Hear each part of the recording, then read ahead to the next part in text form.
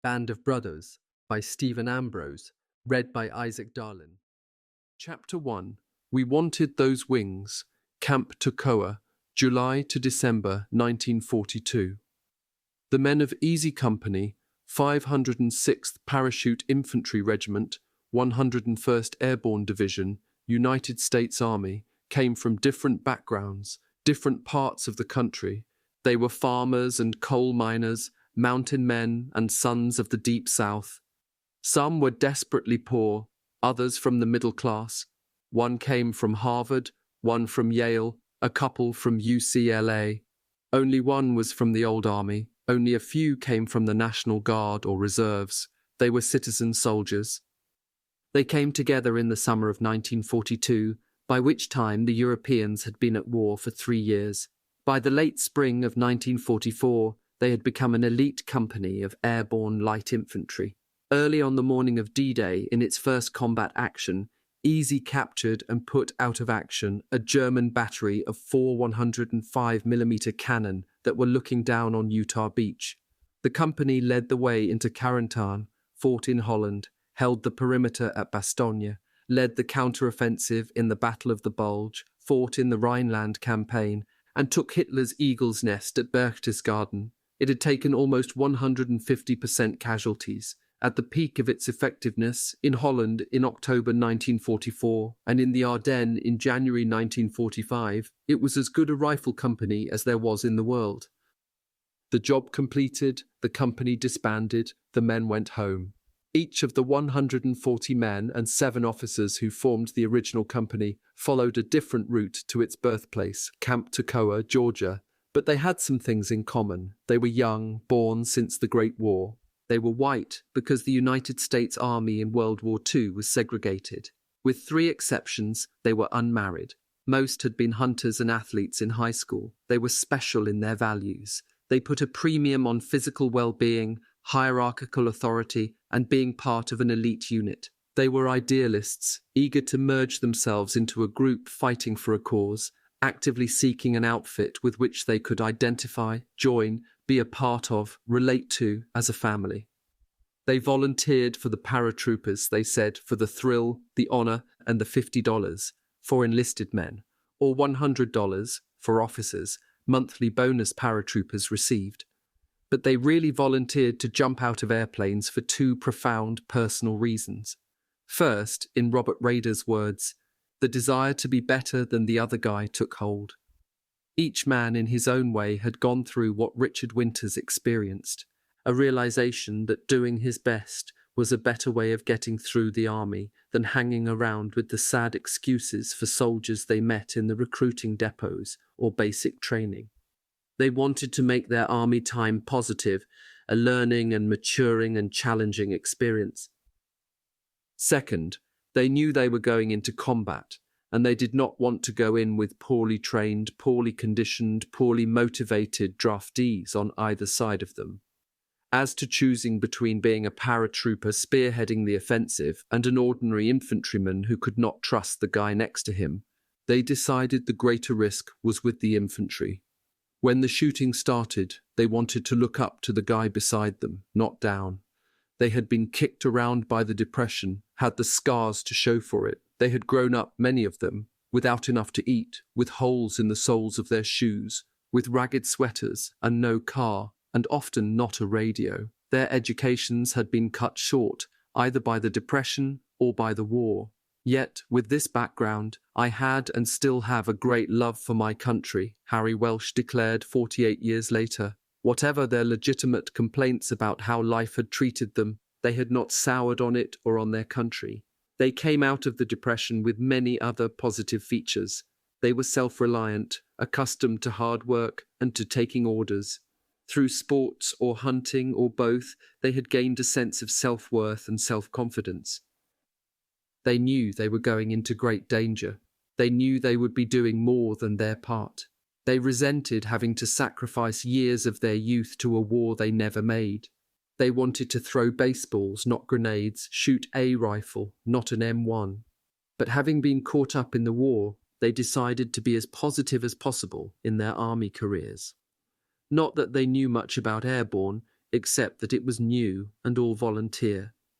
They had been told that the physical training was tougher than anything they had ever seen or that any other unit in the army would undergo, but these young lions were eager for that. They expected that when they were finished with their training, they would be bigger, stronger, tougher than when they started, and they would have gone through the training with the guys who would be fighting beside them. The Depression was over, Carwood Lipton recalled of that summer of 1942, and I was beginning a new life that would change me profoundly. It would, all of them. First Lieutenant Herbert Sobel of Chicago was the initial member of E Company, and its commanding officer, his executive officer, was Second Lieutenant Clarence Hester from Northern California. Sobel was Jewish, urban, with a commission from the National Guard. Hester had started as a private, then earned his commission from Officer Candidate School, OCS. Most of the platoon and assistant platoon leaders were newly commissioned graduates of OCS, including Second Lieutenants Dick Winters from Pennsylvania, Walter Moore from California's racetracks, and Lewis Nixon from New York City and Yale. S.L. Matheson was an ROTC graduate from UCLA. At 28 years of age, Sobel was the old man in the group. The others were 24 or younger. The company, along with Dog, Fox, and Battalion Headquarters companies, made up the 2nd Battalion of the 506th Parachute Infantry Regiment. The battalion commander was Major Robert Strayer, a 30-year-old reserve officer. The regimental commander was Colonel Robert Sink, a 1927 West Point graduate. The 506th was an experimental outfit, the 1st Parachute Infantry Regiment, in which the men would take their basic training and their jump training together as a unit. It would be a year before it was attached to the 101st Airborne, the Screaming Eagles. The officers were as new to this paratrooping business as the men. They were teachers who sometimes were not much more than one day ahead of the class. The original NDOC commanding officers were old Army. We looked up to them, Private Walter Gordon of Mississippi remembered, as almost like gods because they had their wings. They were qualified jumpers. But hell, if they knew how to do an about-face, they were ahead of us. We were raw recruits. Later, looking back, we regarded them with scorn. They couldn't measure up to our own people who moved up to corporals and sergeants. The first privates in Easy were Frank Paconti, Herman Hansen, Wayne Sisk, and Carwood Lipton. Within a few days of its formation, Easy had a full complement of 132 men and 8 officers. It was divided into 3 platoons and a headquarters section. There were 3 12-man rifle squads plus a 6-man mortar team squad to a platoon. A light infantry outfit, Easy had 1 machine gun to each of the rifle squads and a 60mm mortar in each mortar team. Few of the original members of Easy made it through Toccoa. Officers would come and go, Winters remarked. You would take one look at them and know they wouldn't make it. Some of those guys were just a bowl of butter. They were so awkward they didn't know how to fall. This was typical of the men trying for the 506th Parachute Infantry Regiment. It took 500 officer volunteers to produce the 148 who made it through Toccoa, and 5,300 enlisted volunteers to get 1,800 graduates. As the statistics show, Toccoa was a challenge. Colonel Sink's task was to put the men through basic training, harden them, teach them the rudiments of infantry tactics, prepare them for jump school, and build a regiment that he would lead into combat.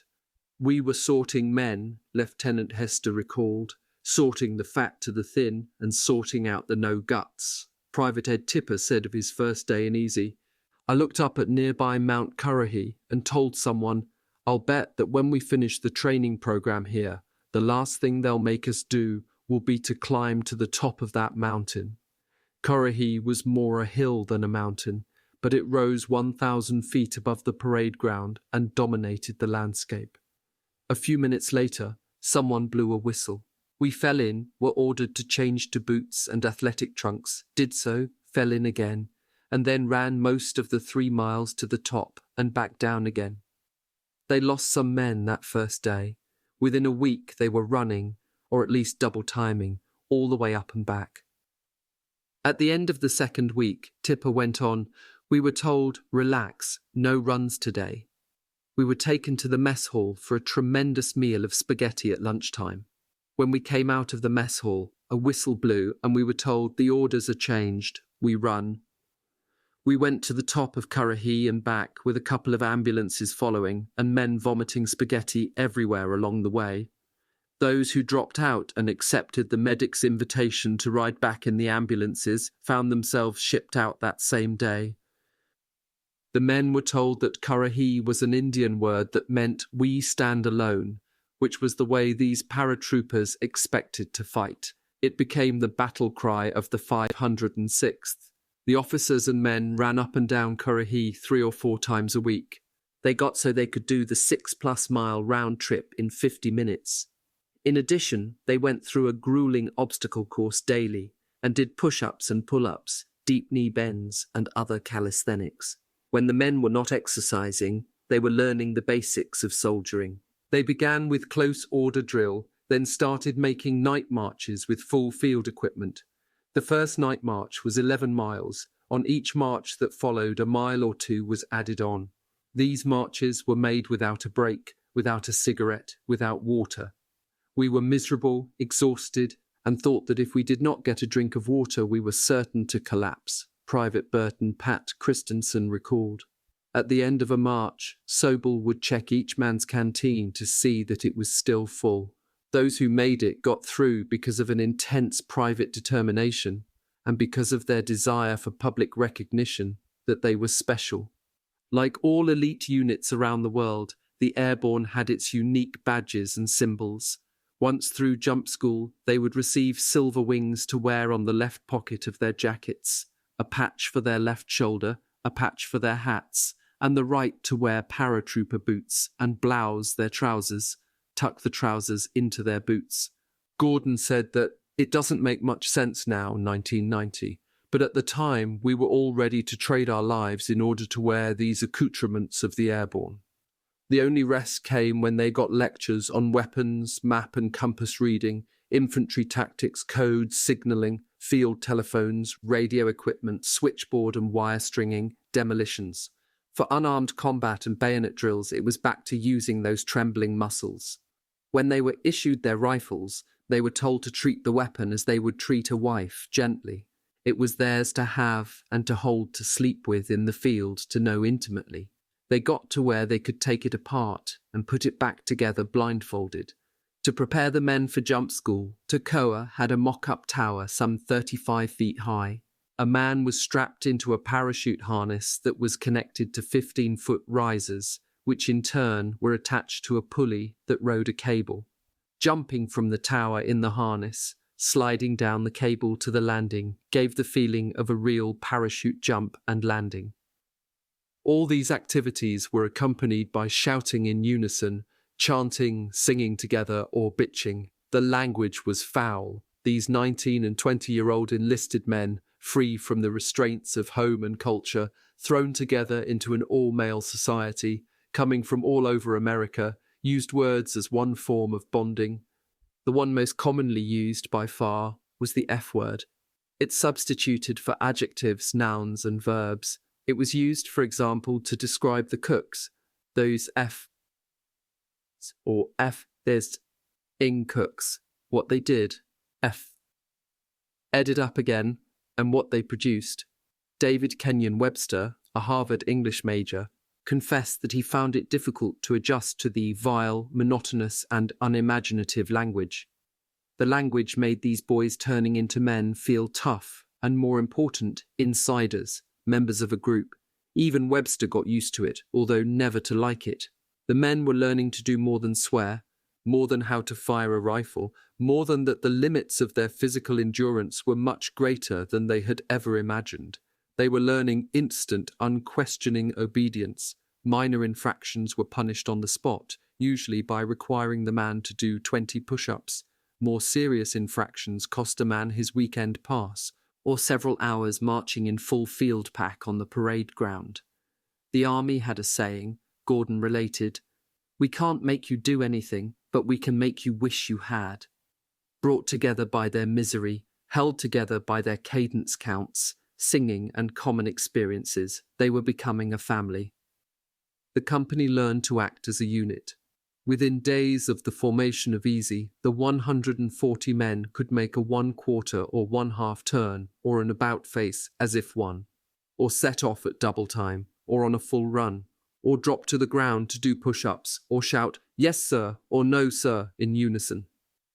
All this was part of the initiation rites common to all armies. So was learning to drink beer almost exclusively at the post-post exchange, there being no nearby towns. Lots of beer. They sang soldiers' songs. Toward the end of the evening, invariably someone would insult someone else with a slurring reference to his mother, his sweetheart, his hometown, or his region. Then they would fight, as soldier boys do, inflicting bloody noses and blackened eyes, before staggering back to their barracks, yelling war chants, supporting each other, becoming comrades. The result of these shared experiences was a closeness unknown to all outsiders. Comrades are closer than friends, closer than brothers. Their relationship is different from that of lovers. Their trust in and knowledge of each other is total. They got to know each other's life stories, what they did before they came into the army, where and why they volunteered, what they liked to eat and drink, what their capabilities were. On a night march, they would hear a cough and know who it was. On a night maneuver, they would see someone sneaking through the woods and know who it was from his silhouette. Their identification worked downward, from the army to the airborne, to the 506th to 2nd Battalion, to Easy Company, to platoon to squad. Private Kurt Gabel of the 513th Parachute Infantry Regiment described his experience in words that any member of E Company could have used. The three of us, Jake, Joe, and I, became an entity. There were many entities in our close-knit organizations, groups of 3s and 4s, usually from the same squads or sections. Core elements within the families that were the small units were readily recognized as entities. This sharing evolved never to be relinquished, never to be repeated. Often 3 such entities would make up a squad, with incredible results in combat. They would literally insist on going hungry for one another, freezing for one another, dying for one another. And the squad would try to protect them or bail them out without the slightest regard to consequences, cussing them all the way for making it necessary. Such a rifle squad, machine gun section, scout observer section, pathfinder section was a mystical concoction. Philosopher J. Glenn Gray, in his classic work The Warriors, got it exactly right. Organization for a common and concrete goal in peacetime organizations does not evoke anything like the degree of comradeship commonly known in war. At its height, this sense of comradeship is an ecstasy. Men are true comrades only when each is ready to give up his life for the other, without reflection and without thought of personal loss. The comradeship formed in training and reinforced in combat lasted a lifetime. 49 years after Toccoa, Private Don Malarkey of Oregon wrote of the summer of 1942, "So this was the beginning of the most momentous experience of my life, as a member of E Company. There is not a day that has passed since that I do not thank Adolf Hitler for allowing me to be associated with the most talented and inspiring group of men that I have ever known." Every member of Easy interviewed by this author for this book said something similar. The NDOC commanding officers came up from the ranks, gradually replacing the old army cadre types who quit as the training grew more intense. Within a year, all 13 sergeants in Easy were from the original group of privates, including First Sergeant William Evans, S. Sergeants James Deal, Salty Harrison, and Myron Ranney, and Sergeants Leo Boyle, Bill Guarneri, Carwood Lipton, John Martin, Robert Rader, and Amos Taylor. These were men, as one private said, who were leaders that we respected and would follow anywhere. The officers were also special, and, except for Company Commander Sobel, universally respected. We couldn't believe that people like Winters, Matheson, Nixon, and the others existed, Private Rader remembered. These were first-class people, and to think these men would care and share their time and efforts with us seemed a miracle. They taught us to trust. Winters, Rader went on, turned our lives around. He was openly friendly, genuinely interested in us and our physical training. He was almost shy. He wouldn't say shit if he stepped in it. Gordon said that if a man called out, "Hey, Lieutenant, you got a date tonight?" Winters would turn beet red. Matheson, who was soon moved up to battalion staff as adjutant and who eventually became a regular army major general, was the most military-minded of the young officers. Hester was fatherly, Nixon flamboyant. Winters was none of these, nor was he humorous or obstinate, nor at any time did Dick Winters pretend to be God, nor at any time did he act other than a man, according to Rader. He was an officer who got the men to perform because he expected nothing but the best, and you liked him so much you just hated to let him down. He was and is all but worshipped by the men of E Company. Second Lieutenant Winters had one major, continuing problem. First Lieutenant, soon promoted to Captain, Sobel. The commanding officer was fairly tall, slim in build, with a full head of black hair. His eyes were slits, his nose large and hooked. His face was long and his chin receded. He had been a clothing salesman and knew nothing of the out-of-doors. He was ungainly, uncoordinated, in no way an athlete. Every man in the company was in better physical condition. His mannerisms were funny, he talked different. He exuded arrogance. Sobel was a petty tyrant put into a position in which he had absolute power. If he did not like a man, for whatever reason, he would flunk him out for the least infraction, real or imagined. There was a cruelty to the man. On Saturday morning inspections, he would go down the line, stop in front of a man who had displeased him in some way, and mark him down for dirty ears. After denying 3 or 4 men their weekend passes on those grounds, he would shift to dirty stacking swivels and keep another half-dozen or so in barracks for that reason. When someone was late returning on Sunday night, the next evening, after a full day's training, Sobel would order him to dig a 6x6x6-foot pit with his entrenching tools. When the pit was finished, Sobel would tell him to fill it up. Sobel was determined that his company would be the best in the regiment. His method of ensuring this result was to demand more of Easy's men. They drilled longer, ran faster, trained harder. Running up Currahee, Sobel was at the head of the company, head bobbing, arms flapping, looking back over his shoulder to see if anyone was dropping out. With his big flat feet, he ran like a duck in distress. He would shout, "The Japs are going to get you," or "Hi-ho, Silver." "I remember many times finishing a long run," Tipper said. Everyone at the point of exhaustion and waiting in formation for the command, "Fall out." Sobel would be running back and forth in front of his men shouting, "Stand still, stand still." He would not dismiss us until he was satisfied that we had the discipline to impersonate statues at his command. Impossible, of course, but we did what he wanted when he wanted. We wanted those wings. Gordon developed a lifelong hatred of Sobel. "Until I landed in France in the very early hours of D-Day," Gordon said in 1990, "my war was with this man."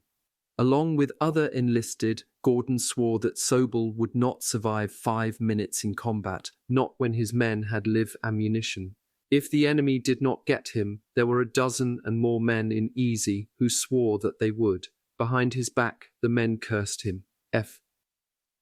Jew being the most common epithet. Sobel was as hard on his officers as on the enlisted men. Their physical training was the same, but when the men heard the final fallout of the day, they were free to go to their bunks, while the officers had to study the field manuals, then take a test on the assignment Sobel had given them. When he held officers' meetings, Winters recalled, he was very domineering. There was no give and take. His tone of voice was high-pitched, rasp-like. He shouted instead of speaking in a normal way. It would just irritate you. The officers' nickname for their captain was the Black Swan. Sobel had no friends. Officers would avoid him in the officers' club. None went on a pass with him. None sought out his company. No one in Easy knew anything about his previous life, and no one cared. He did have his favourites, of whom number 1 was company first, Sergeant William Evans. Together, Sobel and Evans played men off against one another, granting a privilege here, denying one there. Anyone who has ever been in the army knows the type. Sobel was the classic chicken shit.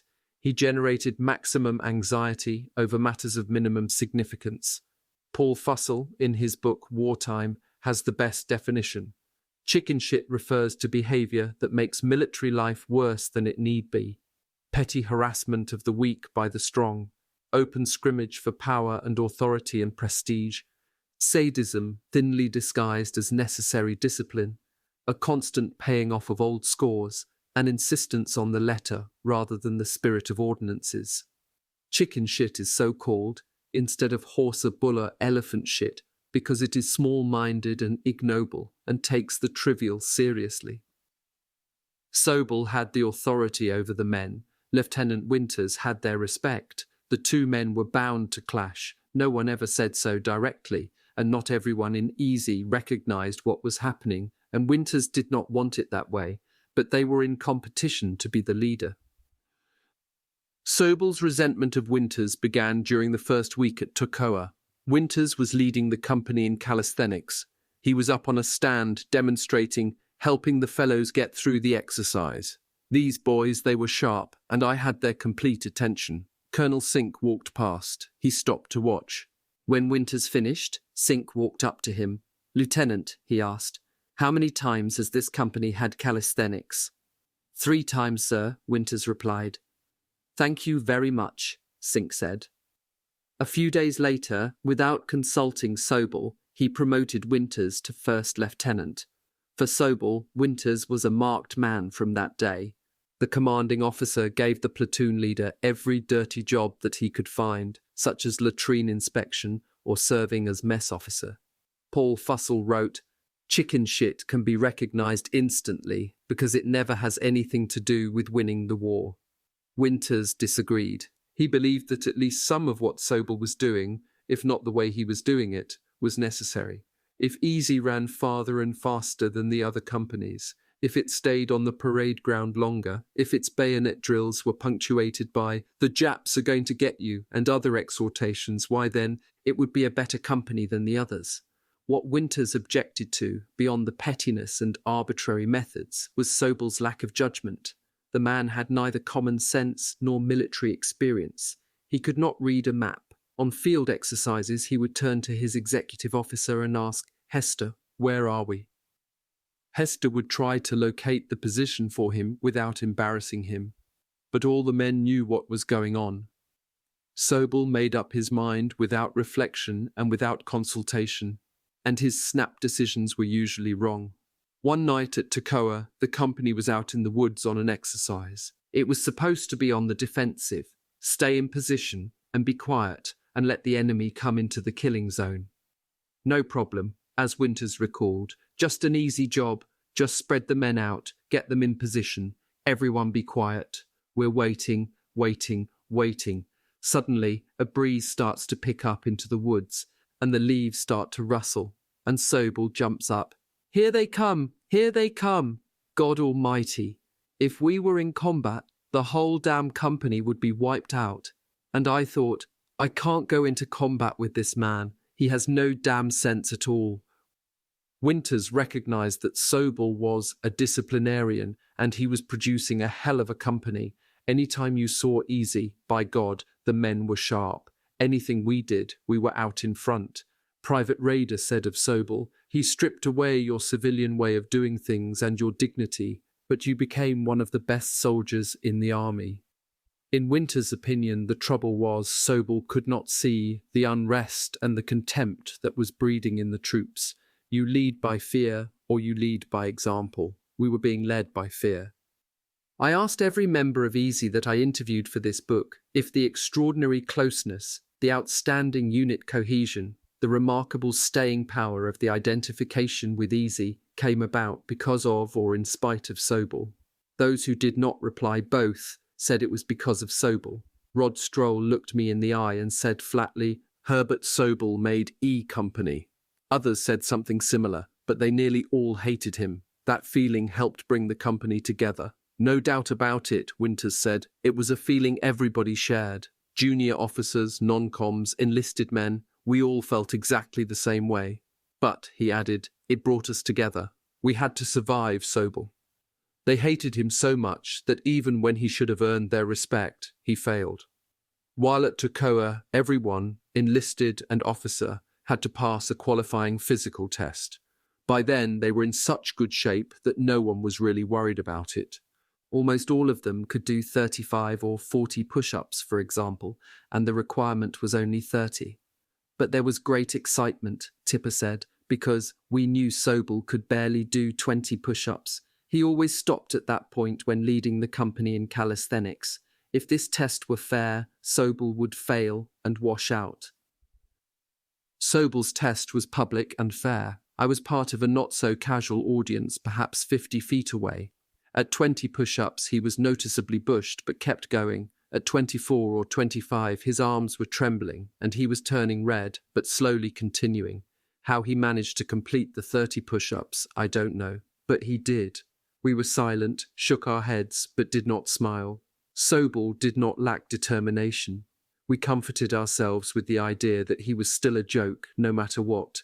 The paratroopers were volunteers. Any man or officer was free at any time to take a walk. Many did. Sobel did not. He could have walked away from the challenge of being an airborne officer and walked into a staff job with a supply company. But his determination to make it was as great as that of any member of the company. Pushing easy harder than dog and fox was difficult, because 2nd Battalion Commander Major Strayer was almost as fanatic as Sobel. On Thanksgiving Day, Sink let his regiment feast and relax, but Major Strayer decided it was time for a 2-day field exercise for the 2nd Battalion. It included long marches, an attack against a defended position, a gas alarm in the middle of the night, and an introduction to K rations, tins containing a sort of stew, crackers, candy, and powdered fruit juice. Strayer made that Thanksgiving even more memorable by laying on the Hawg innards problem. He stretched wires across a field at about 18 inches off the ground.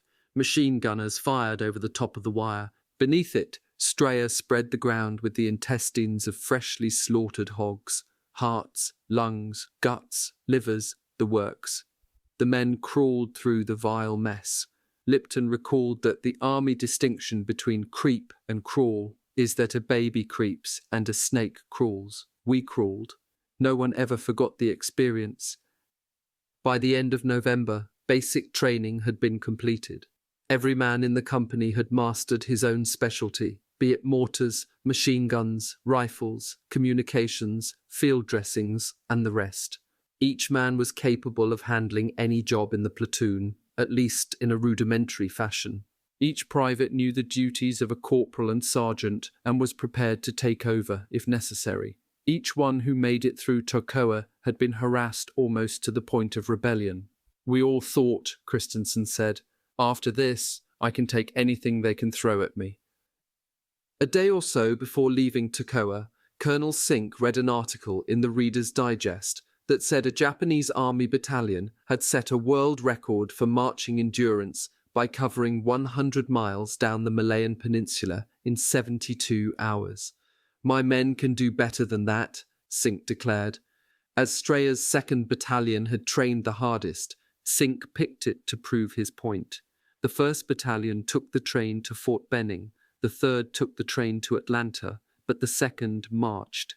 At 0700 hours, December 1st, Dog, Easy, Fox, and battalion headquarters companies set out, each man wearing all his gear and carrying his weapon.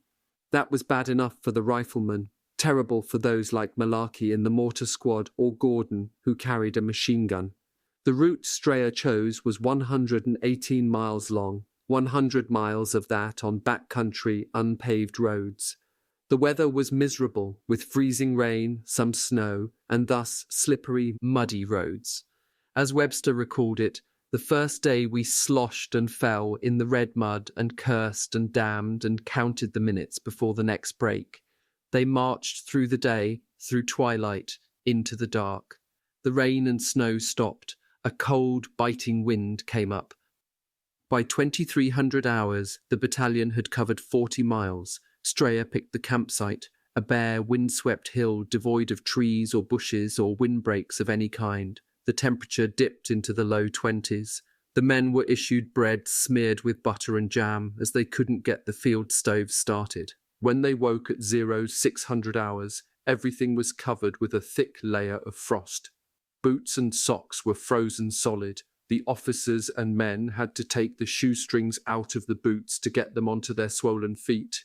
Rifles, mortars, and machine guns were frozen to the ground. The shelter halves cracked like peanut brittle. The second day, it took some miles for stiff, aching muscles to warm up, but the third day was the worst. With 80 miles covered, there were still 38 to go, the last 20 or so on the highway leading into Atlanta. Marching in mud had been bad, but the cement was much worse on the feet. The battalion camped that night on the grounds of Oglethorpe University on the outskirts of Atlanta.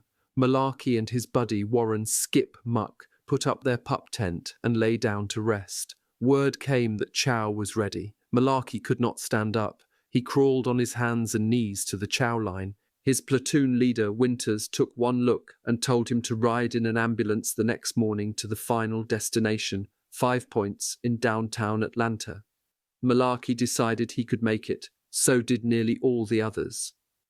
By this time, the march had generated publicity throughout Georgia, on the radio and in the newspapers. Cheering crowds lined the route of march. Strayer had arranged for a band. It met them a mile from 5 Points. Malarkey, who had struggled along in terrible pain, had "a strange thing happened to me when that band began to play. I straightened up, the pain disappeared, and I finished the march as if we were passing in review at Toccoa." They had covered 118 miles in 75 hours. Actual marching time was 33 hours, 30 minutes, or about 4 miles an hour. Of the 586 men and officers in the battalion, only 12 failed to complete the march, although some had to be supported by comrades the last day. Colonel Sink was appropriately proud. "Not a man fell out," he told the press, "but when they fell face forward." Lieutenant Moore's 3rd Platoon of Easy was the only one in the battalion in which every man walked every step of the way on his own. As a reward, it led the parade through Atlanta. Chapter 2. Stand Up and Hook Up. Benning, McCall, Bragg, Shanks, December 1942 to September 1943. Benning was, if possible, even more miserable than Toccoa, especially its infamous frying pan area, where the jump training went on. This was the regimental bivouac area, consisting of scrubby little wooden huts set on barren, sandy soil. But Benning was a welcome relief to the men of E Company, in the sense that they were getting realistic training for becoming paratroopers, rather than spending most of their waking hours doing physical exercises. Parachute school was supposed to begin with physical training, a stage, followed by B, C, and D stages, each lasting a week, but the 506th skipped A stage. This happened because the 1st Battalion arrived ahead of the others, went into A stage, and embarrassed the jump school sergeants who were assigned to lead the calisthenics and runs. The Toccoa graduates would laugh at the sergeants. On the runs, they would begin running backward, challenge the sergeants to a race, ask them, after a couple of hours of exercises that left the sergeants panting, when they were going to get past the warm-up and into the real thing. After 2 days of such abuse, the sergeants told the commanding officer that the 506th was in much better physical condition than they were, so all the companies of the 506th started in immediately on B stage. For a week, the company double-timed each morning to the packing sheds, where the men learned how to fold and pack their parachutes. They ran back to the frying pan for lunch, then spent the afternoon leaping into sawdust piles from mock doors on dummy fuselages raised 4 feet off the ground, handling parachutes on a suspended harness, or jumping off 30-foot towers in parachute harnesses suspended from a steel cable. The following week, in C stage, the men made free and controlled jumps from the 250-foot towers. One tower had seats, shock absorbers, and chute guide wires. The others had 4 chutes that released when they reached the suspension arm. From these, each man made several daylight jumps and one at night. C stage also featured a wind machine, which blew a gale along the ground, moving both chute and jumper to teach the men how to control and collapse their canopies after landing. After a week at the towers, the enlisted men were ready for D stage, the real thing, the 5 jumps from a C-47 that would earn those who completed the process their parachutists' wings. The men packed their chutes the night before, checked them, then packed them again, checked them again, until past 2,300 hours. Reveille was at 530. They marched to the hangars at Lawson Field, singing and shouting in anticipation. They put on their chutes, then sat on rows of benches waiting to be summoned to the C-47s. There was joshing, joke-telling, lots of smoking, nervous laughter, frequent trips to the latrine, and repeated checking of the chute and the reserve chute worn on the chest. They loaded up, 24 to a plane. With only 1 or 2 exceptions, it was the first plane ride for the men. When the C-47 reached 1,500 feet, it circled. The red light went on. The jump master, a sergeant instructor, called out, "Stand up and hook up." Each man hooked the line attached to the backpack cover of his main chute to the anchor line running down the middle of the top of the fuselage. "Sound off for equipment check," shouted the jump master. "Number 12 okay! Number 11 okay!" And so on down the line. "Close up and stand in the door." The first man stepped up to the open door. All the men had been ordered to look out at the horizon, not straight down, for obvious psychological reasons. They had also been taught to place their hands on the outer edge of the door, never on the inside. With the hands on the outside, there was nothing to hold a man in the plane, and the slightest nudge, even just the sense of the next man pressing forward, would be enough to get him out of the plane. If he tried to steady himself by putting his hands on the inside, as Gordon said, 12 men behind couldn't push that fellow out of there if he didn't want to go. That's the power of fear. When a jump master saw a man put his hands on the inside, he would pull him back and let the others go out. Most of the men, according to Gordon, were so psyched up and in the swim of this thing that we would almost have gone out without a parachute. It was almost that bad. Overall, 94% of the men of the 506th qualified, which set a record that still stands. On the first jump, the men went one at a time. As soon as he was in the door, the jump master tapped him on the leg. Out he went. I shuffled up to the door and leapt into a vast, breathtaking void, Webster remembered. My heart popped into my mouth, my mind went blank. The static line attached to the hook on the anchor line in the plane pulled the back cover off his main chute. A brake cord tied to the apex of the chute pulled the canopy out of the pack and then parted. The prop blast inflated the chute, and he felt the terrific opening shock. From then on, the jump was fun. I drifted down, oscillating, or, as civilians would say, swinging to and fro, and joyously looking around. The sky was filled with high-spirited troopers shouting back and forth. Standing in that open door was an obvious moment of truth. Men who had been outstanding in training, men who later won medals for bravery in combat as ordinary infantry, would freeze. Sometimes they were given a second chance, either on that flight after the others had jumped, or the next day. Usually, however, if a man froze once, he would never jump. 2 members of E Company froze. They refused to jump. One of them, Private Joe Ramirez, was pushed to the back of the plane, but after everyone jumped out, he told the jump master that he wanted to jump. The plane circled the field. On the second pass, he jumped.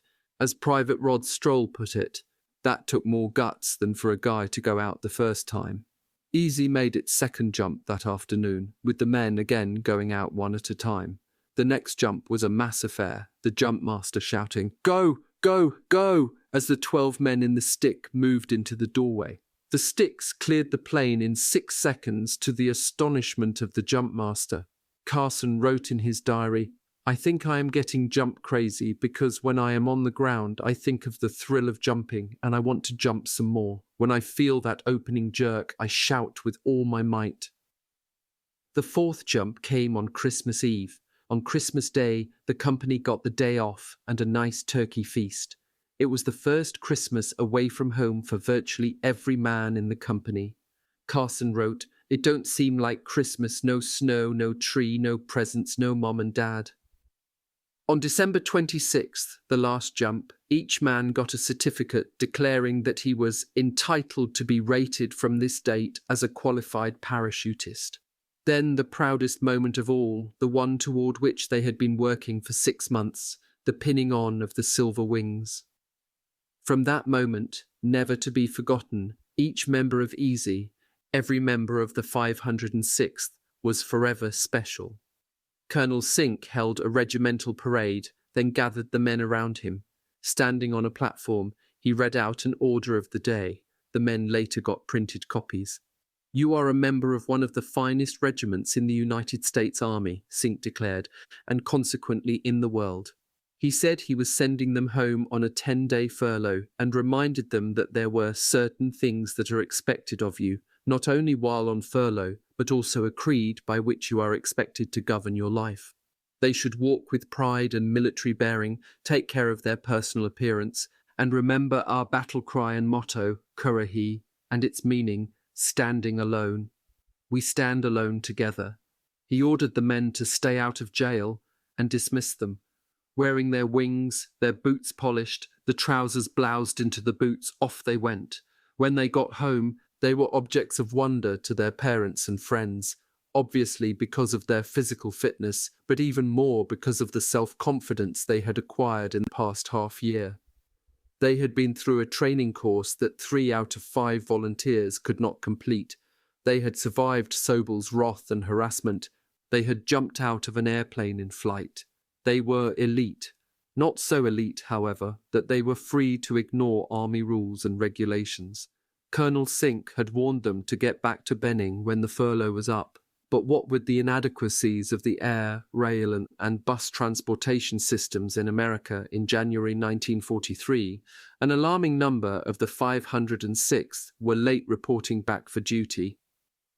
Colonel Sink held a regimental parade. The men turned out in their Class A or dress uniforms. They were marched down a sandy street to an empty lot behind the cook's hutments. Sink called them to attention, then gave the command, "At ease." They watched and listened in silence as a lieutenant read a list of names, one from each company, from among the men who had reported in last. "Private John Doe, E Company," the lieutenant called out. A drummer, standing beside the lieutenant, beat a soft, mournful roll. 2 sergeants, bearing submachine guns, moved to Private Doe. He stepped from the ranks. His face was pale. The sergeants, one on each side, escorted him forward.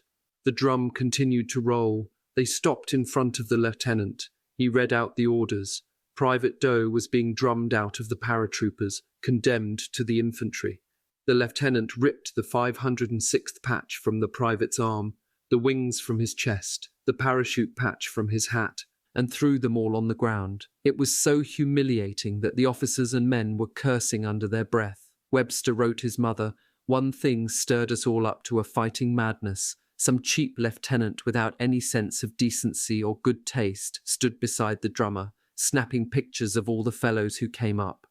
Bad enough to be humiliated before your friends, but to be photographed in your disgrace, that lieutenant ought to be shot." There was more. A jeep drove up and dumped out Private Doe's barracks bags. He had to take off his boots, put on regular shoes, wear his pants down like a regular infantryman, straight legs, as the paratroopers called them. He picked up his bags and, followed by the submachine gunners, marched sadly away, the drum continuing to roll, a picture of bleak loneliness. This was repeated 9 times. After that, the 506th had little problem with men returning late from a furlough. In late January, Easy and the rest of the 506th moved across the Chattahoochee River to the Alabama side of Fort Benning. It was like going from prison to freedom. The barracks were comfortable and the food good. There was a fine post-exchange and a movie theatre. The training concentrated on squad problems, especially house-to-house fighting, which was fun, with lots of explosions, firing blanks at one another, tossing smoke grenades. The men made their 6th jump, the first with rifles. Carson's diary entries capture the flavour of those winter days. February 8th. Last night we were in a hell-raising mood, so we tore the barracks apart in a pillow fight. After 3 hours of fighting, we finally decided that we were tired and went to bed. February 11th, Corporal Joe Toy, Sergeant George Lewes, and I to Columbus. Called up the girls and had a party, fun and more fun. Sometime during the party, I ran into Betty the Key to Columbus. We finally had to get home and got here 4:45 in the morning, February 12th. Back to Chickasaw Gardens in Columbus, and another lovely evening. Betty and I hit it off swell, really had fun. Got home at 4:45 in the morning and went on duty at 5:30 with one eye open. In March, it was pack 'em up, we're moving out. Camp McCall, North Carolina, was a marvel of wartime construction. On November 7, 1942, it consisted of 62,000 acres of wilderness. 4 months later, it had 65 miles of paved roads, a 1,200-bed hospital, 5 movie theaters, 6 huge beer gardens, a complete all-weather airfield with 3 5,000-foot runways and 1,750 buildings. The barracks were heated, the cots had mattresses. It was named for Private John T. McCall of the 82nd Airborne Division, the first American paratrooper to be killed in combat in World War II. He died on November 8th, the day construction began in North Africa. Camp McCall was home to the Airborne Command. Training intensified and became more sophisticated. The jumps now included not only rifles, but other small arms. The bazooka had to be jumped in one piece, the light machine guns also, although the tripod could be separated and carried by a second man. 2 men split the 60mm mortar and its base plate. Food, ammunition, maps, hand grenades, high explosives, and more were attached to the paratroopers. Some men were jumping with 100 extra pounds. After the jumps, there were 2- and 3-day exercises in the woods, with the main focus on quick troop movements and operating behind enemy lines as large forces. At dusk, platoon leaders were shown their location on maps, then told to be at such and so by morning. Captain Sobel made Private Robert Popeye Wynne his runner. He sent Wynne out to locate his platoons. Wynne managed to get lost and spent the night catching up on his sleep. In the morning, Sobel demanded to know why Wynne got lost. "Because I can't see in the dark," Wynne replied. "You had better learn to see in the dark," Sobel rejoined, and sent Wynne back to his squad, replacing him with Ed Tipper as runner. "With my help," Tipper recounted, "Sobel was able to mislay his maps, compass, and other items when he most needed them. He was getting similar assistance from others and was disoriented and lost even more than usual.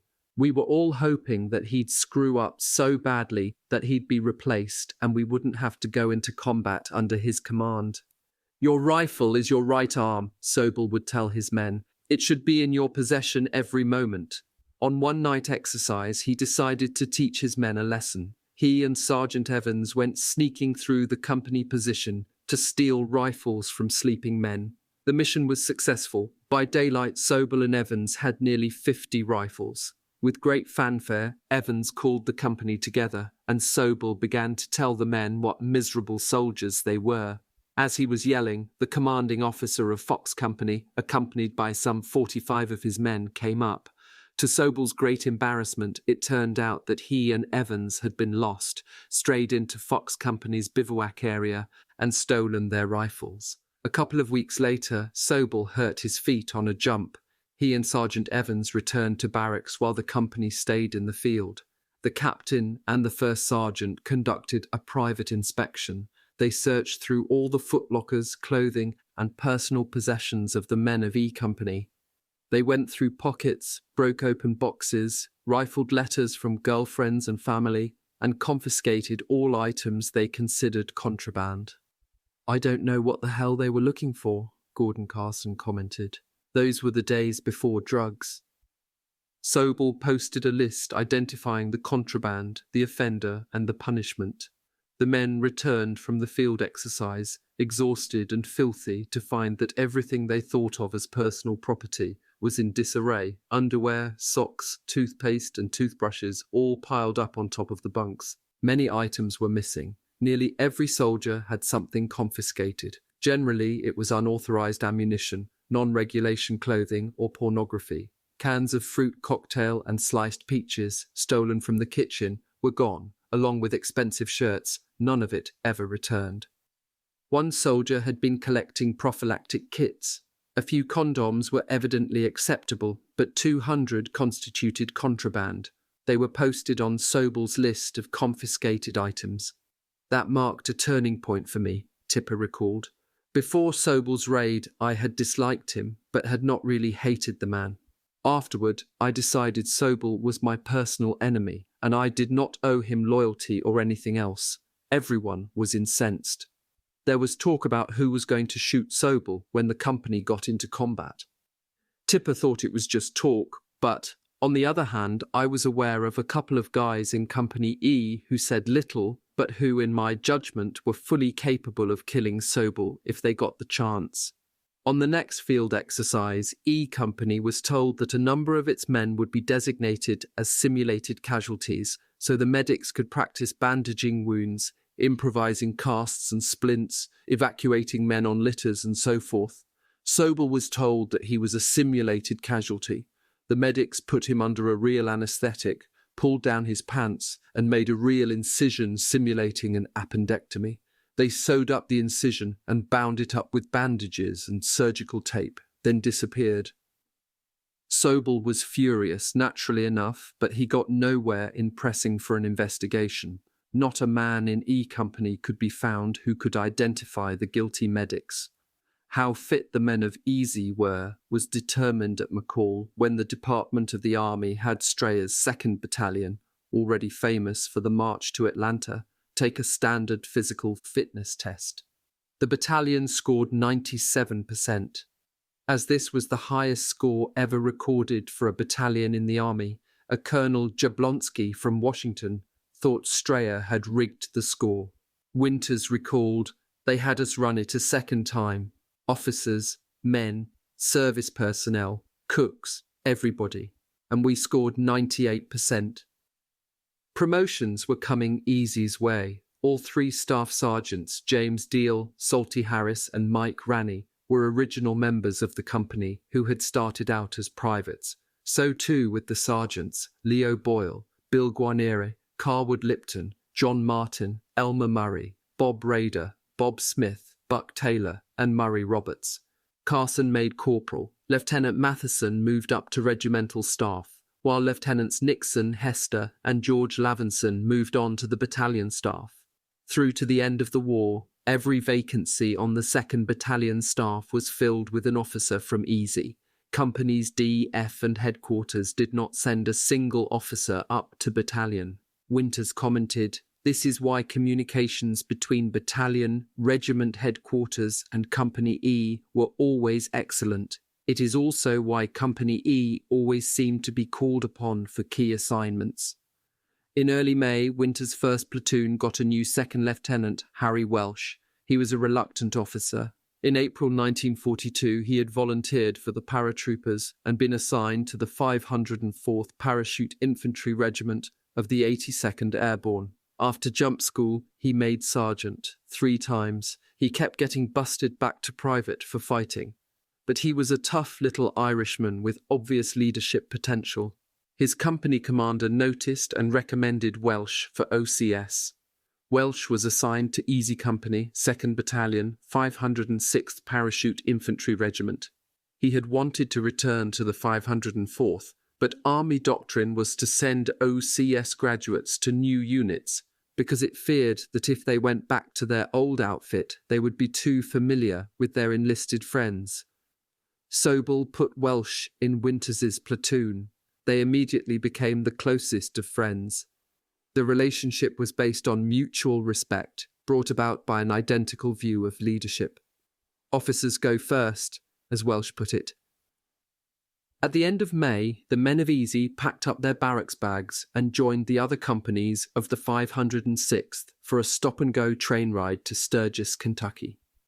At the depot, Red Cross girls had coffee and donuts for them, the last bit of comfort they would know for a month.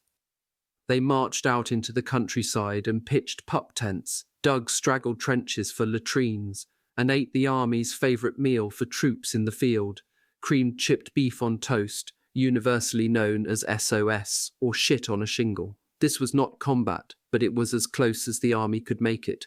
The manoeuvres held in Kentucky, Tennessee, and Indiana from June 5th to July 15th, 1943, combined paratroopers and glider-borne troops in the largest airborne exercise to date.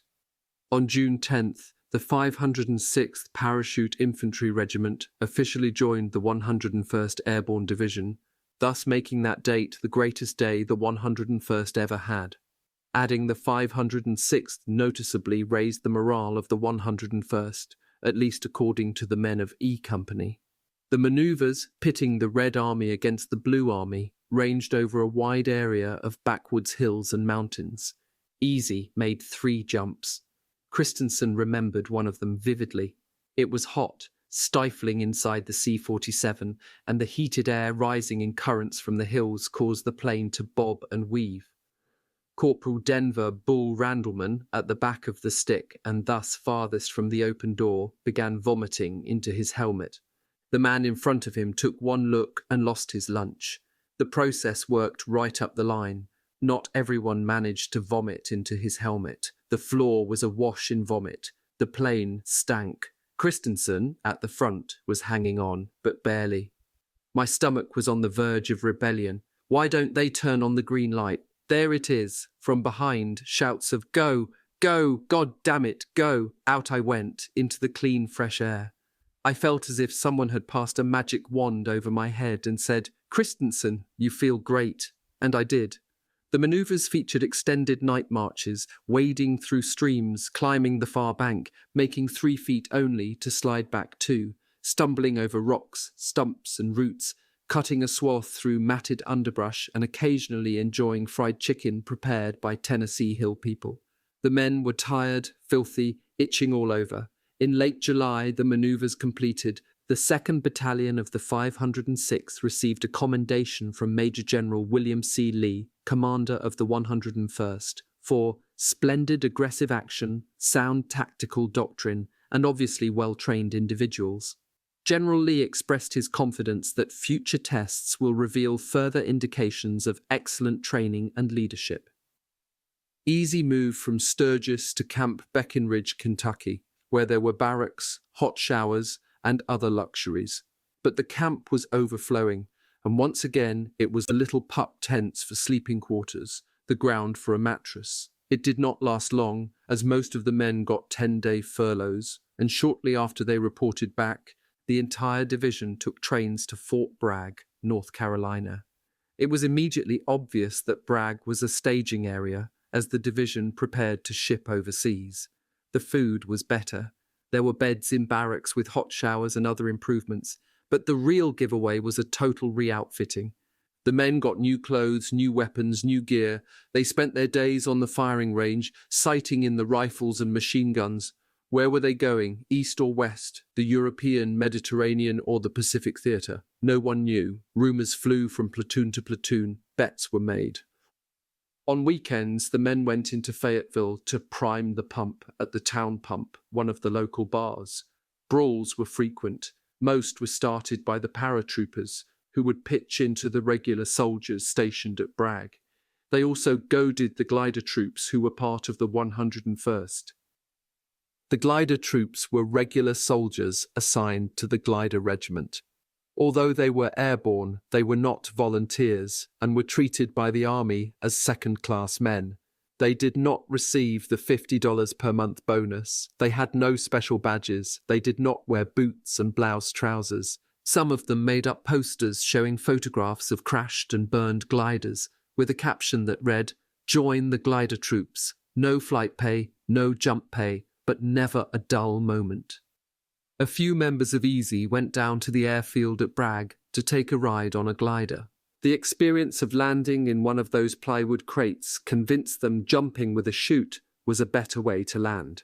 When General Lee made a glider flight, the landing fractured several of his ribs. "Next time I'll take a parachute," he remarked. "We told you so," the glider troops shouted. In July 1944, the glidermen finally got the hazardous duty bonus of $50 per month and a special insignia. In mid-August, the division assembled in regimental formation. A band played "Over There," and the Red Cross girls cried as the men marched to the 20 trains waiting to take them off to war. Once aboard and somewhat settled down, the betting began over which way the trains would head, north toward New York and then Europe or the Mediterranean, or west toward California and then the Pacific. The trains headed north toward Camp Shanks, 30 miles up the Hudson River from New York City. Promises were made about passes into the city, promises that were not kept. Instead, it was more inspections followed by inoculations. Shot followed shot, Christensen remembered, until our arms hung from our bodies like limp ropes. Officers and non-coms got to know the preparation for overseas movement manual by heart. Sobel wrote up a form letter to send to the mothers of his troopers. "Dear Madam," it began, "soon your son, Private First Class Paul C. Rogers," each name was typed in, "will drop from the sky to engage and defeat the enemy. He will have the best of weapons and equipment and have had months of hard and strenuous training to prepare him for success on the battlefield. Your frequent letters of love and encouragement will arm him with a fighting heart. With that, he cannot fail, but will win glory for himself, make you proud of him, and his country ever grateful for his service in its hour of need." He signed each letter with a flourish, Herbert M. Sobel, Captain, commanding. The enlisted men got hold of some whiskey. They were accustomed to beer, so the whiskey hit them hard. Christensen got so drunk he was making out with the toilet, a condition common to young men who have just been introduced to whiskey. Corporal Randleman found him and gently carried him to bed. The next morning, the air filled with the moans and groans of the hungover men, the company marched down to the docks. A ferry carried the men to a pier where hot coffee and donuts from the Red Cross girls helped revive the near-dead. There was a great deal of cursing, partly because the men had hoped to march through New York City on their way to war, and did not, also because they were not allowed to wear their jump boots. The reason: enemy spies might see them and would know that an airborne division was shipping out. They had to take the patch of the 101st, the Screaming Eagle, off their shoulders. Winters remembered only one case of gangplank fever. A medical officer was just smart enough to know what to take to be assigned to sick call and miss the voyage. All the others lined up in single file to walk up the gangplank, lugging their barracks bags and weapons. As they stepped onto the liner, converted into a troop transport, and called out their names, a checker marked them present. It took almost a full day to get the 5,000 men aboard a transport built to carry 1,000 passengers. Finally, tugs towed the ship from her berth, and she started steaming out to sea. The men of Easy Company lined the rails to see the Statue of Liberty slip astern. For nearly every one of them, it was his first trip outside the United States. A certain homesickness set in, coupled with a realization, as the regimental scrapbook Currahee put it, of how wonderful the last year had been. Chapter 3. Duties of the Latrine Orderly. Aldbourne, September 1943 to March 1944. The Samaria was an old India mail liner and passenger ship converted to a troop transport. Originally built for 1,000 passengers, she carried 5,000 men from the 506th. The overcrowding created really dreadful conditions. Fresh water was severely rationed. The men could drink only at stipulated 15-minute intervals for a grand total of an hour and a half a day. The showers ran salt water, cold. The men had to wear their life jackets at all times, and their cartridge belts with canteens attached, which meant they were constantly bumping into one another. They slept in their clothes. One bunk was assigned to 2 men, which meant they alternated, sleeping every other night on the deck or in a hallway or wherever space to lie down could be found. The stench was simply awful. There were 2 meals a day. Christensen described his first breakfast. "I didn't think we would ever stop going downstairs to the mess hall on the lowest deck, stairs that were slippery with grease. And when we finally reached the bottom, the stench was almost overpowering. They fed us from large pots containing boiled fish and tomatoes. The cooks wore stained white clothing, stains on stains showing they hadn't changed for days. The men ate the slop because they were hungry. To Webster, the mess hall had the air of a floating madhouse. At least the meals were a break from the routine, which consisted of walking the decks, leaning on the rail watching the convoy, or gambling. The gambling was continuous: poker, blackjack, and craps. Large amounts of money changed hands. Carson won $125 one night, lost it all the next day. Men tried to read, but they had precious few books. Captain Sobel tried to lead the men in calisthenics, but the space was insufficient, and it became another Sobel joke. On September 15th, the Samaria docked in Liverpool.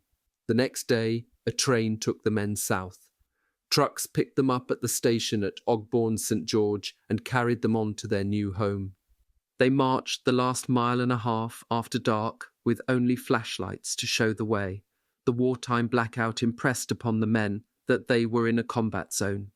They got to their barracks, which were Nissen huts heated by twin pot-bellied stoves, were given mattress covers and shown the straw they could stuff into them, along with heavy wool blankets that itched, and went to bed. Webster wrote that when he woke the next morning, I thought I'd passed out on a Hollywood movie set. All around the area were fairy book cottages with thatched roofs and rose vines on their sides. Vast horses shaking long manes stomped down narrow winding cobblestone lanes. A soft village green set off a weathered old grey 11th century Norman church whose clock chimed the hours just like Big Ben, and 5 ancient public houses, their signboards swinging in the breeze, bade us welcome to the land of mild and bitter beer. They were in Aldbourne in Wiltshire, near Hungerford, not far from Swindon, 80 miles due west of London. It would be home for Company E for almost 9 months, by far the longest period it stayed in one place. Aldbourne was vastly different from Toccoa, Benning or Bragg. There the men of Easy had been in self-contained, isolated posts, completely military. In Aldbourne they were in the midst of a small English village, where the people were conservative, set in their ways, apprehensive about all these young Yanks in their midst. The danger of friction was great, but the army put together an excellent orientation program that worked well.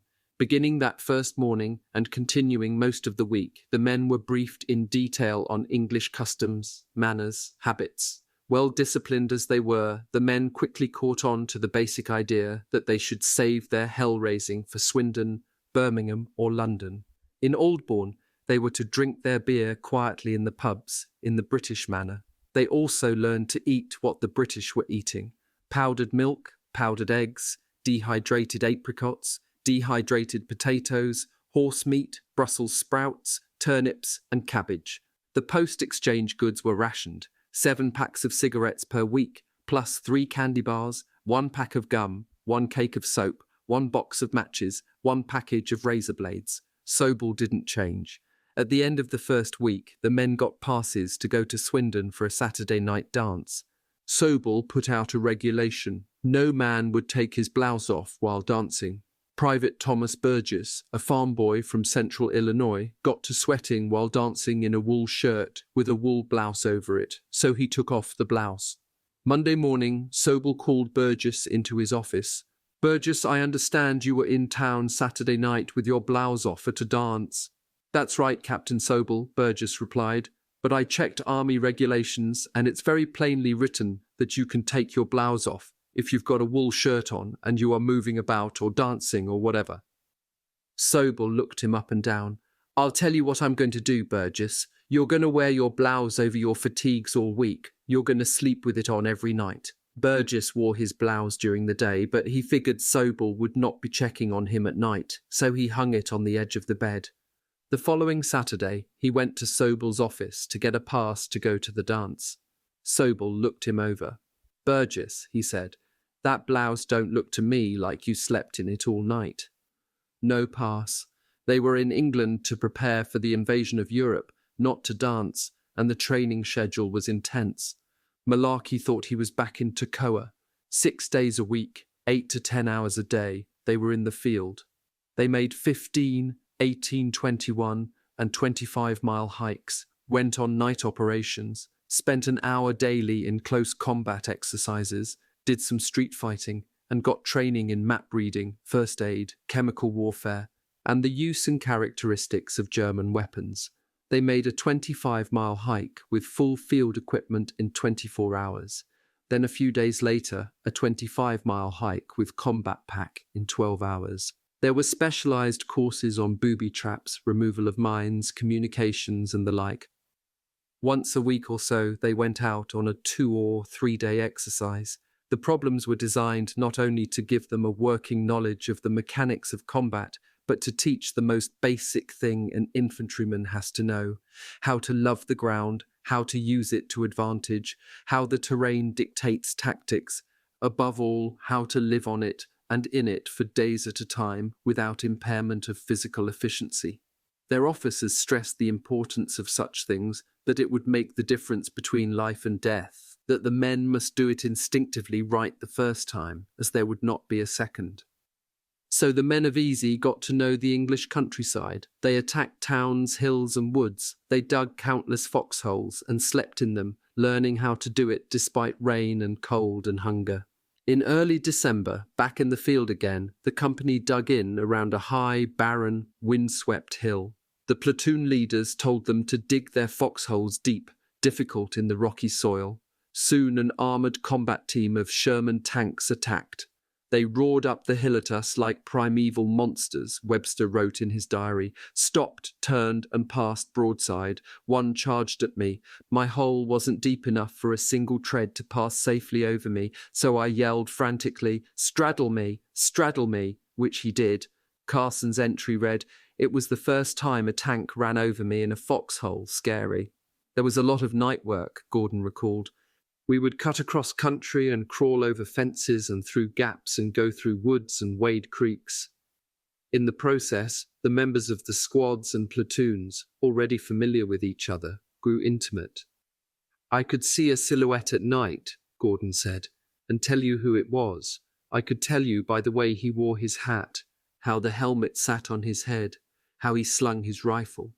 Most of what they learned in the training proved to be valuable in combat, but it was that intimacy, that total trust, that comradeship that developed on those long, cold, wet English nights that proved to be invaluable. They were jumping on a regular basis, in full gear, learning how to use their risers to guide themselves to open, ploughed fields rather than come down on a hedgerow, road, telephone pole, stone wall, or woods.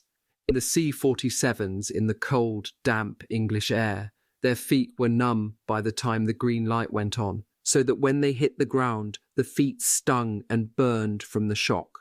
A major purpose of the jumps was to learn to assemble quickly after landing, not so easy to do for the second platoon of Easy on the first jump, as the platoon came down 25 miles from the drop zone. There was tension. Members of the 82nd Airborne, stationed nearby, would tell the troopers from the 101st what combat in North Africa, Sicily and Italy had been like. The officers especially felt the pressure of combat coming on, none more so than Sobel. It showed up in his disposition, Winters said. He was becoming more sour and sadistic. It was reaching the point that it was unbearable. Sergeant Earl Hale recalled that there was a lottery going on about whoever gets Sobel. Sobel had picked up an Air Force sheepskin jacket of which he was proud and which he wore in the field, making him highly conspicuous. Tipper remembered that when the company was going through a combat range with live ammunition fired at pop-up targets, Sobel experienced some near misses. More than one shot was aimed from the rear and side to crack by close to Sobel's head. He'd flop down, kind of bounce around and shout something, and jump up again. There was much laughing and gesturing from the men. I can't believe that Sobel thought what was happening was accidental, but maybe he did. Anyway, he kept jumping up and down and running around as if everything were normal. The men continued to play tricks on Sobel. Private George Lewes could imitate voices. One night, E Company was leading the battalion on a cross-country march. The barbed wire fences kept slowing the progress. Sobel was in front. "Captain Sobel," a voice called out. "What's the hold-up?" "The barbed wire," Sobel replied, thinking he was addressing Major Oliver Horton, the battalion executive officer. "Cut those fences," Luss called out, continuing to imitate Horton's voice. "Yes, sir," Sobel replied, and he ordered wire cutters to the front. The next morning, a contingent of Wiltshire farmers confronted Colonel Strayer. They complained mightily about the cut fences. Their cows were wandering all over the landscape. Strayer called in Sobel. "Why did you cut those fences?" "I was ordered to cut them, sir." "By whom?" "Major Horton." Can't be. Horton's on leave in London. Sobel caught hell, but he was never able to learn who had fooled him and was therefore unable to retaliate. It was his jumping around, his hi-ho silver nonsense, his bull-in-the-china shop approach to tactical problems that bothered the officers, commanding officers, and enlisted men of the company more than his chicken shit. Dissatisfaction grew daily, especially with the commanding officers. Sergeants Myron Mike Ranney, a 21-year-old from North Dakota of 1st Platoon, and Salty Harris of 3rd Platoon, led the mumble of the potential disaster of Sobel leading the company into combat. The commanding officers were fully aware that they were confronted by a delicate and extremely dangerous situation. To act would open them to charges of insubordination or mutiny in time of war. To fail to act could get the whole company killed. Ranney, Harris, and the other commanding officers hoped that the platoon leaders would bring the problem to Colonel Sink, or that Sink would become aware of the situation on his own, and that Sink would then quietly remove Sobel. But that seemed naive. How could young officers whose responsibility was to back up their commanding officer go to the colonel to complain about the commanding officer? And what would they complain about? Company E continued to lead the way in the regiment, in the field, in barracks, in athletic contests. How could the commanding officers expect Colonel Sink to do, other than support his company commander in the face of dissension and pressure from a group of sergeants and corporals? These guys were getting ready to go into combat against the most feared army in the world, not to play a game or have a debate. So the mumble continued, and Sobel and First Sergeant Evans remained isolated, but still very much in command. Weekend passes, and the excellent British rail service gave the men a break from the tension. England in the late fall and early winter of 1943 was a wonderland for the boys from the States. Most of the British boys their age were off in Italy or in training camps far from their homes, so there were lonely, bored, unattached young women everywhere. The American soldiers were well paid, much better than the British, and the paratroopers had that extra $50 per month. Beer was cheap and plentiful. Once out of Oldbourne, all restraints were removed. They were getting ready to kill or be killed. They were, for the most part, 20 or 21 years old. Webster described the result in an October 23rd diary entry. Although I do not enjoy the army, most of the men in this outfit find it a vacation. Boys who had been working steadily at home enter the army and are relieved of all responsibilities. It is unanimously agreed that they never pitched such glorious drunks back home. The excitement of the time, the kaleidoscope of impressions that were continually thrust upon them, the desperate need to escape the rigours of training, the thought of upcoming combat, and Sobel's chicken shit, combined to make this an unforgettable time and impel most of the men to make the most of it. London to me was a magic carpet, Carson wrote. Walk down any of its streets and every uniform of the free world was to be seen. Their youth and vigour vibrated in every park and pub. To Piccadilly, Hyde Park, Leicester Square, Trafalgar Square, Victoria they came. The uniforms of the Canadians, South Africans, Australians, New Zealanders, the Free French, Polish, Belgium, Holland, and of course the English and Americans were everywhere. Those days were not lost on me because even at 20 years of age, I knew I was seeing and being a part of something that was never to be again. Wartime London was its own world. There was an excess of drinking, whoring, fighting. Older British observers complained, "The trouble with you Yanks is that you are overpaid, oversexed, and over here," to which the Yanks would reply, "The trouble with you Limeys is that you are underpaid, undersexed, and under Eisenhower." E Company was adding officers with the aim of having 2 lieutenants per platoon in expectation of casualties when combat began. One newcomer was 2nd Lieutenant Lynn Buck Compton. Born on the last day of 1921 in Los Angeles, he was an All-American catcher on the UCLA baseball team and played football for UCLA in the January 1st, 1943 Rose Bowl game. Upon graduation from OCS, he went to Fort Benning. After completing jump school, he joined E Company in Aldbourne in December. I remember feeling rather envious of those who had been at Toccoa, he wrote years later, and felt sort of out of it as a new member of the company. Compton quickly learned that Lieutenant Nixon, now Battalion S2, resented jocks. Nixon put Compton in charge of physical training for the battalion, which in practice meant Compton had to lead the battalion on long runs, the only officer who had to do so. Whether as a result of this experience, or because of his athletic background, or because he liked to gamble, Compton was close to the NDOC commanding officers and some of the enlisted men. Too close, some of the other officers felt. He got caught playing craps with some of the men and drew a reprimand from the executive officer, Lieutenant Winters. At 1100 hours on October 30th, Lieutenant Colonel Strayer was scheduled to inspect E Company. Sobel gave Lieutenant Winters orders to inspect the latrine at 1000 hours. A few minutes later, at about 0930 hours, Lieutenant Colonel Strayer told Winters to censor the enlisted men's mail. That was a job that could not be done at headquarters, so Winters hopped on his bicycle and rode to his quarters, a small room in a private home in Aldbourne. Promptly at 1000 hours, he returned, parked his bicycle outside the barracks and entered to inspect the latrine. To his surprise, Sobel was there, making his own inspection. Sobel walked past Winters, head down, giving no indication that he saw the executive officer behind him, walked a most unhappy Private Joachim Mello, carrying a mop, soaking wet, dirty, badly needing a shave, hair uncombed. Sobel left without saying a word. Winters inspected the latrine and found that Mello had done a good job. At 10:45 hours, Winters walked into the orderly room to get ready for the company formation.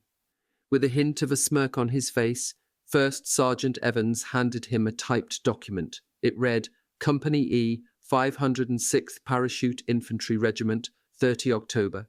Subject, punishment under 104th Article of WWII to First Lieutenant R.D. Winters 1. You will indicate by endorsement sic below whether you desire punishment under 104th AW or trial by courts martial for failure to inspect the latrine at 945 this date as instructed by me. Signed, with a grand flourish, Herbert M. Sobel, Captain, Commanding. Winters confronted Sobel. Captain, he said, after saluting and asking permission to speak, my orders were to inspect the latrine at 1000 hours. I changed that time to 945. No one told me. I telephoned and I sent a runner. Winters bit his tongue. There was no telephone in his room and no runner had come. It was time for inspection. Strayer went down the ranks and through the barracks. Everything, including the latrine, was satisfactory. Winters, meanwhile, made up his mind on how to respond to Sobel. On the bottom of the typed sheet, he wrote by hand, Subject, punishment under 104 AW or trial by courts martial. 2. Captain H. M. Sobel 1. I request trial by courts martial for failure to inspect the latrine at 945 this date.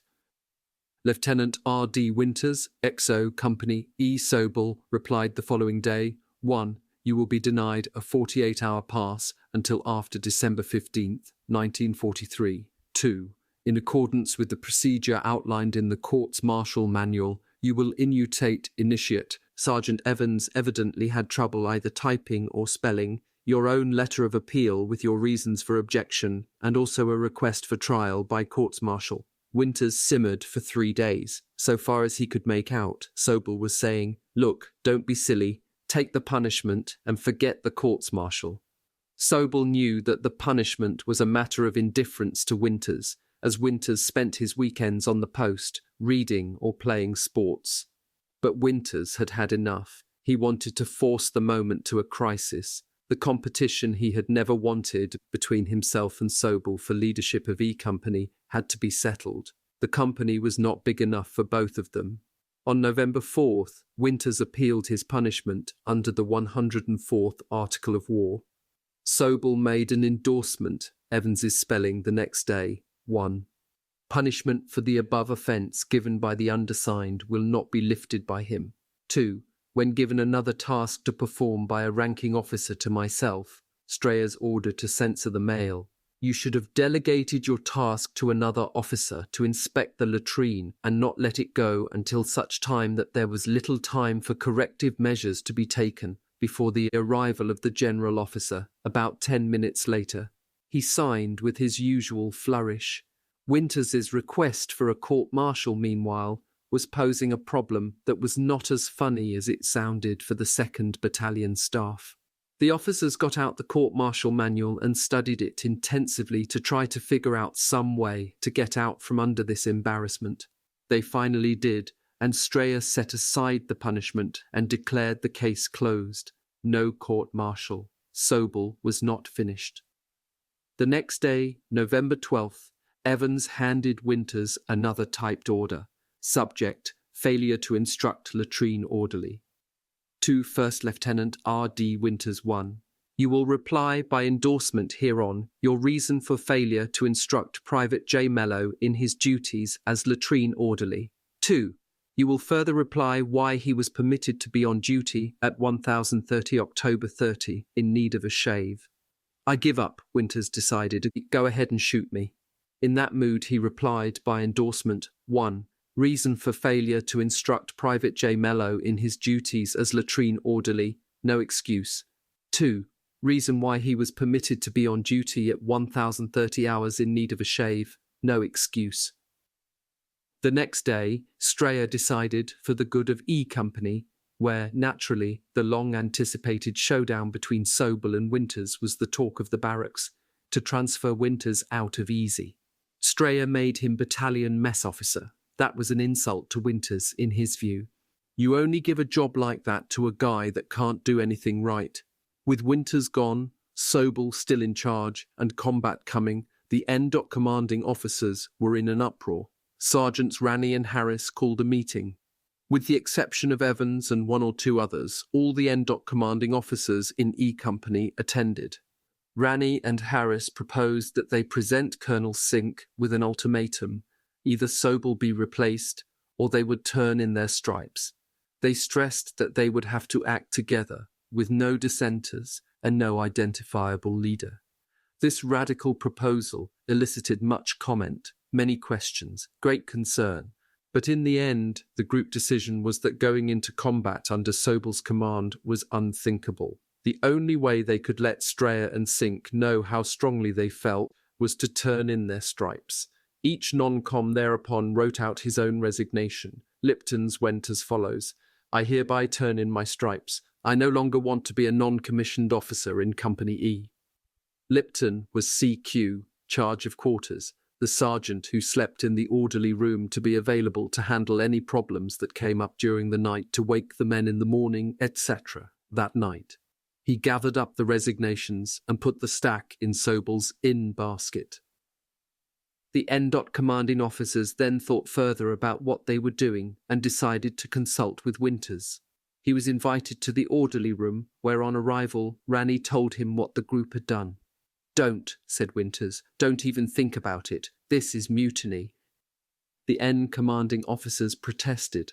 As the discussion continued, Sobel walked in. Everyone was speechless. Sobel did not say a word. He just walked over to his desk and picked up a book. As he turned to leave, Ranney said in a normal voice, Now, Lieutenant Winters, what are we going to do about improving our athletic program? Sobel gave no hint of concern. He just walked out. Winters felt that Sobel had to have known what was going on. Hell, there was no secret about it. Ranney had invited Evans to the meeting. It was all but certain Evans had told Sobel. Indeed, by this time the whole battalion was talking about Sobel's battles, first with Winters, now with his NDOC commanding officers. Sink would have had to have been deaf, dumb, and blind not to have been aware. He should also have been grateful that Winters had talked the NDOC commanding officers out of presenting him with an ultimatum. A few days later, Sink came down to Company E, called all the non-coms together, and as Lipton recalled, gave us hell. He told us we disgraced our company and that he could put every one of us in the guardhouse for years. As we were preparing for combat, He said that it could be called mutiny in the face of the enemy, for which we could be shot. Fortunately for Sink, the 101st Airborne had just established a parachute jumping school at the nearby village of Chilton Foliat in order to qualify as paratroopers, doctors, chaplains, communications men, forward artillery observers, and others who would be jumping on D-Day. Who better than Sobel to run a training camp? Sink sent Sobel to Chilton Foliat and brought First Lieutenant Patrick Sweeney from Able Company to be Executive Officer of Easy. He made First Lieutenant Thomas Meehan of Baker the commanding officer of Easy, and he brought Winters back as leader of the 1st Platoon. Sergeant Ranney was busted to private, and Harris was transferred. The Sobel era of Easy Company had come to an end. Meehan was Sobel's opposite. Slender, fairly tall, willowy, he had common sense and competence. He was strict but fair. He had good voice command. Under Meehan, Winters said, we became a normal company. Training intensified. On December 13th, the company made a night jump and lost its first man, Private Rudolf Dittrich of 1st Platoon, due to parachute failure. Platoons and squads were being sent out on 3-day problems, with different men being put in command, as lieutenants and sergeants were declared out of action. Imagine me platoon leader, Carson wrote in his diary on December 12th. No, it can't be. But it was. They were learning to be resourceful, which included learning to live off the land. This included fishing by tossing hand grenades into the streams and improving their diet by finding deer on the country estates that were willing to walk into a bullet in the head. Christmas was a day off, with all the turkey a man could eat. New Year's Eve was quiet. We just waited up for the new year, Carson wrote. I wonder what it shall bring. Wonder how many of us will see 1945. On January 18th, General Bernard Law Montgomery, commander of the 21st Army Group to which the 101st was attached, came to Chilton Foliat for an inspection. He reviewed the regiment, then told the men to break ranks and rally round his jeep. Climbing onto the bonnet, he told them how good they were. After seeing the 506th, he said, I pity the Germans. As the days slowly began to lengthen, meaning decent fighting weather was approaching, tension increased. Inevitably, the young men thought of death. Few made their thoughts articulate, but Webster dealt with his directly. He wrote his mother, instructing her to stop worrying about me. I joined the parachutists to fight. I intend to fight. If necessary, I shall die fighting. But don't worry about this, because no war can be won without young men dying. Those things which are precious are saved only by sacrifice. In February, training became more big unit oriented as the 101st, and indeed the entire invasion force of more than 7 divisions began rehearsals for the attack on Normandy. On March 23rd, the 2nd and 3rd battalions of the 506th made a combined jump, by far the largest of the war to date for the regiment. The occasion was an inspection visit by Prime Minister Winston Churchill, Supreme Allied Commander Dwight D. Eisenhower, United States First Army Commander Omar Bradley, General Maxwell Taylor, Commander of the 101st. General Lee had a heart attack in February and was forced to return to the States, and numerous other big shots. The jump was a huge success. The C-47s came roaring through the sky in a perfect V of verse Churchill, and the generals were watching from a specially constructed grandstand. The troopers began leaping out of their planes, stick after stick, more than 1,000 men and parachutes filling the sky in a seemingly unending deluge.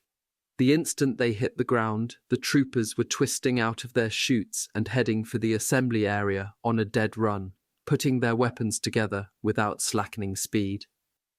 The visitors were amazed at the rapidity of the movement. As the regimental scrapbook put it, the boys from Currahee had made a grand impression. Later, the regiment assembled in front of the reviewing stand. Taylor invited Churchill and Eisenhower to inspect the ranks. They did, stopping occasionally to ask a question or two of one of the men. Eisenhower stopped in front of Malarkey. "Soldier, where are you from?" Eisenhower talked to thousands of enlisted men on such inspections before D-Day. Invariably, his first question was, "Where are you from?" "Astoria, Oregon," Malarkey answered.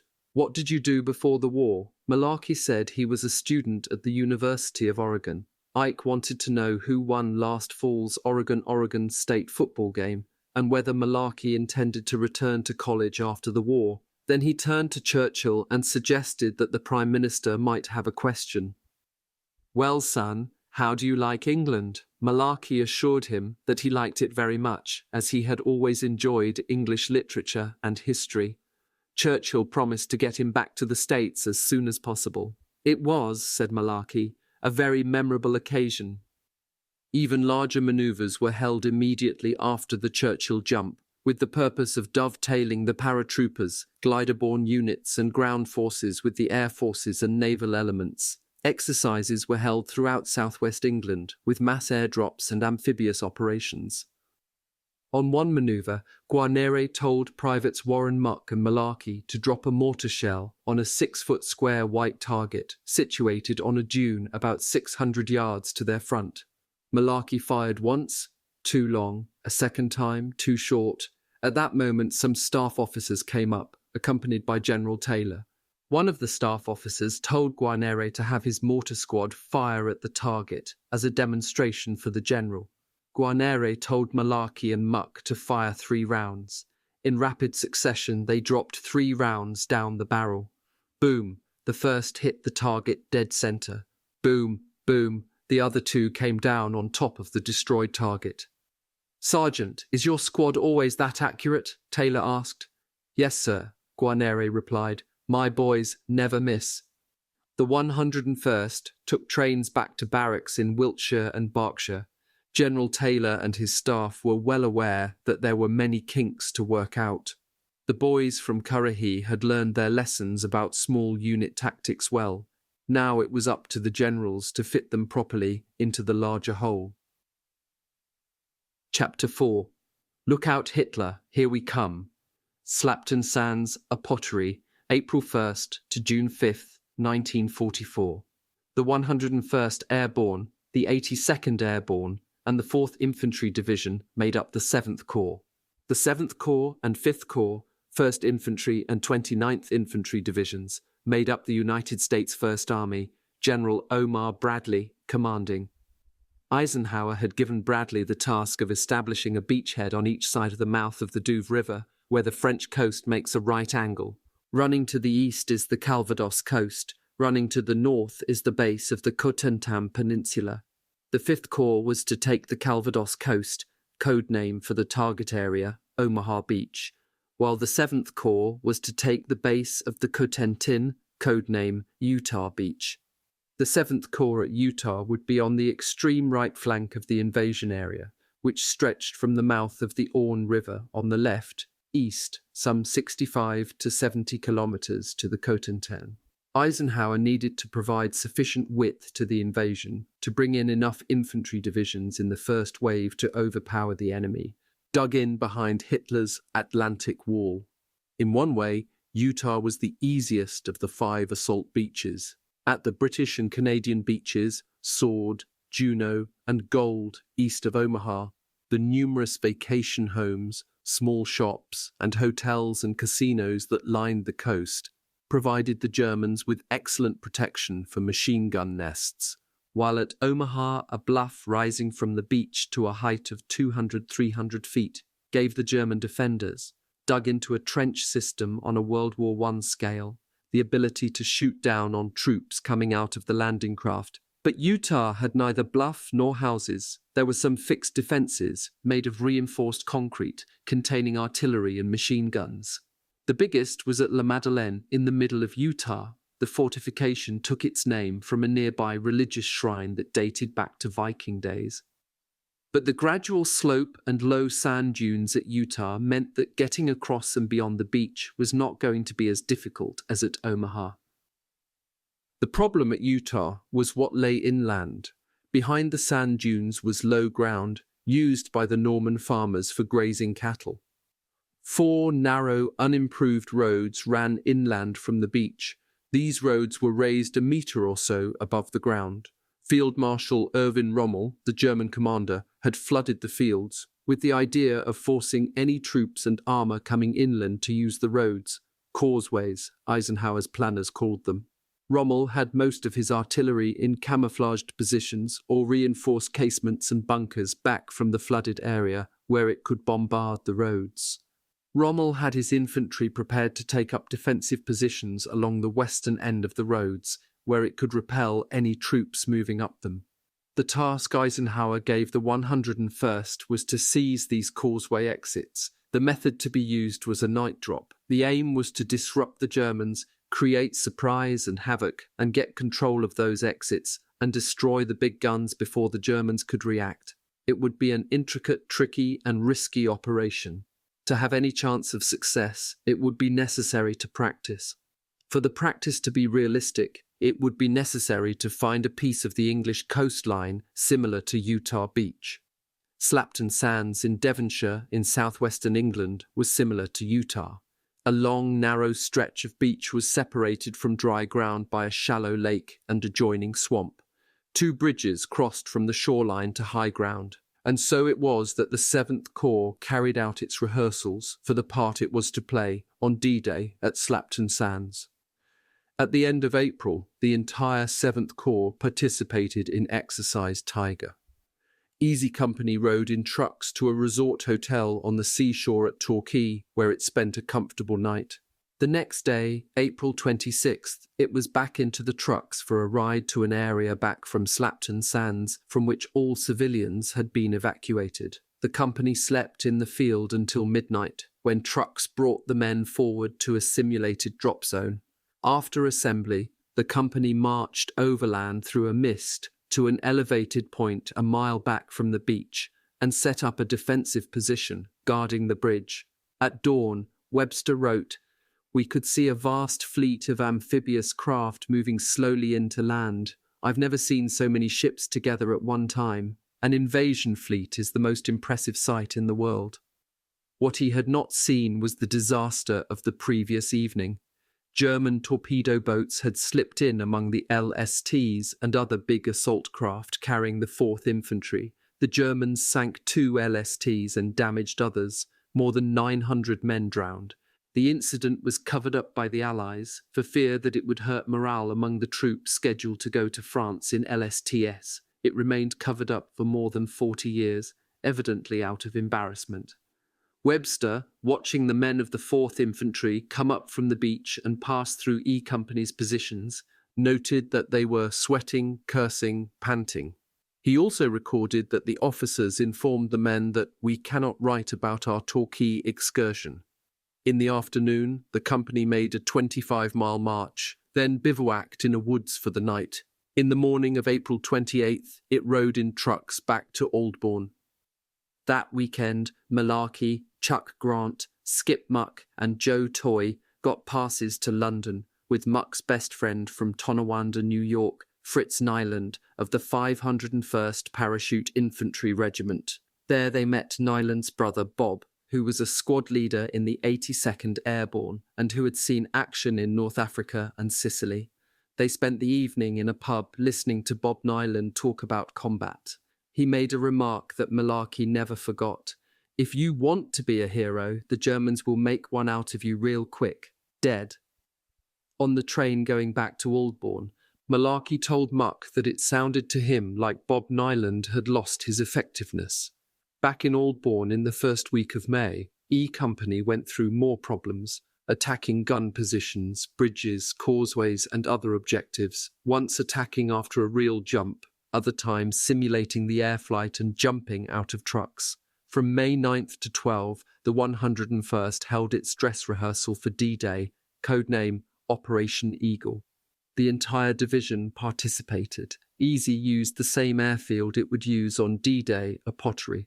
Personnel and equipment were loaded onto the same aircraft the company would use on the real thing. The takeoff, drop, and assembly followed the plan as close to the letter as possible, including spending the same amount of time in flight. Climbing aboard the C-47s was difficult because of all the gear each man carried.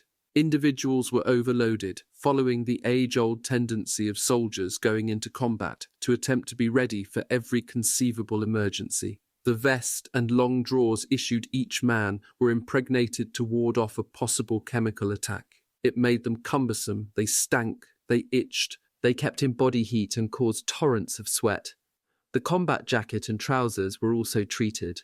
The men carried a pocket knife in the lapel of their blouses to be used to cut themselves out of their harness if they landed in a tree. In their baggy trousers pockets they had a spoon, razor, socks, cleaning patches, flashlight, maps, 3 days' supply of K-rations, an emergency ration package, 4 chocolate bars, a pack of charms, powdered coffee, sugar and matches, ammunition, a compass, 2 fragmentation grenades, an anti-tank mine, a smoke grenade, a gammon bomb, a 2-pound plastic explosive for use against tanks, and cigarettes, 2 cartons per man. The soldier topped his uniform with a webbing belt and braces, a pistol, standard for non-coms and officers. Privates had to get their own, and most did. Water canteen, shovel, first aid kit, and bayonet. Over this went his parachute harness, his main parachute in its backpack, and reserve parachute hooked on in front. A gas mask was strapped to his left leg, and a jump knife and bayonet to his right. Across his chest the soldier slung his musette bag with his spare underwear and ammunition, and in some cases TNT sticks, along with his broken-down rifle or machine gun or mortar, diagonally up and down across his front under his reserve chute pack, leaving both hands free to handle the risers. Over everything, he wore his Mae West life jacket. Finally, he put on his helmet. Some men added a third knife. Others found a place for extra ammunition. Gordon, carrying his machine gun, figured he weighed twice his normal weight. Nearly every man had to be helped into the C-47. Once aboard, the men were so wedged in they could not move. General Taylor had moved heaven and earth to get enough C-47s for Operation Eagle. The planes were in constant demand for logistical support throughout European theatre of operations, and Troop Carrier Command came last on the list. It was cheated on equipment. The fuel tanks did not have armour protection from flak. Easy got its briefing for Eagle on May 10th, 11. The objective was a gun battery covering the beach. At dusk on May 11th, Easy took off. The planes made legs over England, flying for about 2.5 hours. Shortly after midnight, the company jumped. For Easy, the exercise went smoothly. For other companies, there were troubles. 2nd Battalion Headquarters Company was with a group that ran into a German air raid over London. Flak was coming up. The formation broke up. The pilots could not locate the drop zone. 8 of the 9 planes carrying Company H of the 502nd dropped their men on the village of Ramsbury, 9 miles from the drop zone. 28 planes returned to their airfields with the paratroopers still aboard. Others jumped willy-nilly, leading to many accidents. Nearly 500 men suffered broken bones, sprains, or other injuries. The only consolation the airborne commanders could find in this mess was that by tradition, a bad dress rehearsal leads to a great opening night. On the last day of May, the company marched down to trucks lined up on the Hungerford Road. Half the people of Aldbourne and nearly all the unmarried girls were there to wave goodbye. There were many tears. The baggage left behind gave some hope that the boys would be back. Training had come to an end. There had been 22 months of it, more or less continuous. The men were as hardened physically as it was possible for human beings to be. Not even professional boxers or football players were in better shape. They were disciplined, prepared to carry out orders instantly and unquestioningly.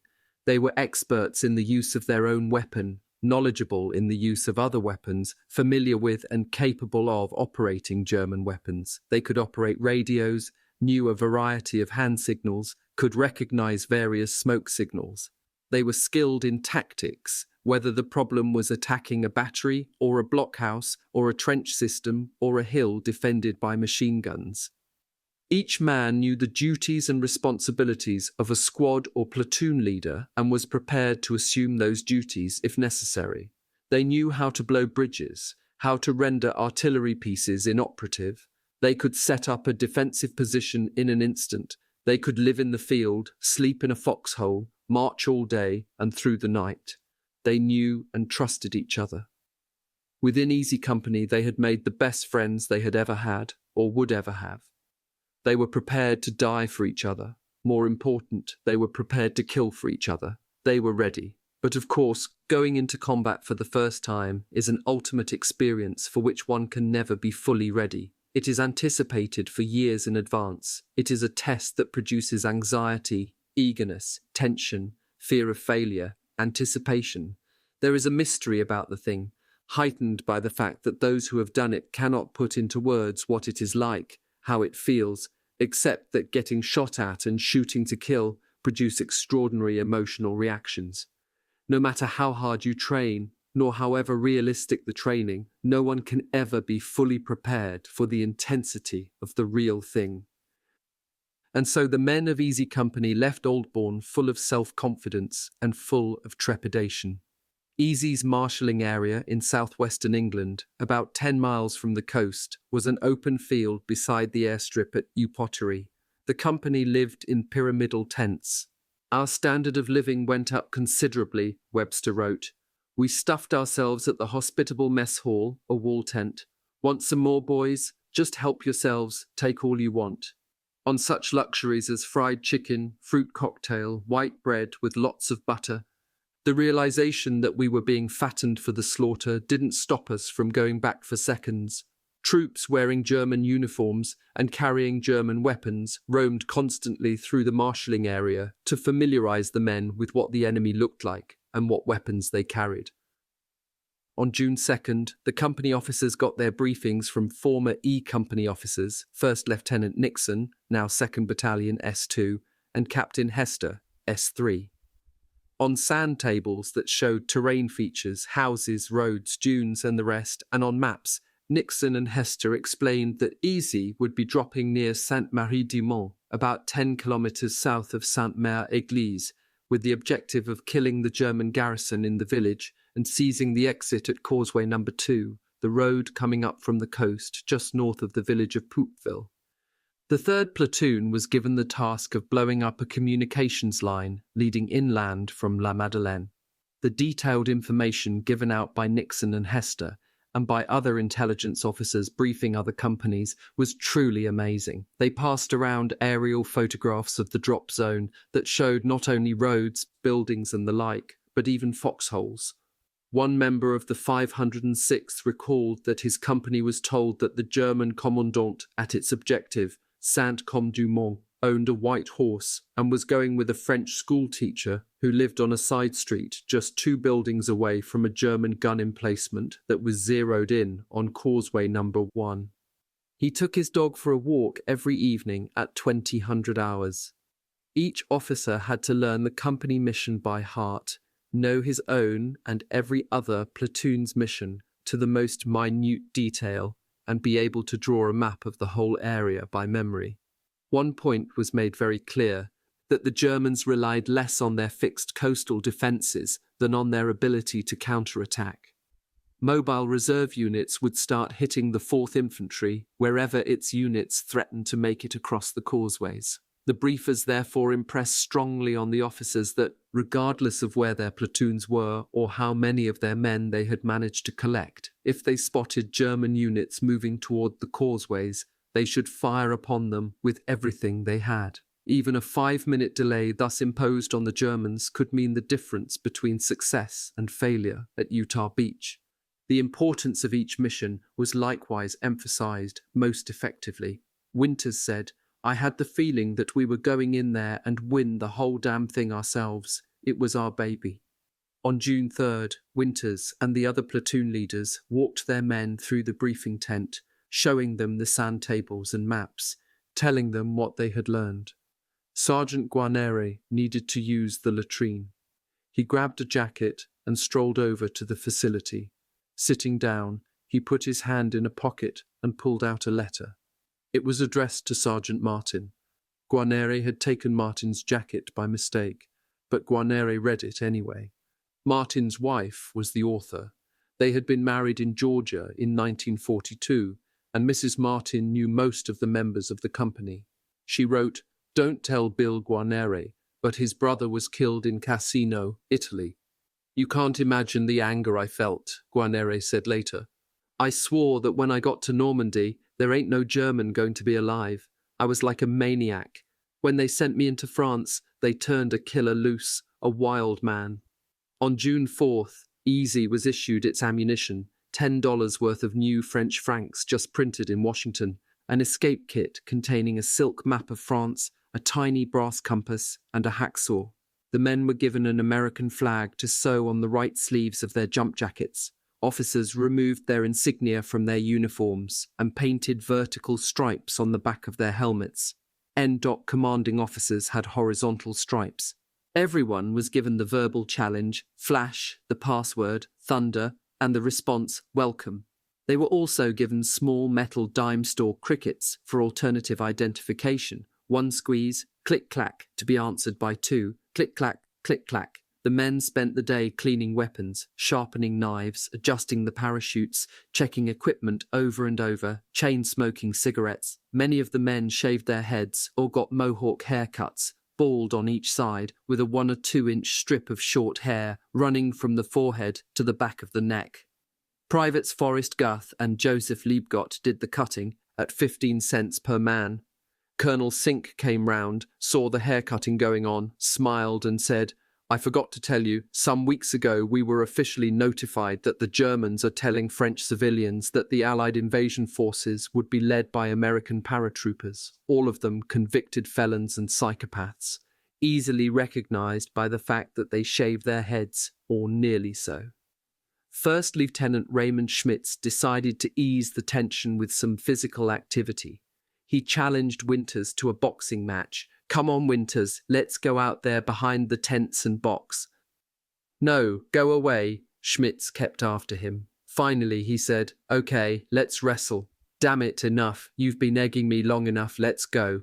Winters had been a wrestler in college. He took Schmitz down immediately, but he threw him too hard. Schmitz suffered 2 cracked vertebrae, went to the hospital, and did not get to go to Normandy. His assistant leader of the 3rd Platoon, 2nd Lieutenant Robert Matthews, took his place, with Sergeant Lipton as his second in command. The rest of that day and night, on up to the time the men strapped on their parachutes, Winters had a constant line of troopers asking him, with smiles on their faces, to break their arms or crack their vertebrae. General Taylor circulated among the men. He told them, give me 3 days and nights of hard fighting, then you will be relieved. That sounded good. 3 days and 3 nights, Winters thought to himself. I can take that. Taylor also said that when the C-47s crossed the coastline of France, he wanted every man to stand up. If a trooper got hit by flak, he wanted him to be standing and take it like a man. There was a point to the order that went beyond bravado. If a plane got hit, the men hooked up and ready to jump would stand some chance of getting out. Taylor told Malarkey's platoon to fight with knives until daylight, and don't take any prisoners. That night, June 4th, the company got an outstanding meal. Steak, green peas, mashed potatoes, white bread, ice cream, coffee, in unlimited quantities. It was their first ice cream since arriving in England 9 months earlier. Sergeant Martin remembered being told, when you get ice cream for supper, you know that's the night. But a terrific wind was blowing, and just as the men were preparing to march to their C-47s, they were told to stand down. Eisenhower had postponed the invasion because of the adverse weather. Easy went to a wall tent to see a movie. Gordon remembered that it was Mr. Lucky, starring Cary Grant and Lorraine Day. Sergeants Lipton and Elmer Murray, the company operations sergeant, skipped the movie. They spent the evening discussing different combat situations that might occur and how they would handle them. By the afternoon of June 5th, the wind had died down, the sky cleared a bit. Someone found cans of black and green paint.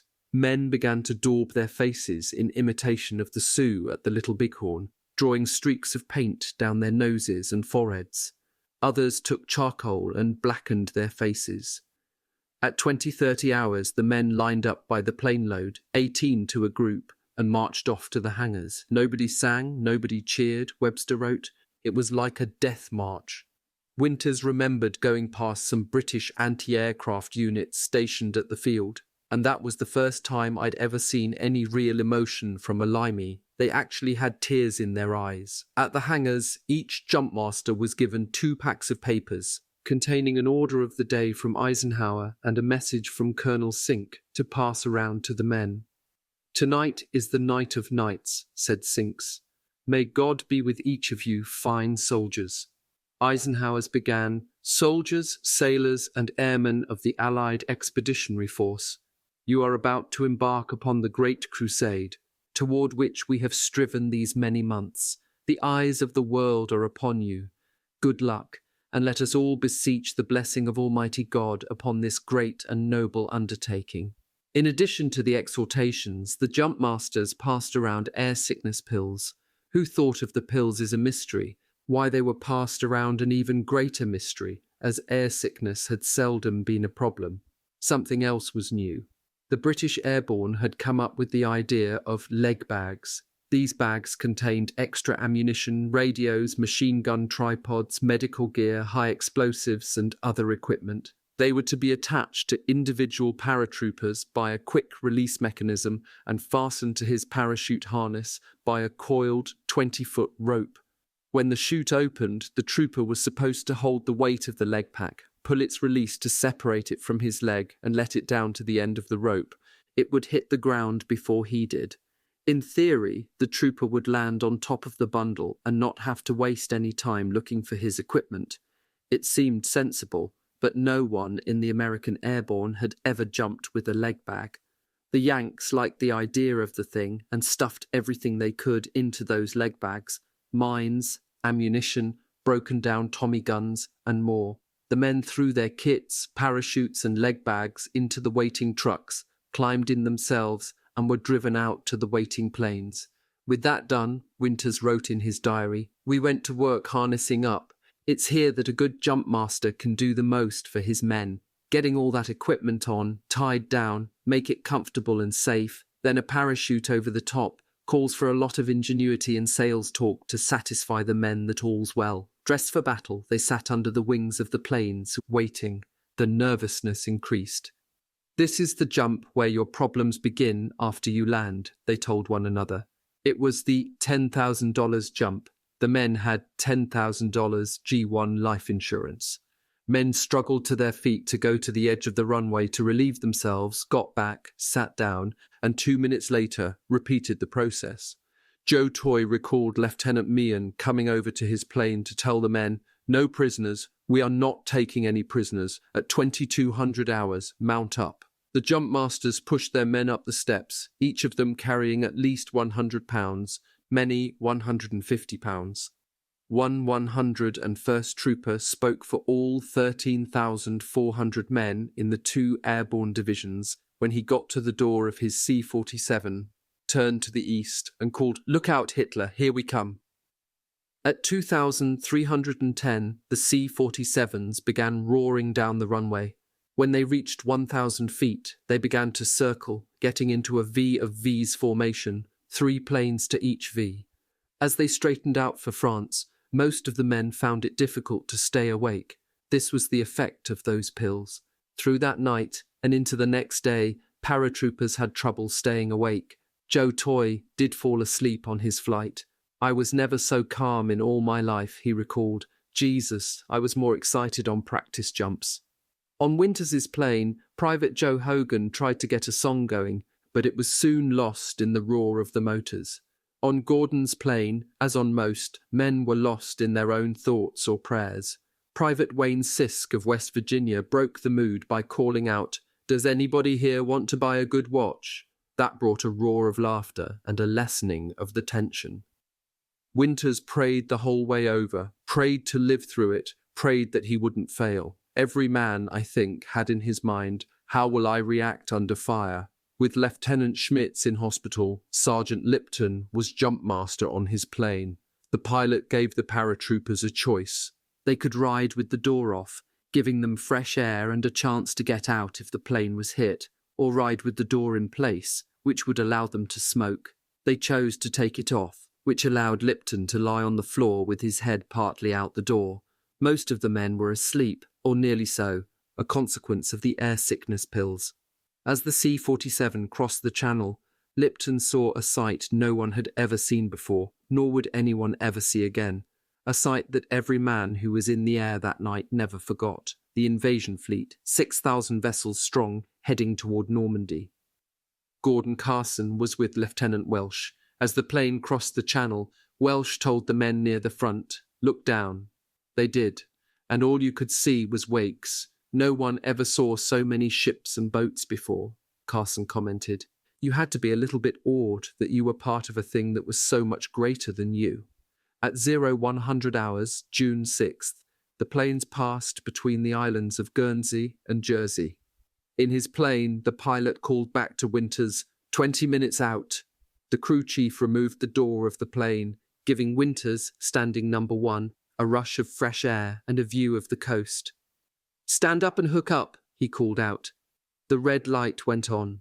At 110, the planes passed over the coast and into a cloud bank. This caused the formation to break up. The lead V ploughed straight ahead, but the Vs to each side veered off, the one to the right breaking away in that direction, the one on the left over the opposite way. This was the natural, inevitable reaction of the pilots, who feared mid-air collisions. When they broke out of the cloud bank, which was only a mile or two across, every pilot was on his own. Only the lead pilots had the device that would lead them to the Pathfinder's Eureka signals. 4 with the formation gone, none of the others knew when or where to turn on the green light. They could only guess. Lost, bewildered, frightened, the pilots immediately had another worry. Anti-aircraft fire began coming up at them, blue, green, and red traces indicating its path. It was light stuff, 20 and 40 millimeter. When it hit the planes, it made a sound like rocks being shaken in a tin can. On Harry Welsh's plane, some ack-ack came through exactly where he had been sitting a minute before. The pilots were supposed to slow down before turning on the green light, but as Gordon put it, here they were thrust into the very jaws of this violence, and they had never had 1 minute of combat experience, so they were absolutely terrified. And rather than throttle down, they were kind of like a fellow thinking with his feet, they thought, with that throttle, and they said, "My God, common sense will tell me the quicker I get out of here, the better chance I have of surviving, and that's unfortunate for the boys back there, but be that as it may, I'm getting out of here." So they increased speed up to 150 miles per hour in many cases, and although they did not have the slightest idea where they were, except that it was somewhere over Normandy, they hit the green light. Men began shouting, "Let's go, let's go!" They wanted out of those planes. Never had they thought they would be so eager to jump. Lipton's plane was bouncing and weaving, and the men were yelling, "Let's get out of here." They were only 600 feet up, the 40mm anti-aircraft tracers coming closer and closer. About the time the tracers were popping right past the tail of the plane, Lipton remembered, the green light went on. He leaped out. Private James Alley was number 2, Private Paul Rogers number 3. Alley had been told to throw his leg bag out the door and follow it into the night. He did as told and ended up flat on the floor with his head and half his body out of the plane, his bag dangling in the air, about to pull him in half. Rogers, who was strong as a bull, threw him out the door and jumped right behind.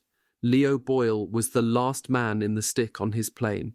There was this tremendous turbulence as the green light went on and the men began leaping out into the night. The plane lurched. Boyle was thrown violently down to the floor. The plane was flying at a tilt.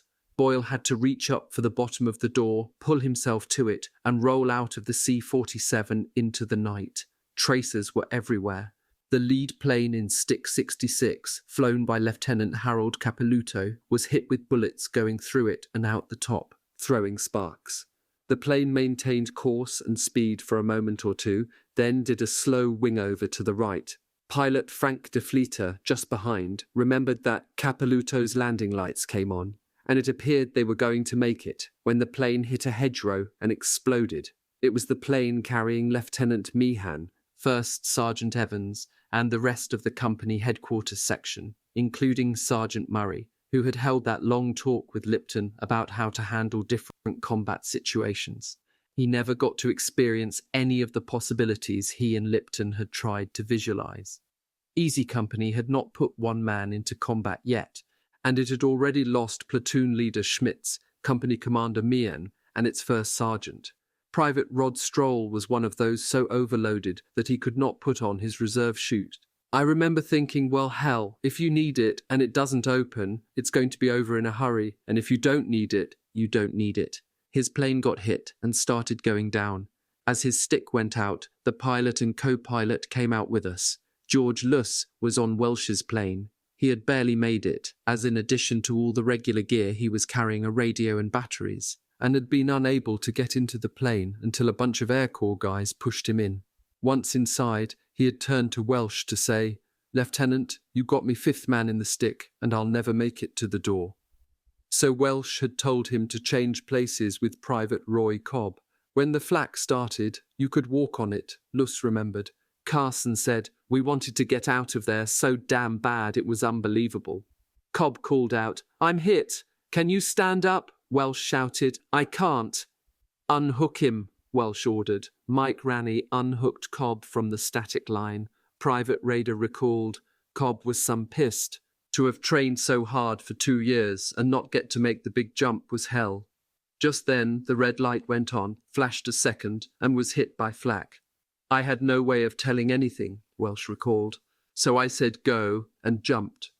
Luss kicked his leg bag containing the radio and other equipment out the door and leaped into the night. Thus did 13,400 of America's finest youth, who had been training for this moment for 2 years, hurl themselves against Hitler's fortress Europe. Chapter 5. Follow Me.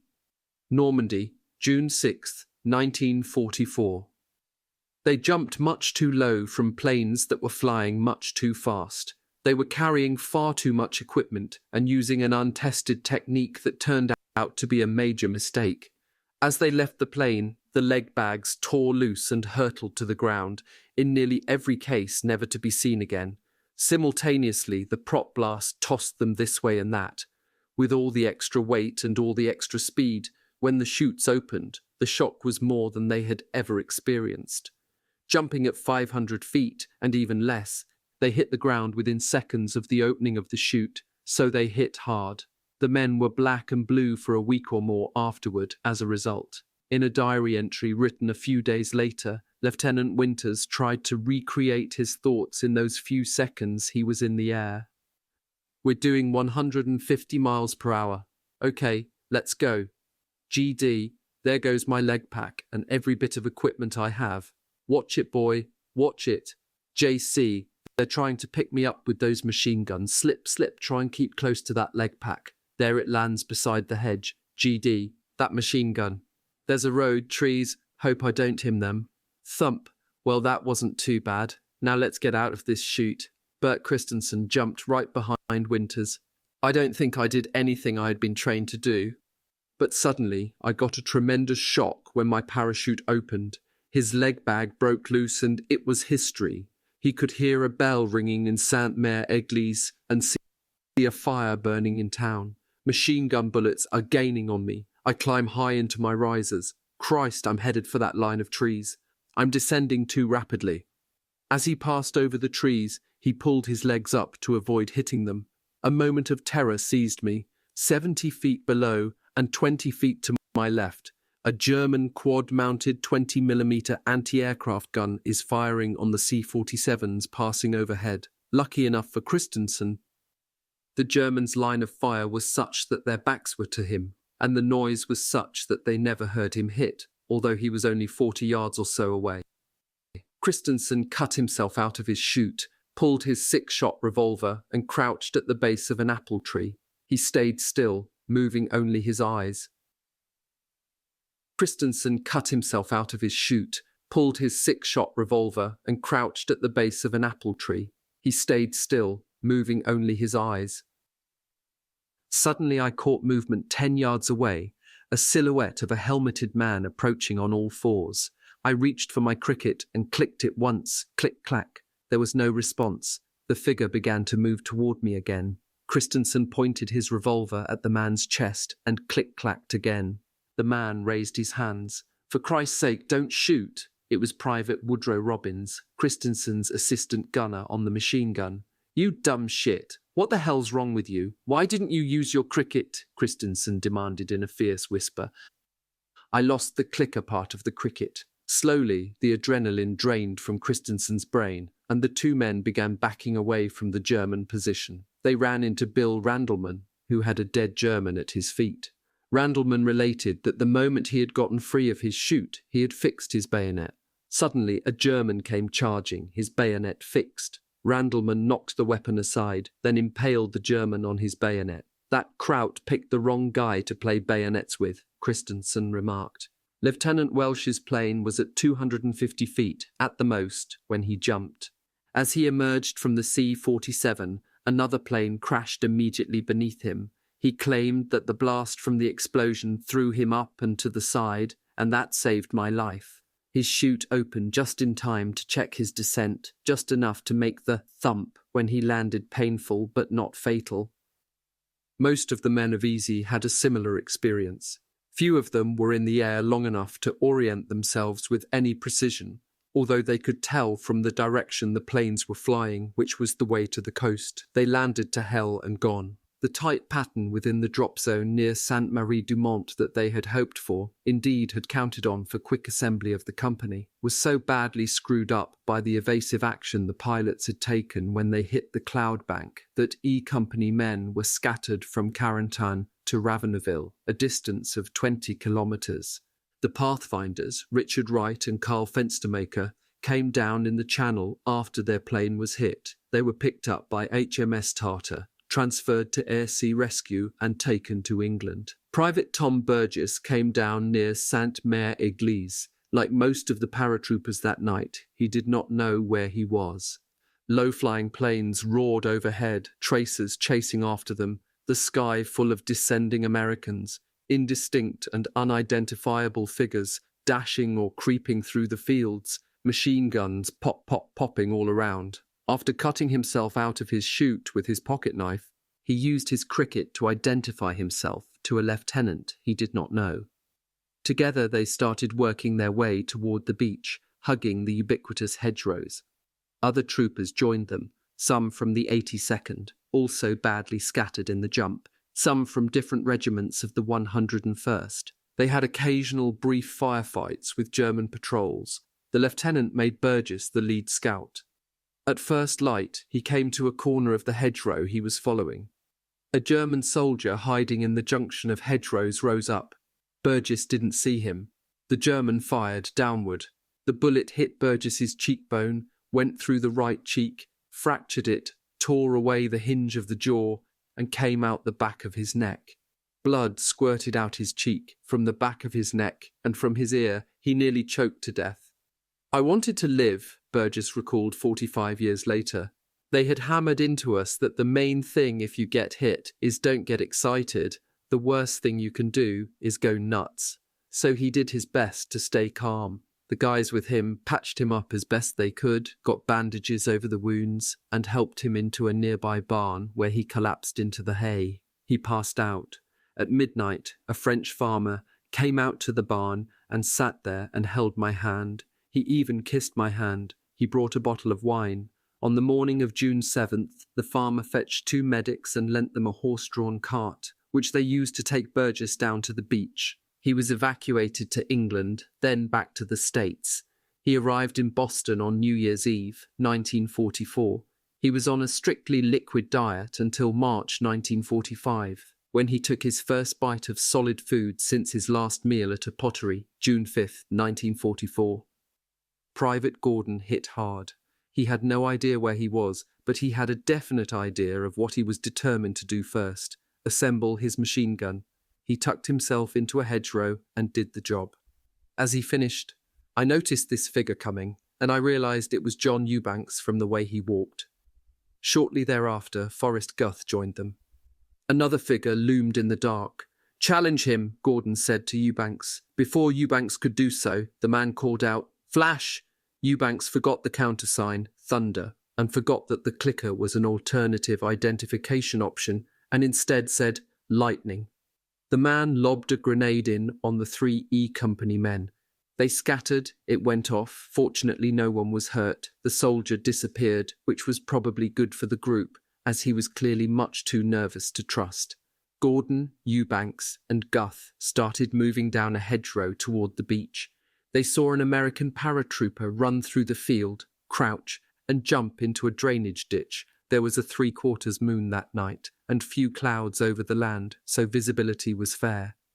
Gordon told the others to stay still. He would check it out. He crept to the ditch where I encountered these 2 eyeballs looking up at me and the muzzle of a pistol right in my face. "Gordon, is that you?" It was Sergeant Floyd Talbot. Now there were 4. Together they continued creeping, crawling, moving toward the beach. A half-hour or so before first light, Guth heard what he was certain was the howling and whining of a convoy of 2.5-ton G1 trucks going past.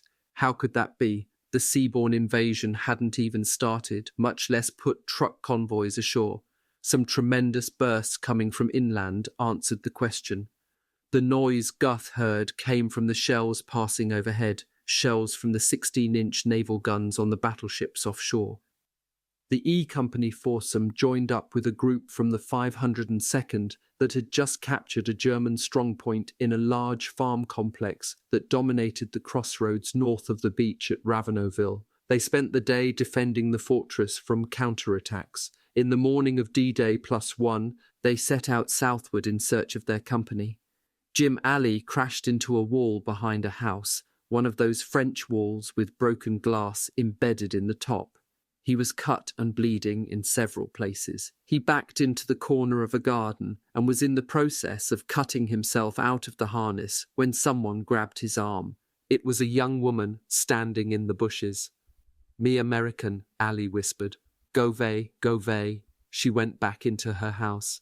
Ali found his leg pack, got his gear together, 13 rounds of 60mm mortar ammunition, 4 landmines, ammunition for his M1, hand grenades, food, the base plate for the mortar and other stuff, climbed to the top of the wall and drew machine gun fire. It was about a foot low. He got covered with plaster before he could fall back into the garden.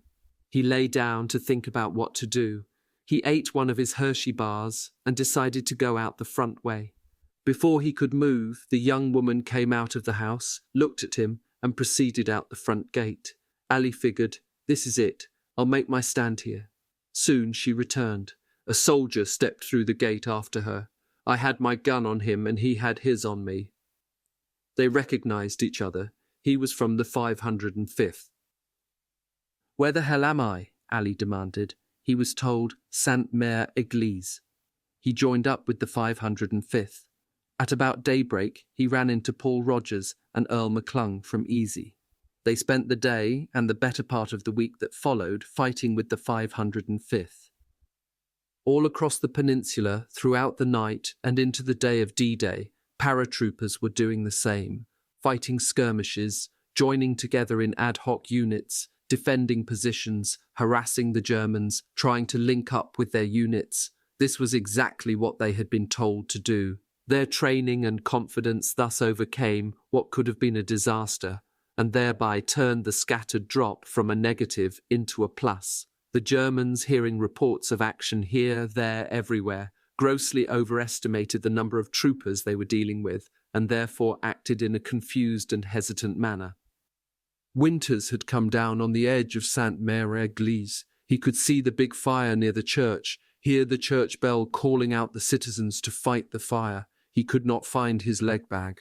The only weapon he had was his bayonet stuck into his boot. His first thought was to get away from the machine gun and small arms fire in the church square. Just as he started off, a trooper landed close by. Winters helped him out of his chute, got a grenade from him and said, "Let's go back and find my leg bag." The trooper hesitated. "Follow me," Winters ordered, and started off. A machine gun opened up on them. "To hell with the bag," Winters said. He set out to the north to bypass Sainte-Mère-Église before turning east to the coast. In a few minutes he saw some figures and used his cricket. He got a reassuring double click-clack from Sergeant Lipton.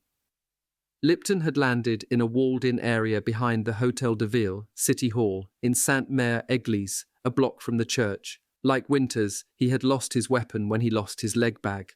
In his musette bag, he had 2 grenades and a demolitions kit, plus his trench knife.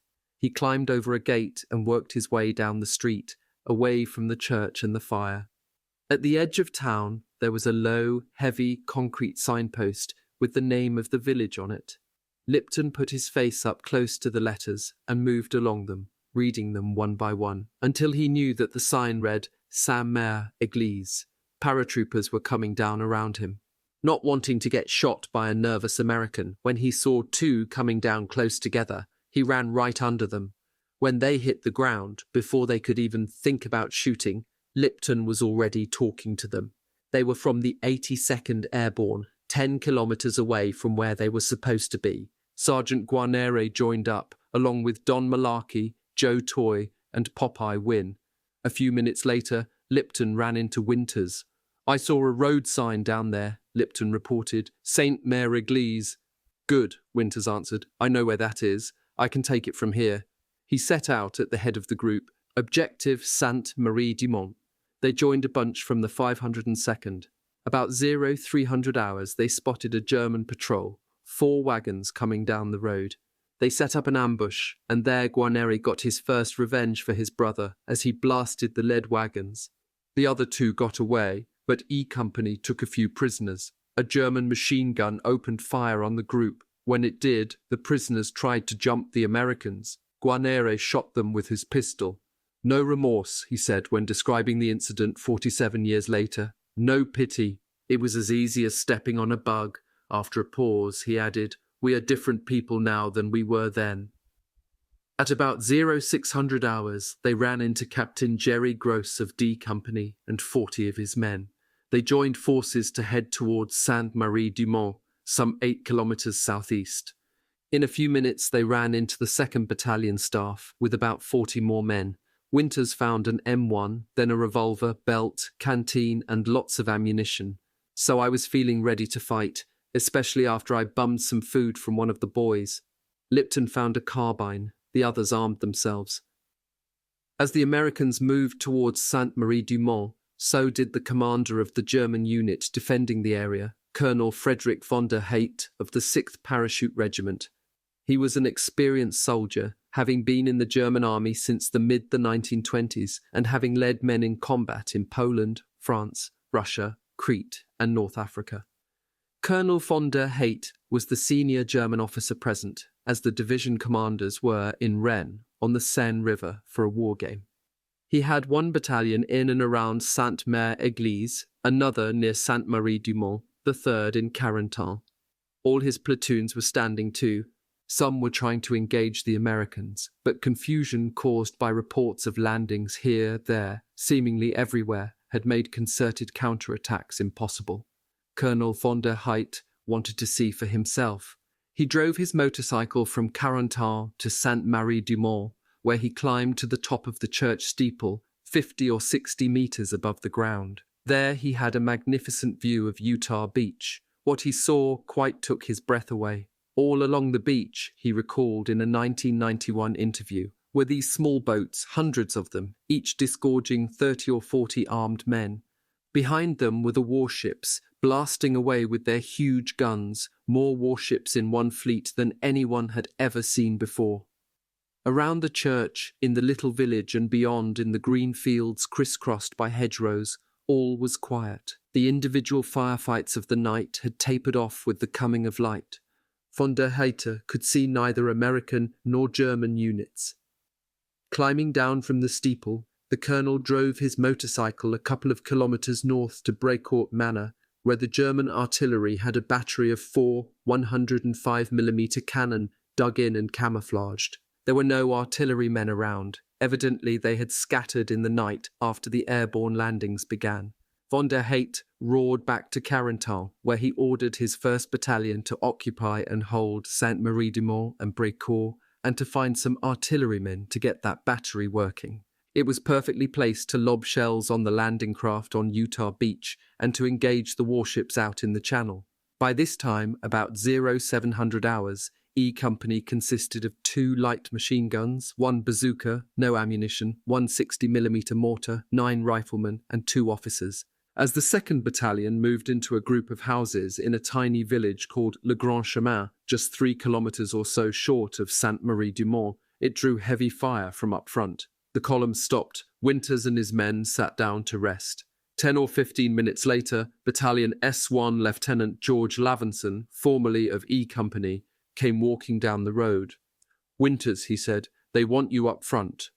Captain Hester, S3, and Lieutenant Nixon, S2, both close friends of Winters, told him there was a 4-gun battery of German 105mm cannon a few hundred meters across some hedgerows and open fields, opposite a large French farmhouse called Bracourt Manor.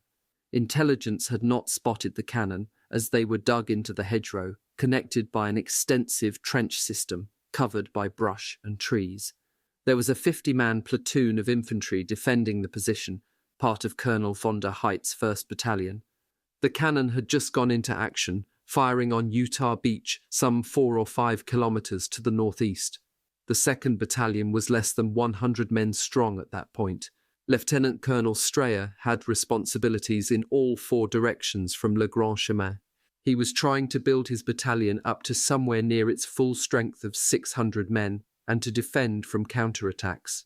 He could only afford to send 1 company to attack the German battery. Hester told Winters to take care of that battery. It was 830. Captain Sobel was about to get a little revenge on Hitler. The United States Army was about to get a big payoff from its training and equipment investment. The American people were about to get their reward for having raised such fine young men. The company that Sobel and the army and the country had brought into being and trained for this moment was going into action. Winters went to work instinctively and immediately. He told the men of E Company to drop all the equipment they were carrying, except weapons, ammunition, and grenades. He explained that the attack would be a quick frontal assault, supported by a base of fire from different positions, as close to the guns as possible. He set up the 2 machine guns to give covering fire as he moved the men forward to their jump-off positions. The field in which the cannon were located was irregular in shape, with 7 acute angles in the hedgerow surrounding it.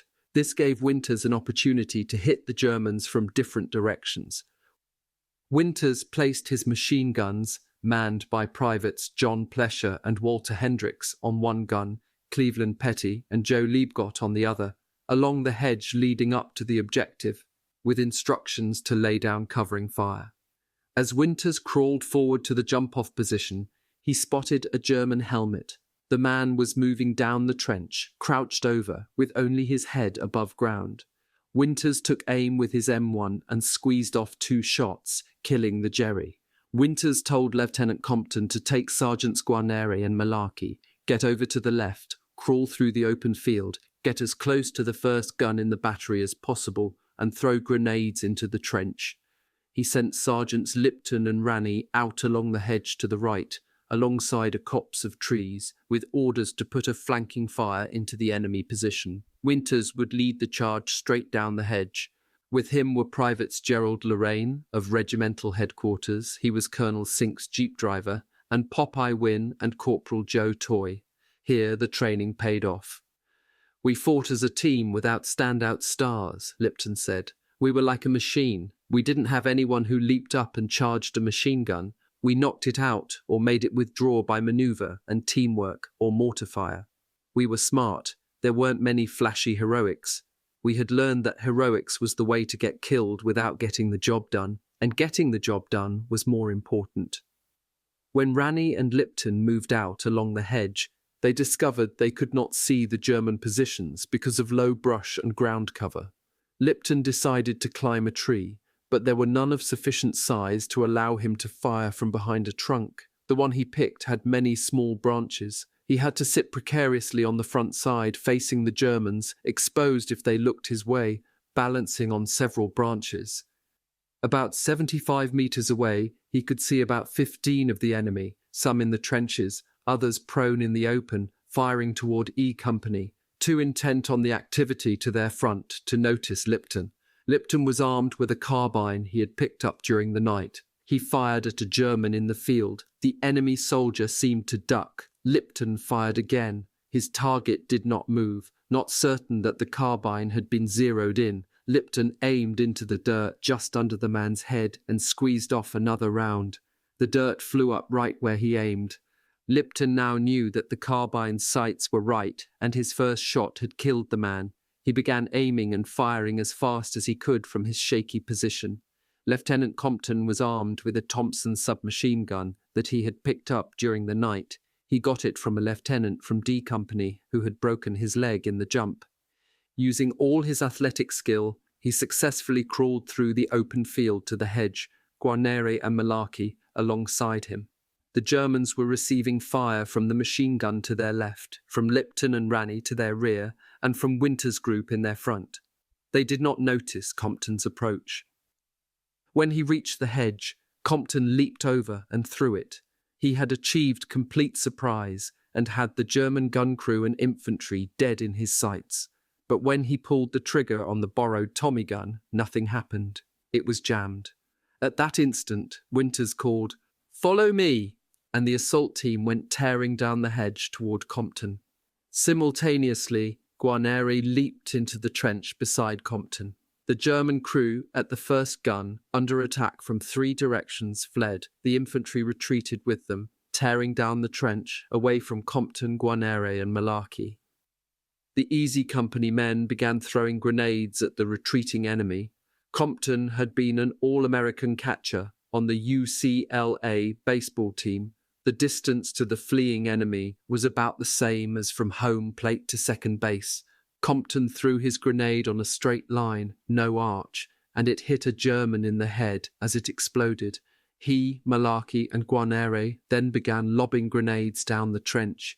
Winters and his group were with them by now, firing their rifles, throwing grenades, shouting, their blood pumping, adrenaline giving them Superman strength. Wynne was hit in the butt and fell down in the trench, hollering over and over, "I'm sorry, Lieutenant, I goofed off, I'm sorry." A German potato masher sailed into the trench. Everyone dived to the ground. "Joe, look out!" Winters called to Toy. The grenade had landed between his legs as he lay face down. Toy flipped over. The potato masher hit his rifle and tore up the stock as it exploded, but he was uninjured. "If it wasn't for Winters," Toy said in 1990, "I'd be singing high soprano today." Winters tossed some grenades down the trench, then went tearing after the retreating gun crew. Private Lorraine and Sergeant Guarnere were with him. 3 of the enemy infantry started running cross-country, away toward Brecourt Manor. "Get 'em!" Winters yelled. Lorraine hit one with his Tommy gun. Winters aimed his M1, squeezed, and shot his man through the back of his head. Guarnere missed the 3rd Jerry, but Winters put a bullet in his back. Guarnere followed that up by pumping the wounded man full of lead from his Tommy gun. The German kept yelling, "Help! Help!" Winters told Malarkey to put one through his head. A 4th German jumped out of the trench, about 100 yards up the hedge. Winters saw him, lay down, took careful aim, and killed him. 15 or 20 seconds had passed since he had led the charge. Easy had taken the first gun.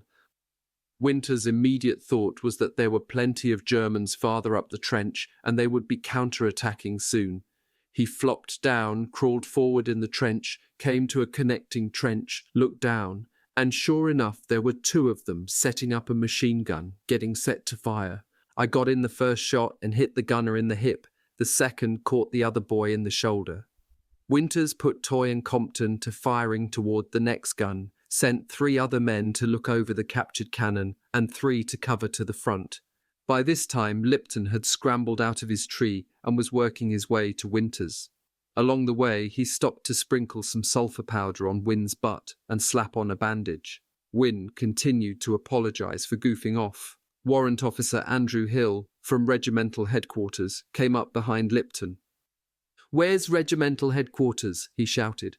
"Back that way," Lipton said, pointing to the rear. Hill raised his head to look. A bullet hit him in the forehead and came out behind his ear, killing him instantly. After that, all movement was confined to the trench system, and in a crouch, as German machine gun fire was nearly continuous, cutting right across the top of the trench. But Malarkey saw one of the Germans killed by Winters, about 30 yards out in the field, with a black case attached to his belt. Malarkey thought it must be a Luger. He wanted it badly, so he ran out into the field, only to discover that it was a leather case for the 105mm sight. Winters was yelling at him, "Idiot! This place is crawling with Krauts. Get back here." Evidently, the Germans thought Malarkey was a medic. In any case, the machine gunners did not turn on him until he started running back to the trench. With bullets kicking up all around him, he dived under the 105. Winters was at the gun, wanting to disable it but without a demolition kit. Lipton came up and said he had one in his musette bag, which was back where the attack began. Winters told him to go get it. Time for the second gun, Winters thought to himself. He left 3 men behind to hold the first gun, then led the other 5 on a charge down the trench, throwing grenades ahead of them, firing their rifles. They passed the 2 Jerrys at the machine gun who had been wounded by Winters and made them prisoners. The gun crew at the second gun fell back. Easy took it with only 1 casualty. With the second gun in his possession and running low on ammunition, Winters sent back word for the 4 machine gunners to come forward. Meanwhile, 6 German soldiers decided they had had enough. They came marching down the connecting trench to the second gun, hands over their heads, calling out, "No make dead, no make dead." Private John D. Hall of A Company joined the group. Winters ordered a charge on the third gun. Hall led the way and got killed, but the gun was taken. Winters had 3 of his men secure it. With 11 men, he now controlled 3 105s. At the second gun site, Winters found a case with documents and maps showing the positions of all the guns and machine gun positions throughout the Cotentin Peninsula. He sent the documents and maps back to battalion, along with the prisoners and a request for more ammunition and some reinforcements, because we were stretched out too much for our own good. Using grenades, he set about destroying the gun crew's radio, telephone and rangefinders. Captain Hester came up, bringing 3 blocks of TNT and some phosphorus incendiary grenades. Winters had a block dropped down the barrel of each of the 3 guns, followed by a German potato masher grenade. This combination blew out the breeches of the guns like half-peeled bananas. Lipton was disappointed when he returned with his demolition kit to discover that it was not needed. Reinforcements arrived, 5 men led by Lieutenant Ronald Spears of D Company. One of them, Rusty Houch of F Company, raised up to throw a grenade into the gun positions and was hit several times across the back and shoulders by a burst from a machine gun. He died instantly. Spears led an attack on the final gun, which he took and destroyed, losing 2 men killed. Winters then ordered a withdrawal because the company was drawing heavy machine gun fire from the hedges near Brecourt Manor, and with the guns destroyed, there was no point to holding the position. The machine gunners pulled back first, followed by the riflemen. Winters was last. As he was leaving, he took a final look down the trench. Here was this one wounded Jerry we were leaving behind, trying to put a machine gun on us again, so I drilled him clean through the head. It was 1,130. About 3 hours had passed since Winters had received the order to take care of those guns. With 12 men, what amounted to a squad, later reinforced by Spears and the others, Company E had destroyed a German battery that was looking straight down Causeway No. 2 and onto Utah Beach. That battery had a telephone line running to a forward observer who was in a pillbox located at the head of Causeway No. 2. He had been calling shots down on the 4th Infantry as it unloaded. The significance of what Easy Company had accomplished cannot be judged with any degree of precision, but it surely saved a lot of lives and made it much easier, perhaps even made it possible in the first instance, for tanks to come inland from the beach. It would be a gross exaggeration to say that Easy Company saved the day at Utah Beach, but reasonable to say that it made an important contribution to the success of the invasion. Winters' casualties were 4 dead, 2 wounded. He and his men had killed 15 Germans, wounded many more, and taken 12 prisoners. In short, they had wiped out the 50-man platoon of elite German paratroops defending the guns and scattered the gun crews. In an analysis written in 1985, Lipton said, "The attack was a unique example of a small, well-led assault force overcoming and routing a much larger defending force in prepared positions. It was the high morale of the E Company men, the quickness and audacity of the frontal attack, and the fire into their positions from several different directions that demoralized the German forces and convinced them that they were being hit by a much larger force. There were other factors, including the excellent training the company had received and that this was their baptism of fire. The men had taken chances they would not take in the future. Lipton said he never would have climbed that tree and so exposed himself had he been a veteran. But we were so full of fire that day. You don't realize your first time," Guarneri said.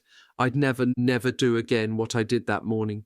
Compton would not have burst through that hedge had he been experienced. I was sure I would not be killed," Lipton said. "I felt that if a bullet was headed for me, it would be deflected or I would move." Paul Fussell, in Wartime, writes that the soldier going into combat the first time thinks to himself, "It can't happen to me. I am too clever, agile, well-trained, good-looking, beloved, tightly laced, etc." That feeling soon gives way to, "It can happen to me, and I'd better be more careful. I can avoid the danger by watching more prudently the way I take cover, dig in, expose my position by firing my weapon, keep extra alert at all times, etc." In his analysis, Winters gave credit to the army for having prepared him so well for this moment. "My apogee," he called it. He had done everything right, from scouting the position to laying down a base of covering fire to putting his best men, Compton, Guarneri and Malarkey in one group, Lipton and Rani in the other, on the most challenging missions to leading the charge personally at exactly the right moment. Winters felt that if Sobel had been in command, he would have led all 13 men on a frontal assault and lost his life, along with the lives of most of the men. Who can say he was wrong about that? But then, who can say that the men of Easy would have had the discipline, the endurance? They had been marching since 130. After a night of little or no real sleep, they were battered and bruised from the opening shock and the hard landing. Or the weapon skills to carry off this fine feat of arms, had it not been for Sobel? Sink put Winters in for the Congressional Medal of Honor. Only one man per division was to be given that ultimate medal for the Normandy campaign. In the 101st, it went to Lieutenant Colonel Robert Cole for leading a bayonet charge. Winters received the Distinguished Service Cross. Compton, Guarneri, Lorraine and Toy got the Silver Star. Lipton, Malarkey, Rani, Liebgott, Hendricks, Plescher, Petty and Wynne got Bronze Stars. A month or so later, Winters was called into regimental headquarters. Sink, Strayer and the staff were sitting in a tent. At the head of a table was S.L.A. Marshall, the Army's combat historian. The atmosphere around the table was electric, Winters remembered. Those West Pointers would have killed to have the opportunity I had to be sitting in the chair across from Marshall. "Okay, Lieutenant," Marshall said. "Tell me what you did out there on D-Day. You took that battery of 105s, didn't you?" "Yes, sir, that's right." "Tell me how you did it." "Well, sir, I put down a base of fire, we moved in under the base of fire, and we took the first gun. And then we put down another base of fire and we moved to the second gun, and the third gun, and the fourth gun." "Okay, anything else?" "No, sir, that's basically it." As a junior officer facing all that brass, Winters figured he had better not lay it on too thick, so he made it sound like a routine training problem. When Marshall wrote his book Night Drop to Winters's disgust, he left out Easy Company, except to say the deployed 2nd Battalion had kept the German battery entertained at long range. He did give a full account of the capture of a battery at Holdy, near Causeway No. 1, by the 1st Battalion, 506. Marshall wrote that the battalion had 195 men lined up to take the battery. Winters commented, "With that many E Company men, I could have taken Berlin." At about 1,215, Sergeant Leo Boyle joined up. He had been dropped in the 82nd's drop zone, gotten lost, figured out where he was, marched towards Sainte-Marie-du-Mont and found his company. The first man I met was Winters. He was tired. I reported into him. He grunted, and that's all I got out of him. I thought maybe he'd be a little more happy to see me, but he'd been under tremendous stress. The men were congratulating one another, talking about what they had accomplished, trying to piece together the sequence of events. They were the victors, happy, proud, full of themselves. Someone found some cider in a cellar. It got passed around. When the jug got to Winters, he decided he was thirsty as hell and needed a lift. He shocked his men by taking a long pull, the first alcohol he had ever tasted. I thought at the time it might slow down my thoughts and reactions, but it didn't. Lieutenant Welsh reported for duty. He had been in various firefights alongside some men from the 82nd. In his backpack he was carrying his reserve parachute. He carried it throughout the Normandy campaign. I wanted to send it back to Kitty to make a wedding gown for our marriage after the war. Optimism. German machine gun fire from the hedgerow across the road from Brecourt Manor was building up. Winters put his machine gunners to answering with some harassing fire of their own. Malarkey found his mortar tube, but not the base plate or tripod. Setting the tube on the ground, he fired a dozen rounds toward the manor. Guarnere joined him, working another mortar tube. They discovered later that every round hit its target. "That kind of expertise you don't teach," Winters commented. "It's a God-given touch." When Malarkey ran out of mortar rounds, his tube was almost completely buried. An old French farmer got a shovel to help him dig it out. Along about noon, infantry from the 4th Division began to pass Le Grand Chemin. Welsh remembered the faces of the first foot soldiers coming up from the beach while they puked their guts out from the sight of the distorted and riddled bodies of dead troopers and Germans. There were about 50 E Company men together by then. No one knew of Lieutenant Meehan's fate, but Winters had become the de facto company commander. Lieutenant Nixon came forward, with 4 Sherman tanks following. He told Winters to point out the enemy position to the tankers, then use E Company to provide infantry support for an attack. Winters climbed onto the back of the first tank and told the commander, "I want fire along those hedgerows over there, and there, and there, and against the manor. Clean out anything that's left." The tanks roared ahead. For the tankers, this was their first time in combat, their first chance to fire their weapons at the enemy. They had a full load of ammunition for their 50 caliber and their 30 caliber machine guns, and for their 75mm cannon. They just cut those hedgerows to pieces, Welsh remembered. You thought they would never stop shooting. By mid-afternoon, Brecourt Manor was secured. The WWII family came out of the house, headed by Colonel de Vallavielle, a World War I veteran, along with Madame and the 2 teenage sons, Louis and Michel.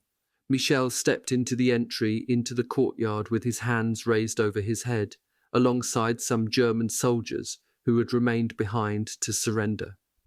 An American paratrooper shot Michel in the back, either mistaking him for a German or thinking he was a collaborator. He lived, although his recovery in hospital, he was the first Frenchman evacuated from Utah Beach to England, took 6 months. Despite the unfortunate incident, the brothers became close friends with many of the E Company men.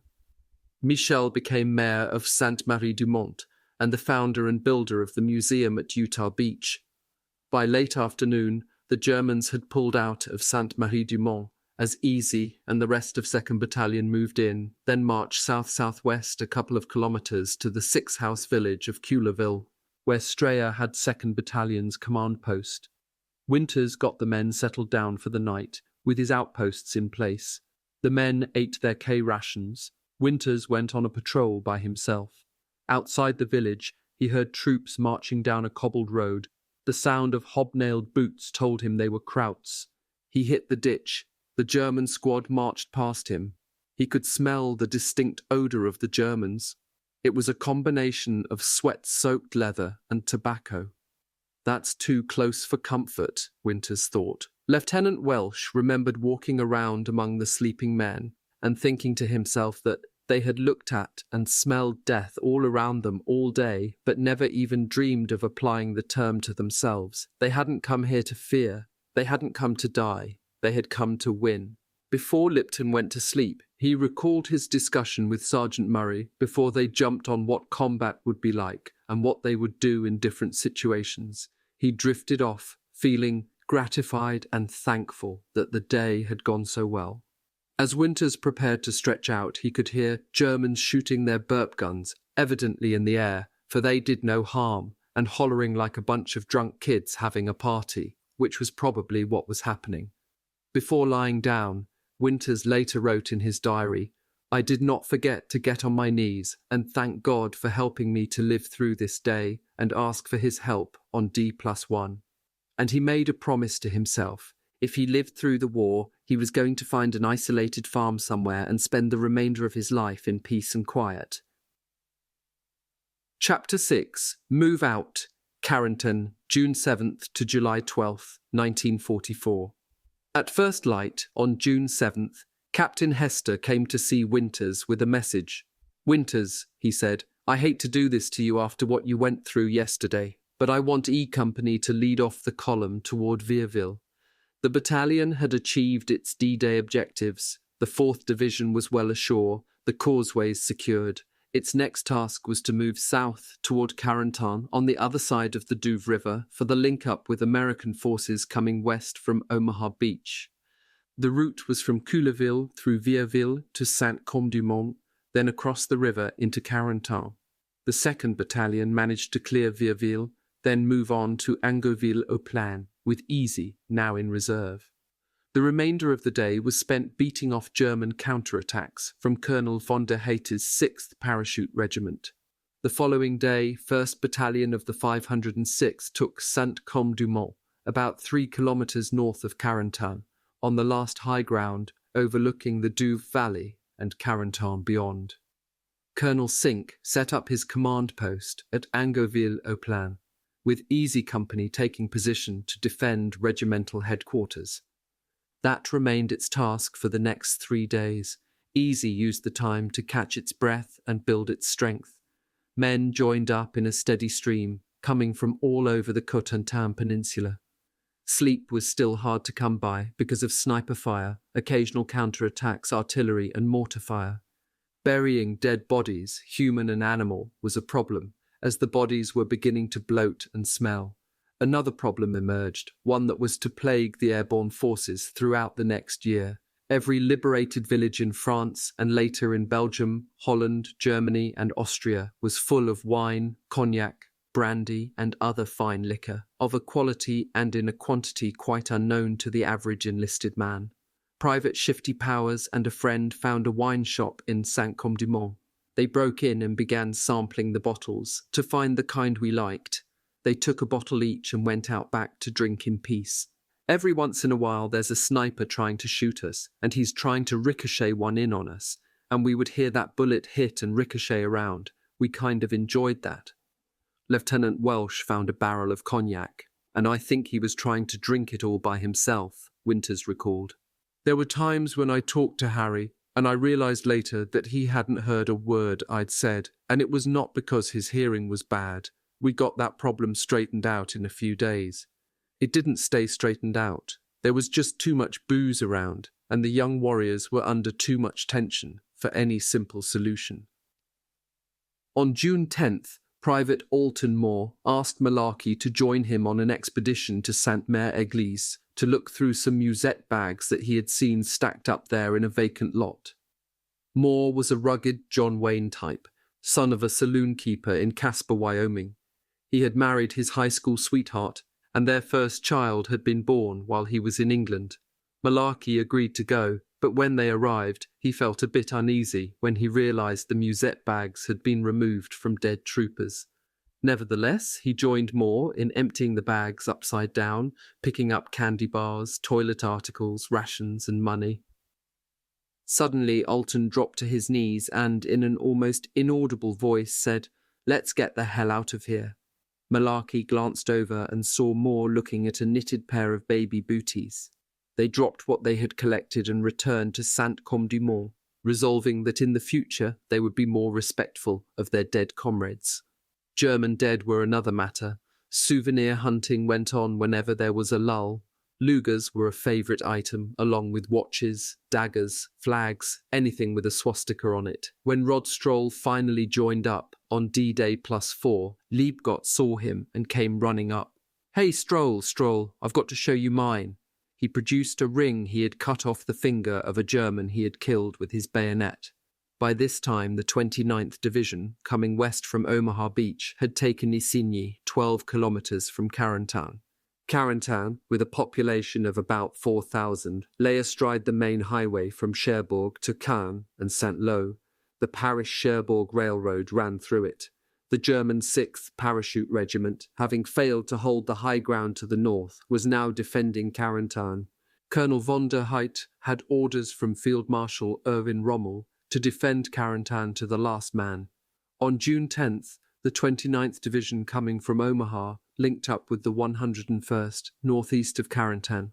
This made the beachhead secure, but it could not be developed or extended inland until the Americans drove the Germans out of Carentan. Progress was excruciatingly slow for three major reasons: the lack of sufficient armour or artillery, the skill and determination of the defenders, and the hedgerows, often 6 feet high or even more, with narrow lanes that were more like trenches, so solid that they could stop a tank. Each hedgerow was a major enemy position, and there were so damn many of them. Take one hedgerow after an all-out effort, and there was another one 50 meters or less away. This was about as bad a place to mount an infantry assault as could be imagined, as bad as clearing out a town house by house or room by room, as bad as attacking a World War I trench system. But it had to be done. General Collins had 7th Corps attacking north in the direction of Cherbourg, the largest port in Normandy and a major strategic objective, and west, toward the coast, in order to cut off the Germans in the Cotentin from their line of communications. But gains were limited and little progress could be expected until the bottleneck at Carentan had been broken. The task fell to the 101st. General Taylor decided to attack from 3 directions simultaneously. The 327th Glider Infantry Regiment would come in from the north, the 501st from the northeast, while the 506th would undertake a night march, swinging around the almost surrounded Carentan to the southwest. Coordinated attacks were scheduled to begin at dawn, 0500 hours, June 12th. Captain Sobel had seen to it that Easy Company had spent months of training at night. Forced night marches cross-country, through woods, night compass problems, every conceivable problem of troop movement and control of troops at night. The men were completely at ease working at night. Indeed, some of them insisted they could see better in the dark than in daylight. According to Winters, who was by now the acting company commander, Meehan was still listed as missing in action rather than killed in action. The ones who could not handle the night were the regimental staff officers. They had crapped out on the training problems and had not done the field work night after night that the troops and junior line officers had undergone. It had shown up on D-Day night, Winters said. They were the ones who had the problems getting oriented and finding their objectives. They had the big problem getting through hedgerows. The junior officers and enlisted men, completely on their own, had found their way around and found their objective with little problem and no maps. The deficiency showed up again on the night march of June 11th, 12. F Company led the way, with E following. They set out for Carentan across a marsh, over a bridge, then west across fields to the railroad. It was rough going through swampy areas and hedgerows. The companies kept losing contact. F Company would hit a tough section, work its way through, then take off at a fast pace, with no consideration for the rear elements breaking through that same bottleneck. Regimental headquarters kept changing orders for the boundaries of the 1st and 2nd battalions. The companies would stop, dig in, set up machine guns, then get orders to move out again. There had been major fighting over the route the 2nd Battalion was following. The area was strewn with bodies, American and German, weapons and equipment, difficult to see clearly in the dark. Once over the Douve River, heading toward the railroad track, Easy lost contact with F Company. I knew we would not be able to find our way to our objective over the strange terrain on our own, Lipton recalled, and that we were strung out in a defenseless formation. Winters tried to raise battalion on the radio. The operators spoke in muffled undertones. A German machine gun, 42, the best machine gun in the world, opened up with several short bursts from somewhere off to the left. Lipton moved over to his machine gunner and whispered to him to set up his gun facing toward the incoming fire.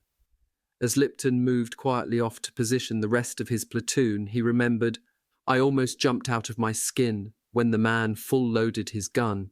The sound of a light machine gun being full-loaded, 2 times pulling back and releasing the bolt, can be heard a half-mile away on a still night.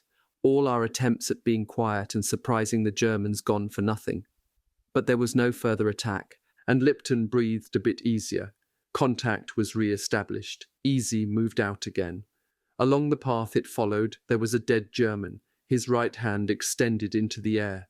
Everyone stepped over him until Private Wayne's skinny Sisk got there. Sisk reached out and shook the hand, meanwhile stepping on the bloated stomach. The corpse went, bleh.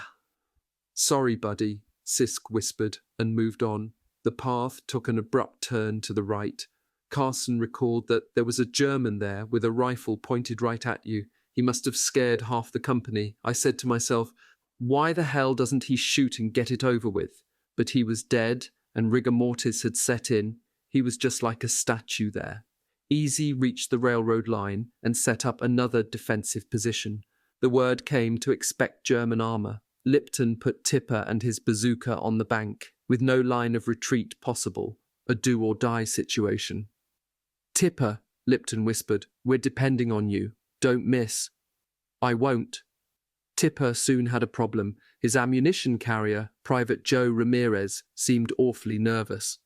We'll be okay, Joe, Tipper told him. Just be sure you have 2 bazooka rounds ready to go, with absolutely no time lost, not a fraction of a second. Ramirez went back and returned with 2 bazooka rounds, stumbling and crashing around. To Tipper's horror, he said he had removed the pins. With the safety pin gone, an armed bazooka rocket would explode if dropped from 2 or 3 feet. Stick those pins back in, Tipper whispered. I'll tell you when I want them out. I don't know where they are, Ramirez answered, holding the rounds stiffly out away from his body. I tossed them away. Good God Almighty, find them. Ramirez could not. Tipper got down on his hands and knees to help look. They found the pins. Ramirez's arms were twitching as Tipper carefully reinserted the pins. When the disarming was accomplished, Tipper said, Joe calmed down and his twitching stopped. Mine started at that point. No attack developed. This was because Colonel von der Heydte, short on ammunition after 6 days of heavy fighting with no supplies reaching him, had pulled most of his force out of Carentan. He left behind 1 company to hold the city as long as possible, while he got resupplied and prepared a counterattack from the southwest. The 50-man company in Carentan had a machine gun position to shoot straight up the road leading to the southwest, and 80mm mortars zeroed in on the critical T-junction on the edge of town. Easy moved out again, headed northeast.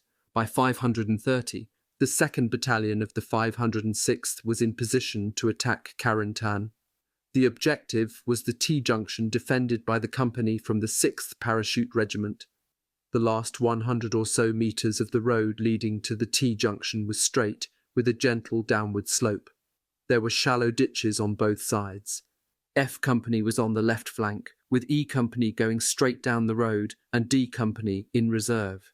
The orders were to move into Carentan and link up with the 327th coming in from the north. All was quiet, no action. Lieutenant Lavenson, formerly of E Company, now Battalion S1, went into a field to take a crap. The men could see his white fanny in the early dawn light. A German sniper fired 1 shot and hit Lavenson in the butt. He was evacuated to England. Later, as he was being flown back to the States, his plane went down over the Atlantic. By this time, Winters was furious. It had taken all night for regiment to get the men in position. Stop, move out, stop, move out, so many times that the men were worn out. It shouldn't have been, Winters said. It wasn't that difficult. We had screwed away the night, just getting into position. There was no time for a reconnaissance. Easy had no idea what lay ahead. There was no artillery preparation or airstrikes. The order came down. Attack at 0600 hours. Winters had his old platoon, the 1st under Lieutenant Welsh, on the left side of the road, just past where the road curved and then straightened out, with 2nd platoon on the right and 3rd platoon in reserve. The men lay down in the ditches by the side of the road, awaiting orders. The German defenders had not revealed their machine gun position or fired any mortars. Everything was quiet. At 0600 hours, Winters ordered, "Move out." Welsh kicked off the advance, running down the road toward the T-junction some 50 meters away, his platoon following. The German machine gun opened fire straight down the road. It was in a perfect position at the perfect time to wipe out the company. The fire split the platoon. The 7th man behind Welsh stayed in the ditch. So did the rest of the platoon, almost 30 men. They were face down in the ditches on both sides of the road, trying to snuggle in as close as they could. Winters jumped into the middle of the road, highly agitated, yelling, "Move out! Move out!" It did no good. The men remained in place, heads down in the ditch. From his rear, Winters could hear Lieutenant Colonel Strayer, Lieutenants Hester and Nixon, and other members of the battalion headquarters hollering at him to "Get them moving, Winters, get them moving." Winters threw away his gear, holding on to his M1, and ran over to the left side, hollering like a madman, "Get going." He started kicking the men in the butt. He crossed to the other side and repeated the order, again kicking the men. "I was possessed," Winters recalled. "Nobody had ever seen me like that." He ran back to the other side, machine gun bullets zinging down the street. He thought to himself, "My God, I'm leading a blessed life. I'm charmed." He was also desperate. His best friend, Harry Welsh, was up ahead, trying to deal with that machine gun. "If I don't do something," Winters thought to himself, "he's dead, no question about it." But the men wouldn't move. They did look up. Winters recalled, "I will never forget the surprise and fear on those faces looking up at me. The German machine gun seemed to be zeroing in on him, and he was a wide-open target. The bullets kept snapping by and glancing off the road all around me." Everybody had froze, Stroll remembered. Nobody could move. And Winters got up in the middle of the road and screamed, "Come on, move out, now!" That did it. No man in the company had ever before heard Winters shout. It was so out of character, Stroll said. We moved out as one man. According to Winters, here is where the discipline paid off. The men got the message and they moved out. As Sergeant Talbot passed Winters, he called out, "Which way when we hit the intersection?" "Turn right," Winters ordered. In 1981, Talbot wrote Winters, "I'll never forget seeing you in the middle of that road. You were my total inspiration. All my boys felt the same way." Welsh, meanwhile, was neutralizing the machine gun. "We were all alone," he remembered, "and I couldn't understand where the hell everybody was." Thanks to the distraction caused by Winters running back and forth, the machine gunner had lost track of Welsh and his 6 men. Welsh tossed some grenades at the gun, followed by bursts from his carbine. The men with him did the same. The machine gun fell silent. The remainder of Easy Company drove into the intersection at a full run and secured it. Winters sent the 1st platoon to the left, the 2nd to the right, clearing out the houses, one man throwing grenades through windows while another waited outside the door. Immediately after the explosion, the 2nd man kicked in the door to look for and shoot any survivors. Tipper and Liebgut cleared out a house. As Tipper was passing out the front door, a locomotive hit me, driving me far back inside the house. I heard no noise, felt no pain, and was somehow unsteadily standing and in possession of my M1. The German rear guard was bringing its prepositioned mortars into play. Liebgut grabbed Tipper and helped him to a sitting position, called for a medic, and tried to reassure Tipper that he would be okay. Welsh came up and got some morphine into Tipper, who was insisting that he could walk. That was nonsense. Both his legs were broken, and he had a serious head wound. Welsh and Liebgut half dragged him into the street, where, I remember lying at the base of the wall with explosions in the street and shrapnel zinging against the wall above my head. Welsh got Tipper back to the aid station being set up in a barn about 20 metres to the rear. Mortars continued coming in, along with sniper fire. Lipton led 3rd Platoon to the intersection and peeled off to the right. There were explosions on the street. He huddled against a wall and yelled to his men to follow him. A mortar shell dropped about 2 metres in front of him, putting shell fragments in his left cheek, right wrist and right leg at the crotch. His rifle clattered to the street. He dropped to the ground, put his left hand to his cheek and felt a large hole. But his biggest concern was his right hand, as blood was pumping out in spurts. Sergeant Talbot got to him and put a tourniquet on his arm. Only then did Lipton feel the pain in his crotch. He reached down for a feel, and his left hand came away bloody. "Talbot, I may be hit bad," he said. Talbot slit his pants leg with his knife, took a look, and said, "You're okay." What a relief that was, Lipton remembered. The 2 shell fragments had gone into the top of his leg and missed everything important. Talbot threw Lipton over his shoulder and carried him to the aid station. The medics gave Lipton a shot of morphine and bandaged him up.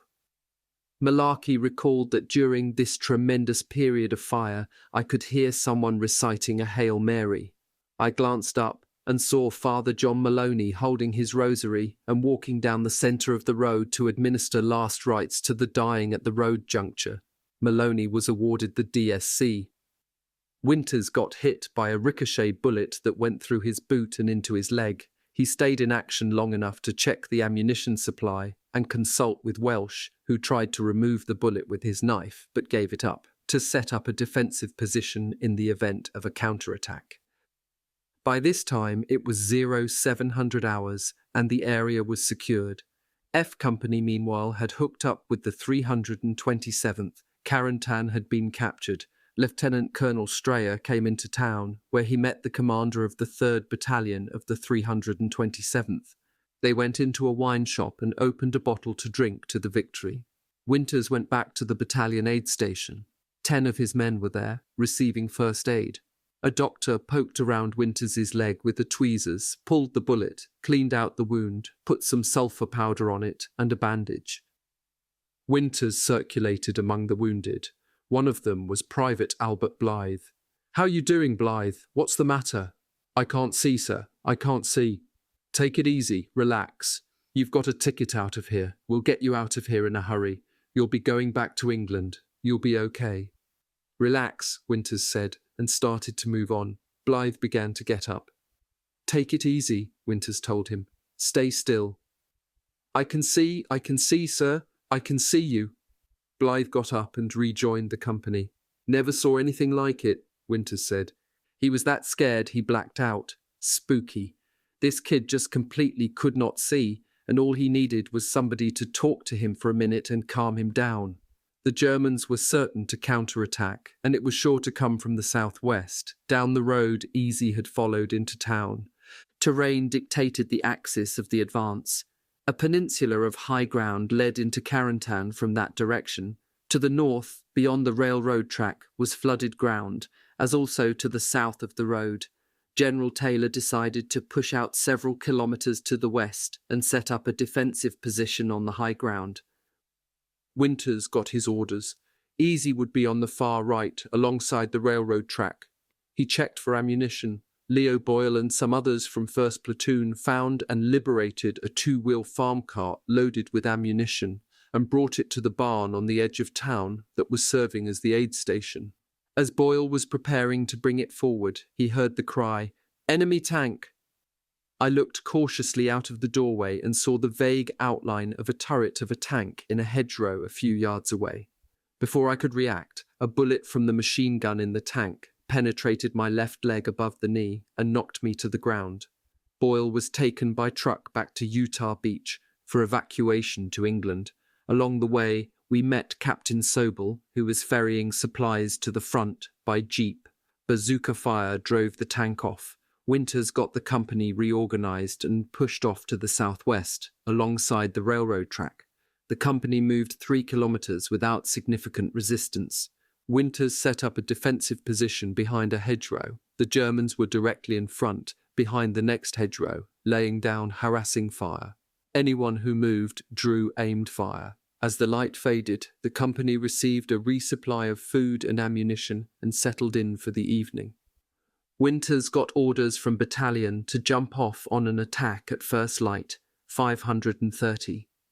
At about 0030 hours, June 13th, the Germans sent a patrol into the field between the hedgerows. Not a silent patrol to get intelligence, but a couple of squads, evidently drunk, shooting their machine pistols and shouting oaths at the Americans. It scared the hell out of us, Winters remembered. It didn't make any sense.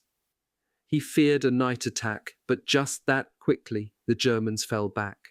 Gordon with his machine gun, Sisk and Guth were on outpost on the far right against the railroad track.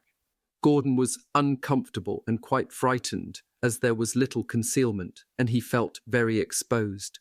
Sergeant Talbot checked on the men, decided they were too exposed and pulled them back to the main line of defense. Sergeant Talbot was up and down the line all night, shifting the men back and forth so that they could catch a few minutes' sleep.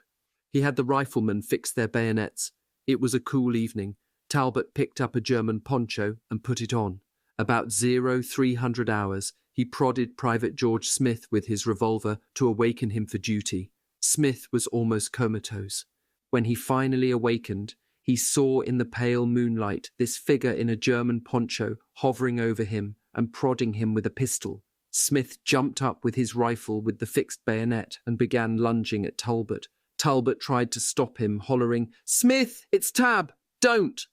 But Smith kept thrusting until he succeeded in bayoneting Talbot in the chest. Fortunately, he missed the lungs and heart, but Talbot was out of action. He had to be dragged away and carried the 3 kilometers back to the aid station. By 530, Winters had the company ready to attack. Just as he gave the order to move out, Colonel von der Heydt launched his 6th Parachute Regiment on its counterattack. Both sides cut loose with artillery, mortar, machine gun and rifle fire, everything they had. There was mass confusion, fire coming in, dead tired men who had used up their adrenaline long since, Taylor urging speed, men shouting. At one point, a firefight between Easy and another company of the 101st, some Sherman tanks coming up in support firing into friendly units on the left, chaos. Under the intense incoming fire, F Company on Easy's left flank broke and fell back. The commanding officer of the company was relieved on the spot by Colonel Strayer. That exposed D Company's right flank, so it fell back too.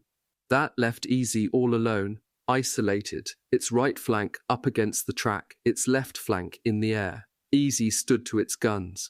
Gordon set his machine gun up on a gate at the opening of the hedgerow into the field. He had lost the tripod on D-Day and blasted away. A mortar round dropped 10 meters in front of him. Gordon went down with shrapnel in his shoulder and leg. The same mortar wounded Rod Stroll. Still they stayed in the line, continuing to fire. Winters, Compton, Welsh, and the other officers were running up and down the line, encouraging the men, straightening things out, making sure everything was done that could be done to stop the Germans. A German tank started to break through the hedgerow on Easy's left flank, exactly where F Company should have been. Welsh told Private John McGrath to bring his bazooka and come on. They raced out into the open field, crouched down, armed the bazooka, and Welsh told McGrath to fire. The shot hit the turret, but bounced off. The German tank turned its 88mm cannon toward Welsh and McGrath and fired. The shells zoomed over their heads, missing by a few feet. The tank gunner could not depress his cannon sufficiently because the tank driver was climbing the hedgerow in an effort to break through. Welsh started reloading the bazooka. McGrath was saying over and over, "Lieutenant, you're going to get me killed. You're going to get me killed." But he held his place, took careful aim at the tank, which was at the apex of its climb, cannon pointing skyward, the huge vehicle just about to tip forward as it broke through, and fired. He hit exactly where he wanted, the unarmored belly of the tank, and it exploded in a great burst of flame and fire. That was the critical moment in the battle. German tank drivers lined up behind the one McGrath had hit, put their gear in reverse and began to back off. Meanwhile, battalion headquarters had stopped the retreat of DNF companies, pulled them together and pushed them forward about 150 metres, closing the gap somewhat on the left flank. Still the Germans came on. They tried a flanking movement on the far north side of the railroad track. Winters got some mortar fire going, which stopped that attempt. Easy held its ground. The company had taken 10 casualties on June 12th in the attack on Carentan, and 9 more on June 13th in the defence of Carentan. Gordon dropped out of the line and found Winters. A piece of shrapnel had gone into the calf of his leg on one side and come out on the other. He was also bleeding from the shrapnel wound in his shoulder. But what bothered him was a boil that had developed on his shin right above his boot. The pain was unbearable. He told Winters he had to have the boil lanced. Winters told him to hobble his way back to the aid station. The medic took one look at this man bleeding from the leg and shoulder, looking like someone who had not slept for 3 days and had just come in from an intense battle, and asked, "Are you hurt?" "Well, yes," Gordon replied, "but that's not the problem. My problem is this boil. Get the boil." The medic lanced the boil, then looked at the other wounds. He said the shoulder would be all right, but your leg wound is bad. Each side of the wound had closed, and Gordon's leg was turning blue. "You're going to have some real problems with that," the medic said. "We've got to evacuate you." "No way," Gordon protested. Didn't tell Lieutenant Winters." "I'll get word back to him. Don't worry about that." So Gordon finally agreed to be evacuated. At 16:30, 60 tanks from the 2nd Armoured, accompanied by fresh infantry from the 29th Division, came up to relieve Easy. Winters recalled what a wonderful sight it was to see those tanks pouring it to the Germans with those heavy 50 caliber machine guns and just ploughing straight from our lines into the German hedgerows with all those fresh infantry soldiers marching along beside the tanks.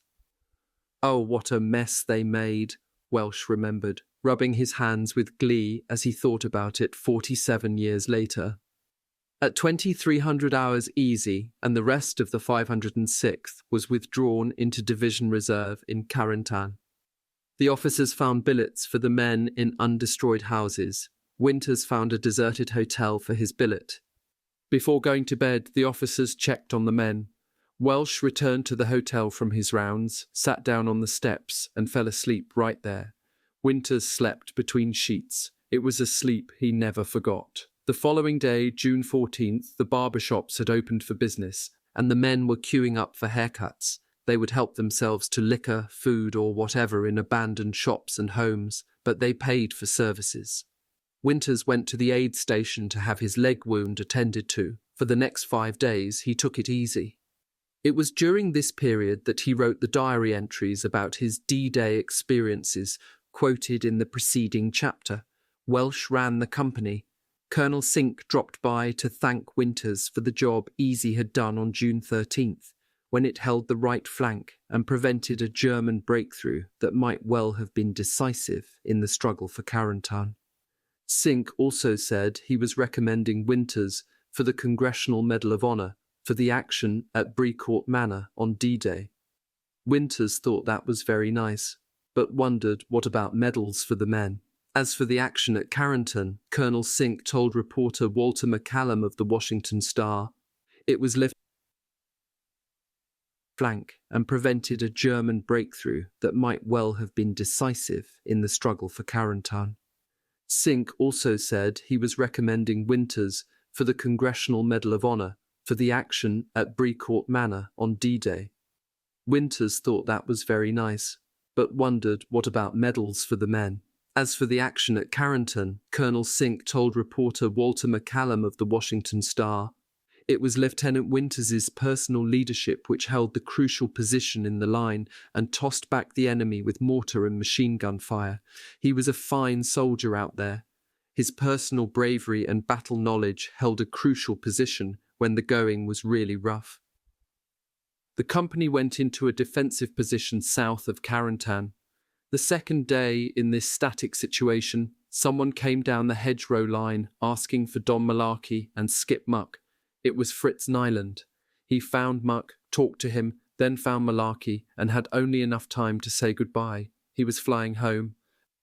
A few minutes after Nyland left, Muck came to Malarkey, his impish Irish smile replaced by a frown. Had Nyland explained to Malarkey why he was going home? No. Muck told the story.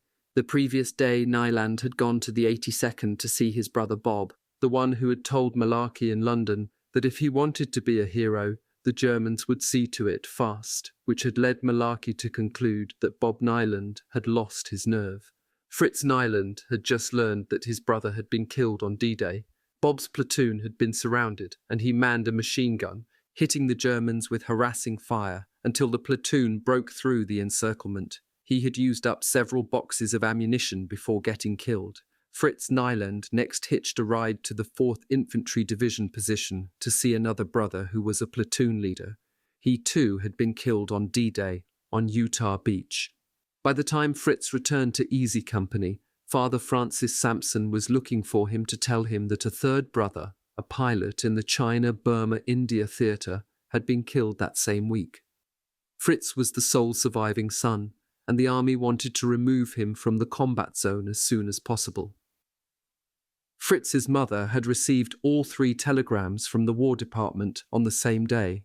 Father Sampson escorted Fritz to Utah Beach, where a plane flew him to London on the first leg of his return to the States. The company dug in. Neither side was making infantry assaults south of Carentan, but the incoming and outgoing mail was tremendous, since both sides were receiving reinforcements in artillery and heavy weapons, the Americans from the beach and the Germans from the French interior.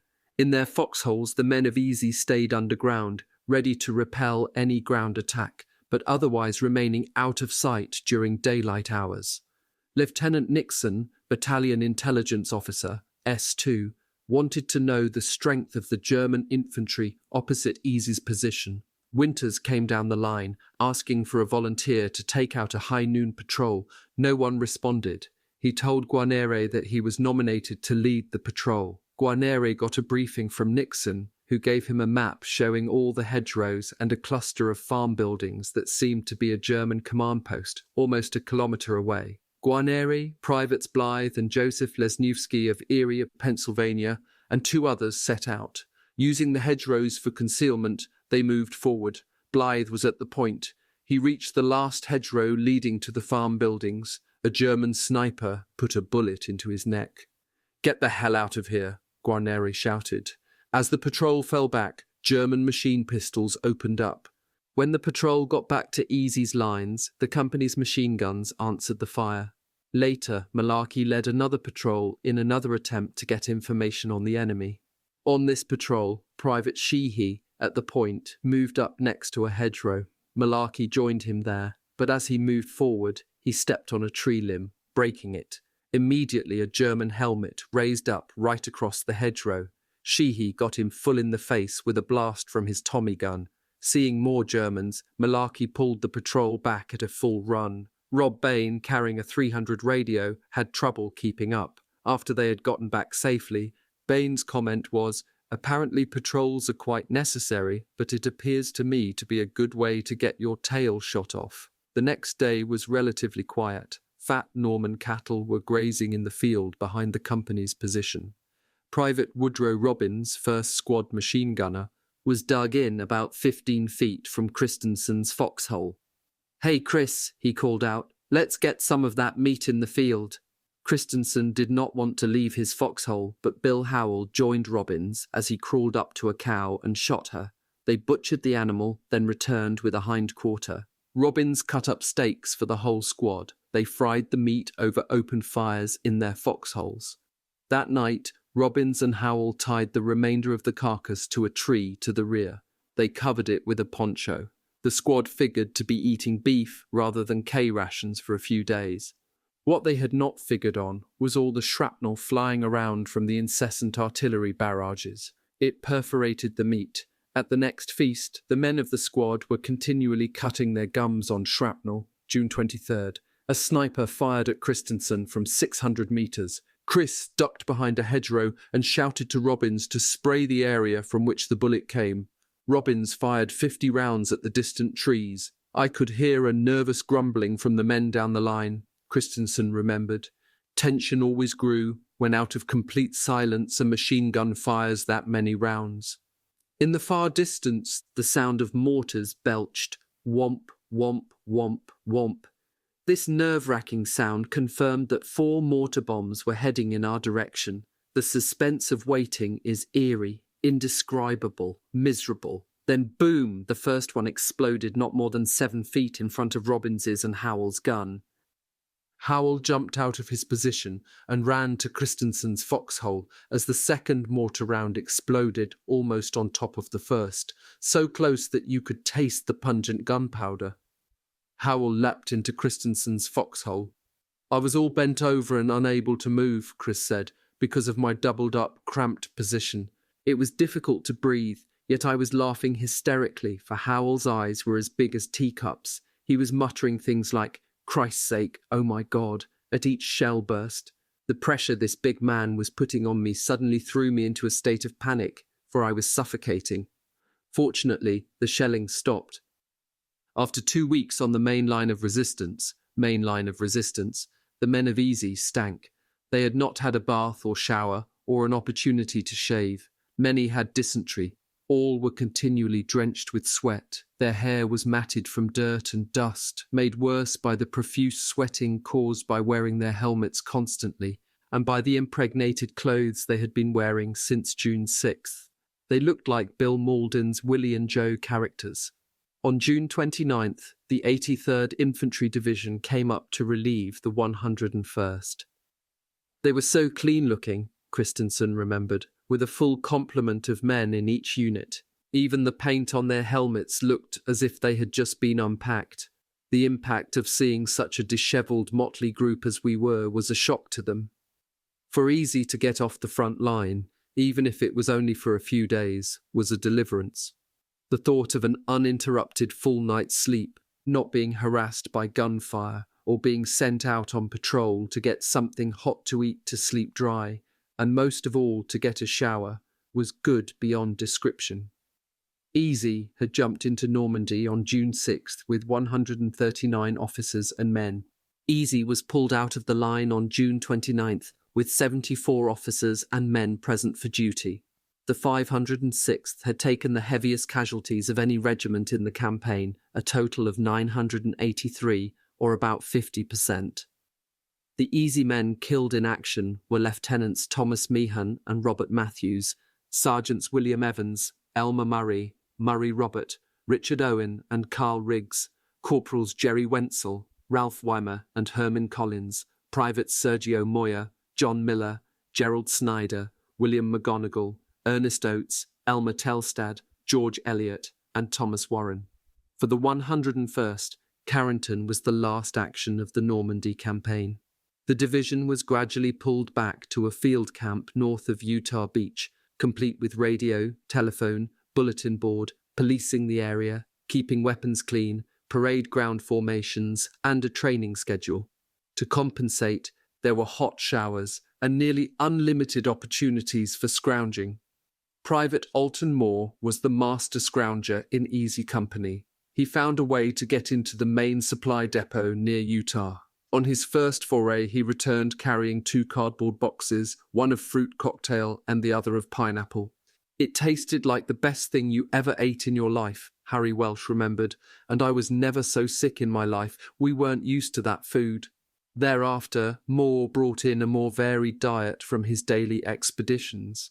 General Taylor stopped by to congratulate the company on its lonely stand on the far right flank at Carrington. The men wanted to know what about his "give me 3 days and nights of hard fighting and I'll have you out of here" pre-D-Day promise. General Omar Bradley appeared for an awards ceremony. Standing on a little platform in the field, he read out the citations for the Distinguished Service Cross for 11 men, including General Taylor, Chaplain Maloney, and Lieutenant Winters. That was a proud moment, Winters said. He recalled that after the ceremony, Bradley had the troops break formation and gather round him. "Are there any reporters here? Any correspondents?" he asked. "If there are, I don't want this recorded." "What I want to say," he went on, "is that things are going very well, and there is a possibility at this point, as I see it, that we could be in Berlin by Christmas." Winters thought to himself, "God, I can make it till Christmas. Just let me go home for Christmas." On July 1st, Winters received news of his promotion to captain. On July 10th, the company moved down to Utah Beach to prepare to embark for England. Seeing the beach for the first time, Winters recalled, with that armada of ships as far as the eye could see in every direction, and seeing the American flag on the beach, left me feeling weak in the knees for a few moments and brought tears to my eyes. Private Moore pulled one last raid on that vast supply dump. He broke into the main motor pool and stole a motorcycle, complete with sidecar. He hid it behind a sand dune, then asked Captain Winters if he could put it on the LST and take it back to England. "Up to you," Winters replied. The next day, as the company marched up the ramp of the gigantic LST, Moore moved the motorcycle up the inland side of the forward dune.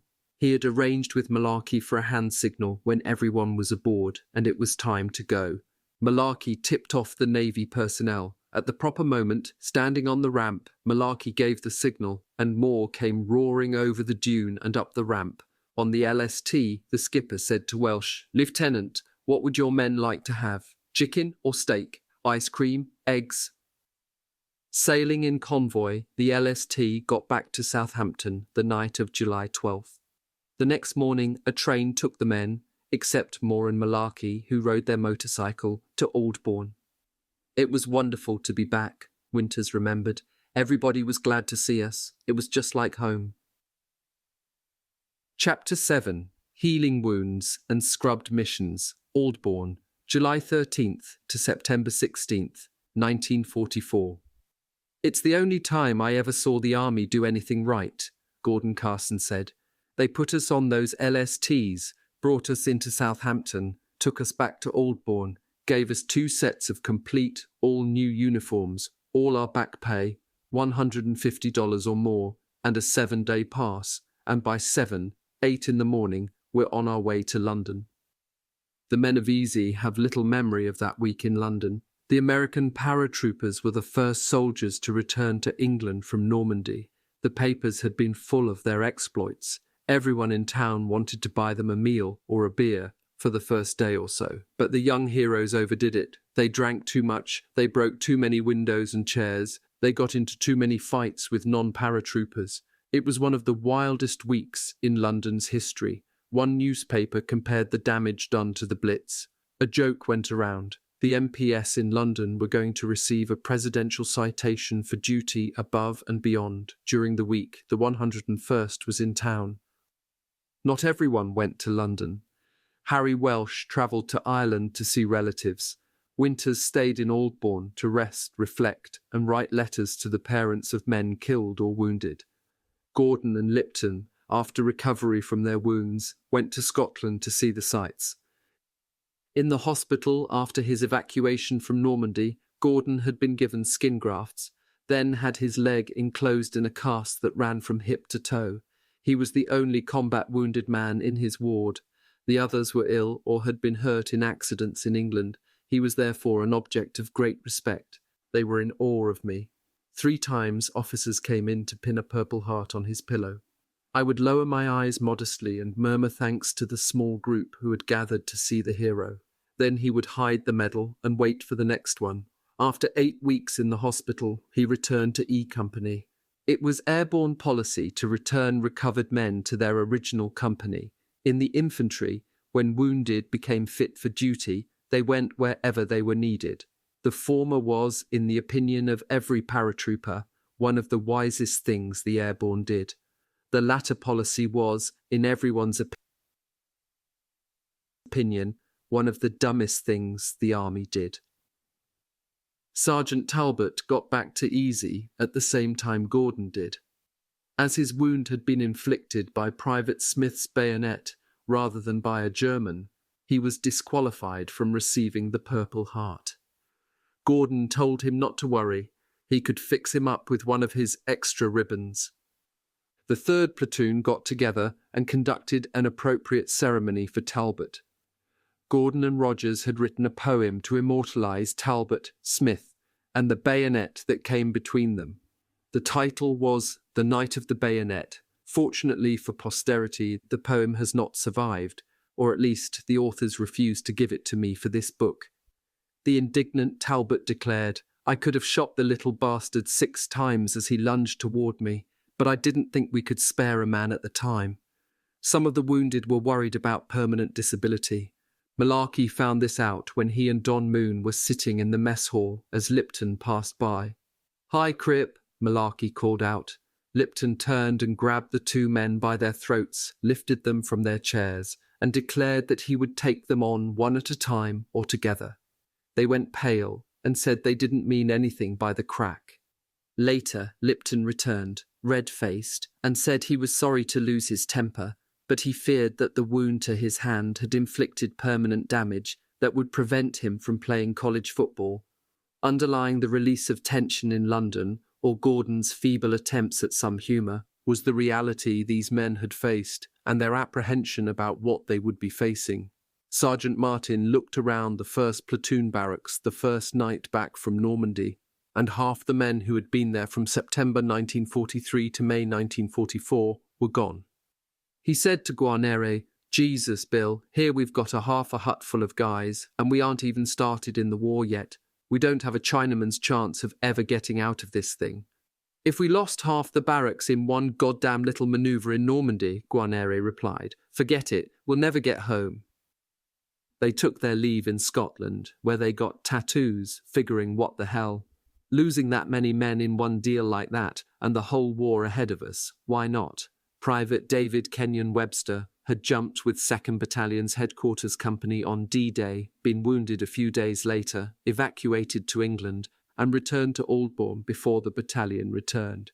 He hid in the shadows of the Red Cross hut as the thin, tired column of survivors marched into the area, hoping that no one would look him in the face and ask, "Where the hell were you, Webster?" When the Krauts made the big counterattack, the other side of Carentan and F Company gave ground, and E Company's flank was exposed. His embarrassment aside, Webster was overjoyed to see his friends return. "You know everybody in the battalion by sight," he wrote, "if not by name, and you feel like part of a big family. You are closer to these men than you will ever be to any civilians."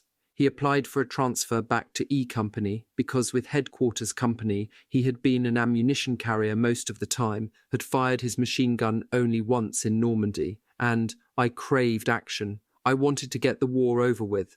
I wanted to fight as a rifleman in a line company." He became a member of 1st Platoon. Webster's attitude was, as he wrote his parents, "I am living on borrowed time. I do not think I shall live through the next jump. If I don't come back, try not to take it too hard. I wish I could persuade you to regard death as casually as we do over here. In the heat of battle, you expect casualties, you expect somebody to be killed, and you are not surprised when a friend is machine-gunned in the face. You have to keep going. It's not like civilian life, where sudden death is so unexpected." When his mother wrote to express her considerable alarm at this attitude, and her worries about his younger brother, who had just joined the paratroopers, Webster was blunt in his reply. "Would you prefer for somebody else's son to die in the mud? You want us to win the war, but you apparently don't want to have your sons involved in the actual bloodshed. That's a strangely contradictory attitude. Somebody has to get in and kill the enemy. Somebody has to be in the infantry and the paratroops. If the country all had your attitude, nobody would fight. Everybody would be in the quartermaster. And what kind of a country would that be?" Lipton felt that, when men are in combat, the inevitability of it takes over. They are there. There is nothing they can do to change that, so they accept it. They immediately become callous to the smell of death, the bodies, the destruction, the killing, the danger. Enemy bodies and wounded don't affect them. Their own wounded and the bodies of their dead friends make only a brief impression, and in that impression is a fleeting feeling of triumph or accomplishment that it was not them. "Thank God it was him and not me" is a feeling common to many combat soldiers when their comrades fall. Later, it can produce guilt feelings. There is still work to be done. a war to be won, and they think about that. Once out of the line, back in a rest camp, Lipton goes on. They begin to think. They remember how their friends were wounded or killed.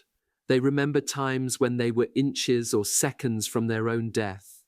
Far from combat, death and destruction are no longer inevitable. The war might end, the missions might be cancelled.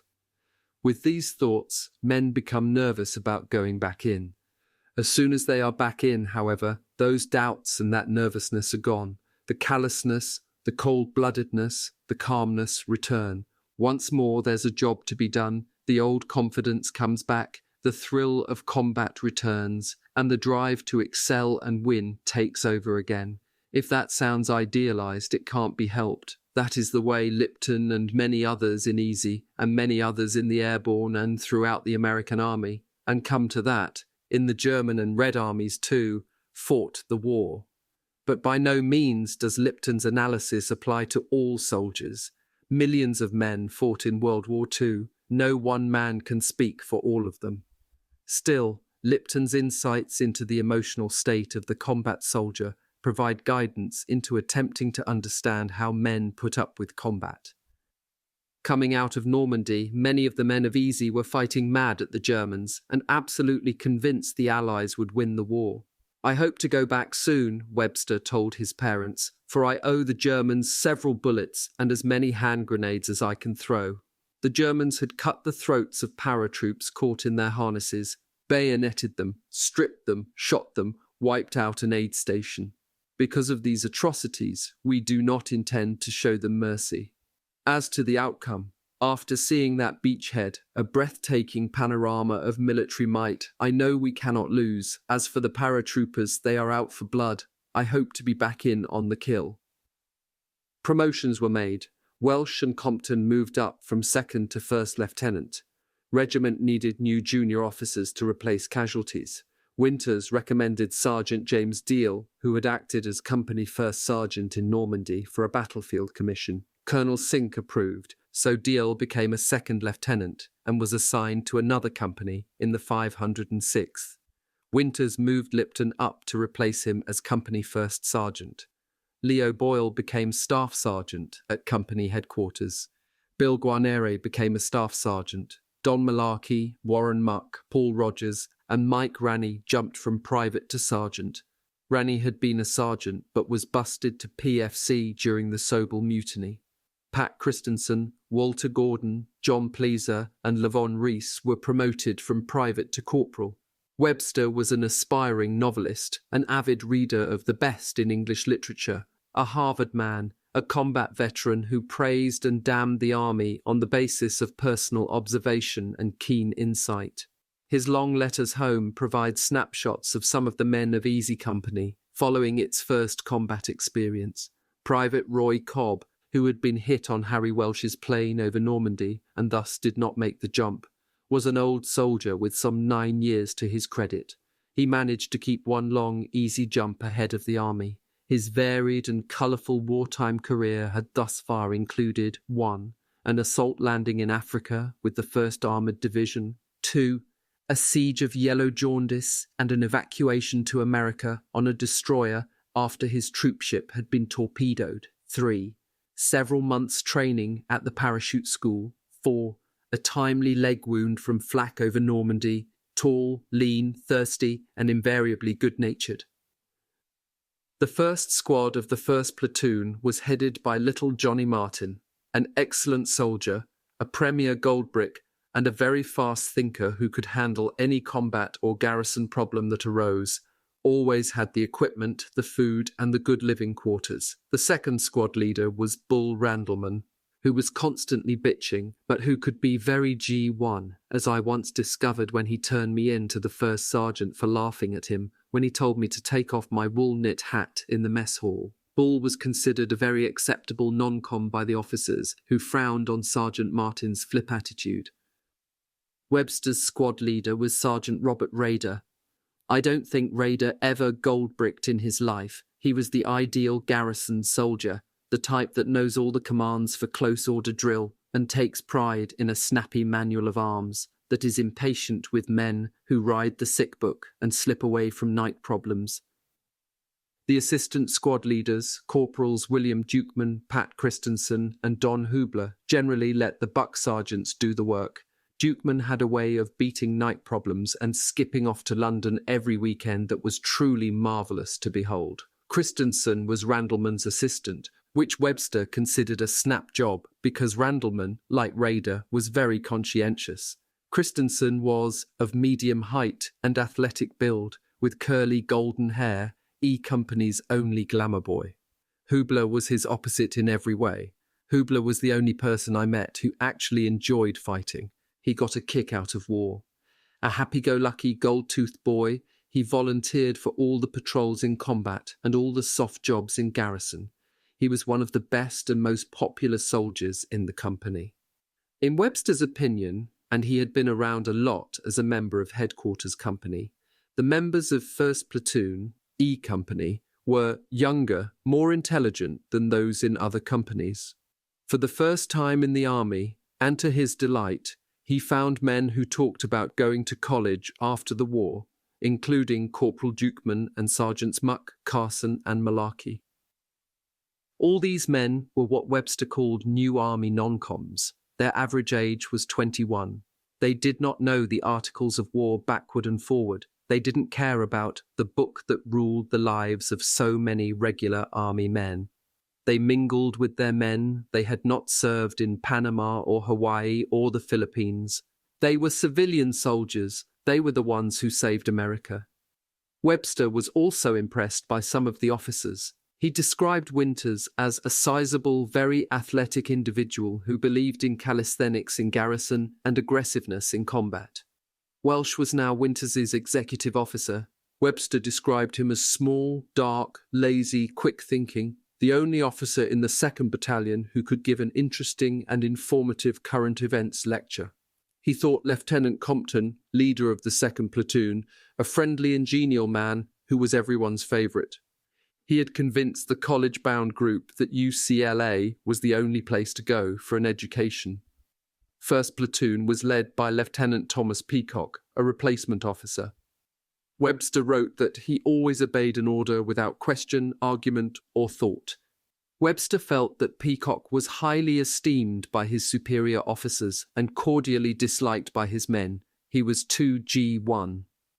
Once the platoon came back to Aldbourne from a 10-hour cross-country march, Peacock made the men play a baseball game because that was what was on the schedule. Peacock believed in the book. He was in his element in Normandy as battalion supply officer, but as a platoon leader, his men hated even to look at him. Peacock's assistant was Lieutenant Bob Brewer. Very young, a superb athlete, Webster described him as overgrown, boyish. In the summer of 1944, Easy Company had excellent billets. The officers were in a lovely brick house near the village green. In back, there were stables, which the men cleaned out and used. The stables consisted of a series of box stalls, in each of which 4 men lived in comfort and a dark, welcome privacy. There they could hide. So many did so when night training exercises resumed that Winters was forced to make a habit of checking the individual stalls to be certain no one was hiding behind the bunks or standing in the clothes hanging from the hooks. Beyond cover and concealment, each stall had a stove, a large, thick, soundproof door, and a high, airy ceiling. There was sufficient room to hang uniforms and barracks bags and still play poker or craps. For entertainment, the men listened to Armed Forces Network, AFN, radio. It was on from 0700 hours to 2300 hours, with an occasional rebroadcast of a Bob Hope show, BBC News every hour, and swing music. The men much preferred it to BBC broadcasts, even though they had to endure Supreme Headquarters Allied Expeditionary Force exhortations to keep clean, salute more often, or refrain from fighting. Remember, men, if you're looking for a fight, wait till you meet the Germans. When they didn't like the tune being played on AFN, they could turn to German radio and listen to Axis Sally and Lord Haw Haw. These propagandists played popular tunes, intermixed with messages that were so crudely done they always brought a laugh. In addition to the radio, there were movies twice a week, usually cowboy thrillers, seldom a recent release. Occasionally, a United Services Organization, USO, show came to the area, but generally the big stars stuck to London. Glenn Miller was an exception. For Malarkey, the big thrill of the summer came on July 25th, when he was one of 6 men in the company to get a ticket to a concert given by Miller and his Army Air Force Band in Newbury. 47 years later, Malarkey could remember the program. Miller started with Moonlight Serenade, the most thought-provoking theme song ever written, according to Malarkey, followed by In the Mood. On weekends, when they were not in a marshalling area or on an alert, the men got passes. Malarkey and Moore would jump on their motorcycle and head for the south coast, Brighton, Bournemouth or Southampton, for swimming and sunbathing. Upon returning from one such excursion, they got a message from Captain Sobel. He wanted Malarkey and Moore to know that he knew they had the motorcycle and that it was stolen, but he was not going to do anything about it, except that he intended to confiscate it when the company next went into combat. Malarkey figured that Sobel's relatively reasonable attitude was a result of his unwillingness to confront Captain Winters. What was not so pleasant as the billets or the radio or the weekends was the training. I got the impression we were being punished for going to Normandy, Webster wrote.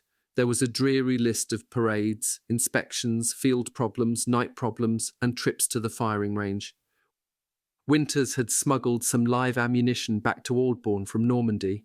He used it to give the replacements the feel of advancing in an attack under covering fire. There was a risk involved, obviously to the men on manoeuvres, but also to Winters himself, as it was unauthorized, and if anyone had been wounded, it would have been his fault.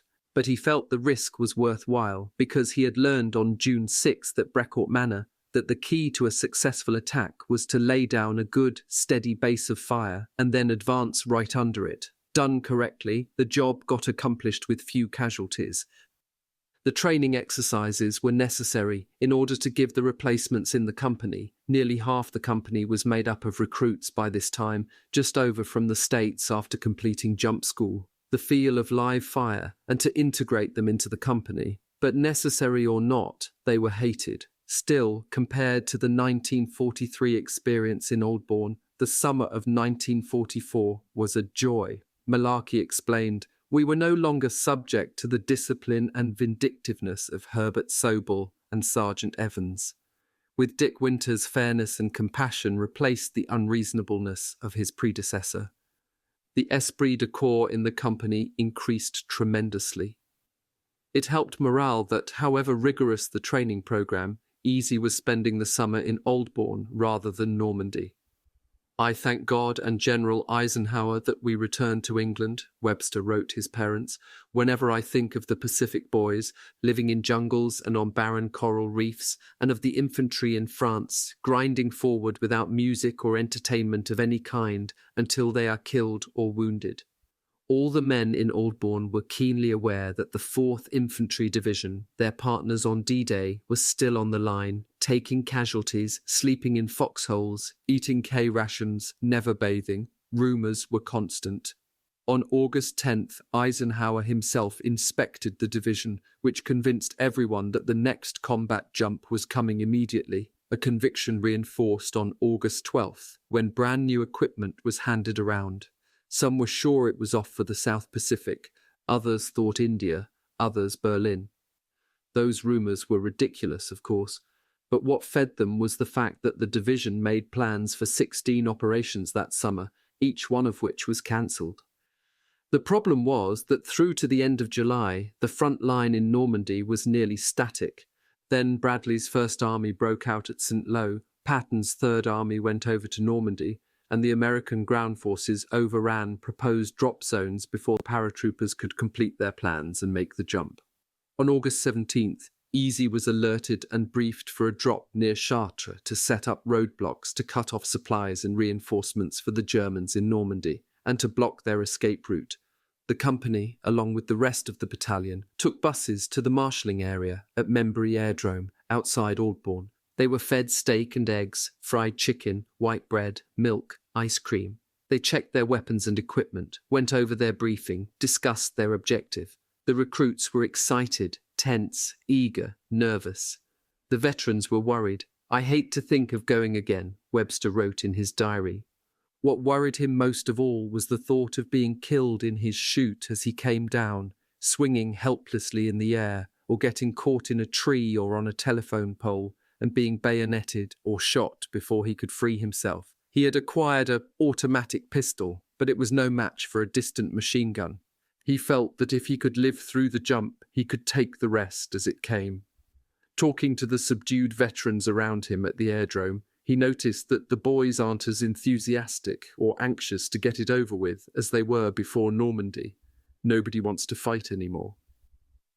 Some hope was expressed that with Patton racing across France, the Allies on the offensive in Italy, the Red Army moving forward relentlessly on the Eastern Front, and the Wehrmacht High Command in turmoil after the July 20th attempt on Hitler's life, Germany might collapse any day.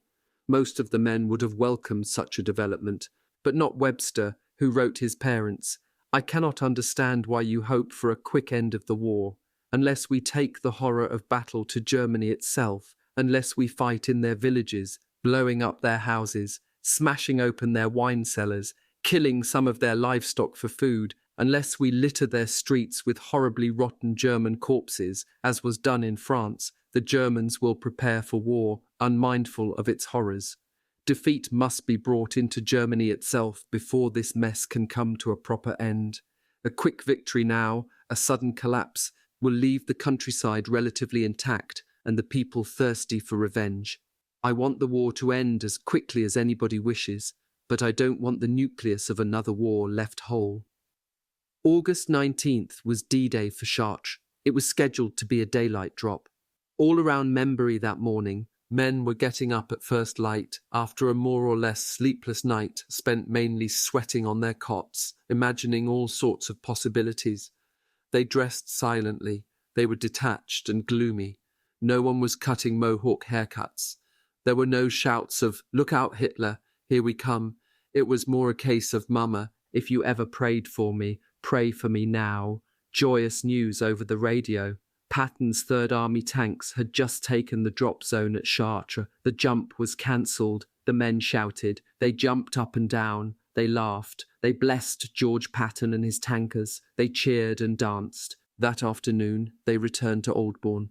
On Sunday morning, August 28th, the 506th held a memorial service for the men killed in Normandy. When it was announced that the men would have to give up their Sunday morning, there was terrific moaning and groaning. As one trooper put it, he would honour the dead on Saturday morning or all day Monday, but he'd be damned if he'd honour the dead on his own time. But that was just talk, a soldier exercising his inalienable right to grouse. He put on his Class A uniform and went along with the rest. Easy Company was taken by buses to regimental headquarters on the estate of Lord Wills at Littlecote, outside Chiltern Foliot, where it joined the other companies on a soft green field. A band played the Dead March in such a slow cadence that everyone got out of step. But once the regiment was in place, the 2,000 young American warriors spread like a solid brown carpet on the lawn, the grand castle before them. It made an inspiring sight. Chaplain McGee gave a talk, saying the dead really were heroic, America really was worth dying for, those who died did not die in vain, and so on. The men were more impressed by the regimental prayer, written by Lieutenant James Morton and read by the chaplain. Almighty God, we kneel to thee and ask to be the instrument of thy fury in smiting the evil forces that have visited death, misery, and debasement on the people of the earth. Be with us, God, when we leap from our planes into the dark abyss and descend in parachutes into the midst of enemy fire. Give us iron will and stark courage as we spring from the harnesses of our parachutes to seize arms for battle. The legions of evil are many, Father. Grace our arms to meet and defeat them in thy name and in the name of the freedom and dignity of man. Let our enemies who have lived by the sword turn from their violence lest they perish by the sword. Help us to serve thee gallantly and to be humble in victory. General Taylor came next. but his speech was drowned out by a formation of C-47s passing overhead. Then the roster of the dead and missing was read out. It seemed to drone on endlessly. There were 414, and each name brought a sharp intake of breath from the surviving members of the soldiers' squad, platoon, company. Each time he heard the name of a man he knew, Webster thought of his family sitting quietly in a home that will never be full again. The reading ceased abruptly with a private whose name began with Z. The regiment marched off the field to the tune of Onward Christian Soldiers. The 101st Airborne Division was now a part of the 1st Allied Airborne Army, which included the United States, 17th, 82nd, and 101st Airborne. Together, the United States units constituted the 18th Airborne Corps, the Polish 1st Parachute Brigade, and the British 1st and 6th Airborne Divisions, plus the 52nd Lowlanders, air transported. General Matthew Ridgway commanded the 18th Corps. General Lewis Brereton commanded the Airborne Army. General Taylor remained in command of the 101st. General James Gavin commanded the 82nd. All these generals and their senior subordinates were itching to get the Airborne Army into action, but every time they made a plan, briefed the men, transported them to their marshalling areas, and prepared to load up, the ground troops overran the drop zone and the mission was cancelled. It happened again at the end of August. On the 30th, at midnight, Taylor ordered company formations. The men were told to pack their bags for an 0800 hours departure for Membury. At the airdrome, along with all the other activity, a money exchange took place, English pounds for Belgian francs. Thus, the men knew the objective even before the briefing. Finance officers told those who did not have a pound note, tough. The drop zone was to be near Tournai, Belgium, just across the border from the French city of Lille.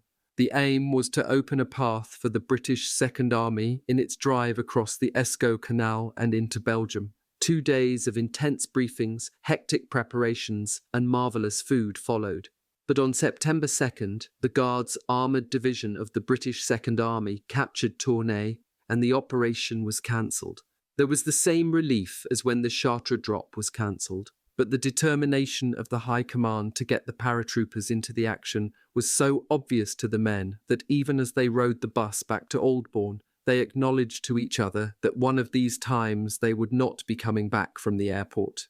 The Allied armies continued to roll through France and Belgium. The Airborne Army's High Command grew ever more desperate to get into the battle. It had the best troops in European theatre of operations, the best commanders, the highest morale, unmatched mobility, outstanding equipment.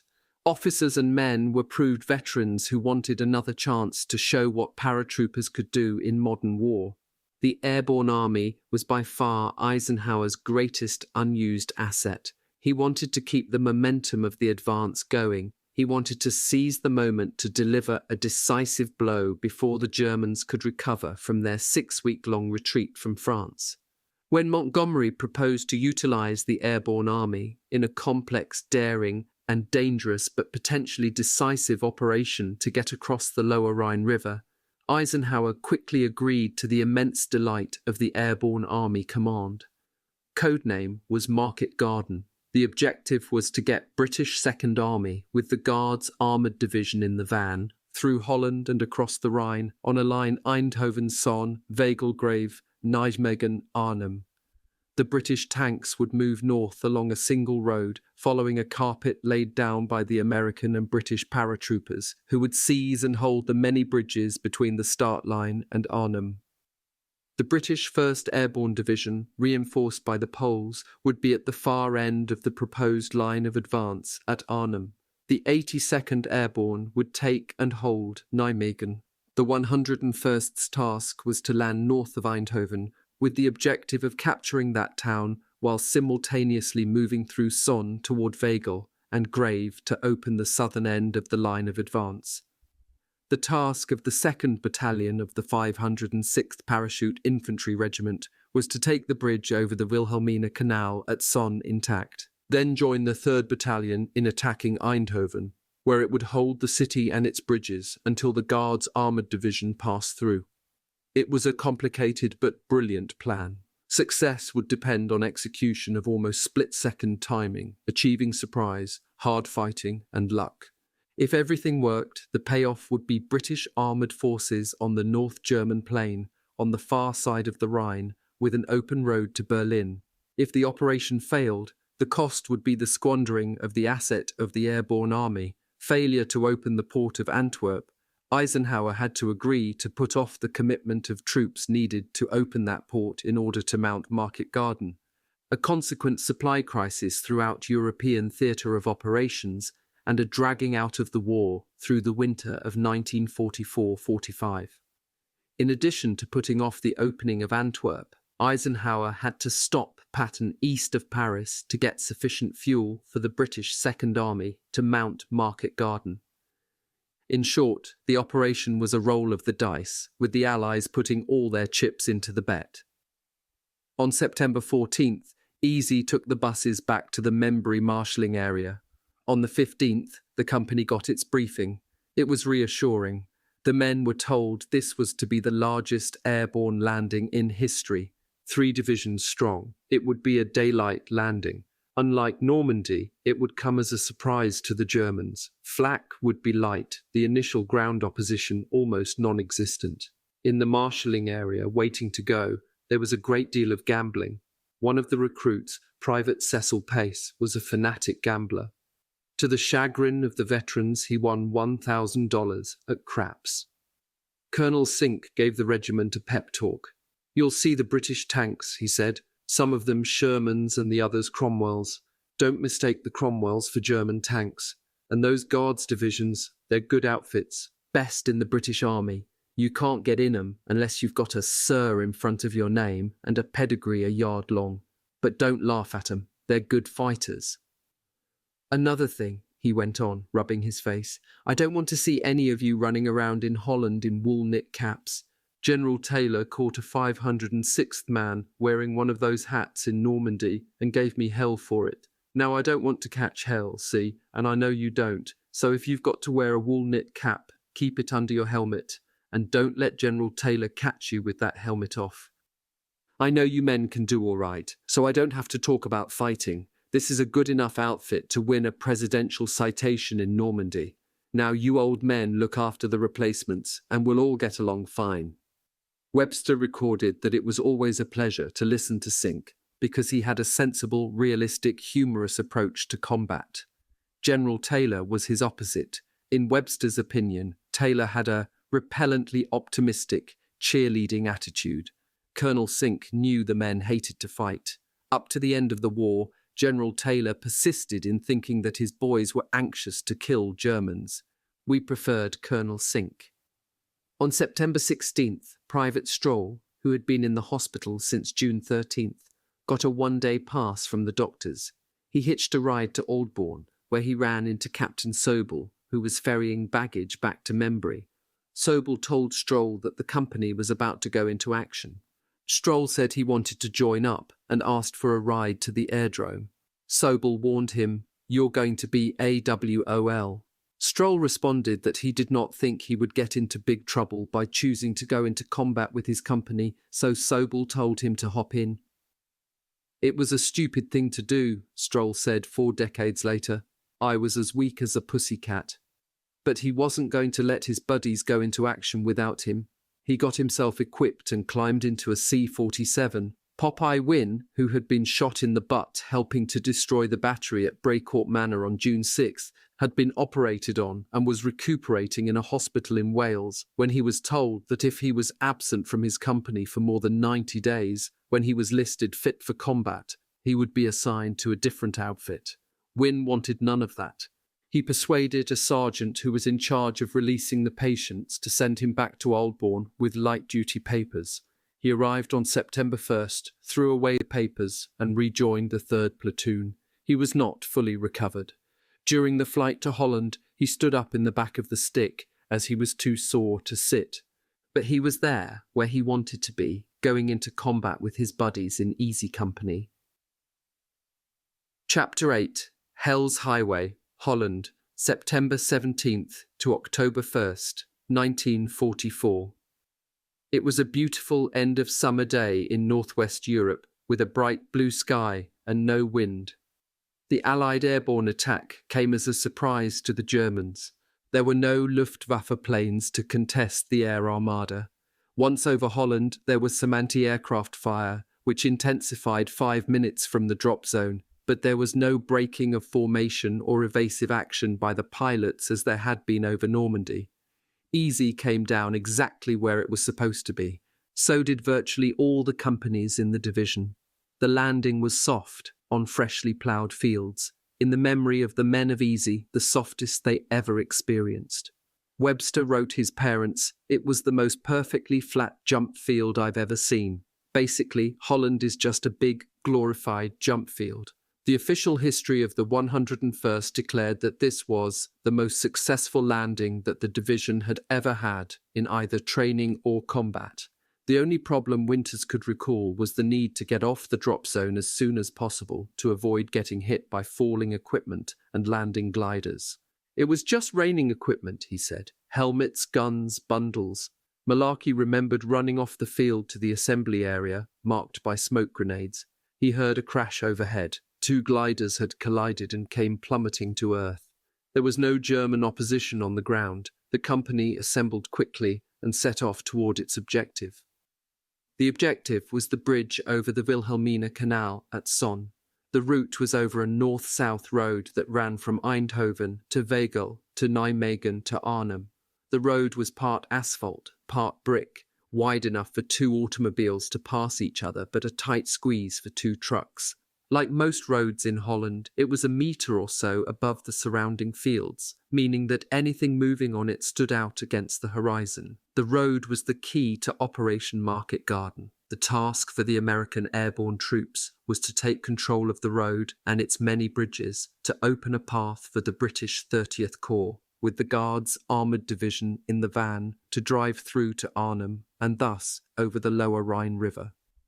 Easy landed about 30 kilometres behind the front line, some 15 kilometres north of Eindhoven.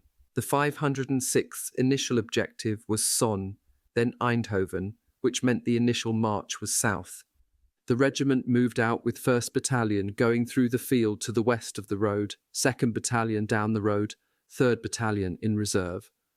2nd Battalion order of march was D Company leading, then E Company, Battalion headquarters, and F Company following. The column entered Sonn. The residents were drawn up on each side of the road as for a parade. Unlike Normandy, where the French villagers mainly stayed out of sight, the Dutch were ecstatic to be liberated. The parish priest, Hussen of Sonn, handed out cigars. Orange flags, forbidden by the German occupiers, flew from the windows. People gave the passing paratroopers apples and other fruit.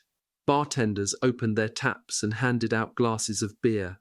Officers had a hard time keeping the men moving. Emerging from Sonn, less than a kilometre from the bridge, the column was fired on by a German 88 and by a machine gun, both shooting straight down the road. There were no casualties. D Company covered the right side of the road, E Company the left. They pushed forward, firing rifles and lobbing mortar shells, which silenced the opposition. But the Germans had done their job, delaying the advance long enough to complete their preparations for blowing the bridge. When the lead American elements were 25 metres or less from the bridge, it blew in their faces. There was a hail of debris, of wood and stone. Winters, with Nixon beside him, hit the ground, big pieces of timber and large rocks raining down around him. Winters thought to himself, what a hell of a way to die in combat. Colonel Sink ordered 2nd Battalion to lay down a covering fire, while 1st Battalion looked for a way to get over the canal. Corporal Gordon Carson of Easy spotted a couple of waterlogged rowboats on the far side and decided on immediate action. He stripped stark naked, made a perfect racing dive into the water, swam across, and fetched a boat that carried some men from the 1st Squad about halfway over the canal before it sank. Other men from 1st Battalion, more practical, took the doors off a nearby barn and with the help of Sergeant Lipton and several E Company men laid them across the bridge pilings. The German rearguard, its mission accomplished, withdrew. Engineers attached to the regiment improved the footbridge over the canal, but it was so weak that it could bear only a few men at a time. It took the battalion hours to get across. It was getting dark. Sink got word that the Guards' Armoured Division had been held up by 88s a few kilometres south of Eindhoven, and he did not know the state of German defences in the city. He ordered a halt for the night. The platoon leaders posted outposts. Those not on duty slept in haystacks, woodsheds, whatever they could find. Privates Hubler and Webster of Sergeant Rader's 2nd Squad, 1st Platoon, found a farmhouse. The Dutch farmer welcomed them. He led them through the barn, already occupied with regimental headquarters company. "You shoot 'em, we loot 'em," was its motto, who resented their presence. On to the kitchen, where the Dutchman gave them half a dozen mason jars filled with preserved meat, peaches and cherries. Hubler gave him some cigarettes, and Webster handed him a D-ration chocolate bar. He sucked in the smoke greedily, the first decent cigarette he had enjoyed in 5 years, but saved the candy for his little boy, who had never tasted chocolate. Webster decided on the spot that he liked the Dutch much better than the British or French. In the morning, the march resumed, with 2nd Battalion following 1st Battalion on the road south. On the edge of Eindhoven, a city of 100,000 that rose abruptly from the rich black soil, Colonel Sink spread his regiment, sending 2nd Battalion out to the left, with Easy on the far left flank. Winters gave the order over his radio. "Lieutenant Brewer, put your scouts out and take off." Brewer spread 1st Platoon out in textbook formation, scouts to the front, no bunching up, moving fast. The platoon advanced through truck gardens and freshly ploughed fields toward the houses on the edge of the city. There was only one thing wrong. Brewer was in front, with his map case at his side, his binoculars hanging around his neck, obviously an officer. Worse, he was well over 6 feet tall. Gordon thought he looked like a field marshal on parade. He was a perfect target. Winters shouted over his radio, "Get back, drop back, drop back." But Brewer could not hear him. He kept moving ahead. Every man in the company, every man in battalion, could see what was sure to happen. A shot rang out. A sniper had fired from one of the houses. Brewer went down, like a tree felled by an expert lumberman. He had been shot in the throat just below the jawline. Gordon and a couple of other enlisted men ran over to him, even though their orders were to keep moving and leave any wounded for the medics. They looked down at Brewer, bleeding profusely from his wound. "Oh, hell, forget him," someone said. "He's gone. He's gonna die." They moved on, leaving Brewer lying there. He heard it all and never forgot it, and never let the men forget it when he recovered and rejoined the company. After that, there was only light, scattered resistance, mainly from snipers. The 506th got into Eindhoven without further difficulty. The Dutch were out to welcome them. Many spoke English. "So nice to see you," they called out. "Glad you have come. We have waited so long." They brought out chairs, hot tea, fresh milk, apples, pears, peaches. Orange flags and orange armbands hidden for years blossomed on all the houses and shirt sleeves. The applause was nearly deafening. The men had to shout to each other to be heard. "It was the most sincere Thanksgiving demonstration any of us were to see," Webster wrote, "and it pleased us very much." It took most of the rest of the day to push through the crowds to secure the bridges over the Dommel River. It did not matter. The British tankers did not show up until late that afternoon. They promptly stopped, set up housekeeping, and proceeded to make tea. Winters set up outposts. Those not on duty joined the celebration. They posed for pictures, signed autographs, some signing Monty, others Eisenhower, drank a shot or two of cognac, ate marvellous meals of fresh vegetables, roast veal, apple sauce, and milk. The civilians continued to mob them as if they were movie stars. Winters still shakes his head at the memory. It was just unbelievable. The company spent the night in hastily dug foxholes in Tongelre, a suburb on the east side of Eindhoven. On the morning of September 19th, Winters got orders to march east to Helmond in order to broaden the Eindhoven section of the corridor and to make contact with the enemy. A squadron of Cromwell tanks from the Hussars accompanied Easy. Some of the men rode on the backs of the Cromwells. The tanks, Webster wrote, barked, spluttered, clanked and squeaked in their accustomed manner as we set out. Winters led a forced march to Nuenen, about 5 kilometers, encountering no opposition, but once again cheering Dutch, offering food and drink. Webster remarked that this was the village in which Vincent van Gogh had been born. "Who the hell's that?" Rader asked. Beyond Nuenen, the picnic ended. The Germans had recovered from their surprise and were beginning to mount counterattacks. Kraut tanks, Webster heard Private Jack Matthews call out. "Oh, Jesus Christ," Webster thought to himself, as he and the others jumped off the Cromwells to dive into a ditch. Less than 400 meters away, the first in a column of German tanks slithered through the bushes like an evil beast. The 107th Panzer Brigade, stationed in Helmand, was attacking west toward Nuenen with some 50 tanks, more than we had ever seen at one time, Winters recalled. Sergeant Martin saw a German tank almost hidden in a fence row about 100 meters away. A British tank was coming up. Martin ran back to it, climbed aboard, and told the commander there was an enemy tank just below and to the right. The tank continued to move forward. Martin cautioned the commander that if he continued his forward movement, the German tank would soon see him. "I can't see him, old boy," the commander replied, "and if I can't see him, I can't very well shoot at him." "You'll see him damn soon," Martin shouted as he jumped down and moved away. The German tank fired. The shell penetrated the British tank's armour. Flame erupted. The crew came flying out of the hatch. The gunner pulled himself out last. He had lost his legs. The tank, now a flaming inferno, continued to move forward on its own, forcing Bull Randleman to move in the direction of the enemy to avoid it. A second British tank came forward. It too got blasted. Altogether, 4 of the British tanks were knocked out by the German 88s. The 2 remaining tanks turned around and began to move back into Nuenen. Easy Company fell back with them. Sergeant Rogers had been hit. He was bleeding badly. "They kinda pinked you a little, didn't they, Paul?" Lipton said. Rogers let out a string of profanity that lasted a full minute, Lipton remembered. Most unusual for him. Lieutenant Buck Compton got hit in the buttocks. Medic Eugene Rowe went to Compton's aid. Malarkey, Private Ed Heffron and a couple of others came forward to help. As Heffron reached to help, Compton looked up and moaned, "She always said my big arse would get in the way." He looked at the 5 men gathered around him. "Take off," Compton ordered. "Let the Germans take care of me." He was such a big man, and the fire was so intense that the troopers were tempted to do just that. But Malarkey, Guarneri, and Joe Toy pulled a door off a farm outbuilding and laid Compton face down on it. Then they skidded him up the roadside ditch to one of the retreating British tanks and loaded him face down onto the back end.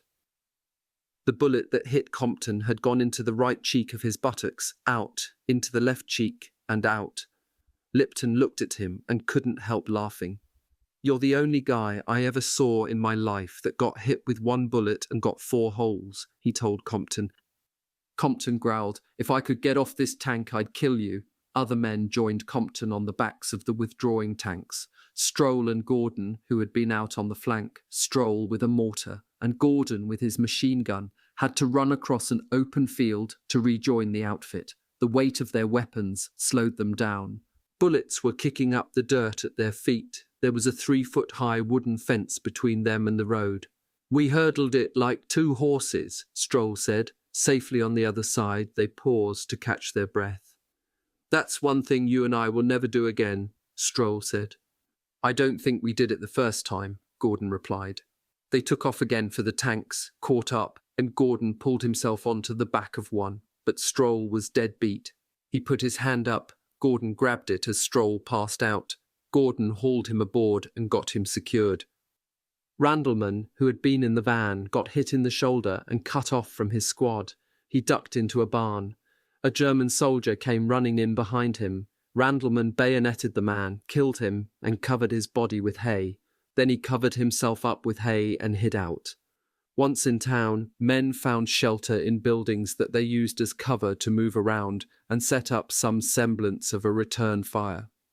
Easy managed to hold up the Germans but was unable to force them back. Sergeant Chuck Grant got hit, among many others.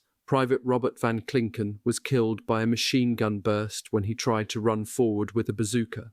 Private James Miller, a 19-year-old replacement, was killed when a hand grenade went off on his kidneys. Private Ray Cobb had the shakes. Webster heard Sergeant Martin comforting him.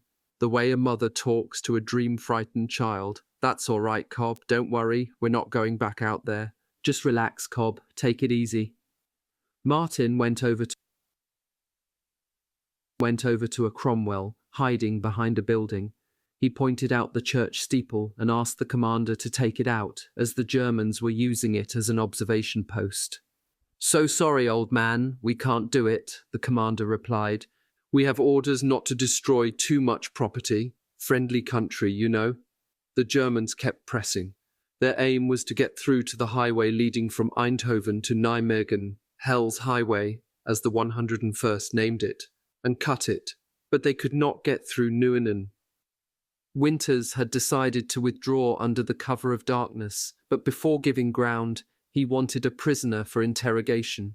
He called for volunteers for a patrol. No one volunteered. "Sergeant Toy," he called out. "Yes, sir, I'm here. I need 2 volunteers."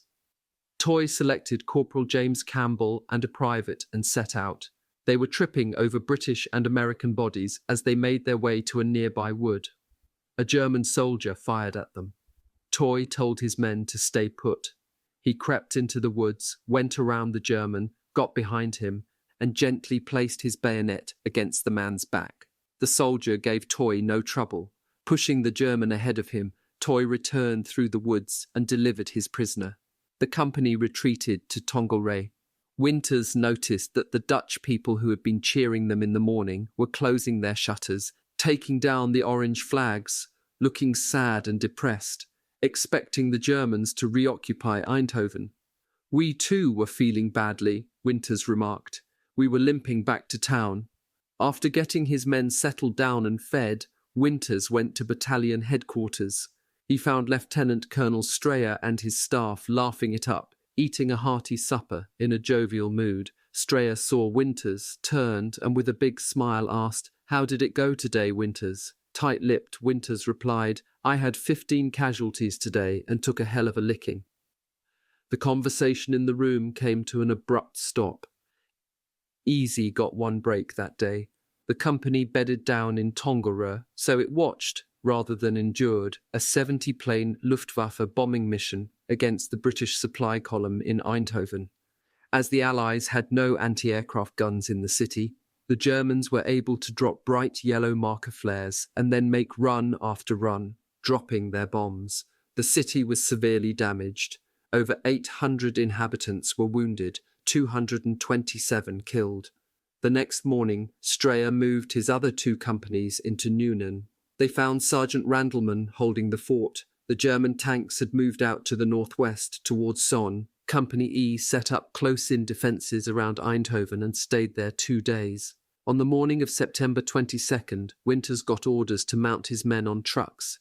The 506th was moving to Uden, on Hell's Highway, to defend the town against a panzer attack that the Dutch underground warned was coming from Helmond.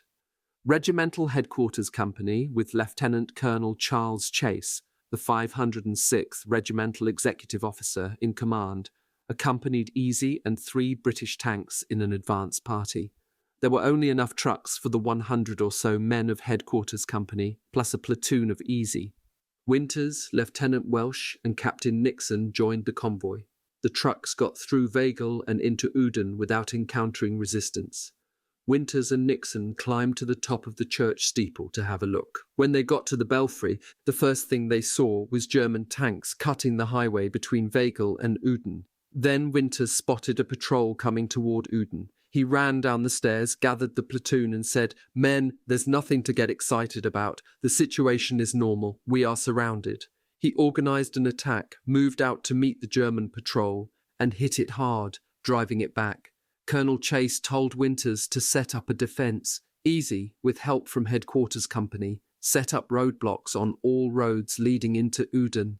Winters told Sergeant Lipton to take every man he could find, regardless of unit, and put him into the line. Lipton saw 2 British soldiers walking by. He grabbed one by the shoulder and ordered, "You two come with me."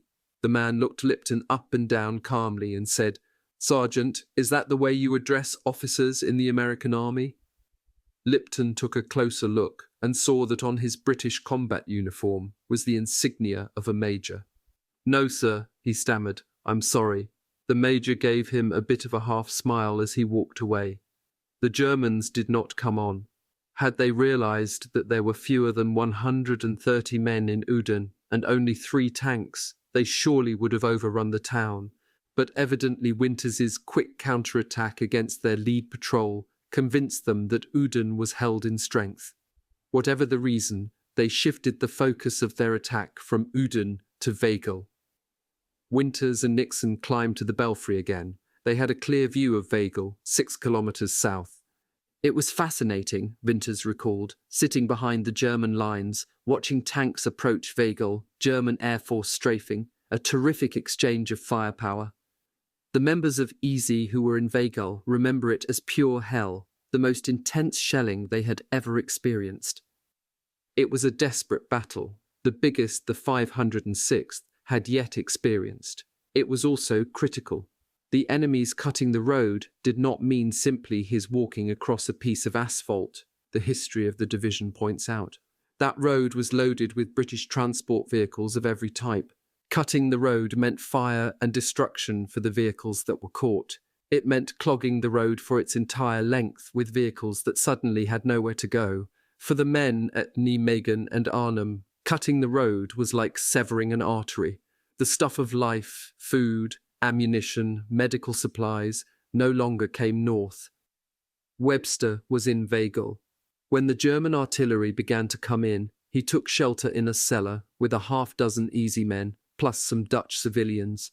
It was a very depressing atmosphere, he wrote, listening to the civilians moan, shriek, sing hymns, and say their prayers. Private Don Hubler was with the 3rd Squad, 1st Platoon, hiding in a gateway. He decided to have some fun with Private Faris Rice, so he whistled a perfect imitation of an incoming shell. Rice fell flat on his face. That put Hubler in stitches. "Ha, ha, ha, ha! Boy, sure sucked you in on that one. God damn you, Hubler, that's bad on a guy." Bzzz, bam. A real shell came in. Hubler stopped laughing. Colonel Sink, same roaring up in a jeep, jumped out and began barking orders right and left.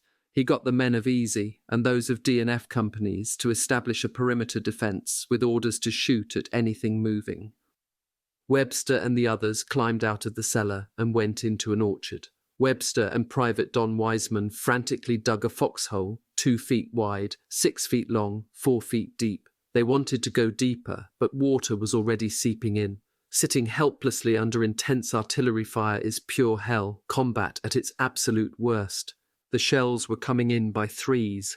Wiseman and I sat in our corners and cursed. Every time we heard a shell come over, we closed our eyes and put our heads between our legs. Every time the shells went off, we looked up and grinned at each other.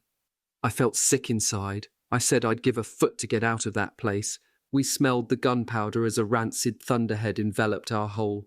A nasty inch-square chunk of hot steel landed in Wiseman's lap. He smiled. 3 more, and then 3, and then 3. No wonder men got combat exhaustion. Webster later wrote his parents, "Artillery takes the joy out of life." Things quieted down sufficiently for the supply people to bring up some British rations. Webster shouted at Hubler to throw him a can. Hubler was sitting above ground, laughing and joking, having a picnic with 4 or 5 others. "Come and get it," he called back. "The 88s are taking a break." An 88 came in. Hubler leapt into his hole, with his buddies piling in on top of him. The men spent the night in their foxholes. There was a drizzle, the air was frosty. They sat with their heads on their knees, pulled their raincoats around their shoulders, and nodded off the best they could. Back in Udine, Winters and Nixon lost their front row seat. A German sniper spotted them and fired away. He hit the bell in the belfry. The ringing noise and the surprise sent the 2 officers flying down the steps. "I don't think our feet touched the steps more than 2 or 3 times, Winters declared. He sat up his command post at a store on the road junction on the south end of town. The owners, the Van Oor family who lived there, welcomed them, then went down to the cellar. Winters had his men move the furniture and rugs to one side, then brought in the machine guns, ammunition, Molotov cocktails, and explosives, and prepared to defend against any attack.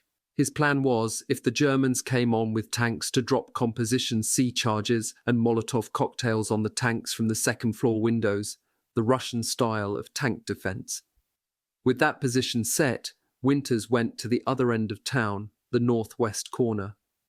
On the left side of the road, coming into town, there was a manor house with a tavern on the other side. Winters told Welsh to put the roadblock between the two buildings, backed up by one of the British tanks.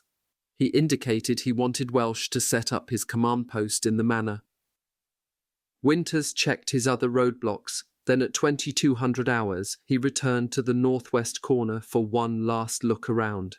The British tank was where it was supposed to be, but there was no one in it or around it, nor were there any E Company men at the roadblock. Highly agitated, Winters ran over to the manor and knocked on the door. A maid answered. She spoke no English, he spoke no Dutch, but somehow she figured out that he wanted to see the soldiers. She escorted him down a hallway and opened the door to a large, lavishly furnished living room. The sight that greeted my eyes left me speechless, Winters recalled. Sitting on the floor, in front of a large, blazing fire in a fireplace, was a beautiful Dutch girl, sharing a dinner of ham and eggs with a British lieutenant. She smiled at Winters. The lieutenant turned his head and asked, "Is my tank still outside?" Winters exploded. The lieutenant got moving. Winters went back to the street to look for Welsh and his men. "Where the hell can Harry be?" He looked at the tavern across the street and his question answered itself. He went in and found Welsh and his men sacked out on the top of the bar. "Harry and I talked this whole situation over," was the polite way Winters put it, satisfied that we would have a roadblock set up to my satisfaction and that I could get a good night's sleep and not worry about a breakthrough. I left. In Veghel, the Germans continued to attack through the night and into the next morning. British planes and tanks finally drove them off. The 506th moved out again, getting to Uden on the afternoon of September 24th. The Easy Company men, who had been trapped in Veghel, assumed that the small force isolated in Uden had been annihilated. Those in Uden likewise assumed that the rest of the company in Veghel had been annihilated. When the two parts reunited and learned that the entire company had survived the encounter in good shape, there was mutual elation. The company prepared to spend the night in Uden. The men who had been there were amazed when the men who had undergone the shelling in Veghel dug foxholes 4 feet deep. They had only dug 6 inches or so into the ground and let it go at that. The officers had billets in houses in Uden.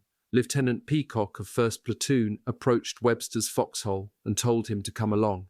Webster climbed out and they walked to Peacock's billet above a liquor store on the village square. "Take that broom and sweep this room out," Peacock ordered. "Yes, sir," Webster replied, thinking to himself, what kind of a man is this? He decided, I would rather starve to death as a bum in civilian life than be a private in the army. The Germans had lost Uden and Veghel, but they hardly had given up. On the evening of September 24th, they attacked Hell's Highway from the west, south of Veghel, and managed to drive a salient across it. Once again, the road was cut. It had to be reopened. Although the strategic objective of Market Garden had been lost by now, on September 20th, the Germans had retaken the bridge at Arnhem from Colonel John Frost's battalion of the British 1st Airborne Division, and the division as a whole had been thrown on the defensive, and the Guards Armoured Division had been halted on September 22nd, some 5 kilometres south of Arnhem. It was still critical to keep the road open. Tens of thousands of Allied troops were dependent on it totally for their supplies. The units north of Veghel included the United States 101st at Uden and the 82nd at Nijmegen, the British 1st Airborne north of the Lower Rhine, outside Arnhem, the Guards Armoured and the 43rd Wessex Divisions, the Polish Parachute Regiment, and the British 4th Dorset and 2nd Household Cavalry Regiments, all between Nijmegen and Arnhem. If the 101st could not regain control of the road and keep it open, What was already a major defeat would turn into an unmitigated disaster of catastrophic proportions. General Taylor ordered Colonel Sink to eliminate the German salient south of Weigel. At 30 September 25th, Sink ordered his battalions to prepare to move out. At 445, the 506th began marching in a heavy rain south from Uden toward Weigel. The order of march was 1st Battalion on the right, 3rd Battalion on the left, 2nd Battalion in reserve. At about 0700 hours, the weary men passed through Weigel. At 830, the 1st and 3rd Battalions began the attack on the salient. Initially, the advance went well, but soon the German artillery and mortar fire thickened. German tanks, brand new Tiger Royals with 88mm guns, dug in along the road, added their own machine gun and shell fire. They were supported by Colonel von der Heydt's 6th Parachute Regiment, Easy's old nemesis at Sainte-Marie-du-Mont and Carentan. The concentration on the narrow front was murderous. About noon, the battalions were forced to halt and dig in. Sink ordered Lieutenant Colonel Strayer to have 2nd Battalion make an end run, a flanking move to the left. It would be supported by British Sherman tanks. There was a wood of young pine trees along the left-east side of the highway to provide a screen for the flanking movement. Company E led the way for the battalion. Company E's first attack in Holland had been to the south, towards Sonne, and then Eindhoven. The second had been to the east, toward Nuenen. The third had been to the north, into Uden. Now it would be attacking to the west, thus completing the points of the compass. That is the way surrounded troops fight. That was the way the airborne had been trained to fight. Nixon joined Winters to scout the terrain. They found a pathway on the edge of the woods that was solid and firm, providing traction for the tanks. Good enough so far. But the woods ran out 350 meters from the highway, giving way to open ground that provided no cover whatsoever for the final assault. Winters put the company into formation. Scouts out, 2 columns of men, spread out, no bunching up.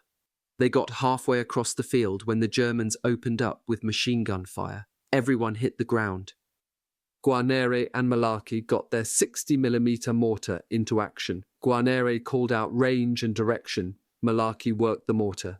He was the only man in the field at that point who was not flat on his stomach. His first round knocked out a German machine gun post. Winters was shouting orders. He wanted machine guns to go to work. The crews found a slight depression in the ground and set up the gun. They began to lay down a base of fire. Winters spotted a Tiger Royal dug in hull defilade on the other side of the road and told the machine gunners to take it under fire. Turning to his right, Winters noticed Nixon examining his helmet, a big smile on his face. A German machine gun bullet from the first burst had gone through the front of his helmet and exited out the side at such an angle that the bullet simply left a burn mark on his forehead. It did not even break the skin. The German fire was too intense. Winters decided to pull the company back to the woods. The process would be to maintain the base of fire from the machine guns while the riflemen backed off the field. When the riflemen reached the woods, they would begin firing to permit the machine gunners to pull back. When Lipton reached Winters, on the edge of the woods, Winters told him, "They, the machine gunners, will need more ammo. Get some out there to them." Lipton ran to a Sherman tank. All the tanks were behind the woods, out of sight from the Germans, much to the disgust of the men of Easy. Shermans used 30 caliber machine guns, the same as Easy Company's machine guns. Lipton got 4 boxes of ammunition from the British. He gave 2 to Sergeant Talbot and took 2 himself. They ran out to the machine guns in the middle of the field, which were firing continuously, dropped the boxes, circled around, and ran back to the edge of the field as fast as they could run. The Germans were poor shots, Lipton remembered. We both made it. Just as the German parachute troops began to drop mortars on the machine gun positions, Easy's riflemen went to work and the machine gunners were able to withdraw. Winters ran back to the tanks. He climbed on the lead tank to talk nose to nose with the commander. He pointed out that there was a Tiger Royal dug in on the far side of the road. If you pull up behind the bank on the edge of the woods, you will be hull defilade, and you can get a shot at him. As Winters climbed down, that tank and the one to its left cranked up and began ploughing straight through that stand of small pine trees, knocking them down. As the first tank got to the far edge of the woods, it wheeled left to line up for a shot at the Tiger. Wham! The Tiger laid an 88 into it. The shot hit the cannon barrel and glanced off the hull. Evidently the German commander had fired blind, lining up on the falling tops of the trees. The British commander threw his tank into reverse, but before he could back out, the Tiger put a second round dead center through the turret. It penetrated the armor. The commander's hands were blown off. He tried to pull himself up through the hatch with his arms, but his own ammunition began to explode. The blast killed him and blew his body up and out. The remainder of his crew died inside. The tank burned through the afternoon and into the night, its ammunition exploding at intervals. The Tiger turned its 88 on the second tank and knocked it out with one shot. Easy spent the remainder of the day, and all that night, in a miserable constant rain, raking the roadway with mortar fire. Headquarters company brought up some 81mm mortars to add to the fire. Artillery at Weigel joined in, but cautiously, because elements of the 502nd Parachute Infantry Regiment were attacking the salient from the south. It was a long, miserable, dangerous night for the company, but the battalion S2 Captain Nixon had a lovely evening. He found a bottle of schnapps somewhere and drank it himself. He knew he had a perfect excuse, his close call that afternoon when the bullet went through his helmet. He got roaring drunk and spent the night singing and laughing until he passed out. In the early hours of September 26, the Germans withdrew from the salient. At first light, the 506th advanced on the road, unopposed. Once again, the American paratroopers occupied the ground after a fierce firefight with German paratroopers. That afternoon, in the rain, the regiment marched back to Uden. Easy Company arrived after dark, dead tired. The following afternoon, the men received their first mail since leaving England 10 days earlier. This strengthened a general feeling that for the Americans at least, the campaign in Holland was over. That supposition turned out to be wrong, but it was true that the offensive phase of the campaign had ended and failed. For Easy, as for the 101st, the 82nd, and the British armoured and infantry outfits involved in Market Garden, it had been a dispiriting experience. For the British 1st Airborne Division, it had been a disaster. It had landed on the north side of the Lower Rhine on September 17th with 10,005 men. It evacuated on September 26th, only 2,163. Nearly 8,000 men were killed, wounded, or captured.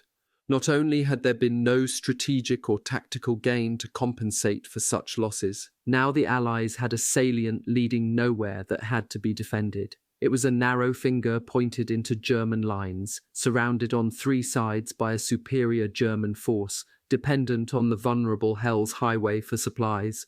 10 days earlier, the euphoria in the Allied camp had been running very high. One more operation and the war would be over, had been the feeling. The Germans had been on the run ever since the breakout in Normandy, from the beginning of August right on through to the middle of September. It had been assumed that their unit cohesion was gone, their armour was gone, their ammunition was gone, their morale was gone. Those assumptions proved to be one of the great intelligence failures of the war. In fact, by mid-September, the Germans were well on their way to pulling off what came to be called the Miracle of the West. They put their units back together, resupplied and refitted them, brought in replacements, established a coherent defensive line. Eisenhower learned from the experience. In March 1945, he wrote his wife, "I never count my Germans until they're in our cages or are buried." Market Garden was a high-risk operation that failed. It was undertaken at the expense of two other possible offensives that had to be postponed because Eisenhower diverted supplies to Market Garden. The first was the Canadian attack on the approaches to Antwerp, Europe's greatest port and essential to the support of any Allied offensive across the Rhine. In the event, Antwerp was not opened and operating until the end of 1944, which meant that through the fall, the Allied Expeditionary Force, AEF, fought with inadequate supplies. The second postponed offensive was that of Patton's Third Army, south of the Ardennes.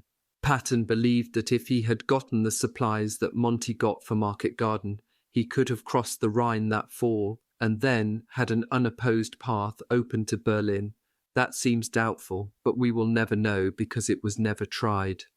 To the end of his life, Eisenhower insisted that Market Garden was a risk that had to be run. In my interviews with him between 1964 and 1969, we discussed the operation innumerable times. He always came back to this. The first rule in the pursuit of a defeated enemy is to keep after him, stay in contact, press him, exploit every opportunity. The northern approach to Germany was the shortest, over the terrain most suitable to offensive operations, once the Rhine had been crossed. Eisenhower felt that, given how close Market Garden came to succeeding, it would have been criminal for him not to have tried. Until I undertook this study of Easy Company, I agreed with his analysis. Now, I wonder, Easy Company was as good as any company in the AEF. It had won spectacular victories in Normandy. Its morale was high, its equipment situation good when it dropped into Holland. It had a nice mix of veterans and recruits, old hands and fresh men. Its officers were skilled and determined, as well as being brave. The commanding officers were outstanding. Despite this, in the first 10 days in Holland, just as Winters told Strayer the night of the attack at Neuenen, it took a hell of a licking. It failed to get the bridge at Sun, it failed to get through at Neuenen on its way to Helmond, and for the first time was forced to retreat. It failed in the drive to Uden. It failed in its initial attack on the German salient south of Wegel. The causes of these failures were many. First and most critical, in every case the German opposition outmanned and outgunned the company. The airborne troops did not have the artillery or the manpower necessary to launch a successful attack against German armour. Second, these were crack German troops, including their elite Parachute Regiment. They did not outfight the men of Easy, but they fought as well as the Americans did. Third, the coordination between the British tankers and the American infantry was poor.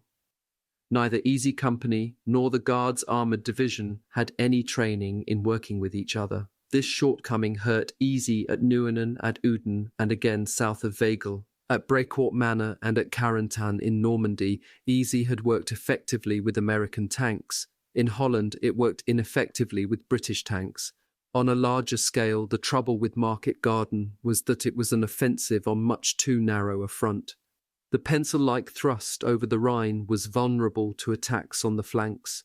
The Germans saw and took advantage of that vulnerability with furious counterattacks all along the length of the line, and hitting it from all sides. In retrospect, the idea that a force of several divisions consisting of British, American and Polish troops could be supplied by one highway could only have been accepted by leaders guilty of overconfidence. Easy was one of 150 or so companies that paid the price for that overconfidence. It jumped into Holland on September 17th with 154 officers and men. 10 days later, it was down to 132. Chapter 9. The Island Holland, October 2nd to November 25th, 1944. Easy Company, like all units in the American Airborne Divisions, had been trained as a light infantry assault outfit with the emphasis on quick movement, daring maneuvers, and small arms fire. It had been utilized in that way in Normandy and during the first 10 days in Holland. From the beginning of October until almost the end of November 1944, however, it would be involved in static, trench warfare more reminiscent of World War I than World War II. The area in which it fought was a 5-kilometre-wide island that lay between the lower Rhine on the north and the Waal River on the south.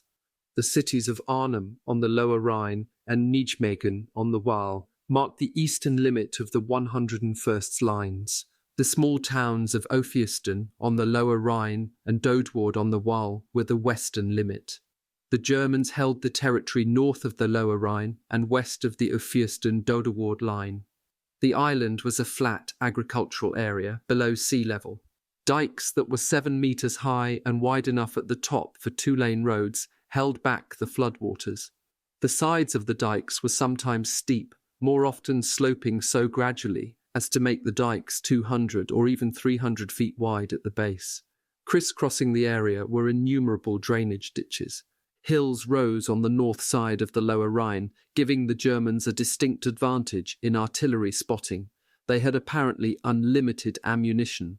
The German industrial heartland was only 50 kilometers or so up the Rhine River, enough at any rate to enable them to fire 88s at single individuals caught out in the open. All movement on the island was by night. During daylight hours, men stayed in their foxholes, observation posts, or houses and barns. The fall weather in northwest Europe was, as usual, miserable. Cold, humid, rainy, a fit setting for a World War I movie. There were whole regiments of British artillery on the island, firing in support of the 101st.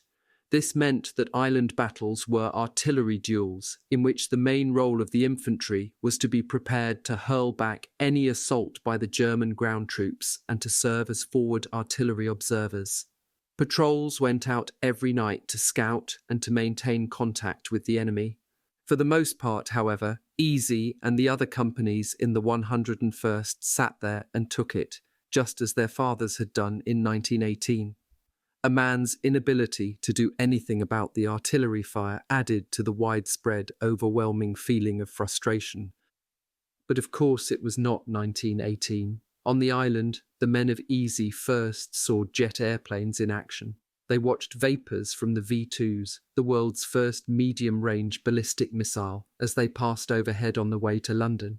Still, as had been true of soldiers on the Western Front in 1914-17, they fought without tank support, as a tank was much too conspicuous a target on the island. The rations added to the sense that Easy was in a World War I movie rather than a real 1944 battle. The company drew its rations from the British, and they were awful. The British 14-in-1s, according to Corporal Gordon, will support life, but not morale. Bully beef and heavy Yorkshire pudding were particularly hated, as was the oxtail soup, characterized as grease with bones floating in it.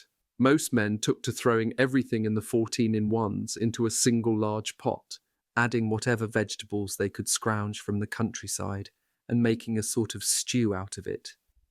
Fortunately, there was fresh fruit in abundance, mainly apples and pears. Cows that desperately needed milking were relieved of the contents of their bulging udders, and that helped, but there was no coffee, and the men quickly tired of tea. Worst of all were the English cigarettes. Corporal Rod Bain described them as a small portion of tobacco and an ungodly amount of straw. Best of all was the daily British rum ration. Next best was finding German rations. The hard biscuits were like concrete, but the canned meat and tubes of Limburger cheese were tasty and nutritious. As had been true of the villages of France on both sides of the line on the Western Front, 1914 to 1918, the civilian residents of the island were evacuated, and Holland is the most densely populated country on earth. This gave the men almost unlimited opportunities for looting, opportunities that were quickly seized. Webster wrote, "Civilians dwell under the misapprehension that only Germans and Russians go through drawers, closets, and chicken coops, whereas every G1 of my acquaintance made a habit of so doing. Watches, clocks, jewellery, small and large pieces of furniture, and of course liquor quickly disappeared, that is, what was left, as the British had already stripped the area. The island was most like World War I in its stagnated front. Easy spent nearly 2 months there in daily combat. It sent out almost 100 patrols. It repelled attacks. It fired an incredible amount of ammunition. It took casualties. But when it was finally relieved, it turned over to the relieving party frontline positions that had hardly moved 1 inch.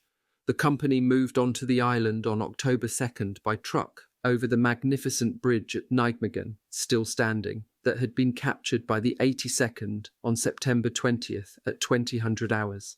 Once over the Waal, the trucks took the men some 15 kilometres, past dozens of camouflaged British artillery pieces, to the village of Zetten. They arrived at night to relieve the British 43rd Division. The 506th Regiment was taking over a stretch of front line that had been held by a full division. It was over 6 miles in length. The 2nd Battalion was on the right, east end of the line, with Easy on the far right, with the 501st Parachute Infantry Regiment to its right.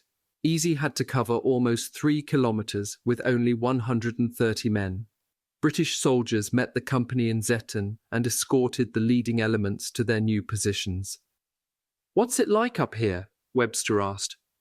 "It's a bloody rest position, mate," was the reply. The numerous craters from 105s and 88s looked fresh to Webster, who doubted that he was being given straight scoop. After a 3-hour march, the patrol reached its destination, a clump of houses nestled beside a huge dike. The lower Rhine was on the other side of the dike, with a kilometre or so of flat, soggy grazing land between it and the dike. The area was littered with dead animals, burned houses, and empty machine gun belts and ammo boxes. This was no man's land.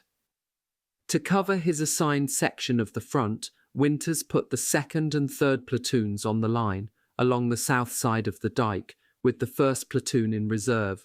He did not have sufficient troops to man the line properly, so he placed outposts along the dike at spots that he calculated were most likely enemy infiltration points.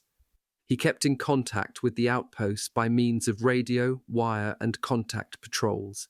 He also sent 3-man patrols to the riverbank to watch for enemy movement and to serve as forward artillery observers. He set up his command post at Randwick. At 3:30, October 5th, Winters sent Sergeant Art Human out on a patrol, with orders to occupy an outpost in a building near a windmill on the south bank of the dike. With Human were Privates James Alley, Joe Lesniewski, Joe Liebgott, and Rod Stroll. The building was beside a north-south road that ran to a ferry crossing on the river to the north, back to the small village of Nijburg to the south. When the patrol reached the road, Human told Lesniewski to go to the top of the dike to look things over. When he reached the top, hugging the ground as he had been taught, Lesniewski saw an unexpected sight. The outline of a German machine gun set up at the point where the road coming from the ferry crossed the dike. Behind it, in the dark, he could just make out a German preparing to throw a potato masher grenade at Human's patrol down at the south base of the dike. Simultaneously, the other members of the patrol heard German voices on the north side of the dike. Liebgott, who was trailing, called out, "Is that you, Human?" The German threw the grenade as Lesniewski called out a warning. Other Germans pitched grenades of their own over the dike. Lesniewski got hit in the neck by shrapnel. Ali got blown to the ground by a blast of shrapnel that left 32 wounds in his left side, face, neck, and arm. Stroll and Liebgott took some minor wounds. Stroll's radio was blown away. They had run into a full company of SS troops.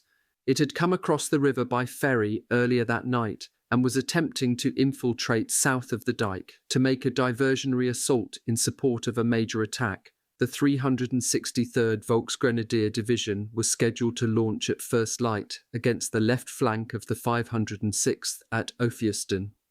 Although the patrol did not know it, another SS company had crossed the dike and was on the loose behind American lines. Although Division did not yet know it, the attack on 1st and 2nd Battalions of the 506th was much more than just a local counterattack. The German objective was to clear the entire island area of Allied troops. After the skirmish with the 1st SS Company, the E Company patrol fell back. It was a full kilometre to Winter's command post. "Come on, Ali," Stroll kept saying. "We've got to get our asses out of here." I'm coming, the limping Ali replied. At 420, Stroll got back to the command post to report the German penetration. Winters immediately organised a patrol, consisting of a squad and a half from the 1st Platoon, which was in reserve, plus Sergeant Leo Boyle from Headquarters Section with a radio. Sergeant Talbot ran back to the barn where his men were sleeping. "Get up, everybody out," he shouted. "The Krauts have broken through. God damn you people, get out of those beds." Webster and the others shook themselves awake, grabbed their rifles, and moved out. Winters and his 15-man patrol moved forward quickly along the south side of the dike. As they approached the SS company, he could see tracer bullets flying off toward the south. The firing made no sense to him. He knew there was nothing down that way and guessed that the Germans must be nervous and confused. He decided to stop the patrol and make his own reconnaissance. Leaving the patrol under Sergeant Boyle's command, he crawled to the top of the dike. On the other, north side, he saw that there was a 1-meter-deep ditch running parallel to the dike. It would provide some cover for an approach to the road. He returned to the patrol, ordered 2 men to stay where they were as rear and right flank protection, and took the remainder up and over the dike to the ditch on the north side. The group then moved forward cautiously down the ditch toward the road. When he was 200 meters from the road, Winters stopped the patrol again and moved forward alone to scout the situation. As he neared the road, which was raised a meter or so above the field, he could hear voices on the other side. Looking to his right, he could see German soldiers standing on top of the dike by the machine gun position, silhouetted against the night sky. They were wearing long winter overcoats and the distinctive German steel helmets. Winters was about 25 meters from them, down in the drainage ditch. He thought to himself, this is just like the movie All Quiet on the Western Front. He crawled back to the patrol, explained the situation, and gave his orders. We must crawl up there with absolutely no noise, keep low, and hurry. We won't have the cover of night with us much longer. The patrol got to within 40 meters of the machine gun up on the dike. Winters went to each man and in a whisper assigned a target, either the rifleman or the machine gun crew. Winters whispered to Christensen to set up his .30 caliber machine gun and concentrate on the German machine gun 42. Behind Christensen, Sergeant Muck and PFC Alex Penkala set up their 60mm mortar. Stepping back, Winters gave the order, ready, aim, fire, in a low, calm, firing range voice. 12 rifles barked simultaneously. All 7 German riflemen fell. Christensen's machine gun opened up. He was using tracers and could see he was shooting too high, but as he depressed his fire, Muck and Penkala dropped a mortar round smack on the German machine gun. Sergeant Boyle was astounded at the heavy, accurate fire that we delivered at the enemy. He later told Lipton he thought it was the best shooting he had ever seen. The patrol began to receive some light rifle fire from across the road running from the dike to the ferry. Winters pulled it back down the ditch for about 200 meters to a place where the ditch connected with another that ran perpendicular to it from the dike to the river. Out of range of the Germans, he got on Boyle's radio and called back to Lieutenant Welsh. Send up the balance of the 1st platoon, he ordered, and the section of light machine guns from Headquarters Company attached to E Company. As the patrol waited for the reinforcements, Sergeant William Dukeman stood up to shout at the men to spread out, as Gordon Carson, who recalled the incident, remarked, "The men will congregate in a minute." 3 Germans hiding in a culvert that ran under the road fired a rifle grenade. Dukeman gave a sigh and slumped forward. He was the only man hit. A chunk of steel went in his shoulder blade and came out through his heart, killing him. The survivors opened up with their rifles on the Germans in the culvert and killed them in return. While waiting for the remainder of the platoon to come forward, Winters went out into the field between the 2 lines to be alone and to think things through. 3 facts struck him. The enemy was behind a good, solid roadway embankment, while his men were in a shallow ditch with no safe route for withdrawal. The enemy was in a good position to outflank the patrol to the right and catch it in the open field. There was nothing south of the bank to stop the Germans from moving down the road unmolested to the 2nd Battalion command post at Hemmen. Under the circumstances, he decided he had no choice but to attack. It was now full daylight. Returning to the patrol, he found that the reinforcements had arrived. Now he had some 30 men. He called Lieutenants Frank Rees and Thomas Peacock and Sergeant Floyd Talbot together and gave his orders. Talbot, take the 3rd squad to the right. Peacock, take the 1st squad to the left. I'll take the 2nd squad right up the middle. Rees, put your machine guns between our columns. I want a good covering fire until we reach that roadway. Then lift your fire and move up and join us." He told Talbot and Peacock to have their men fix bayonets. As his subordinates went off to carry out his orders, Winters called the second squad together and explained the plan. Private Hubler was standing right in front of him. When Winters said, "Fix bayonets," Hubler took a big swallow. Winters could see his Adam's apple move up and down his throat. His adrenaline was flowing. My adrenaline was pumping too, Winters remembered. On his signal, the machine guns began laying a base of fire, and all three columns started to move as fast as they could across the 200 meters of level but spongy soft field between them and the road, doing their best to keep low. At this point, Winters had no firm idea on how many Germans were on the other side of the road running from the dike to the ferry, which was just high enough to block his view. Nor did the Germans know the Americans were coming. Inexcusably, after losing their machine gunners and riflemen in the first volley, they had failed to put an outpost on the road or up on the dike. In the lead, Winters got to the road first. He leapt up on it. Right in front of him, only a few feet away, was a German sentry with his head down, ducking the incoming fire from Rees's machine guns. To his right, Winters could see, out of the corner of his eye, a solid mass of men, more than 100, packed together, lying down at the juncture of the dike and the road. They too had their heads down to duck under the machine gun fire. They were all wearing their long winter overcoats and had their backpacks on. Every single one of them was facing the dike. He was behind them. They were only 15 meters away. Winters wheeled and dropped back to the west side of the road, pulled the pin of a hand grenade and lobbed it over toward the lone sentry. Simultaneously, the sentry lobbed a potato masher back at him. The instant Winters threw his grenade, he realized he had made a big mistake. He had forgotten to take off the band of tape around the handle of the grenade he kept there to avoid an accident. Before the potato masher could go off, Winters jumped back up on the road. The sentry was hunched down, covering his head with his arms, waiting for Winters' grenade to go off. He was only 3 yards away. Winters shot him with his M1 from the hip. The shot startled the entire company. The SS troops started to rise and turn toward Winters, en masse. Winters pivoted to his right and fired into the solid mass. Winters described what happened next.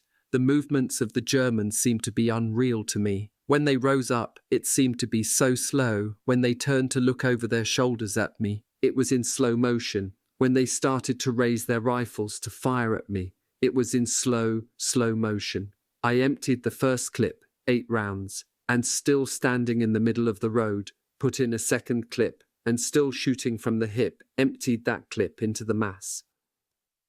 Germans fell. Others began aiming their rifles at Winters. Others started running away from him, but all their movements were awkward, hampered by those long overcoats. He dropped back to the west side of the road. Looking to his right, he could see Talbot running crouched over, leading his column. It was still 10 meters from the road. Winters' own column in the middle was struggling through the field. Peacock's column on the left was 20 meters short of the road, held up by some wires running across the field. Winters put in a third clip and started popping up, taking a shot or two, then dropping back down. The Germans were running away as best they could when the other American columns reached the road. "Fire at will," Winters called out. It was a duck shoot. The Germans were fleeing. The Easy Company riflemen were shooting them unmolested. "I got one," Webster heard Hubler call out. "Damn, I got one." According to Webster, Hubler was in his element. He ate this stuff up. A bunch of Germans were cut off, hiding in some tall weeds. Christensen spotted them. "Anybody here speak German?" he called out. Webster came up. "Heraus!" he yelled. "Schnell! Hände hoch! Schnell! Schnell!" One by one, 11 Germans came out. Husky, hard-boiled, they claimed they were Poles. Christensen motioned them to the rear. Webster went back to the road to get in on the shooting. A German turned to fire back. What felt like a baseball bat slugged my right leg, Webster recalled, spun me around, and knocked me down.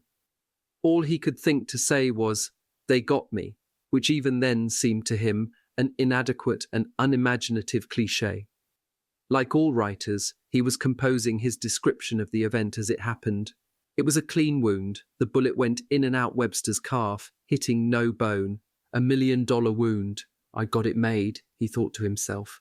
When medic Eugene Rowe got to him, Webster had a big grin on his face. Rowe patched the wound and told Webster to retire. Webster gave his bandoliers to Martin, who was still very calm and unconcerned, the calmest, most fearless person I ever saw, and his grenades to Christensen.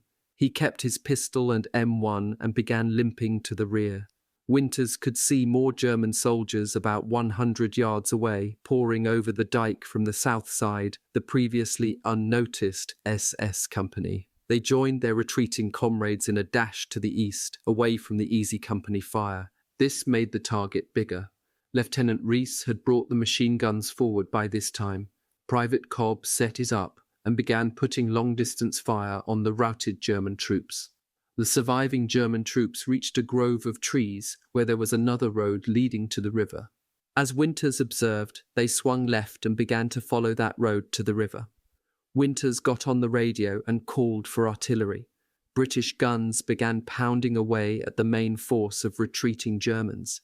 Winters wanted to push down to the river on his road to cut off the Germans at the river. But 35 men against the 150 or so surviving Germans was not good odds. He got on the radio again to 2nd Battalion headquarters for support. Headquarters promised to send a platoon from Fox Company. Waiting for the reinforcements, Winters made a head count and reorganized. He had 1 man dead, Dukeman, and 4 wounded. 11 Germans had surrendered. Liebgott, slightly wounded in the arm, was a walking casualty. Winters ordered him to take the prisoners back to the battalion command post and then get himself tended by Doc Nevils. Then he remembered that Liebgott, a good combat soldier, had a reputation of being very rough on prisoners. He also heard Liebgott respond to his order with the words, "Oh boy, I'll take care of them." "There are 11 prisoners," Winters said, "and I want 11 prisoners turned over to battalion." Liebgott began to throw a tantrum. Winters dropped his M1 to his hip, threw off the safety, pointed it at Liebgott and said, "Liebgott, drop all your ammunition and empty your rifle." Liebgott swore and grumbled, but did as he was ordered. "Now," said Winters, "you can put 1 round in your rifle. If you drop a prisoner, the rest will jump you."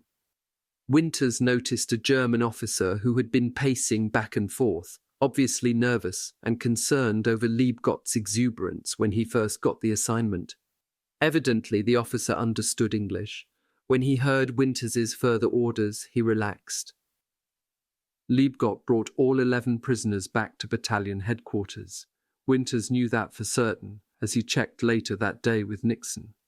The ferry crossing the Germans had used to get over, and now would need to get back, was at the end of the road Easy Company was on. Winters wanted to get there before they did. When the platoon from Fox Company arrived, bringing more ammunition, Winters redistributed the ammo and then gave his orders. He set up a base of fire with half the 60 or so men under his command, then had the other half move forward 100 meters, stop and set up its own base of fire, and leapfrog the first group down the road. He intended to repeat this maneuver the full 600 or so meters to the river. About 200 meters short of the river, Winters's unit reached some factory buildings. German artillery had started to work. The SS troops, desperate to get to the ferry, mounted a 75-man attack on the right rear flank of the Americans. Winters realized he had overreached. It was time to withdraw to be able to fight another day. The unit leapfrogged in reverse back to the dike. Just as the last men got over the dike, the Germans cut loose with a terrific concentration of artillery fire on the point where the road crossed the dike. They had it zeroed in perfectly. The airborne men scattered right and left, but not before suffering many casualties. Winters grabbed the radio and called battalion headquarters to ask for medics and ambulances. Doc Nevils came on and wanted to know how many casualties. 2 baseball teams, Winters replied. Nevils knew nothing about sports.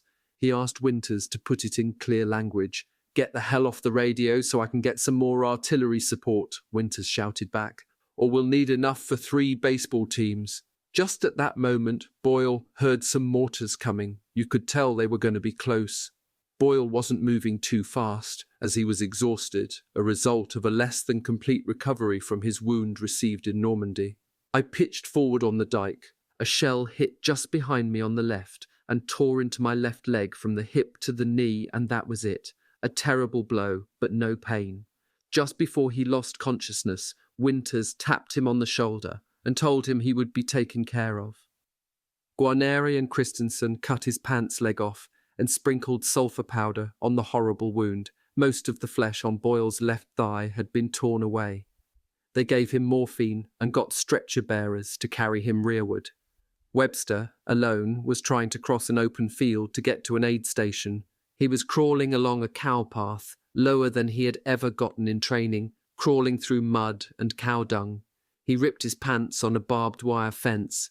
On the far side, he risked getting up and limping the last 100 yards to safety. A German observer saw him and called down some 88s. 3 explosions, one on each side, one behind, made Webster feel terrified and self-conscious. He managed to get out of the field before the 88 completed the bracket. Some F Company men helped him to a road junction. 2 medics with a jeep coming back from the dike picked him up, laid him across the engine hood, and told me to relax. They said we would be going fast because the man on the rear stretcher, Sergeant Boyle, was badly wounded and in need of immediate medical attention. Altogether, the 2 platoons from Easy and Fox companies took 18 casualties from that artillery bombardment, none killed. Winters set up strong points to cover the place where the road crossed the dike. Captain Nixon came up. "How's everything going?" he asked. For the first time since the action began, Winters sat down. "Give me a drink of water," he said. As he reached for Nixon's canteen, he noticed that his hand was shaking. He was exhausted. So was Christensen. He couldn't understand it until he counted up. He realized that he had fired a total of 57 clips of M1 ammunition, 456 rounds.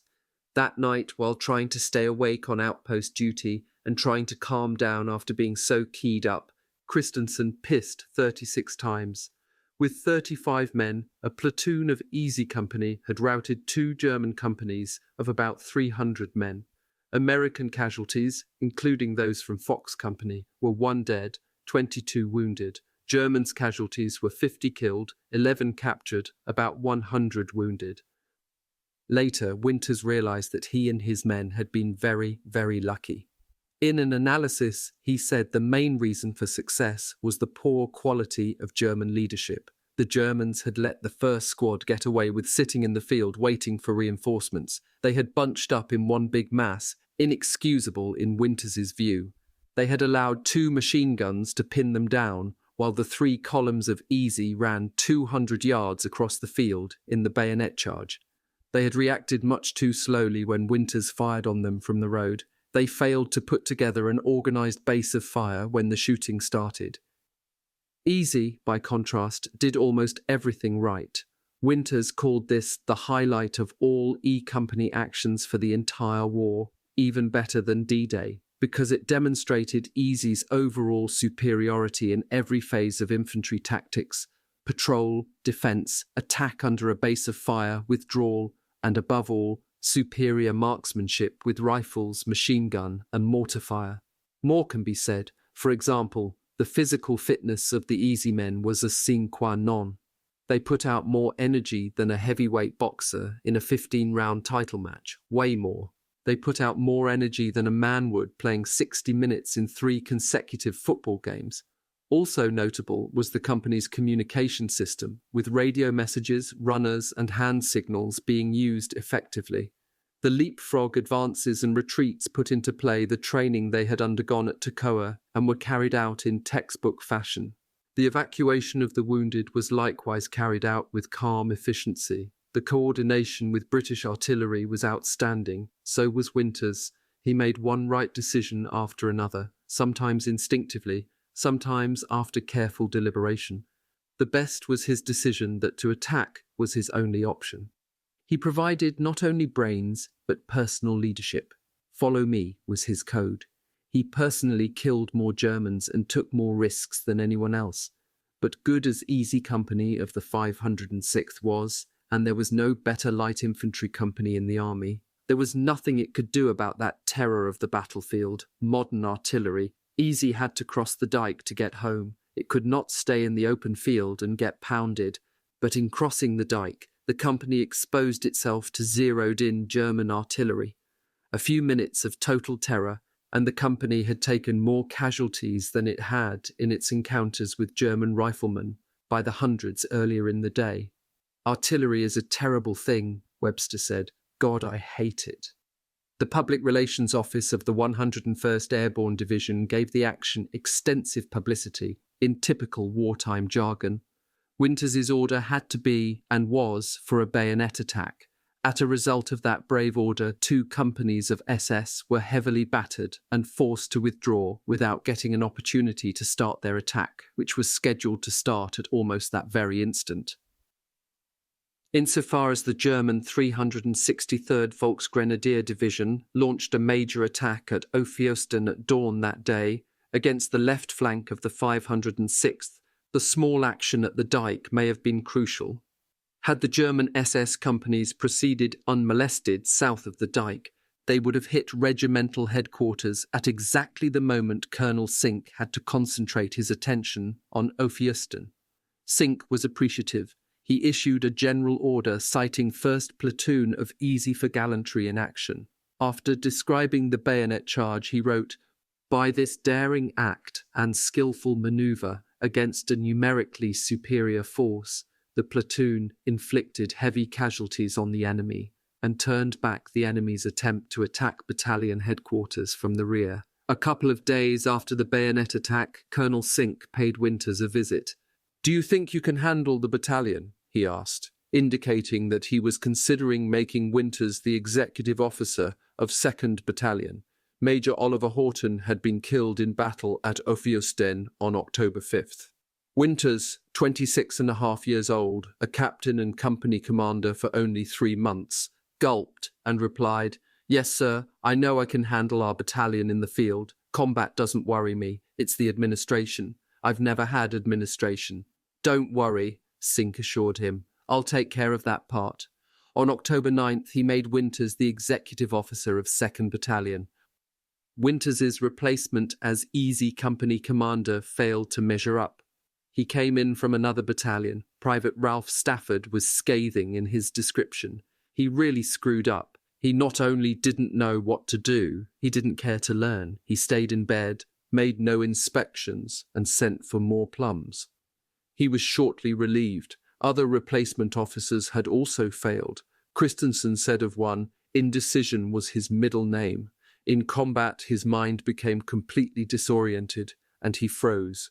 We, the NDOC commanding officers of the platoon, took over and got the job done. And never did he complain, for he realized his inability to command under pressure."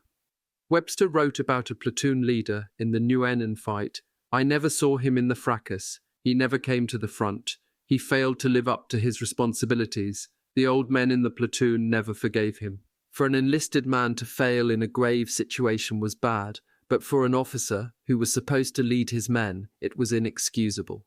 Malarkey related that in that fight, Guarneri was giving hell to some officer who had his head buried in the sand, telling him he was supposed to be leading the platoon. The same officer was later seen at an aid station shot through the hand, suspected of being self-inflicted. A combination of new officers and men who had not been trained up to the standard of the original Currahee group, the rigours of constant pounding by artillery and the danger of night patrols was taking a toll on Easy. The conditions exacerbated the situation. Paul Fussell has described the 2 stages of rationalisation a combat soldier goes through. It can't happen to me, then it can happen to me, unless I'm more careful, followed by a stage of accurate perception, it is going to happen to me, and only my not being there on the front lines is going to prevent it. Some men never get to the perception. For others, it comes almost at once. When it does come to a member of a rifle company in the front line, it is almost impossible to make him stay there and do his duty. His motivation has to be internal. Comradeship is by far the strongest motivator, not wanting to let his buddies down in the positive sense, not wanting to appear a coward in front of the men he loves and respects above all others in the negative sense. Discipline won't do it, because discipline relies on punishment, and there is no punishment the army can inflict on a frontline soldier worse than putting him into the front line. One reason for this is what Glenn Gray calls the tyranny of the present in a foxhole. The past and, more important, the future do not exist. He explains that there is more time for thinking and more loneliness in foxholes at the front than in secure homes, and time is measured in other ways than by clocks and calendars. To the soldier under fire who has reached his limit, even the most horrible army jail looks appealing. What matters is living through the next minute. Gray speculates that this is why soldiers will go to such extraordinary lengths to get souvenirs. At Brecourt Manor, Malarkey ran out into a field being raked by machine gun fire to get what he thought was a Luger from a dead German. In Holland, on October 5th, as Webster was limping back to the rear, in an open field under fire from a German 88, he spotted a German camouflaged poncho, an ideal souvenir. He stopped to scoop it up. Gray explains the phenomenon. Primarily, souvenirs appeared to give the soldier some assurance of his future beyond the destructive environment of the present. They represented a promise that he might survive. It is almost impossible to think of anything but survival in a life-threatening situation, which accounts for the opposite phenomenon to souvenir grabbing, the soldier's casual attitude toward his own possessions, his indifferent attitude toward money. In campaigns of extreme hazard, Gray writes, soldiers learn more often than civilians ever do that everything external is replaceable, while life is not. What is not replaceable is the esteem of comrades, but to the replacement soldier just arrived, there is no comradeship, so there is nothing to hold him to his post. Gray tells the story of a deserter he found in a woods in France in November 1944. The lad was from the Pennsylvania mountains. He was accustomed to camping out. He had been there a couple weeks and intended to stay until the war ended. All the men I knew and trained with have been killed or transferred, the deserter explained. I'm lonely. The shells seem to come closer all the time and I can't stand them. He begged Gray to leave him. Gray refused, said he would have to turn him in, but promised he would not be punished. The soldier said he knew that. He bitterly predicted they would simply put him back into the line again, which was exactly what happened when Gray brought him in. At the front, not only spit and polish discipline breaks down, orders can be ignored, as supervision is not exact where danger of death is present. Old soldiers have learned by bitter experience to be independent and to make their own decisions, Webster wrote his parents shortly after he was wounded. Once our lieutenant told my squad leader to take his 8 men and knock out some anti-aircraft guns that were firing on a flight of gliders. 9 men with rifles fighting dual-purpose 88s and 40mm. The sergeant said yes, censored. By using his own judgment, he saved our lives in a situation where a new man would have rushed in blindly. This same lieutenant later ordered 2 scouts into a German position, but they, knowing better, got censored. Veterans tried to help replacements, but they also took care not to learn their names, as they expected them to be gone shortly. It was not that the old hands had no sympathy for the recruits. Our new members, Webster wrote his parents, representatives of the 18-year-old draft, were so young and enthusiastic looking, it seemed a crime to send them into battle. We paratroopers get the best men in the army, but it's a hell of a fate for somebody who's never been away from home or high school to come here. No man in Easy had been in combat before June 6, 1944, but by October, all the men who took off from England on the evening of June 5th, who were still alive in Holland, had been through 2 combat jumps and 2 campaigns. Many of them had been wounded. Some of the wounded had gone AWOL from the hospital to go to Holland. This was not because they had a love of combat, but because they knew if they did not go to war with Easy, they would be sent to war with strangers, as the only way out of combat for a rifleman in European theatre of operations was death or a wound serious enough to cost a limb. If they had to fight, they were determined it would be with their comrades. Replacements could seldom reach this level of identification. Further, as the army was speeding up the training process to provide men for the battle, the replacements were not of the quality of the original Currahee men. At Weigel, Webster saw a replacement named Max, moaning and clutching his right hand. "Help me! Help me! Somebody help me! What's wrong? Shot anywhere else? No, it hurts. Why don't you get up and run?" He didn't feel like it. He was in shock so bad he just wanted to lie there and moan. It's a funny thing about shock. Some boys can have their foot blown off and come limping back to the aid station under their own power, while others, like Max, freeze up at the sight of blood and refuse to help themselves. They say that shock is largely physical, but it seems to me that one's mental attitude has a lot to do with it. Max wasn't aggressive, he wasn't hard, he wasn't well trained. That officers and men broke under the constant strain, tension, and vulnerability is not remarkable. What is remarkable is that so many did not break. With Winters's replacement gone, First Lieutenant Fred "Moose" Heiliger took over the company. Heiliger was an OCS graduate who had led the headquarters company mortar platoon in Normandy, where he was promoted to first lieutenant, and Holland. He had been in E Company back in the States. From the first, Winters liked him immensely. Heiliger was a good commanding officer. He visited the outposts at night. He went on patrols himself. He saw to the men as best could be done. Like the men in the foxholes, he never relaxed. The tension was always there. His company was spread much too thin to prevent German patrols from penetrating the line, and the dangerous possibility of another breakthrough of the size of that of October 5th was in his mind constantly. He bore up under the responsibility well, took the strain, did his duty. The British are masters of intrigue, according to Corporal Walter Gordon.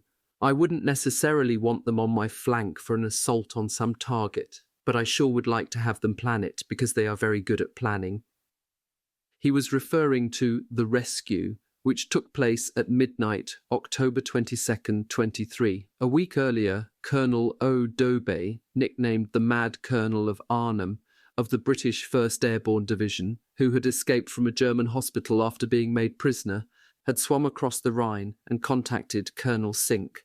Dobey said there were 125 British troops, some 10 Dutch resistance fighters who were being sought by the Germans, and 5 American pilots hiding out with the Dutch underground on the north side of the Lower Rhine.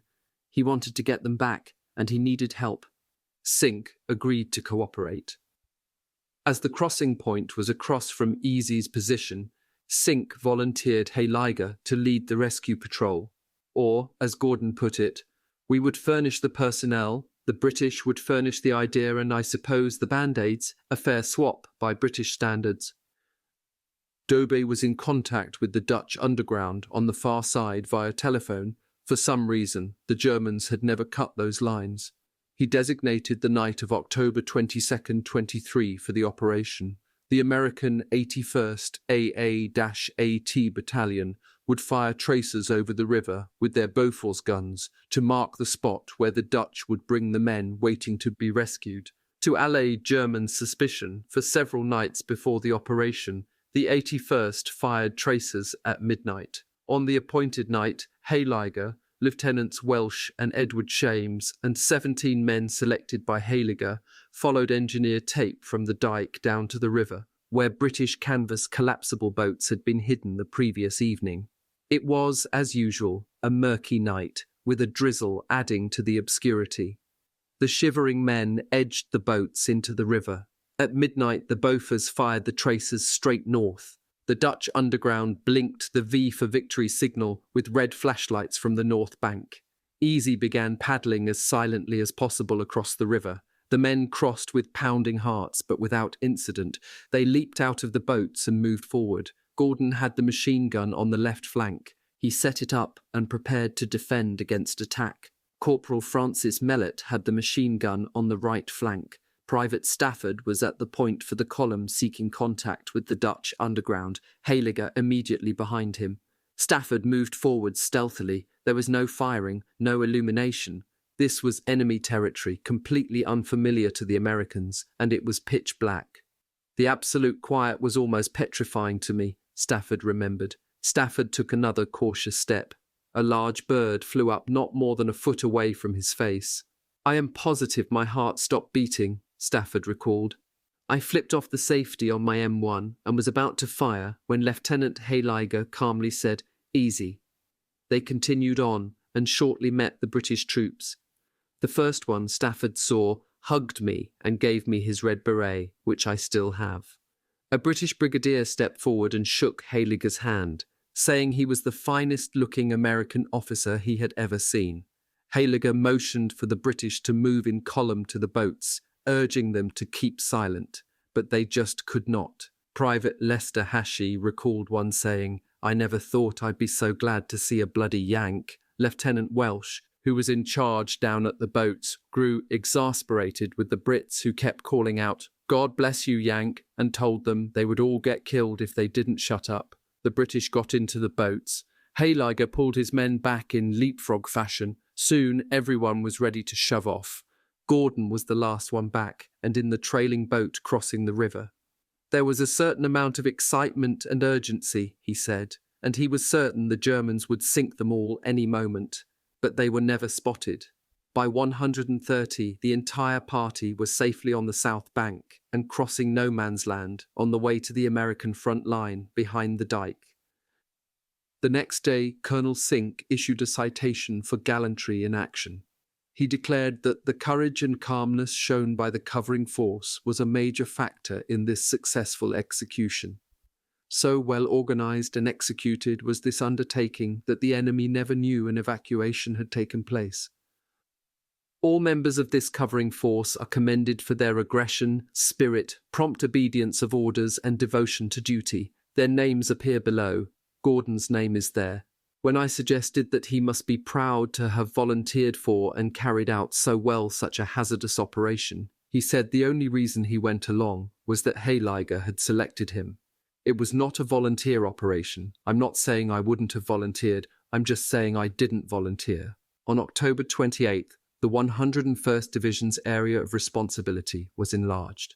The 506th shifted to the east on the riverbank, just opposite Arnhem. Easy was in the line in the vicinity of the village of Driel, which put the company in the easternmost tip of the Allied advance toward Germany. It was replacing a British unit. As the company moved into its new positions, Sergeant Lipton and Battalion Executive Officer Winters talked with the British commander. He said they could see Germans moving around and digging in along the railroad track to the east. Easy was still on the right flank of the 506th at Driel. That put it at the point where the line bent at an acute angle, meaning one platoon faced north, another east, with the third in reserve.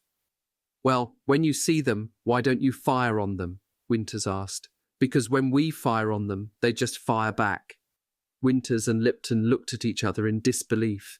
Easy always tried to keep the German heads down and on the defensive whenever it occupied the front line. It did so at Driel and kept up active patrolling. The artillery continued to pound away. The Germans still had the advantage of holding the high ground north of the river, so movement by day was impossible. The platoons in the front line lived in foxholes. The rain was all but constant. No one ever got really dry. No shaves, no showers, no relaxation. A miserable existence. To the rear, at the CPs and further back, conditions improved somewhat. Artillery was a problem, of course, but there was hot food and other compensations. The men listened to Arnhem Annie, a German propaganda broadcaster, over the radio. Between American songs, she invited them to cross the river, surrender, and live in comfort until the war was over. The supply people were able to bring copies of Yank and Stars and Stripes to the men. The 101st's daily news sheet, the Kangaroo Chronicle, resumed publishing. The Germans dropped some leaflets, "Why Fight for the Jews?"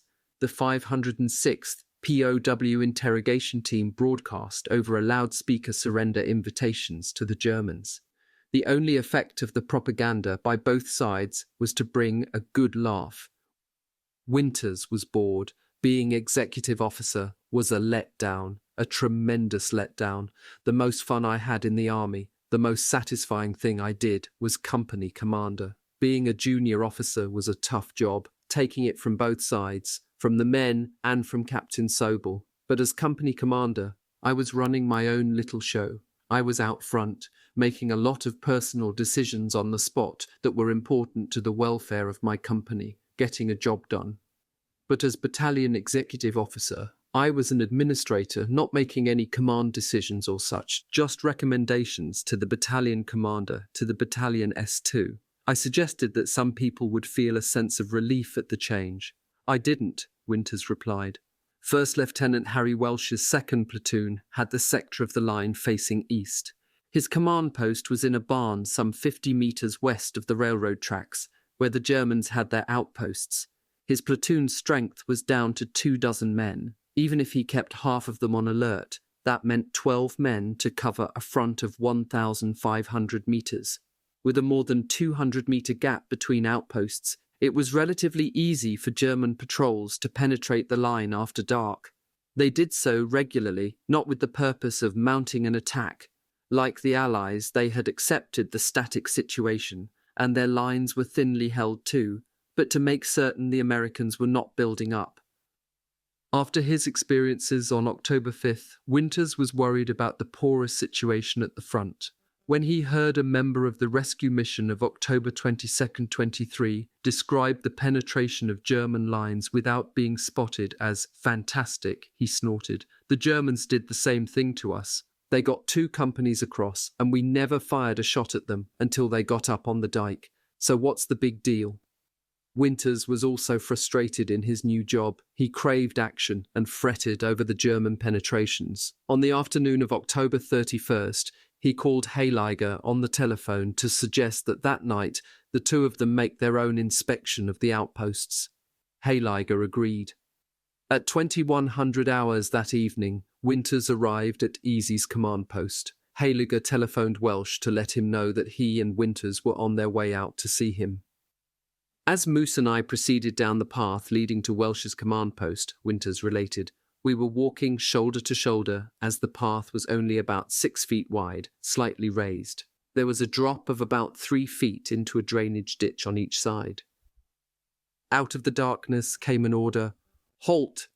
Hayliger was a calm, easygoing man, a commanding officer who did not get excited unnecessarily. So when Winters felt him take an extra hard, deep breath, he tensed. Winters figured Hayliger had forgotten the password. Hayliger started to say, "Moose," but before he got the word half out, blam, blam, blam, an M1 spat 3 bullets out from a distance of 10 yards. Hayliger dropped to the road with a moan. Winters dived into the ditch on the left side of the road. He feared they had run into a German patrol because the M1 fire had been so rapid it could have been a German machine pistol. Then he heard footsteps running away. Winters crawled back onto the path, grabbed Hayliger and pulled him to the side. He had been hit in the right shoulder, a fairly clean wound, and in the left calf, a bad one. His calf looked like it had been blown away. Winters set to bandaging the leg. A few minutes later, Winters heard footsteps running his way. As he moved to grab his rifle, he heard Welsh calling in a low voice, "Moose? Dick?" Welsh and 2 of his men helped bandage Hayliger. They gave him morphine shots and carried him back to the battalion command post. By then he had lost so much blood and had had so many shots of morphine, he had a wax-like pallor that made Winters doubt he was going to make it. He made it. Within a week he was back in a hospital in England. While there he was promoted to captain and given the British Military Cross for the rescue patrol. But for Hayliger, the war was over. The soldier who shot Hayliger had been tense, frightened, unsure of himself. The incident broke him up. He was a veteran, not a recruit. Winters decided not to punish him. Soon thereafter, he was eased out of the company. On November 7th, Hayliger wrote Winters from his hospital bed, "Dear Dick, here I am laying flat on my back, taking it easy. I want to thank you for taking care of me that night I got hit. It sure is a stupid way to get knocked off. I arrived here naked as a jaybird, didn't have a thing. I know you have my wings and pistol, but I am sweating out the clothes in my bedroll and the rolls of film in my musette bag. Jesus, Dick, they put casts right over my wounds and it smells as if a cat shit in my bed. I can't get away from that stink. Well, this is short, but my right arm is very weak. Remember me to all. Hayliger's replacement as commanding officer of Easy was First Lieutenant Norman S. Dyke, Jr. He came over from division headquarters. Tall, slim, good-looking, he was well-educated and talked in a military tone of voice. He made a good impression. Being executive officer put Winters into daily contact with Nixon, by now Battalion S3. They hardly could have been more different. Winters grew up in a middle-class home. Nixon's father was fabulously wealthy. Winters had not gotten out of Pennsylvania in his teenage years. Nixon had lived in various parts of Europe. Winters was a graduate of a small college. Nixon came from Yale. Winters never drank. Nixon was an alcoholic. But they were the closest of friends, because what they had in common was a dedication to the job at hand and a remarkable ability to do that job. Every member of Easy interviewed for this book said Winters was the best combat commander he ever saw, while Nixon was the most brilliant staff officer he knew in the war. Nixon was a hard man to get out of the sack in the morning, according to Winters. One day in November, Winters wanted to get an early start. Nixon, as usual, could not be talked into getting up. Winters went to his bed, grabbed his feet while he was still in his sleeping bag, and threw them over his shoulder. "Are you going to get up? Go away, leave me alone." Winters noticed that the water pitcher was half full. Still holding Nixon's feet on his shoulder, he grabbed the pitcher and started pouring the contents on Nixon's face. Nixon opened his eyes. He was horrified. "No, no," he begged. Too late, the contents were on their way. Only then did Winters realize that Nixon had not gone outside to piss away the liquor he had drunk, but used the water pitcher instead. Nixon yelled and swore, then started laughing. The two officers decided to go into Nijmegen to investigate the rumor that hot showers were available for officers there. The campaign dragged on. Increasing cold added to the misery of the daily rains. Finally, in late November, Canadian units began to replace the 101st. Easy's turn came on the night of November 24th, 25, when it pulled out of the line. In the morning, the men boarded trucks for the trip back to France for rest, refitting, receiving replacements, and a shower, which the enlisted men had not had in 69 days. Easy had jumped on September 17th with 154 officers and men. It came out of Holland with 98 officers and men. Lieutenants Brewer, Compton, Hayliger, and Charles Hudson had been wounded, along with 45 enlisted men. The Easy men killed in action were William Dukeman, Jr., James Campbell, Vernon Menzer, William Miller, James Miller, Robert Van Klinken. The company had taken 65 casualties in Normandy, so its total at the end of November was 120. Some of these men had been wounded in both campaigns, of whom not one was a prisoner of war. As the trucks rolled back down Hell's Highway, the Dutch lined the roads to cheer their liberators. "September 17th, they shouted as the convoy moved through Nijmegen, Uden, Vegel, Eindhoven. The men of Easy did not feel like conquering heroes. Sergeant Lipton summed it up. Arnamani said over the radio, "You can listen to our music, but you can't walk in our streets." She was right, we didn't get into Arnhem. Ambrose, so Rod comes back and tells you, "We've got a penetration here. Now pick up the story." Winters, "Let me tell you, when he comes in, he's been in combat. He is breathless, and you take one look at him, and you know here's a guy that has just faced death. No question about it."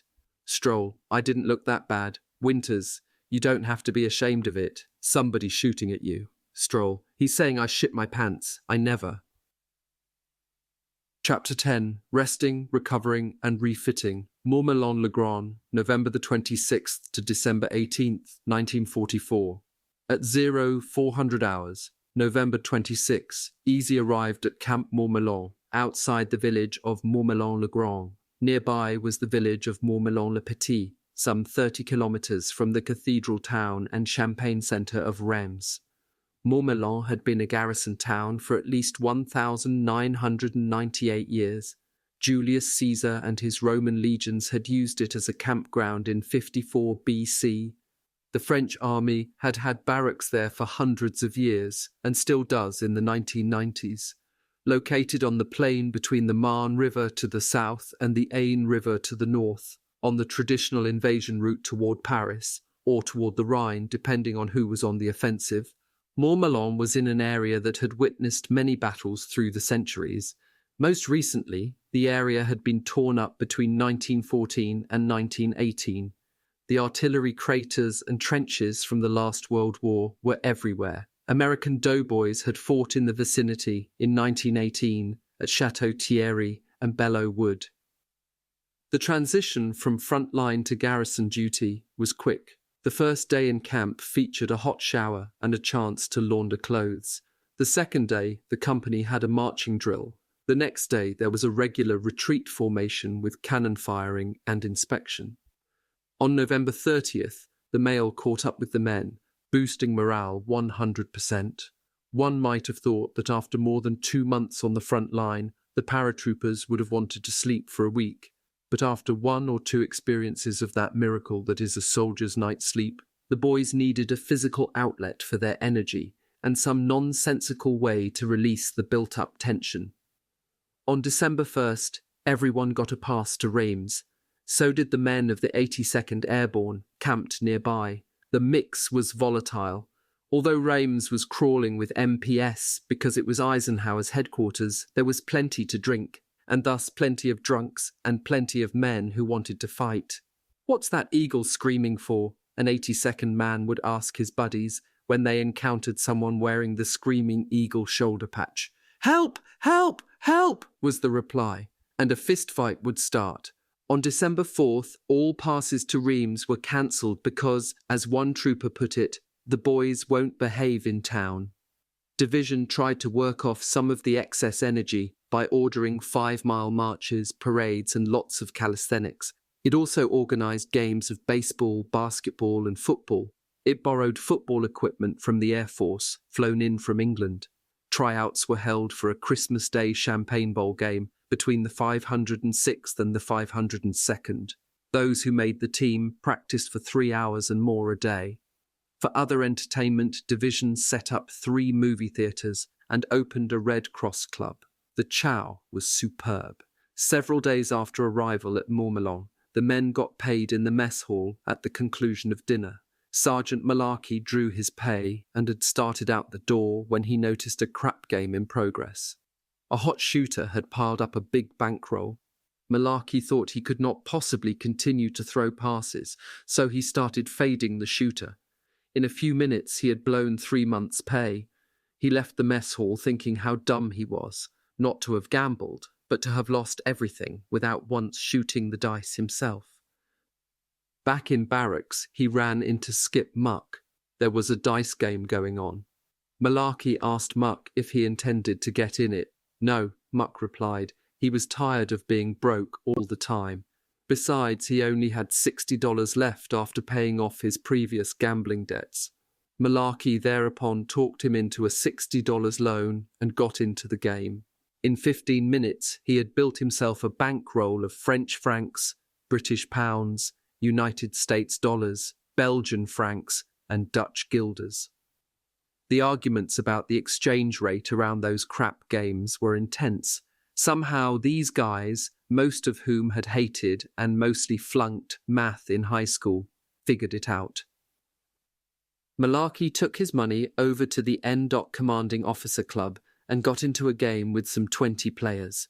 He threw $60 of United States money into the game, the amount he had borrowed from Muck. He won, he let it ride and won again, and again, and again. On the last throw he had $3,000 riding. He won. He was afraid to leave the game with more than $6,000, which was damn near the whole company payroll.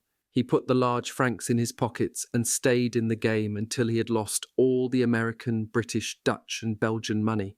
Returning to barracks, he gave Muck the $60 plus a $500 tip. He still had $3,600. The men were put to work improving the barracks. The The most recent occupants had been 2 divisions of German infantry, plus several squadrons of light cavalry. German orders of the day, propaganda posters and the like were on the walls. They came down, the leavings of the horses were cleaned up, bunks were repaired, latrines and roads improved, and through it all like a bright thread, the 506th scrapbook Currahee declared, ran the anticipation of the Paris passes.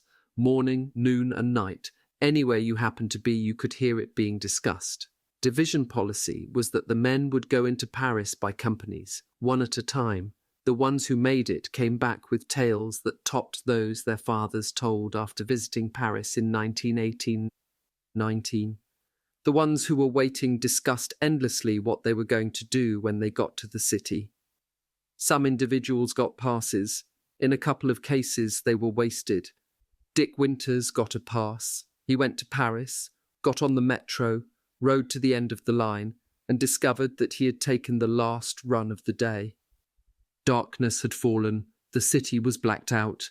He walked back to his hotel, got in well after midnight, and the next day returned by train to Montmelon. That was my big night in Paris. Private Bradford Freeman from Lowndes County, Mississippi, got a pass to Paris.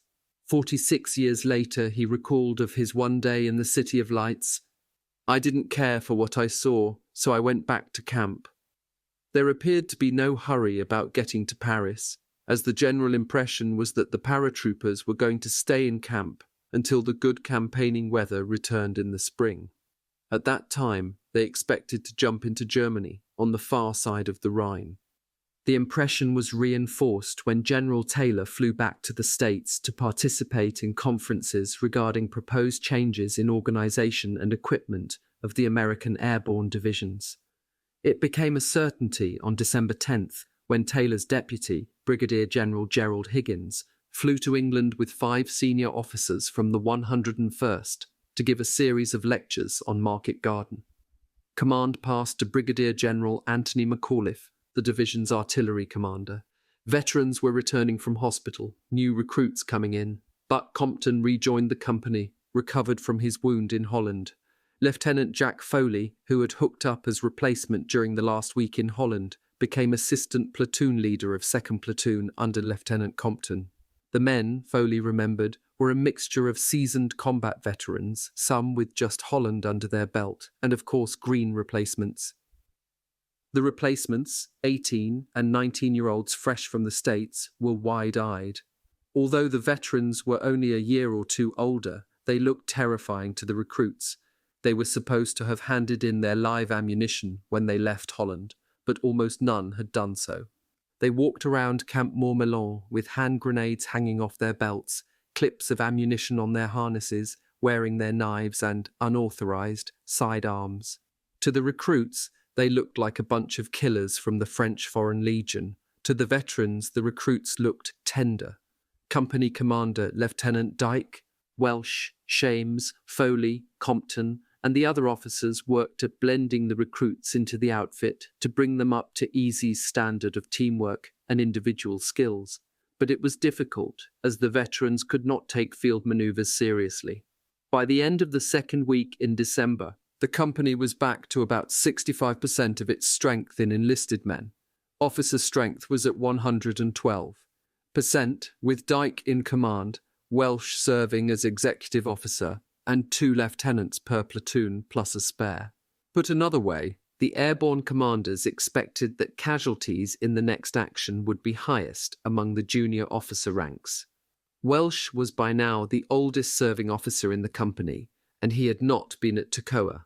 Only Welsh and Compton had been in Normandy with Easy.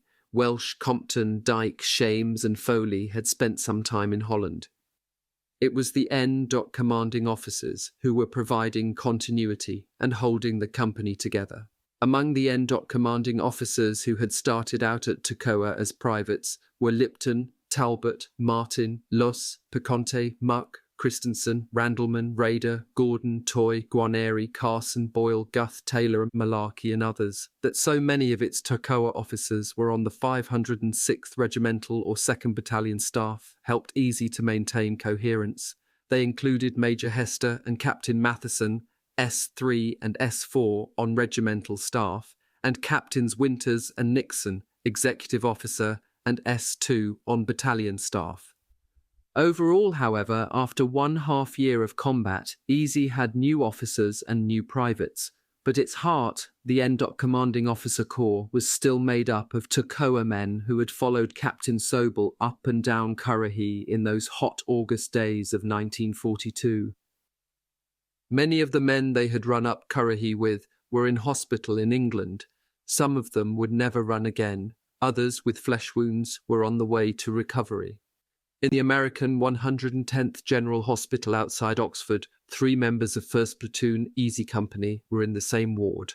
Webster, Liebgut, and Corporal Thomas McCreary had all been wounded on October 5th, Webster in the leg, Liebgut in the elbow, McCreary in the neck. Webster was practicing his writing. In his diary, he described his buddies. 120-pound Liebgut, ex-San Francisco cabbie, was the skinniest and, at non-financial moments, one of the funniest men in E Company.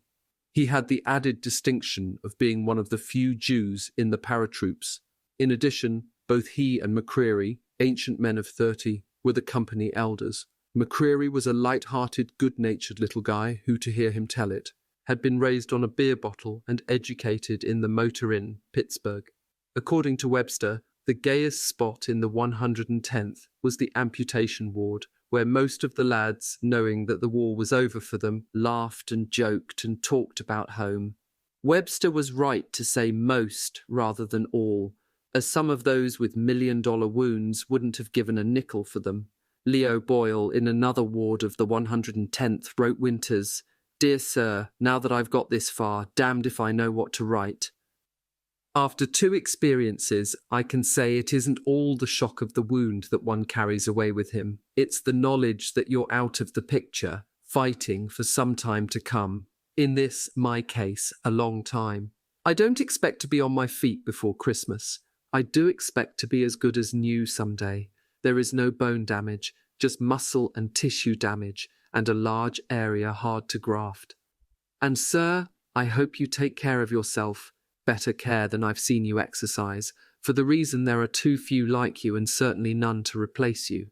He added that Webster, Liebgut, Leo Matz, Paul Rogers, George Luss, and Bill Guarnera, all also residents for varying periods of time of the 110th, had been in to see him. 44 years later, Boyle wrote, "I never became fully resigned to the separation from the life as a trooper, separated from my buddies, and never jumping again.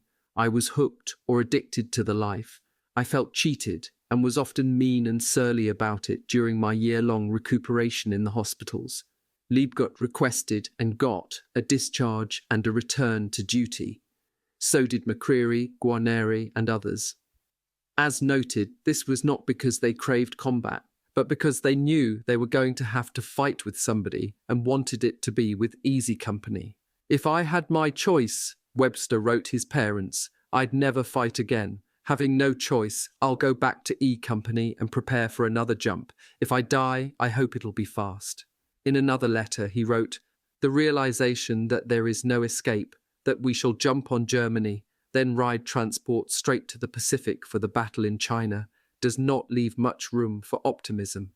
Like the infantry, our only way out is to be wounded and evacuated." Webster went to a rehabilitation ward, then towards the end of December to the 12th Replacement Depot in Tidworth, England. This repo depot, like its mate the 10th, was notorious throughout European theatre of operations for the sadism of its commander, its inefficiency, chicken shit ways, filth, bad food, and general conditions that were not much of a step up from an army prison.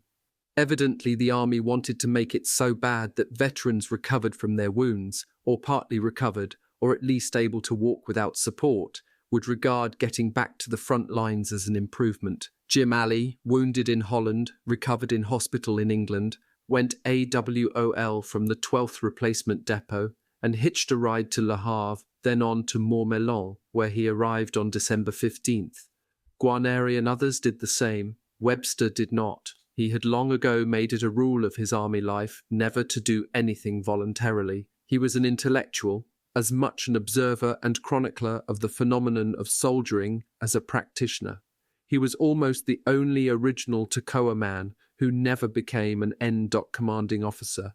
Various officers wanted to make him a squad leader, but he refused. He was there to do his duty, and he did it. He never let a buddy down in combat, in France, Holland, or Germany, but he never volunteered for anything, and he spurned promotion. Excitement ran high in Montmelon. Now that Easy was in a more or less permanent camp, the men could expect more mail, and could hope that Christmas packages would catch up with them. There was the company furlough to Paris to anticipate. With a lot of luck, Easy might be in Paris for New Year's Eve. And there was the Champagne Bowl coming on Christmas Day, with a turkey dinner to follow. Betting was already heavy on the football game. The practice sessions were getting longer and tougher. The future after Christmas looked pretty good, from the perspective of a rifle company in the middle of the greatest war ever fought. There would be no fighting for Easy until at least mid-March. Then would come the jump into Germany, and after that the move to the Pacific for fighting in China or a jump into Japan. But all that was a long way off. Easy got ready to enjoy Christmas. The sergeants had their own barracks at Montmelon. On the night of December 16th, Martin, Guarneri and some others got hold of a case of champagne and brought it back to the sergeants' barracks. They were unaccustomed to the bubbly wine. Martin popped a few corks. The other sergeants held out their canteen cups. He filled them to the brim. "Well, hell, Johnny," Christensen said, "that's nothing but soda pop, for Christ's sake." They drank some of the world's finest champagne as if it were soda pop, with inevitable results. A fight broke out, and I have to say I was in it, Martin admitted, and we tore every one of those bunks down, and nails sticking out. I ran nails into my foot. Hell, it was just a battle in there. First Sergeant Carwood Lipton came into the barracks, took one look, and started shouting, "You guys are supposed to be leaders. A bunch of sergeants doing all this crap." He made them clean up the mess before allowing them to sleep it off. That same night, Winters and Nixon were the only 2 battalion staff officers at headquarters. The others had taken off for Paris. Private Joe Lesniewski went to the movies at one of the Montmelon theatres. He saw a film featuring Marlene Dietrich. Gordon Carson went to bed early to be ready for football practice in the morning. Winters and Nixon got word by radio that all passes were cancelled.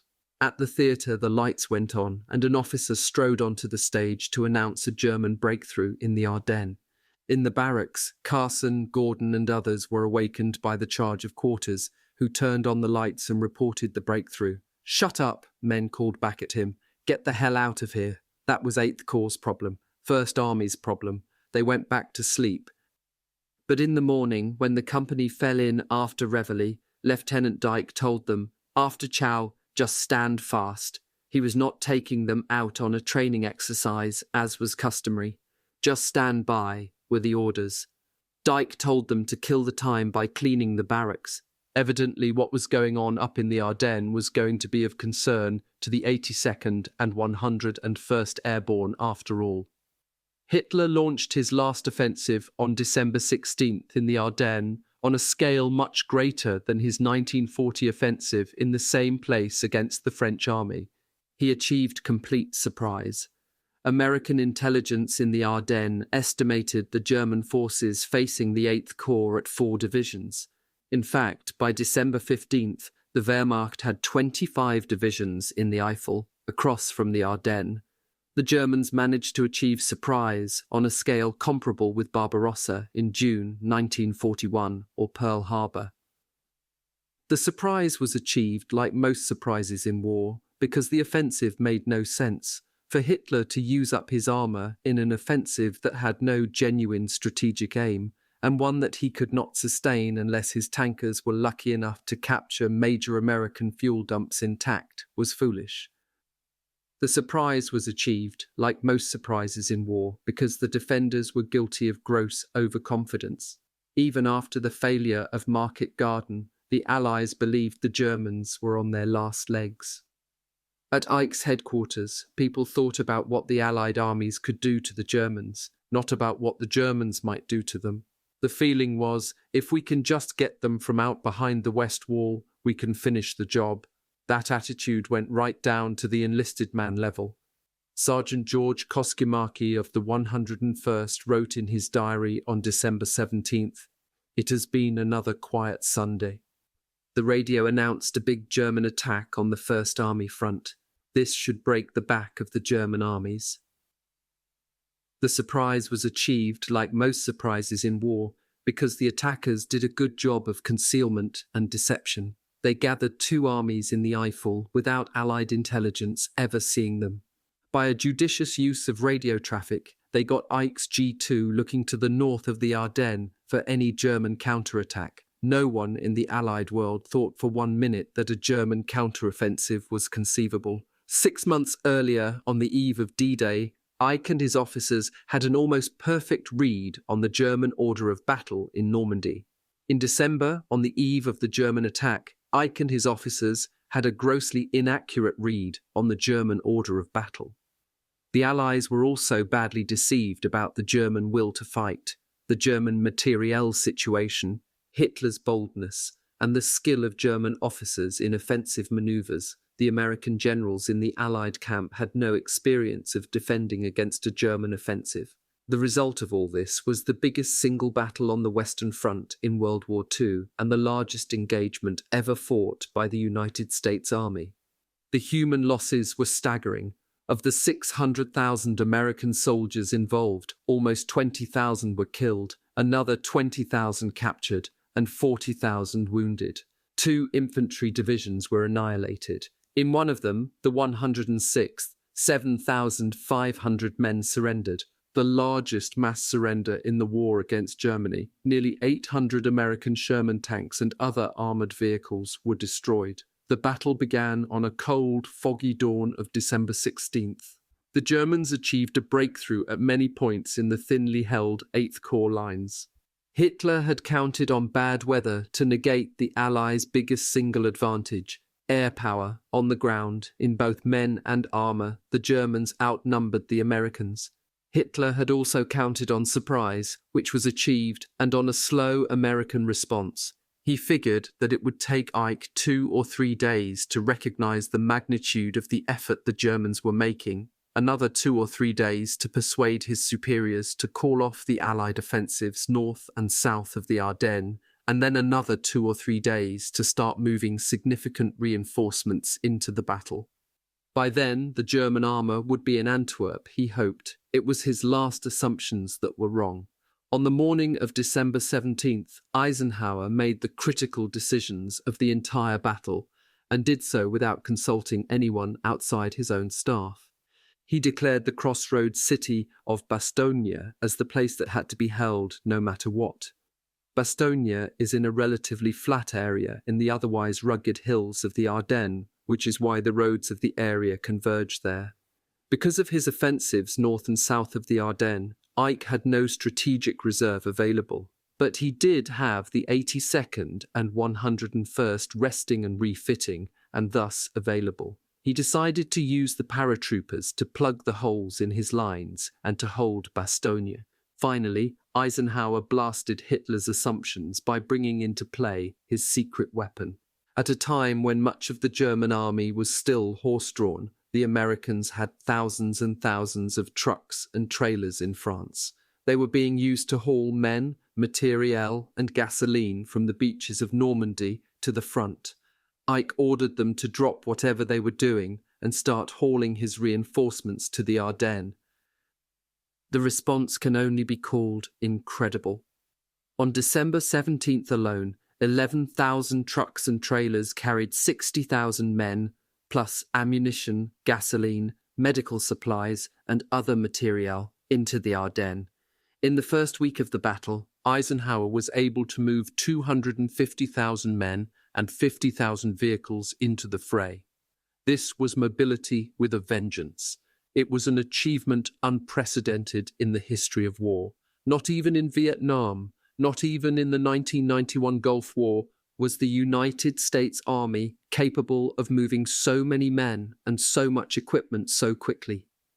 Easy Company played its part in this vast drama, thanks to the Transportation Corps and the drivers, mostly black soldiers of the famous Red Ball Express. At 20:30, December 17th, Ike's orders to the 82nd and 101st to proceed north toward Bastogne arrived at the division's headquarters. The word went out to regiments, battalions, down to companies. Get ready for combat. Trucks arriving in the morning. We're moving out. Not me, Gordon Carson said. I'm getting ready to play football on Christmas Day. No, you're not, Lieutenant Dyke said. Frantic preparations began. Mourmelon did not have an ammunition dump. The men had only the ammunition they had taken out of Holland. There was none to be found.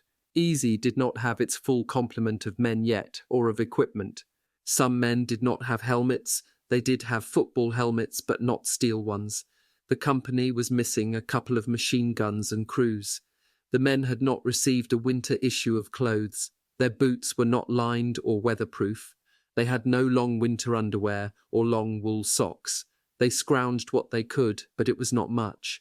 Even K rations were short. When Easy set out to meet the Wehrmacht on the last greatest German offensive, the company was under strength, inadequately clothed, and insufficiently armed. It was also going out blind, as not even General McAuliffe knew the destination of the 101st as yet. Obviously, Colonel Sink could not brief Captain Winters, who thus could not brief Lieutenant Dyke. All anyone knew was that the Germans had blasted a big hole in the line, that American forces were in full retreat, that someone had to plug the gap, and that the someone was the Airborne Corps. Weather precluded an airdrop, and in any case, it was doubtful if enough C-47s could have been gathered quickly enough to meet the need. Instead, Transportation Corps, acting with utmost dispatch, gathered in its trucks from throughout France, but especially in the area between Le Havre and Paris. MPS stopped the trucks, services of supply forces unloaded them, and the drivers, many of whom had already been long on the road and badly needed some rest, were told to get to Camp Mourmelon without pausing for anything. The process began as darkness fell on December 17th. By 0900 hours on December 18th, the first trucks and trailers began arriving in Mourmelon.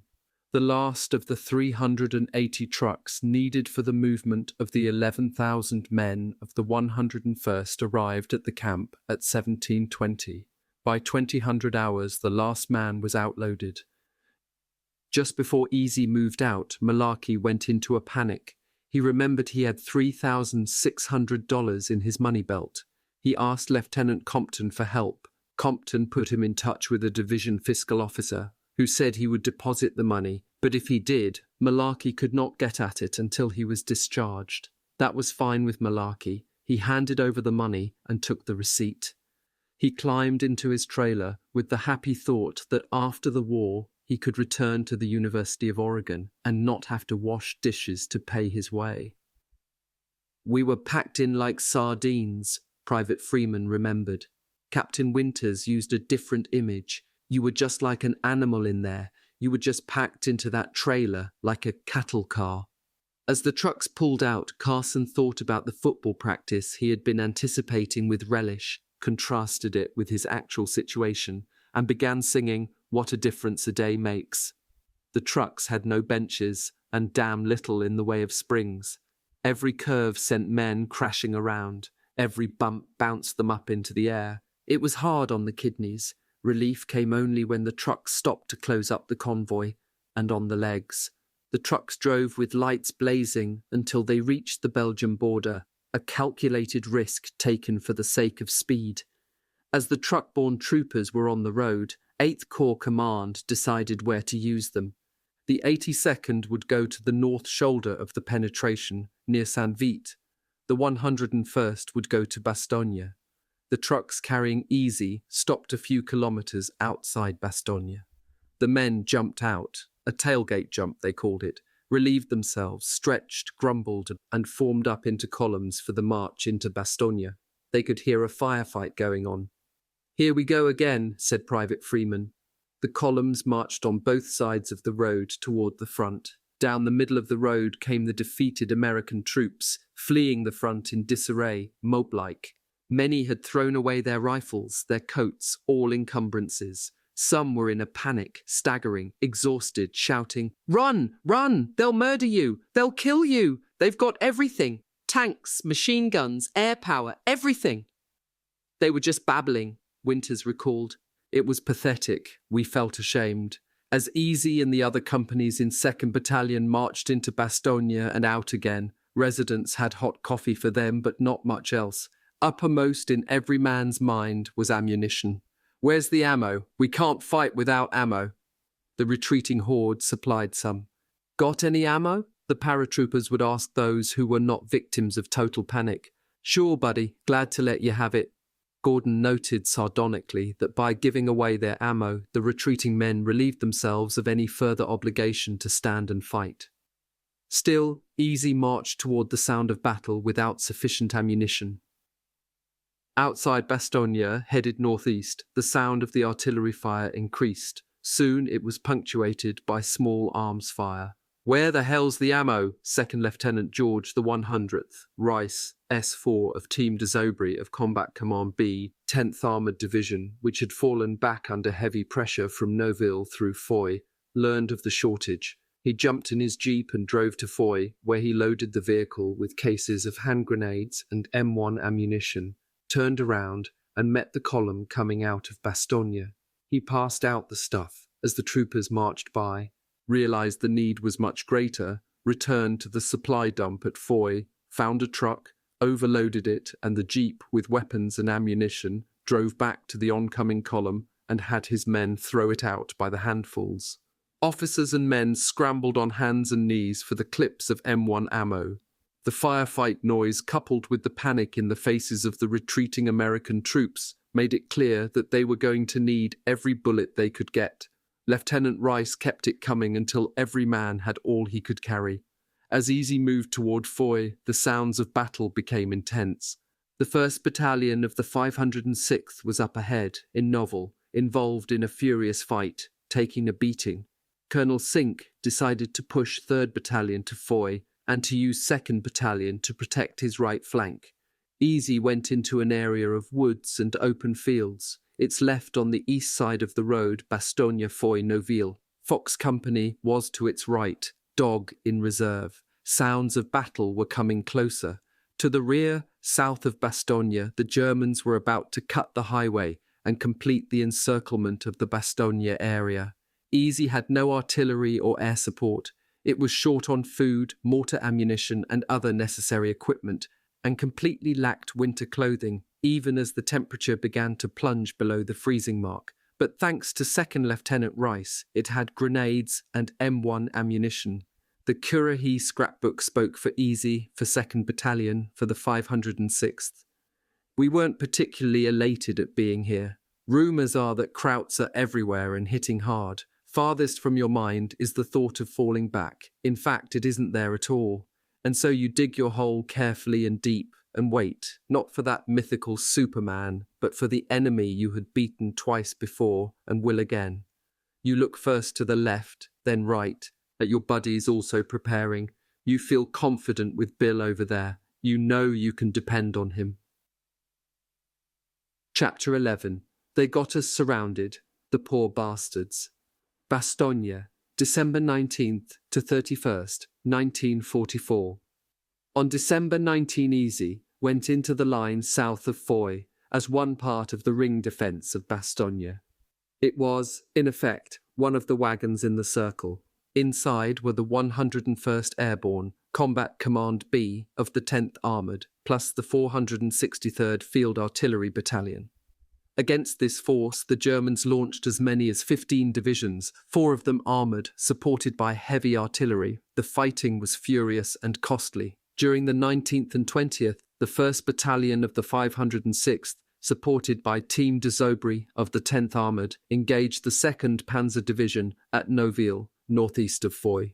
When the battalion pulled back beyond Foy on the 20th, it had lost 13 officers and 199 enlisted men, out of about 600. Together with Team des Robry, it had destroyed at least 30 enemy tanks and inflicted casualties of between 500 and 1,000. Most important, it had held for 48 hours, while the defence was being set up around Bastogne. Easy and the other companies badly needed the time, as the situation in the defensive perimeter was fluid and confused. Easy's left was on the Bastogne-Noville road, linked to 3rd Battalion on the other side. Dog Company, on the right flank of 2nd Battalion, extended to the railroad station at Holt, but it was not linked to the 501st Parachute Infantry Regiment. Winters worried that the battalion was not in the right position. He sent Nixon back to regimental headquarters to check. Nixon returned to say the battalion was where it was supposed to be. Easy's position was in a wood looking out on a grazing field that sloped down to the village of Foy, about a kilometre away. The trees were pines, 8 to 10 inches in diameter, planted in rows. The men dug foxholes to form a main line of resistance a few metres inside the woods, with outposts on the edge. Winters set up battalion headquarters just behind the company at the south edge of the woods. The first night on the main line of resistance was quiet, even peaceful. The fighting was to the north, in NOVILLE, 4 kilometres away. At dawn on December 20th, a heavy mist hung over the woods and fields. Winters rose and looked around. To his left, he saw a German soldier in his long winter overcoat emerge from the woods. He had no rifle, no pack. He walked to the middle of a clearing.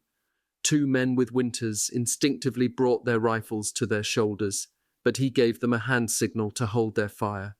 The Americans watched as the German took off his overcoat, pulled down his pants, squatted, and relieved himself. When he was finished, Winters hollered in his best German, "Kommen Sie hier." The soldier put up his hands and walked over to surrender. Winters went through his pockets.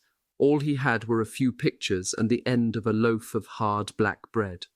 "Think of this," Winters commented. "Here is a German soldier in the light of early dawn who went to take a crap, got turned around in the woods, walked through our lines, past the company command post, and ended up behind the battalion command post. That sure was some line of defence we had that first night. German soldiers were not the only ones who got lost that day. Medic Ralph Spiner and Private Ed Babe Heffron went back into Bastogne to scrounge up some medical supplies. At the aid station, Spiner got some of what he needed. The 101st was already running low on medical supplies, a major problem. The 2 E Company men grabbed a hot meal, and although they hated to leave the stove, with darkness coming on, they set out for the line. Heffron suggested a shortcut across a wooded area. Spiner agreed. Heffron led the way. Suddenly he fell into a hole. There was a shout of surprise. Then a voice called out from under Heffron, "Hinkle, Hinkle, ist das du?" Heffron came barreling out of the foxhole and took off in the opposite direction, yelling, "Hinkle your ass, Kraut!" He and Spiner got reoriented and finally found the E Company command post. Spiner, who recalled the incident, concluded, "To this day, every time I see Babe, I ask him how Hinkle is feeling or if he has seen Hinkle lately." The medics were the most popular, respected, and appreciated men in the company. Their weapons were first aid kits. Their place on the line was wherever a man called out that he was wounded. Lieutenant Foley had special praise for Private Eugene Rowe. He was there when he was needed, and how he got there, you often wondered. He never received recognition for his bravery, his heroic servicing of the wounded. I recommended him for a Silver Star after a devastating firefight when his exploits were typically outstanding. Maybe I didn't use the proper words and phrases, perhaps Lieutenant Dyke didn't approve, or somewhere along the line it was cast aside. I don't know. I never knew except that if any man who struggled in the snow and the cold, in the many attacks through the open and through the woods, ever deserved such a medal, it was our medic, Gene Rowe. On December 20th, what was left of the 1st Battalion of the 506th and Team de Sobry pulled back from NOVILLE and went into reserve. Easy awaited an attack that did not come. The damage inflicted by 1st Battalion was so great that the Germans made their assaults on other sectors of the defensive perimeter. Easy underwent artillery and mortar bombardments, but no infantry attack. On December 21st, it snowed, a soft, dry snow. It kept coming 6 inches, 12 inches. The temperature fell to well below freezing. The wind came up, even in the woods. The men were colder than they had ever been in their lives. They had only their jump boots and battle dress with trench coats, no wool socks, no long underwear. Runners went into Bastogne and returned with flour sacks and bedsheets. which provided some warmth and camouflage. In the foxholes and on the outposts, men wrapped their bodies in blankets and their boots in burlap. The burlap soaked up the snow, boots became soggy, socks got wet. The cold penetrated right into the bones. Shivering was as normal as breathing. The men looked like George Washington's army at Valley Forge, except that they were getting fired upon, had no huts, and warming fires were out of the question. Colonel Ralph Ingersoll, an intelligence officer with 1st Army, described the penetrating cold. Riding through the Ardennes, I wore woolen underwear, a woolen uniform, armoured force combat overalls, a sweater, an armoured force field jacket with elastic cuffs, a muffler, a heavy-lined trench coat, 2 pairs of heavy woolen socks, and combat boots with galoshes over them, and I cannot remember ever being warm. For the men of easy, without decent socks and no galoshes, feet always cold and always wet, trench foot quickly became a problem. Corporal Carson remembered being taught that the way to prevent trench foot was to massage the feet, so he took off his boots and massaged his feet. A German shell came in and hit a tree over his foxhole. Splinters tore up his foot and penetrated his thigh. He was evacuated back to Bastogne. At the hospital set up in the town, I looked around and never saw so many wounded men. I called a medic over and said, "Hey, how come you got so many wounded people around here? Aren't we evacuating anybody?" "Haven't you heard?" the medic replied. "I haven't heard a damn thing. They've got us surrounded, the poor bastards." General McAuliffe saw to it the wounded had booze for comfort. A medic gave Carson a bottle of creme de menthe. I didn't even know what it was, but to this day I have liked creme de menthe. The Luftwaffe bombed the town that night. Carson remembered to get on his hands and knees for the concussion. He got sick. Thank God for that helmet. I had already had about half that creme de menthe. It was all green in my helmet. For the most part, all the men of Easy had to eat was K-rations, and not enough of those had been distributed back at Mourmelon. The company cooks tried to bring a hot meal up after darkness, but by the time they reached the men in the foxholes, the food was cold. Mainly, it consisted of white navy beans, which, according to Sergeant Rader, caused gastronomical outbursts that were something to behold. Cook Joe Dominguez found some shortening and cornmeal, which he turned into corn fritters, also stone cold by the time they arrived. The men mixed the lemonade packet in their K-rations with snow to make a dessert.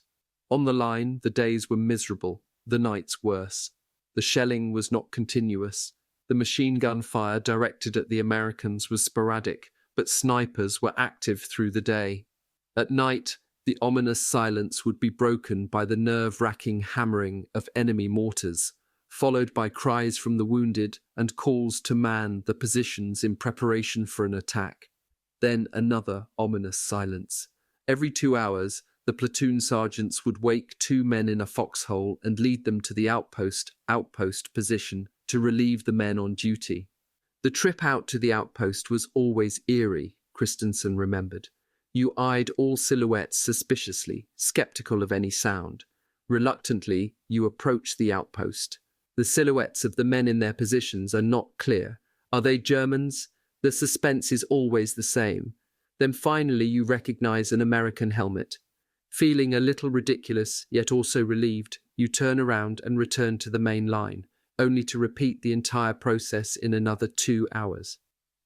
In the foxholes, the men tried to get some sleep, difficult to impossible given the cramped conditions, usually 6 feet by 2 feet by 3 or 4 feet deep for 2 men. At least lying together allowed the men to exchange body heat. Heffron and Private Alvitore did manage to get to sleep the second night out. Heffron woke when Vittore threw his heavy leg over his body. When Vittore started to rub Heffron's chest, Heffron gave him a shot with his elbow in his belly. Vittore woke and demanded to know what the hell was going on. Heffron started to give him hell in return. Vittore grinned and said he had been dreaming about his wife. "Al," Heffron said, "I can't help you as I got combat boots, jump pants and my trench coat on, and they are not coming off." In other foxholes, men talked to relieve the tension. Sergeant Rader and Private Don Hubler came from the same town on the banks of the Ohio River. Don and I would talk all night about home, our families, people and places, and what the hell were we doing in a predicament like this? Spina recalled discussing with his foxhole mate politics, the world's problems, plus our own, wishing we had a drink or a hot meal, preferably in that order. We talked about what we were going to do when we got home, about a trip to Paris in a couple of weeks, go to the Follies. Mainly we talked about going home. Sergeant Toy, back from hospital, didn't like the silence at night between mortar attacks. To break it, he would sing, "I'll be seeing you," was his favourite. Heffron told him to cut it, that the Krauts would surely hear him. Toy sang anyway.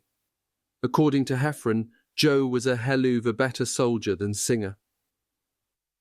Sitting in frontline foxholes was bad, being an outpost was worse, going on combat patrol looking for a fight was the worst, but it had to be done. It was the inability of 8th Corps to patrol aggressively due to insufficient manpower that had led to the December 16th surprise when the Germans attacked in far greater force than anyone anticipated. On December 21st, Lieutenant Peacock sent Sergeant Martin to the various foxholes of 1st Platoon. At each one holding a sergeant or a corporal, Martin announced, "I want all NDOC commanding officers back at the platoon command post, now." The men gathered. Lieutenant Peacock, the platoon leader, as tense as ever, stopped the grumbling. "At ease. Battalion wants a platoon to go on a combat patrol, and we have been elected to be that platoon." He paused. No one spoke. Peacock went on. "We know the Krauts are in the woods in front of our main line of resistance, but we don't know how many, or where their main line of resistance or outposts are located. It's our job to acquire that information and to capture some prisoners, if possible." Questions came in a torrent. "What's the plan of attack?" Sergeant Christensen, leader of 1st Squad, wanted to know. "What's the plan of attack?" Sergeant Christensen, leader of 1st Squad, wanted to know. "How will the squads be positioned?" asked Sergeant Muck of the Mortar Squad. "What happens when we lost contact in those woods?" wondered 2nd Squad leader Sergeant Randleman. Peacock did not have any ready answers. "You'll know more of what you're going to do when we reach the woods," was all he could think to say. Son of a bitch, Christensen thought to himself. This is going to be another snafu operation, with not enough information to fill a peapod. "We move out at 1300 hours, Peacock concluded. Damn, was Christensen's thought. We are being led by Mr. Indecision himself. To infiltrate into the German lines without a good plan is a tremendous bungling tactical error. But when he met with his squad, he kept his thoughts to himself. He told the men to draw ammunition and be ready to jump off at 1300 hours. At 1200 hours, 1st Platoon fell back a few meters from the main line of resistance and gathered around Father Maloney, who had his communion set out. He announced that he was giving a general absolution. After the men who wanted one received their communion wafer, he wished them good luck. Just before 1300 hours, the platoon assembled in the woods behind the main line of resistance. Peacock looked to Christensen like a frightened rabbit. He had no special orders to give, offered no clarification about a plan. He just announced, "All right, men, let's move out." The platoon moved to the extreme right flank of the battalion, along the railroad tracks. It moved through D Company's position and began advancing toward the Germans, the tracks to the right, the woods to the left. It proceeded slowly, moving in column, stopping frequently. Some 200 meters beyond the main line of resistance, Peacock called the NDOC commanding officers forward. He gave his orders. Each squad would form a column of twos, abreast of one another, send out 2 scouts on point, and proceed into the woods until contact was made. The platoon plunged into the woods. Immediately, the columns lost touch with each other. The squads lost touch with their scouts. The snow was soft, not crunchy, and the silence complete. It was broken by a short burst from a German machine gun. Private John Julian, a scout for 2nd Squad, was hit in the neck, and Private James Welling, scouting for 3rd Squad, was also hit. The machine gunners from Easy set up their weapons and prepared to return fire. Private Robert Burr Smith of 1st Squad opened up with a long burst in the direction of the German firebase. When he paused, the Germans let loose another burst of their own. Christensen shouted for Martin, no answer. For Randleman, no answer. For Peacock, no answer. Only more German fire. The first platoon's being decimated, Christensen thought. He shouted again. Bull Randleman came through the woods to answer. Have you seen Martin or Peacock? Randleman had not. Another burst of machine gun fire cut through the trees. We have got to make a move, Randleman said. He joined Chris in calling for Martin. No answer. Let's get the hell out of here, Chris suggested. Bull agreed. They called out the orders to their men and fell back to the railroad.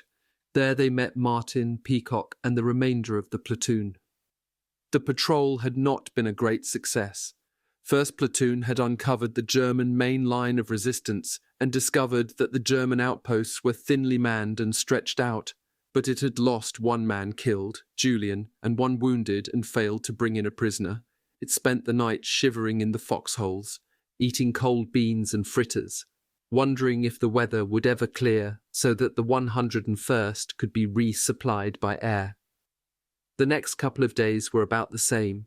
Easy sent out patrols. The Germans sent out patrols, occasional mortar attacks, sporadic machine gun fire, bitter cold, inadequate medical supplies, no hot food, not enough food. Constant shivering was burning off energy that was not being replaced. For the privates, not enough sleep. For the commanding officers, almost no sleep. This was survival time, and reactions were slow due to the near-frozen limbs. Shell bursts in the trees sent splinters, limbs, trunks, and metal showering down on the foxholes. To protect themselves, the men tried to cover their holes with logs, but not having axes made it a difficult task. 1 man solved the problem by putting 2 or 3 German stiffs over the top. Most maddening was the inability of the American artillery to respond to German shelling or to disrupt German activity. Easy's outpost men would watch with envy as German trucks and tanks moved back and forth behind the German line, bringing in the shells and food that the Americans so badly missed. Back in Bastogne, the Americans had plenty of guns, including 105 and 155mm howitzers. They had been active the first few days of the siege, firing in a complete circle at all German attempts to break through the main line of resistance. But by the 23rd, they were almost out of ammunition. Winters recalled being told that the single artillery piece covering the Foy-Bastogne road, his left flank, was down to 3 rounds. They were being saved for anti-tank purposes in the event of a German panzer attack down that road. In other words, no artillery support for Easy or 2nd Battalion. This at a time when the men of the company were down to 6 rounds per mortar, 1 bandolier for each rifleman, and 1 box of machine gun ammo per gun.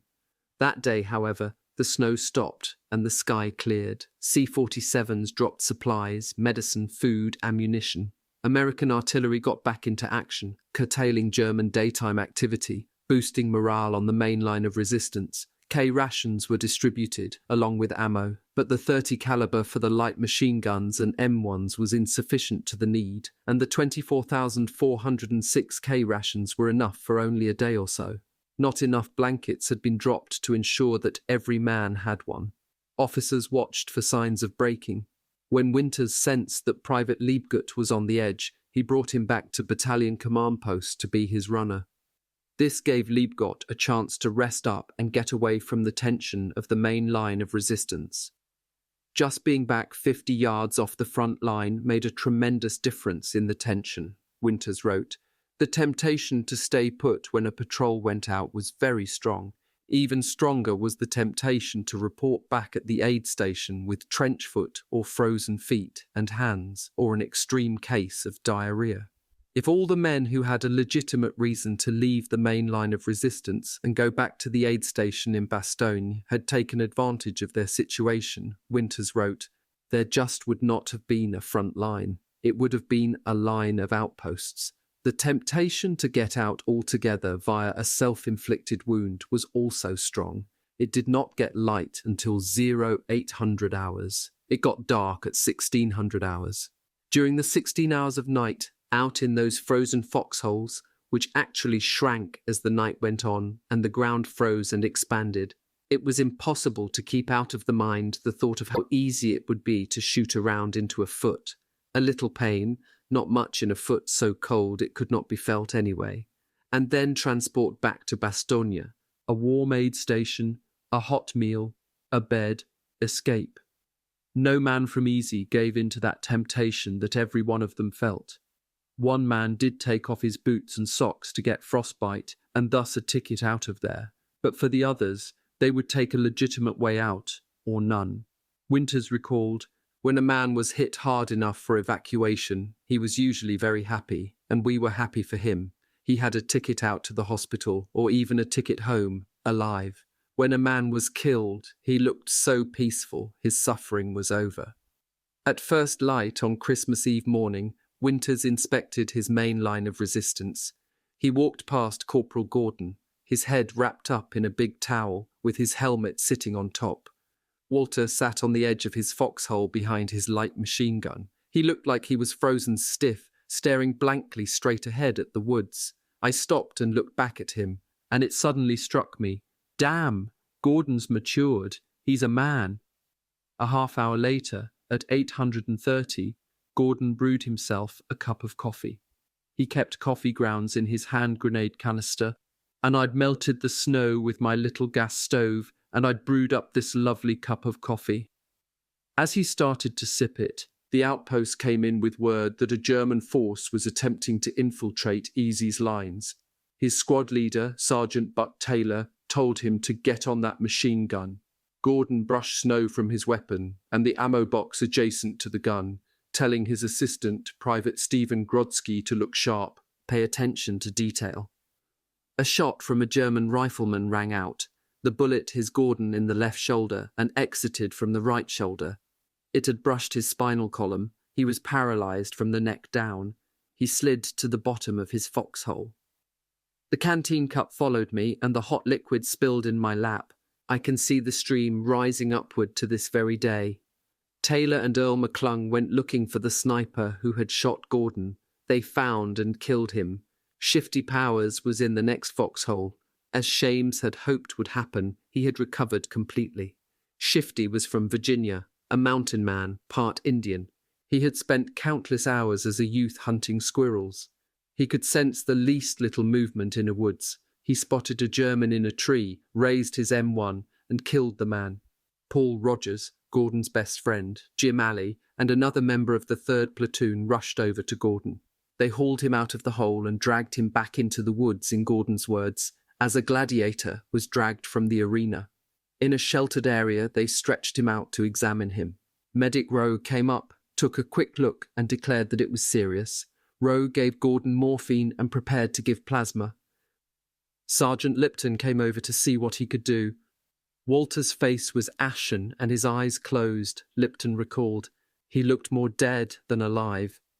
In the extreme cold, it seemed to Lipton that the plasma was flowing too slowly, so he took the bottle from Rowe and put it under his arm inside his clothes to warm it up. As I looked down at Walter's face, he suddenly opened his eyes. "Walter, how do you feel?" I asked. "Lipton," he said in a surprisingly strong voice, "you're standing on my hand." I jumped back, looking down, and he was right. I had been standing on his hand. A jeep, summoned by radio, came up and evacuated Gordon to the aid station. The German attack continued, intensified, was finally thrown back with heavy losses, thanks to a combination of Easy's rifle and machine gun fire, mortars and grenades, ably assisted by artillery. Lipton later counted 38 dead German bodies in front of the woods. Lieutenant Welsh was hit and evacuated. On the afternoon of Christmas Eve, the men received General McAuliffe's Christmas greetings. "What's merry about all this, you ask?" was the opening line. "Just this. We have stopped cold everything that has been thrown at us from the north, east, south, and west. We have identifications from 4 German panzer divisions, 2 German infantry divisions, and 1 German parachute division. The Germans surround us. Their radios blare our doom. Their commander demanded our surrender in the following impudent arrogance. There followed the 4-paragraph message to the United States, commander of the encircled town of Bastogne, from the German commander, demanding an honourable surrender to save the encircled United States, troops from total annihilation, dated December 22nd. McAuliffe's message continued. The German commander received the following reply, December 1944. To the German commander, Nuts, the American commander. We are giving our country and our loved ones at home a worthy Christmas present, and being privileged to take part in this gallant feat of arms, are truly making for ourselves a Merry Christmas. A.C. McAuliffe, commanding. The men at the front were not as upbeat as General McAuliffe. They had cold white beans for their Christmas Eve dinner, while the division staff had a turkey dinner served on a table with a tablecloth, a small Christmas tree, knives and forks and plates. Out on the main line of resistance, Sergeant Rader was feeling terrible about having to put men out on outpost duty on Christmas Eve. His childhood buddy, Corporal Don Hubler, suggested, "Why don't we take that post tonight and just allow the men to sleep? We can lay it off as a kind of Christmas present to the men." Rader agreed. When darkness fell, they moved out to the outpost. It was miserably cold, a biting wind taking the wind chill factor well below zero. As the night wore on, we talked of our homes, Rader remembered, our families, and how they were spending their Christmas Eve. Don felt sure all of them were in church praying for us. On Christmas Day, the Germans attacked again, but fortunately for E Company on the other side of Bastogne. The following day, Patton's Third Army, spearheaded by Lieutenant Colonel Crichton Abrams of the 37th Tank Battalion, broke through the German lines. The 101st was no longer surrounded. It now had ground communications with the American supply dumps. Soon, trucks were bringing in adequate supplies of food, medicine, and ammunition. The wounded were evacuated to the rear. General Taylor returned. He inspected the front lines, according to Winters, very briskly. His instructions before leaving us were, "Watch those woods in front of you. What the hell did he think we had been doing while he was in Washington?" Winters has a thing about Taylor. In one interview he remarked, "And now you have General Taylor coming back from his Christmas vacation in Washington." I interrupted to say, "That's not quite fair, isn't it?" "Well, he was ordered back to testify." Winters cut me off. "I don't want to be fair." The breaking of the siege brought the first newspapers from the outside world. The men of the 101st learned that they had become a legend, even as the battle continued. As the division history put it, the legend was aided by the universality of the press and radio, of 10,000 daily maps showing one spot holding out inside the rolling tide of the worst American military debacle of modern times. It was aided by a worried nations grasping for encouragement and hope. For days it was the one encouraging sight that met their eyes each morning, and the War Department, earlier than was its practice, identified the division inside the town, so even before their bloody month in the town was up to the world, the 101st became the battered bastards of the bastion of Bastogne. The elements of drama were there, courage in the midst of surrounding panic and defeat, courage and grim humour in the midst of physical suffering, cold and near-fatal shortages, a surrender demand and a four-letter word rebuttal, and a real comradeship. Courage and comradeship combined to develop a team that the Germans couldn't whip. Of course, Combat Command B of the 10th Armoured Division was also in Bastogne, but it was not identified in the press. And of course the 82nd Airborne fought as costly and desperate a fight on the northern shoulder of the Bulge, a fight that was at least as significant as the one at Bastogne. But it was not surrounded and never got the publicity the 101st received. The 101st still had a complaint. As the story of the Battle of the Bulge is told today, it is one of George Patton and his Third Army coming to the rescue of the encircled 101st, like the cavalry come to save the settlers in their wagon circle. No member of the 101st has ever agreed that the division needed to be rescued. With the encirclement broken, the men of the 101st expected to return to Mourmelon to bask in the Allied world's adulation and perhaps to celebrate the new year in Paris. But the heroic stand at Bastogne had been a defensive action. To win the war, the Allies were going to have to resume their offensive. The Germans had come out of their fixed positions in the West Wall and made themselves vulnerable. Eisenhower wanted to seize the opportunity, but his problem at the end of December was the same as it had been in the middle of the month: a manpower shortage. The stark truth was that the Germans outnumbered the Allies on the Western Front. The United States had not raised enough infantry divisions to fight a two-front war. This was a consequence of the pre-war decision by the government to be lavish with deferments for industrial and farm labour, and to refrain from drafting fathers. There was also a shortage of artillery shells, brought on by a decision in September, when it seemed the war in Europe would be over in a matter of weeks, to lower production of shells on the industrial priority list. To go over to a general offensive, as he had decided to do, Ike needed the 101st and 82nd in the line. It was a question of timing. Eisenhower wanted to attack even before New Year's Eve, but Monty, commanding the forces, all-American, on the northern shoulder of the Bulge, stalled and shivered and made excuses, so it did not happen. For Easy, that meant staying in the line. Conditions improved somewhat. The men got overshoes and long underwear and sometimes hot food. But the cold continued, the snow did not go away, the Germans hit the company with mortar and artillery fire daily, patrols had to be mounted, German patrols had to be turned back.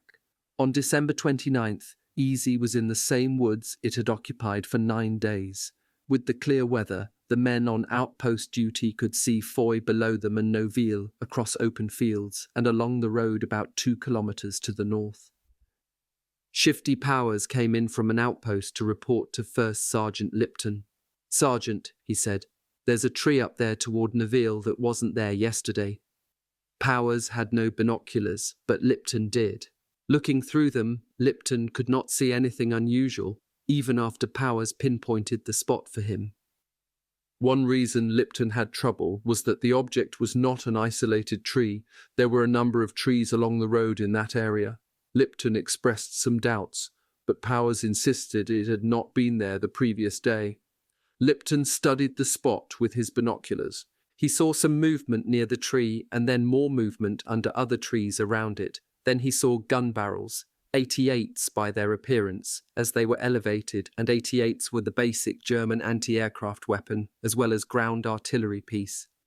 Lipton realized that the Germans were putting an anti-aircraft battery in among the trees, and had put up the tree Powers spotted as part of their camouflage. Lipton put in a call for a forward artillery observer.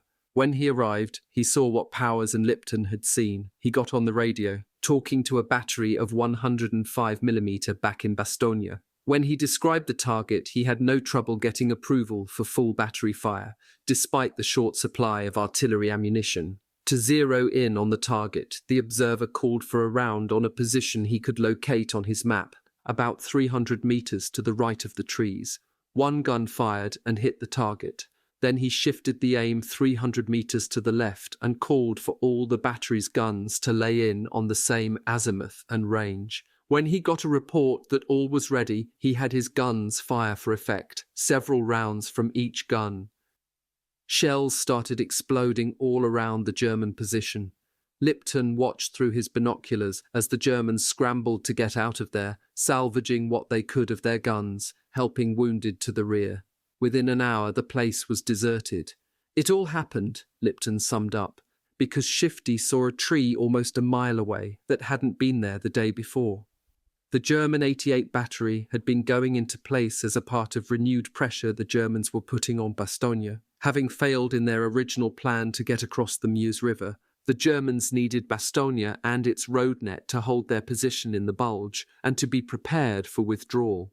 They launched furious attacks against the narrow corridor leading into the town from the south and increased the pressure all around. By the end of the year, 8 German divisions, including 3 SS Panzer divisions, were fighting in the Bastogne area. Patton's Third Army was attacking north, toward Bastogne. United States First Army, under General Courtney Hodges, who was under Monty at this time, was scheduled to begin an attack south sometime soon. If they linked up in time, they would cut off the Germans in the Bulge salient. If the Germans could stop Patton's thrust and take Bastogne, they would have the road net that would enable them to escape. That was the situation on New Year's Eve. At midnight, to celebrate the coming of the year of victory and to demonstrate how much things had changed in Bastogne in the past few days, every gun in Bastogne and every mortar piece on the main line of resistance joined in a serenade of high explosives hurled at the Germans. Corporal Gordon, along with more than a dozen other wounded Easy men, was evacuated to the rear.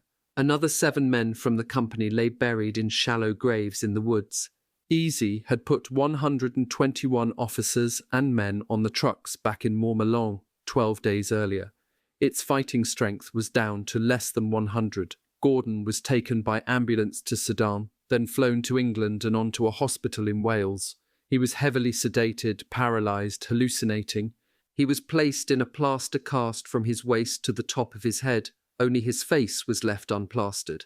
But the cast that kept him immobile also prevented treatment of the wounds made by the bullet entering and exiting his back, so it was removed and replaced by the device known as the Crutchfield tongs. The apparatus was applied by boring 2 holes in the crown of his head, then inserting steel tongs into the holes and clamping them into place. A line attached through pulleys provided traction while preventing any movement without the need for a cast. He stayed in that position, flat on his back, gazing up at the ceiling, for 6 weeks. Slowly, he began to have some feeling in his extremities. The doctor, Major M.L. Stadium, told him that had the bullet varied 1/2 inch in one direction, it would have missed him. Had it varied that much in the other direction, the wound would have been fatal. Gordon considered himself to be fortunate, very fortunate, $1 million wound. Only a man who had been in the front line at Bastogne could describe such a wound in such words. Chapter 12. The Breaking Point. Bastogne, January 1st to 13th, 1945. During the siege. Easy had been on the defensive, taking it. The greatest disadvantage to being on the defensive in the woods was that the pines gave an optimum tree burst to artillery shells, but in other ways being on the defensive had some decided advantages. By New Year's Day, the snow was a foot deep in some places, frozen on top, slippery.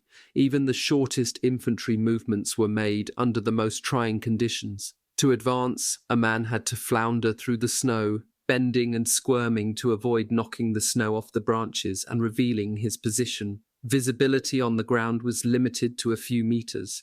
An attacker had little contact with the men on his left and right, and he could not see a machine gun position or a foxhole until he was almost on top of it.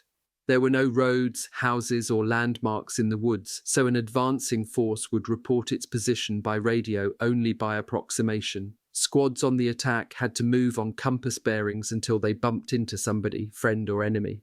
Ammunition boxes for resupply were hand-carried to the foxholes, as always, but in this case by men who had no clear idea of direction. Attacking in the cleared grazing fields was equally daunting. There was only one road, NOVILLE-Bastogne, and it was ice-coated on top, with black ice under the snow. German 88s were zeroed in on the road, which was also mined. But the alternative to attacking down the road was to come cross-country over the fields, which offered no concealment. The cultivated woods that had been home to Easy for 12 days were called the Bois Jacques. They extended to Easy's right east a couple of kilometres to the railroad track and beyond. To its front, north, an open field sloped down to the village of Foy.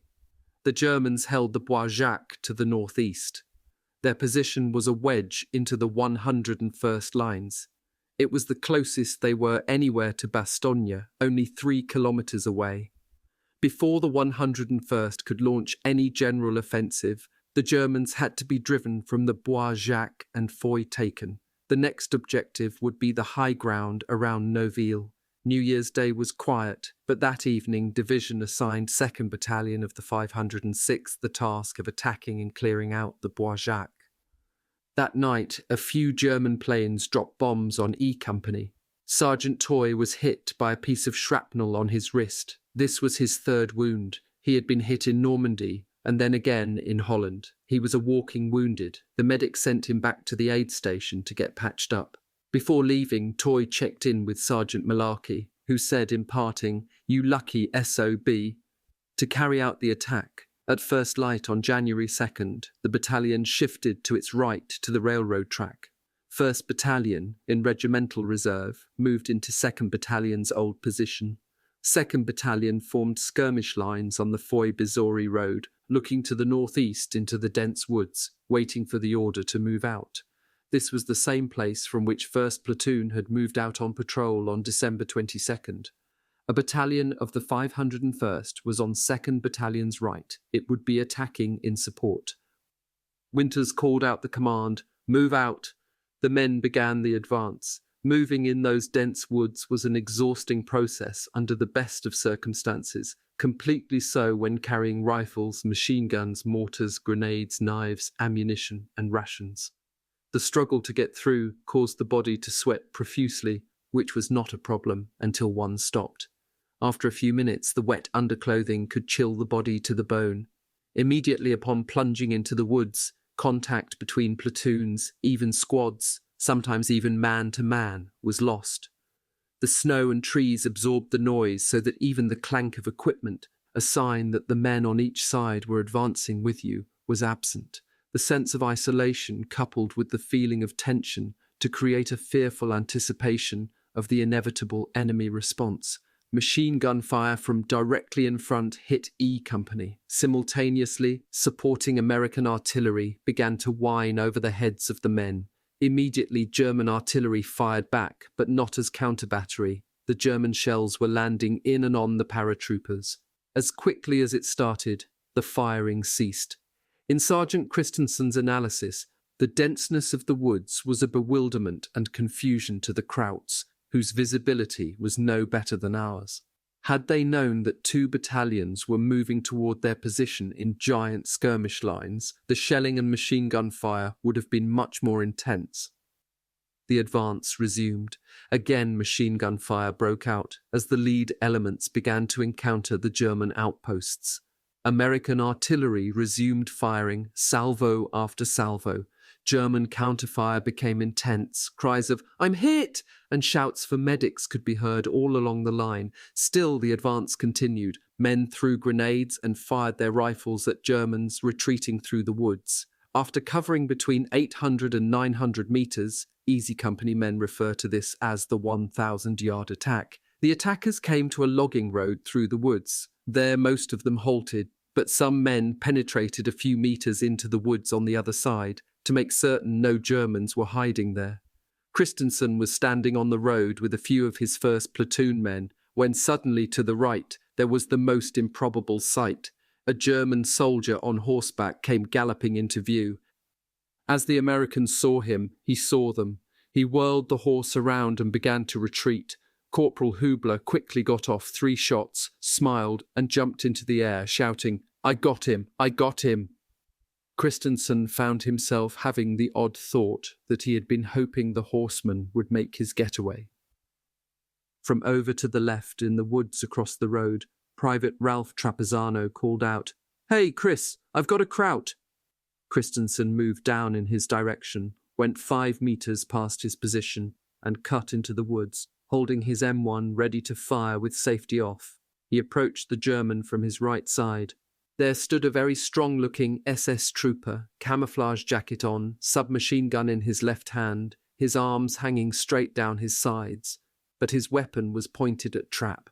Trapp was down in a prone position, with his M1 pointed at the Kraut's chest. There wasn't a hint of fear on the SS trooper's face. Christensen pointed his M1 at the German's chest and told him, in his high school German, to drop his weapon. The German looked in Christensen's eyes and saw he meant to shoot, looked at his rifle, and sensed that Christensen was taking up the slack on the trigger. He dropped his submachine gun and raised his hands. Christensen told Trapezzano, "The next time you are confronted with an arrogant son of a bitch like this, shoot the bastard." So far, Easy had been lucky. To its right, the 501st had been attacked while it was attacking. The 26th SS Panzer Grenadier Regiment of the 12th SS Division, Hitlerjugend, hit with tanks, artillery and infantry, inflicting heavy loss. On Easy's left flank, tanks and infantry from the 9th SS Division hit the other companies of the 502nd. But in Easy's sector, things were relatively quiet. Darkness was coming on. The word went down the line to dig in. The men were harassed by sporadic machine gun fire and occasional artillery bursts, which prompted them to cut branches from the nearest source to cover their foxholes. This was dangerous and difficult because it meant exposure. When machine gun fire or shell fire came in, it was a desperate, mad dash for the foxhole, with adrenaline racing through the body. When the foxhole sanctuary was complete, a man was exhausted, his clothes and body drenched with sweat. Now he sat, got cold, then colder, then began uncontrollable shivering. When you were convinced that your body could stand no more, Christensen commented, you found out that it could. Hubler was in a state of exhilaration after shooting a man on horseback. He moved from one position to another, hands in his pockets, batting the breeze with anyone who would talk. In his right-hand pocket he had a Luger he had picked up on the battlefield. A shot rang out. He had accidentally fired the Luger. The bullet went through his right thigh, severing the main artery. In great pain, Hubler rolled about the ground, crying out for help. Private Holland, the 1st platoon medic, tried to bandage the wound. 2 men carried Hubler back to the aid station, but he died shortly after arrival. It was a severely cold night that never seemed to end. Dawn came slowly. There was no firing. Sergeant Martin came walking down 1st platoon lines. Although his reputation was that he seldom raised his voice and never gave orders in a harsh tone, this time he said gruffly, biting off the words, I want all the 1st platoon non-coms at the platoon command post in 10 minutes. Sergeants Rader, Randleman, Muck and Christensen and Corporals Robert Marsh and Thomas McCreary gathered at the command post. Martin suggested that they sit down. Lieutenants Sterling Horner, Peacock and Foley were there. Horner spoke first. Your platoon commander, Lieutenant Peacock, has been awarded a 30-day furlough to the States and he leaves today. He explained that the PR man at division headquarters thought it would be a great idea to send one officer from each regiment involved in the heroic defense of Bastogne to the States for a war bond drive and other publicity purposes. Colonel Sink decided to make the selection by drawing lots. Captain Nixon won. Peacock came in 2nd in the 506th. Nixon said he had already seen the States and didn't want to go, so Peacock got the assignment. Everyone looked at Peacock, who stammered, I have been awarded this furlough. I feel certain because of the great job you men did in Holland and here, and the only thing I can say is thanks. Sergeant McCreary jumped up, ran to Peacock and started pumping his hand, saying, Boy, am I glad to hear you're going home, Lieutenant. That's the best news we've had since we left Mourmelon. Peacock, completely misunderstanding, blushed. He said he felt overwhelmed, that praise from one of the men was the highest praise. The sergeants smiled at each other. They were feeling as happy to see Peacock going as he was to be going. The non-coms felt they had carried his load throughout Holland and the Ardennes. No one tried harder than Peacock, Christensen declared, but it was a job he was not cut out for. Peacock announced that Lieutenant Foley was taking command of the platoon. Then, with a cheery good luck to you all, he was gone. As Peacock left, Father John Maloney brought Joe Toy back from the aid station in Bastogne in his jeep. He dropped Toy off by the road. Toy started walking across the field toward the front line. Winters saw him, his arm in a sling, heading back toward the front. Where are you going? Winters asked. You don't have to go back to the line. I want to go back with the fellows, Toy replied, and kept walking. That afternoon, January 3rd, Winters pulled 2nd and 3rd platoons, plus an attached bazooka team from the 10th Armoured, out of the advanced position. He left 1st Platoon, temporarily attached to D Company, which, like most of the companies in the 101st, was down to 50% or less of authorised strength, and needed help to maintain the main line of resistance. 2nd and 3rd platoons began hiking back to their old position in the section of the woods overlooking Foy. It was about 15:30. The lead units decided to take a shortcut across the open field to get to the foxholes before dark. The other units followed. The Germans saw them. When the men ducked into the woods, they noticed immediately that the Germans had zeroed artillery in on the position. There were shell holes and branches from tree bursts all around the foxholes. The shell holes were big, indicating heavy artillery, probably 170mm.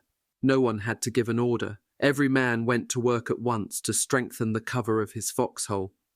Sergeant Lipton grabbed an axe and ran over to the nearest small trees, about 50 meters beyond his foxhole. He heard German guns open in the distance. There was not enough time to get back to his foxhole, so he jumped into a small open hole someone had started to dig and then abandoned.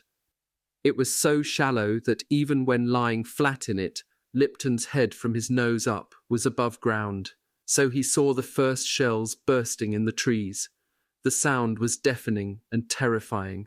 The ground rocked and pitched as in an earthquake. The men from the bazooka team had no foxholes. 2 of them were killed immediately, a number of others wounded.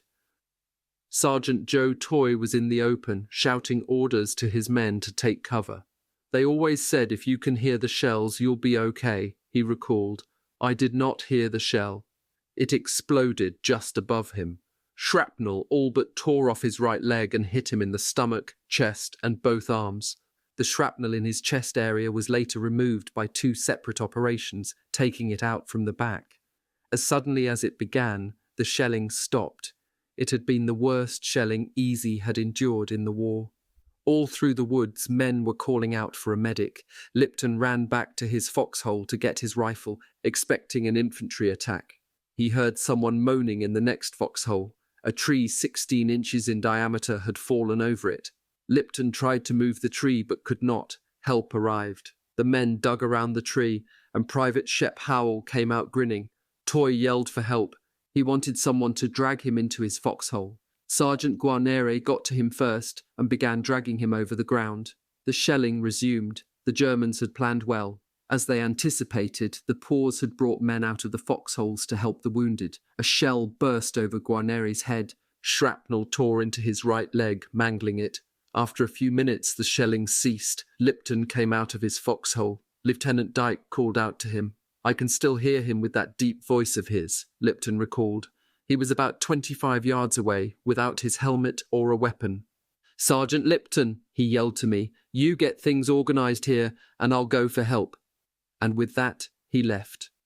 Lipton began rounding up the men who had not been hit. Some of them were close to breaking, some were amazingly calm. He sent some to tend to the wounded, others to organise to receive the infantry attack he was sure was coming. Then he went to check on Guarnere and Toy. Lipton looked down at Guarnere. Guarnere looked up and said, "Lip, they got old Guarnere this time." Malarkey joined them. Guarnere and Toy, as he recalled, were conscious and calm, no screaming or yelling. Joe says, "Give me a cigarette, Malark," and I lit the cigarette for him. There was a pause in our interview. I urged him to go on. "I don't want to talk about it," Malarkey said. Another pause, and then he continued. Joe smoked, looked at me, and asked, "Jesus, Malark, what does a man have to do to get killed around here?" Stretcher bearers got to Guarnere first. As he was being carried away, he called out to Toy, "I told you I'd get back to the States before you." Lieutenant Buck Compton commanded 2nd Platoon. He was very close to his men, too close in the opinion of the officers. "Compton was a close friend of mine," Malarkey said. "He didn't like the status symbol in the army. He was more friendly with enlisted men than he ever was with officers. He was especially close to Guarnere and Toy. When he came out of his foxhole, Compton saw carnage all around him. The nearest wounded were his friends Guarnere and Toy, their legs dangling from their bodies, their blood turning the snow bright red all around them. Compton started running to the rear, shouting for medics or help of some kind. He finally calmed down at the aid station. It was found he had a severe case of trench foot.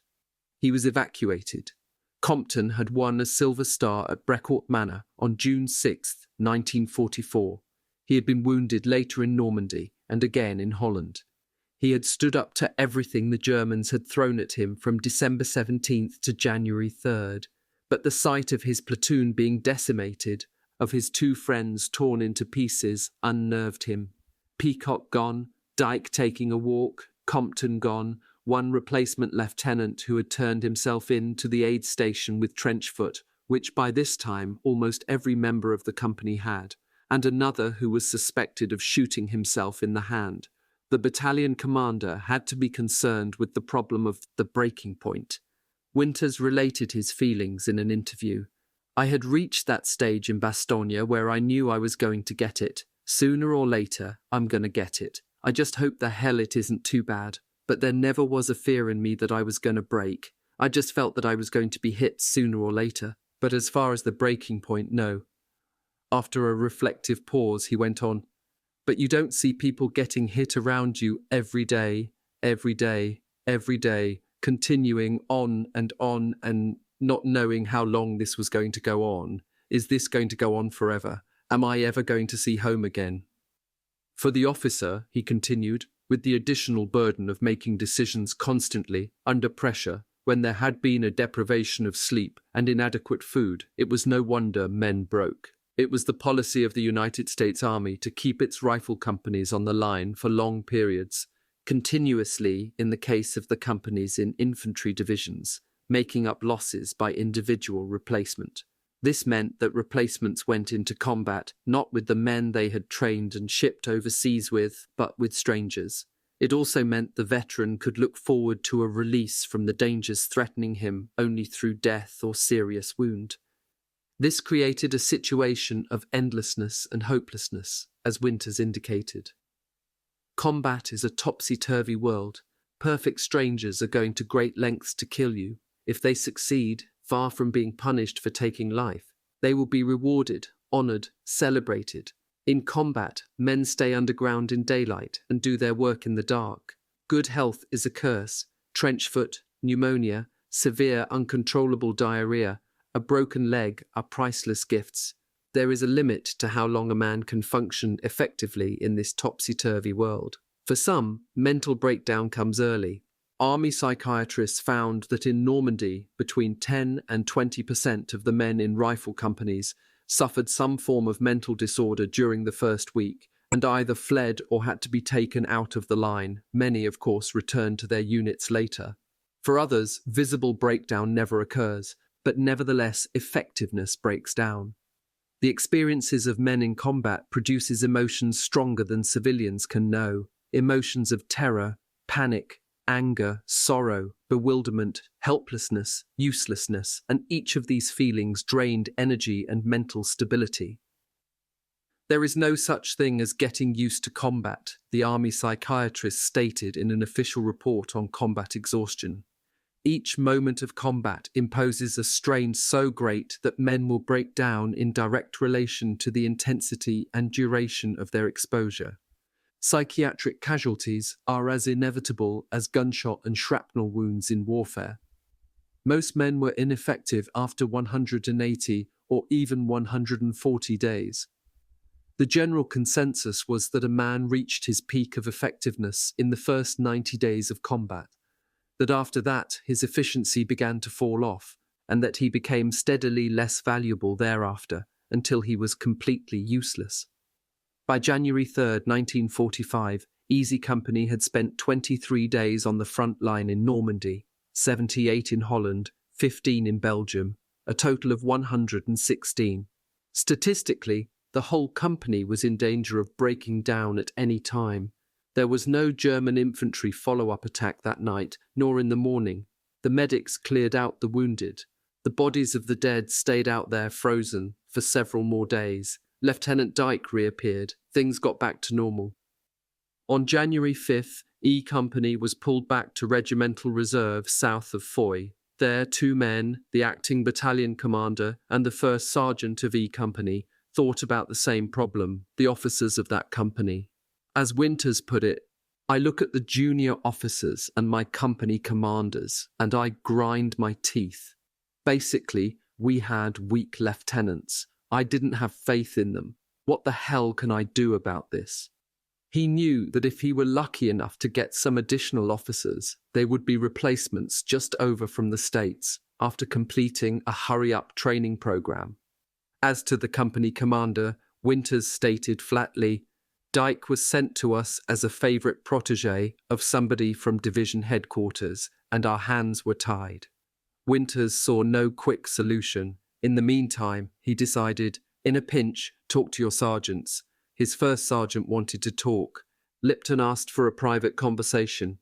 Winters said to meet him in the woods behind battalion command post that night. They met, and Lipton expressed his concern about the company commander. He described Dyke's actions, or lack of them, with damning detail. He ended by saying, "Lieutenant Dyke is going to get a lot of E Company men killed." Winters listened intently, asked a few questions, kept his own counsel. Replacements came in. "I could not believe it," John Martin confessed. "I could not believe that they were going to give us replacements and put us on the attack. I figured, Jesus, they'll take us out of here and give us some clothes or something. But no, they get you some replacements and come on boys, let's go, and then that's when we start attacking." He was right. The woods form a U around Foy, with the village smack in the middle. In the attack of January 3rd, the Americans had taken control of the right-hand portion of the U. Next would come an attack on the left-hand portion. On January 9th, the company participated in the clearing operation in the woods west of Foy. Resistance was light. The company reached its objective and dug in. Suddenly, a shell burst in the trees, then another and another. They kept coming. Corporal George Luss was caught out in the open. He began racing toward his foxhole. Sergeant Muck and Private Alex Pencalar called out to him to jump in with them, but he decided to get to his own, and with shell bursts all around, splinters and branches and whole trees coming down, made it and dived in.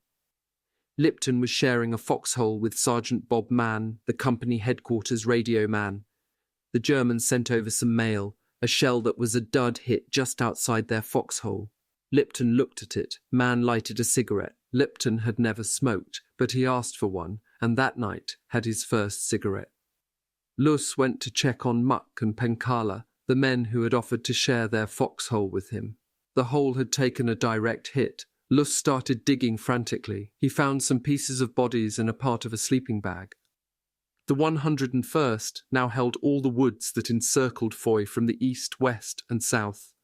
But Foy, down in its little valley, was not the objective. Noville and the high ground was.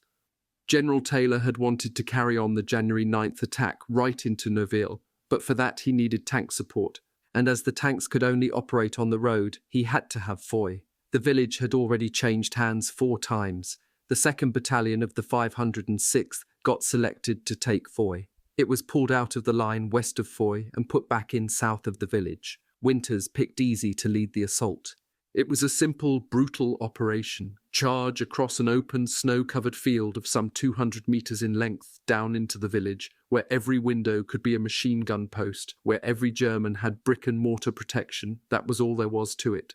No subtlety, no manoeuvres, just charge and get close enough to the enemy to use grenades to root them out of rooms. The key was to get across the field quickly. If the men pressed the attack, if the cover fire was heavy enough, it should be simple.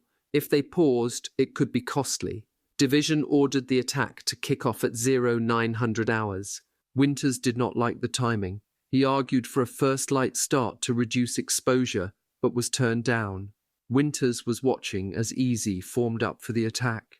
Standing behind him was a platoon leader from Dog Company, First Lieutenant Ronald C. Spears. Spears was an officer with a reputation. Slim, fairly tall, dark hair, stern, ruggedly handsome. He cultivated the look of a leader and acted it. One of his fellow D Company junior officers, Lieutenant Tom Gibson, described him as a tough, aggressive, brave, and resourceful rifle platoon leader. His nicknames were Sparky among his fellow officers and Bloody with the enlisted. He had led a bayonet attack and won the Silver Star in Normandy. There were stories. The rumour mill swirled around Lieutenant Spears. No one ever saw it happen with his own eyes, but he knew someone who did. They may be just stories, but they were believed or half believed by the men of E Company. One story was about the time in Normandy when Spiers had a major problem with drinking in his platoon. He put out a blanket order, no more wine, none.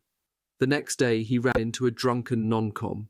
He gave an order, the non-com back-talked him, and he took out his pistol and shot the man between the eyes. The conclusion to the story goes like this, and he never had any trouble with drinking after that. Then there was the day in Normandy when Spiers was walking down a road by himself and passed a group of 10 German prisoners of war. They were under guard and were digging a roadside ditch. Spiers stopped, broke out a pack of cigarettes and gave one to each POW. They were so appreciative, he jumped into the ditch and gave them the whole pack. Then he took out his lighter and gave each one a light. He stepped back up on the road and watched them inhale and chat. Suddenly, and without warning, he unslung the Thompson .45 caliber submachine gun he always carried and fired into the group. He continued raking back and forth until all the prisoners of war were dead. The guard was stunned. Spiers turned and walked away. Tom Gibson, who related this story to me, I heard it from many other sources, although no one saw it happen, commented, "I firmly believe that only a combat soldier has the right to judge another combat soldier. Only a rifle company combat soldier knows how hard it is to return his sanity to do his duty and to survive with some semblance of honor. You have to learn to forgive others and yourself for some of the things that are done." Gibson said he had told the story often over the years, never naming names, but using it as an example of what can happen in war. He continued, "We all know war stories seem to have a life of their own. They have a way of growing, of being embellished. Whether the details are precise or not, there must be a kernel of truth for such a story to ever have been told the first time." Winters was not thinking about Spiers and his reputation. He was watching Easy Company attack. Spiers and other officers from the unengaged companies stood behind him. Winters had placed the 2 machine guns of headquarters section to provide covering fire over the open fields sloping away in front of them, about 200 meters across from the tree line to the town line. There were some scattered trees and haystacks in the field. Lieutenant Foley, who led 1st Platoon on the attack, described the situation. "We knew that Foy had not been tested the previous day or scouted last evening. In the days before, we were well aware of the coming and going of trucks and tanks. We were witness to the many attacks and counterattacks that had taken place. We had seen F Company get chopped up in their efforts to hold this spot. Now they were commanded by a 2nd lieutenant. So the unknown was ahead.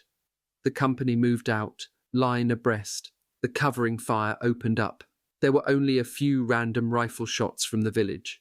Still, as Winters put it was tough going for the men through that snow in a skirmisher formation, but the line was keeping a good formation and moving at a good pace. 1st Platoon on the left flank came on an area with some cow pens and small outbuildings. Foley had the shacks checked out. As the men from the platoon, only 22 of them went to work. 3 Germans were seen scrambling into a shack. Foley had it surrounded, kicked the door in, then said in his best German, "Come out with hands up." No reply. Foley pulled the pin on a fragmentation grenade and tossed it in. After the explosion, the Germans emerged, shaken and bleeding. One was a 1st lieutenant, the other 2 were sergeants. Foley started questioning them about the whereabouts of other German troops. One of the sergeants reached his hand into his opened coat. Another made a similar move. The 3rd cried out, "Dummkopf!" One of Foley's men cut the Germans down with a burst from his submachine gun.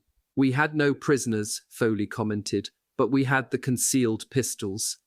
The platoon hurried to rejoin the others. Dyke looked left and could not see his 1st platoon. His other 2 platoons were moving forward steadily. They were being fired on, but had not taken any casualties. But Dyke was naked on his left, or so he thought. He made a disastrous decision, the kind of decision that gets men killed. He signalled for the 2nd and 3rd platoons to join company headquarters section behind 2 haystacks. From Winter's point of view, suddenly the line stopped about 75 yards from the edge of the village. Everybody hunkered down in the snow behind those stacks and stayed there for no apparent reason. I could not get any response from Lieutenant Dyke on the radio. The company was a bunch of sitting ducks out there in the snow. He worried about how long he could keep up the suppressing fire. First platoon caught up with the company, grouped behind the haystacks. Foley came to Dyke for orders. Dyke didn't know what to do. Foley insisted he had to do something. Lipton and the other sergeants supported him strongly. Dyke came up with a plan. It consisted of sending first platoon on a wide flanking movement to the left to circle the village and launch an attack from the far side. Meanwhile, he would direct machine gun and mortar fire from the haystacks. For that purpose, Dyke said he was keeping the platoon's mortar and machine gun men with him to participate in the suppressing fire. So 18 riflemen of 1st Platoon went out into the snow to try to get into Foy from the far side. Lieutenant Foley and Sergeant Martin had only a few minutes to plan the route that would get them to an assault position. They picked a path that provided, every 10 meters or so, a tree to hide behind. The line of trees went on into the distance. One by one they took off. Within minutes, snipers began to fire. Cries for medic went up and down the line. The platoon returned the fire, but without noticeable effect. Foley went to the nearest wounded man. This was Smith from California. He moaned and groaned as I ripped open the aid kit, and before I found his wound, he began confessing. Imagine. And what he confessed was that he and 2 other buddies had come across a post-exchange ration and taken it. This consisted of Hershey bars and cigarettes. I told him that he wasn't dying as I cut open his pants leg, sprinkled on the sulphur and wrapped his leg. Martin told Private Frank Paconte to move behind another tree and start shooting into the buildings from there. So Frank goes over and gets behind a tree a little bigger than his head, but it wasn't quite big enough for his arse, and they shot him in the arse. When Lipton saw Paconte later in the day, he was lying in the snow in a pool of blood, but was still conscious and strong. Lipton asked, "Paconte, how bad are you hit?" He grinned and replied, "Lip, a beautiful wound, a beautiful wound." Martin directed Private Harold Webb to a tree and told him where to fire. Foley got on the radio. "We're held up by sniper fire. We can't spot the location. We've lost 5 men. Can you locate? Advise." Someone from company command post called back to say that the first haystack to Foley's right could be the spot. Foley came back. "Rake that G.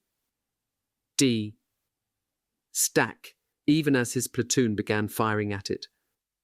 Lieutenant Dyke, in Lipton's judgment, had fallen apart. He was frozen behind the haystacks. He had no plan. He didn't know what to do. To the watching Winters, that was obvious. Here he had everybody hunkered down in the snow and staying there for no apparent reason. Winters was frustrated by his inability to raise Dyke on the radio. "Get going," he would call out. "Keep going." No response. Easy Company was taking needless casualties. All it needed was the leadership push to get across the last open space and into town. But the leadership wasn't there. Winters grabbed an M1 and started to run across the field, headed for the stationary company and its pinned down 1st Platoon. He intended to take command, get those men moving, but as he ran down, he thought, "Geez, I can't do this. I'm running this battalion. I can't commit myself." He turned and raced back, and as I was coming up, there was Spears standing right in front of me. "Spears, take over that company and relieve Dyke and take that attack on in." Spears took off running. Winters turned his attention to his job. Lieutenant Foley described the results. Winters commanded the machine gunners to lay down a base of protective fire so that we, 1st Platoon, could finish off what we had started, and for the mortars to concentrate on those 2 haystacks. A grenade launcher let go with several rounds, and when that stack began to burn, the 2 snipers became casualties. Regiment put Y Company, 25 men strong, on the right into the attack, but success or failure rested with E Company. This was an ultimate test of the company. It had reached a low point. Neither the officers nor the men were, on the average, up to the standards of the company that had jumped into Normandy. None of the officers who led on D-Day were with the company in 1945. More than half the enlisted men were new. The core of the old company left was the N. Commanding officers. They were Toccoa men, and they had held the company together since Dyck took over in Holland. They lived in a state of high alert and sharp tension. They lived and soldiered and tried to suppress feelings, always there, feelings that John Keegan points out are the products of some of man's deepest fears. Fear of wounds, fear of death, fear of putting into danger the lives of those for whose well-being one is responsible. They touched too upon some of man's most violent passions, hatred, rage, and the urge to kill. In this torrent of passion, uncontrollable thoughts raced through their minds. They had seen their officers take a walk or break or just cower or go mute, as Lieutenant Dyck was at this moment of crisis. If they did not have the option of walking away, they did have the option of not leading. No one could force them to do so, just as they could not force Dyck to act. These NDOC commanding officers were Toccoa men, all that was left in Easy from that hot summer of 1942, and Captain Sobel. They had held the company together through a long stretch of inept command at the top and heavy losses among the enlisted ranks. So this was the test. Back in the question was, can a citizen army be trained and prepared well enough to fight Germans in a protracted campaign in Northwest Europe? Hitler was not the only one who had answered no. But the answer that counted would come on the snow-filled fields of Belgium in January 1945. For Easy Company, the test was now being given. The sergeants had it ready to be tested. The Toccoa corps of the company was ready to be led and to lead. At this moment, Spears arrived, breathless. He managed to blurt out to Dyck, "I'm taking over." Sergeant Lipton and the others filled him in. He barked out orders, 2nd platoon this way, 3rd platoon that way, get those mortars humping, all out with those machine guns, let's go. And he took off, not looking back, depending on the men to follow. They did. I remember the broad open fields outside Foy, Spears wrote in a 1991 letter, where any movement brought fire. A German 88 artillery piece was fired at me when I crossed the open area alone. That impressed me. Standing at the site in 1991 with Winters and Malarkey, Lipton remembered Spears's dash. He also recalled that when they got to the outbuildings of Foy, Spears wanted to know where I Company was.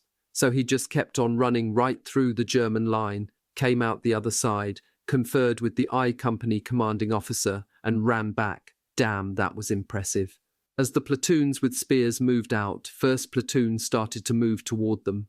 Sergeant Martin made a last-minute check. He noticed Private Webb in firing position behind a tree, not moving. "Come on, Webb, let's go, get out, come on." No response. Well, hell, they were still shooting, so I made a dash over to the tree, which is just a little bigger than your hand, and I jumped right on top of him, because it's hard to lay down beside. I turned him around and they'd shot him right between the eyes.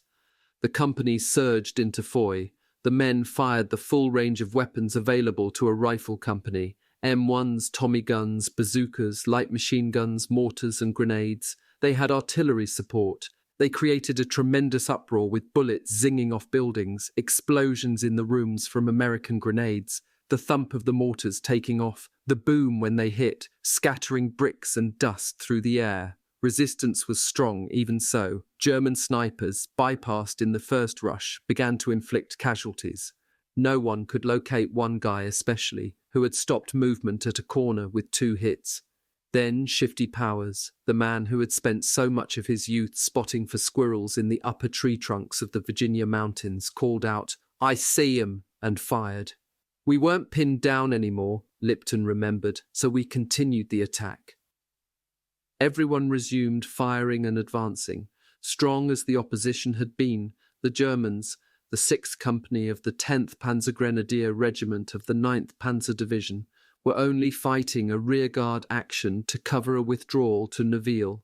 Still, they fought tenaciously, skillfully, and without panic to keep the escape route open. But as Spears moved his men forward and threatened to cut the road behind the German position, 3 Tiger tanks lumbered off, all that was left of the Panzer Company. A platoon or so of infantry got out with them. Some 100 Germans, mostly wounded, surrendered. Easy Company had won the test of will. It had taken Foy. Lipton and Popeye Wynne looked at the place where the sniper had held them up, the one Powers shot at. They found the sniper with a bullet right in the middle of the forehead. "You know," Wynne commented, "it just doesn't pay to be shooting at Shifty when he's got a rifle." It was early afternoon. A movie camera team moved in to take film of the victory. Back on the ridgeline at the edge of the woods, Winters noticed two photographers taking pictures of the stretcher bearers bringing in the wounded from 1st Platoon. When the detail reached about 25 yards from the woods, well out of danger, one photographer put down his camera and dashed out to grab hold of the soldier to help carry him. He grabbed him in such a way that he got as much blood on the sleeve and front of his nice, new, clean, heavily fleeced jacket as possible. Then this guy turned toward his buddy, who was still taking pictures, and put on a big act of being utterly exhausted as he struggled across those final few yards to the woods. At that point, he immediately dropped out. That evening, Colonel Sink called for a meeting at regimental headquarters for all the principal parties involved in the attack. Sink opened with a question for Winters. "What are you going to do about Company E?" "Relieve Lieutenant Dyke and put Lieutenant Spears in command," Winters replied. Sink agreed with the decision, and the meeting ended. Lieutenant Foley also agreed. He wrote, "We were glad to see Dyke leave, not only because he failed the 1st Platoon, but even back in the woods, when the 2nd Platoon was hit with those tree bursts, it was evident that Foxhole Norman wasn't meant to be our commanding officer." It quickly became clear that Spears was. Indeed, he had already demonstrated that in the rush on Foy. Chapter 13, Attack Noville, January 14th to 17th, 1945. When word came down for this attack, it pissed me off, Winters remembered. I could not believe that after what we had gone through and done, after all the casualties we had suffered, they were putting us into an attack. It just had the flavour of an ego trip for General Taylor, a play to show Eisenhower that now that Taylor's back, his troops will get off their asses and go into the attack. That is not fair to General Taylor. The attack was part of a general offensive designed to cut through to the north and link up with the United States First Army, thereby trapping the German tanks in the tip of the salient, or as many as were left, after Monty's shilly-shallying about getting going on the counter-offensive. The Germans had begun to pull their tanks back. They could be expected to fight with all they had to keep that escape route open.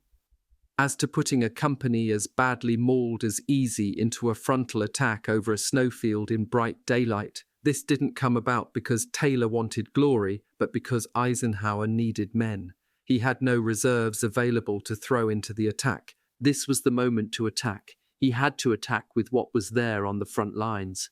In other words, Easy was paying the price for the policy of limited mobilization. There simply were not enough troops for the job. After Foy fell, Easy and the other companies in 2nd Battalion were put into regimental reserve south of the village.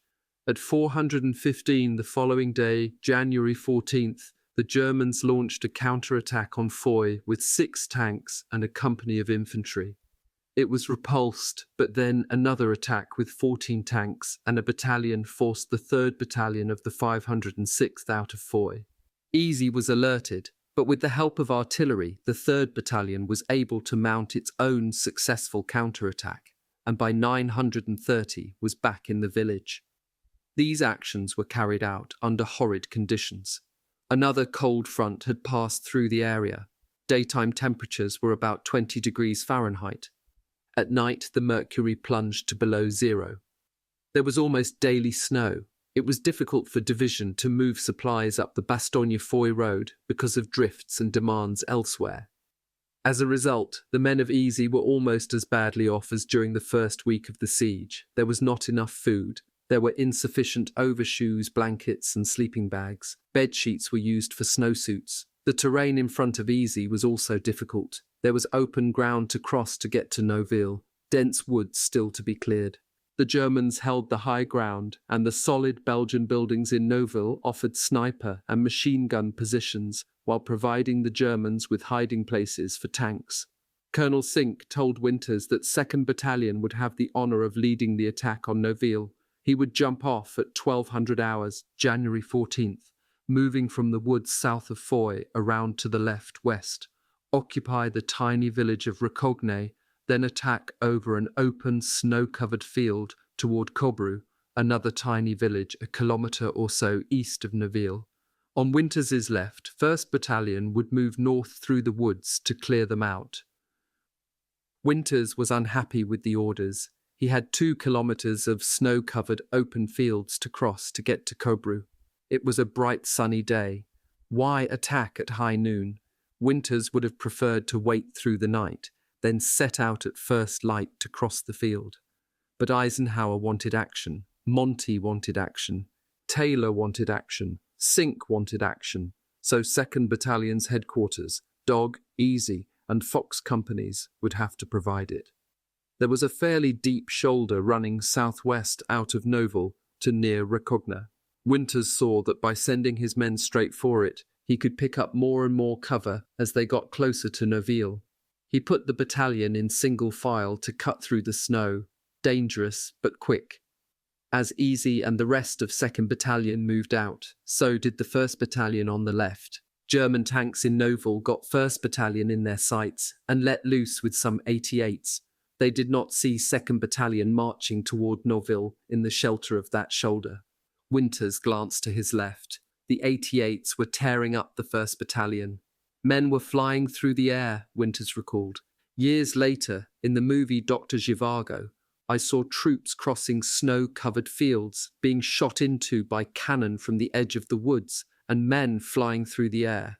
Those scenes seemed very real to me. Easy was having its own problems. German machine guns in Noville opened on the company, at a draw and stream that slowed the Americans while they were exposed. Spears set up 2 of his machine guns to answer the fire. As the American machine gunners let loose with a burst, a group of 8 or 10 would dash across the small stream. The stream was narrow enough for most of the men to jump across. But Private Tony Garcia, carrying an ammo bag with 6 rounds of mortar ammunition, fell into the stream. He was soaked. By the time his group reached Noville, my clothing had frozen, causing a crackling sound as I walked. This, however, saved me from going on an all-night patrol, which was to have made contact with one of our own units. The platoon sergeant said I could be heard all the way to Berlin and for me to stay put. By 1532nd Battalion had crossed the field and was snuggled up to the underside of the shoulder. By dark, it had worked its way around to a draw on the southeast corner of Cobru. Spears held a meeting of the officers and 1st Sergeant Lipton. He outlined the plan of attack for the morning, up the draw to Noville with 2nd Platoon on the left, 3rd on the right. Friendly tanks were supposed to be coming up on the right in support on the Foy-Noville road. After the meeting, Spears told Lipton to lead the 2nd Platoon in the attack. Lipton pulled 2nd Platoon together to brief the men. Winters stood to the side, listening. Lipton told them the distance to the town was about 800 metres, that they should move quickly to get down the road and into the shelter of the buildings, that they should clear out the buildings working together as teams with rifles and grenades, that the mortar men should be ready to drop rounds on German strongpoints, that the machine gunners should set up and lay down a base of fire in support, that they should not bunch up, and so on. Winters's sole comment was that the distance was more like 1,000 metres. As the meeting broke up, the men could hear tank motors starting up and tanks moving around. It was not possible to determine if it was Germans pulling out or Americans coming along the Foy-Noville road. Winters remembers the night as the coldest of his life. There was little shelter, only hastily dug foxholes. The men had worked up a sweat getting to Cobru. They shivered through the night. They would lie down and drift off, only to be awakened by intense shivering in their now frozen clothes. Most gave up on trying to sleep. It got so bad that at one point Winters thought about ordering a night attack, but decided against it because of the danger of shooting each other in the confusion. Lipton was uneasy about leading 2nd Platoon on an attack without knowing what was up ahead, so he decided to go forward with a radio man to scout the situation in Noville. The 2 men came to a barn on the outskirts of the village, entered it by a door in the back, and felt their way through to a door that opened into a courtyard near the main road through Noville. Everything was quiet. Lipton called Spears on the radio to tell the commanding officer where he was and to request permission to scout the town. He said he could see some Sherman tanks up ahead and asked if Spears knew if American armor had already taken the town. Spears did not know and told Lipton to look around. Lipton moved silently forward to the tanks. They were knocked out. American bodies lay frozen and strewn around them. They had been left there when Team de Sobry had withdrawn from Noville on December 20th, almost a month earlier. The Germans still held the town. Lipton and his radio man withdrew. The attack jumped off at dawn, January 15th. There was resistance, strongest on the right-hand side of the road against 3rd Platoon. The 2nd Platoon quickly got into the centre of Noville and up to the burned-out Shermans. The 3rd Platoon got into a burned-out building and set up a command post. Over the radio came a message, friendly armour on the right. As Lieutenant Shames and Sergeant Alley got that message, they heard tanks outside the building. Anxious to get the show on the road, Alley told Shames he was going to link up with those tanks. Shames decided to join him. They moved by several burned-out buildings and rounded a corner into the main road.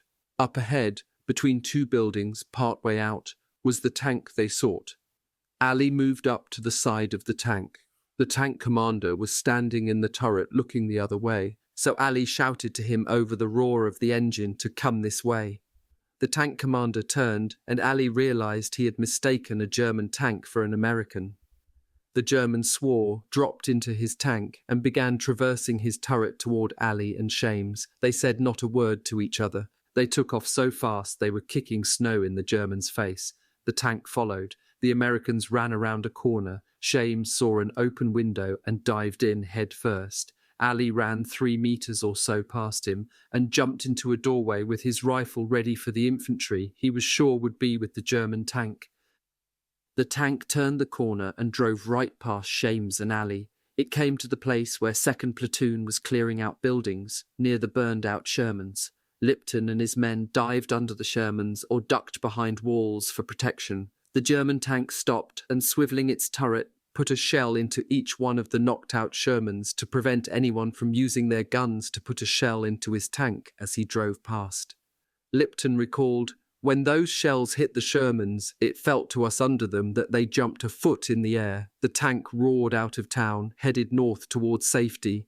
A P-47 fighter plane spotted it, strafed it, and dropped a bomb on it, destroying the tank." Alley went to look for Shames. He heard moaning and cries for help. When he got to the window Shames had dived through, he looked and burst into laughter. He saw his lieutenant tangled up in bedsteads, springs, and furniture in a basement Shames had not realized was there. By noon, 2nd Battalion held Noville and had set up a perimeter defense. The little village and its surrounding hills had been an objective of the 101st since December 20th. Finally, it was in American hands. We had looked northward at Noville from our positions outside Foy since shortly after we had arrived at Bastogne, Lipton wrote, and we had convinced ourselves it would be our final objective in the Bastogne campaign. But there was one more attack to make. General Taylor wanted 2nd Battalion to move farther north, in the direction of Uffalise, to clear the village of Rachamps.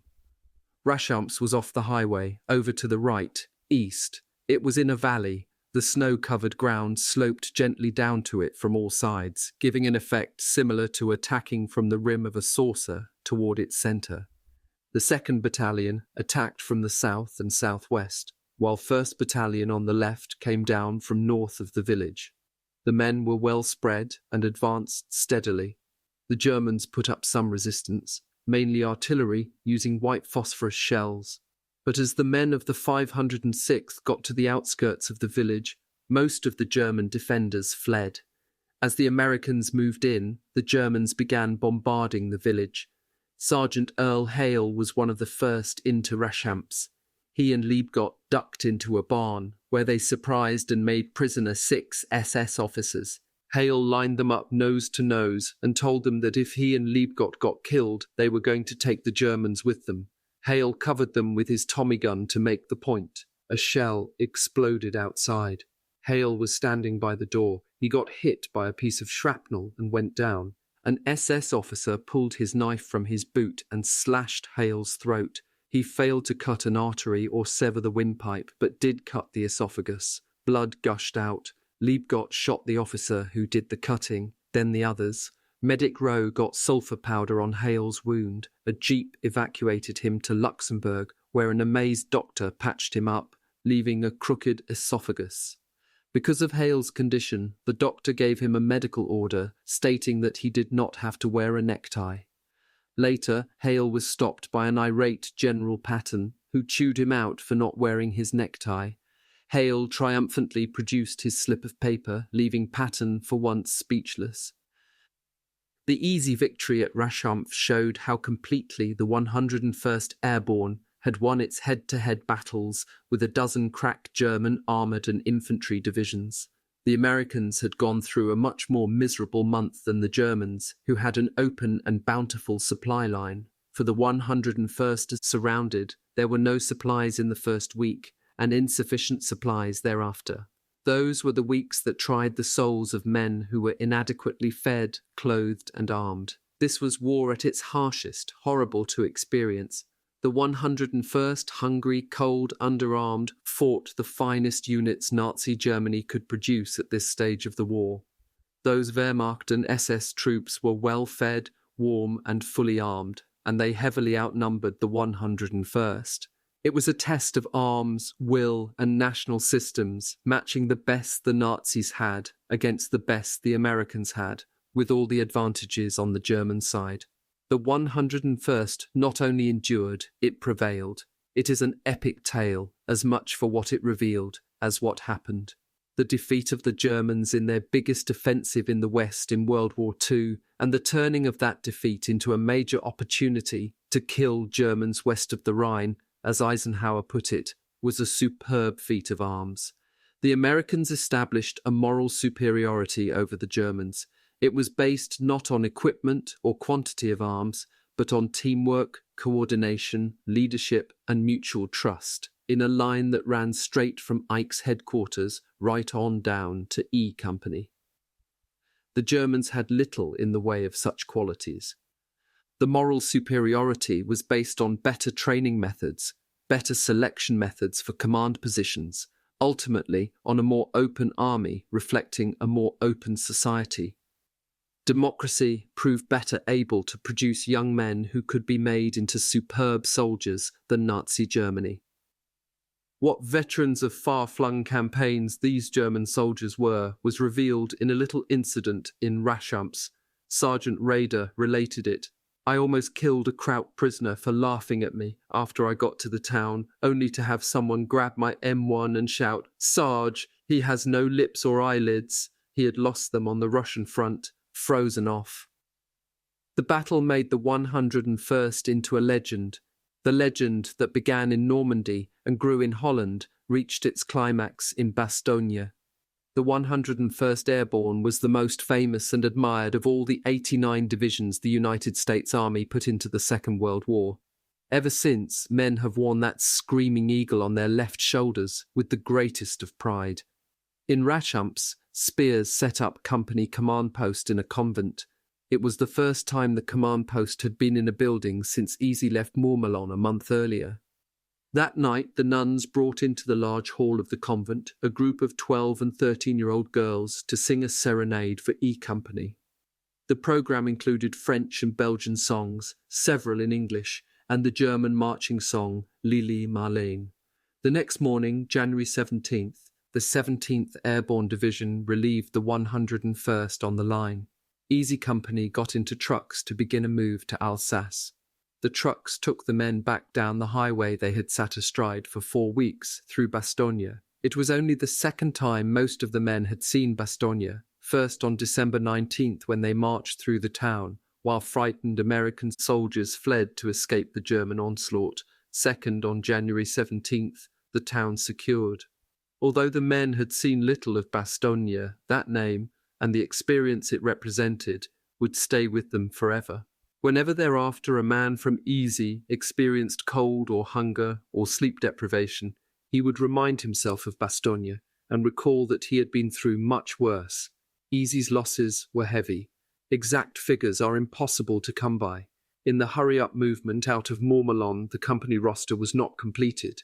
Replacements came in as individuals or in small groups and were not properly accounted for on the roster. Wounded men dropped out of the line only to come back a few days later. An estimate is that Easy went into Belgium with 121 officers and men, received about 24 replacements, and came out with 63. The Easy men killed in action in Belgium were Sergeant Warren Muck, Corporal Francis Mellett, and Privates A.P. Heron, Kenneth Webb, Harold Webb, Carl Sawosko, John Schindel, Don Hubler, Harold Hayes, Alex Penkela, and John Julian. The best description of the cost of the Battle of the Bulge to Easy Company comes from Private Webster, who rejoined the company during the truck ride to Alsace.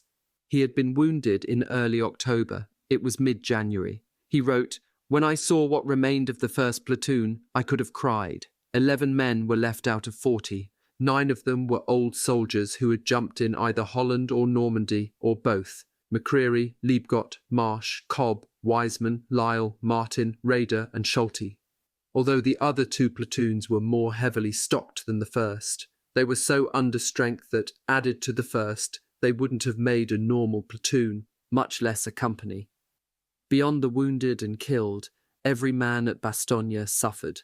Men unhit by shrapnel or bullets were nevertheless casualties. There were no unwounded men at Bastogne. As Winters put it, I'm not sure that anybody who lived through that one hasn't carried with him, in some hidden ways, the scars. Perhaps that is the factor that helps keep Easy men bonded so unusually close together. They knew each other at a level only those who have fought together in a variety of tactical situations can achieve, as only those who endured together the extreme suffering of combined cold, not enough food, and little sleep while living in constant tension could attain. They knew fear together, not only the fear of death or wound, but the fear that all this was for nothing. Glenn Gray wrote, "The deepest fear of my war years, one still with me, is that these happenings had no real purpose. How often I wrote in my war journals that unless that day had some positive significance for my future life, it could not possibly be worth the pain it cost." They got through the Bulge because they had become a band of brothers.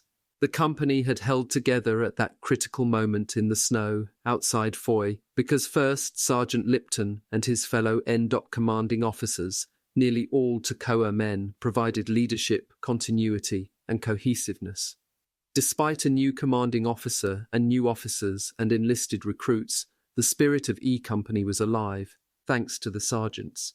Having Winters as 2nd Battalion Executive Officer and usually as Acting Battalion Commanding Officer, Lieutenant Colonel Strayer, spent most of the month at regimental headquarters working on an acting basis for Colonel Sink as S3, was a great help.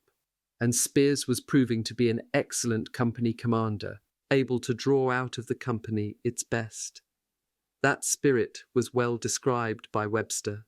By this time, Webster had been wounded twice and returned to combat after each occasion.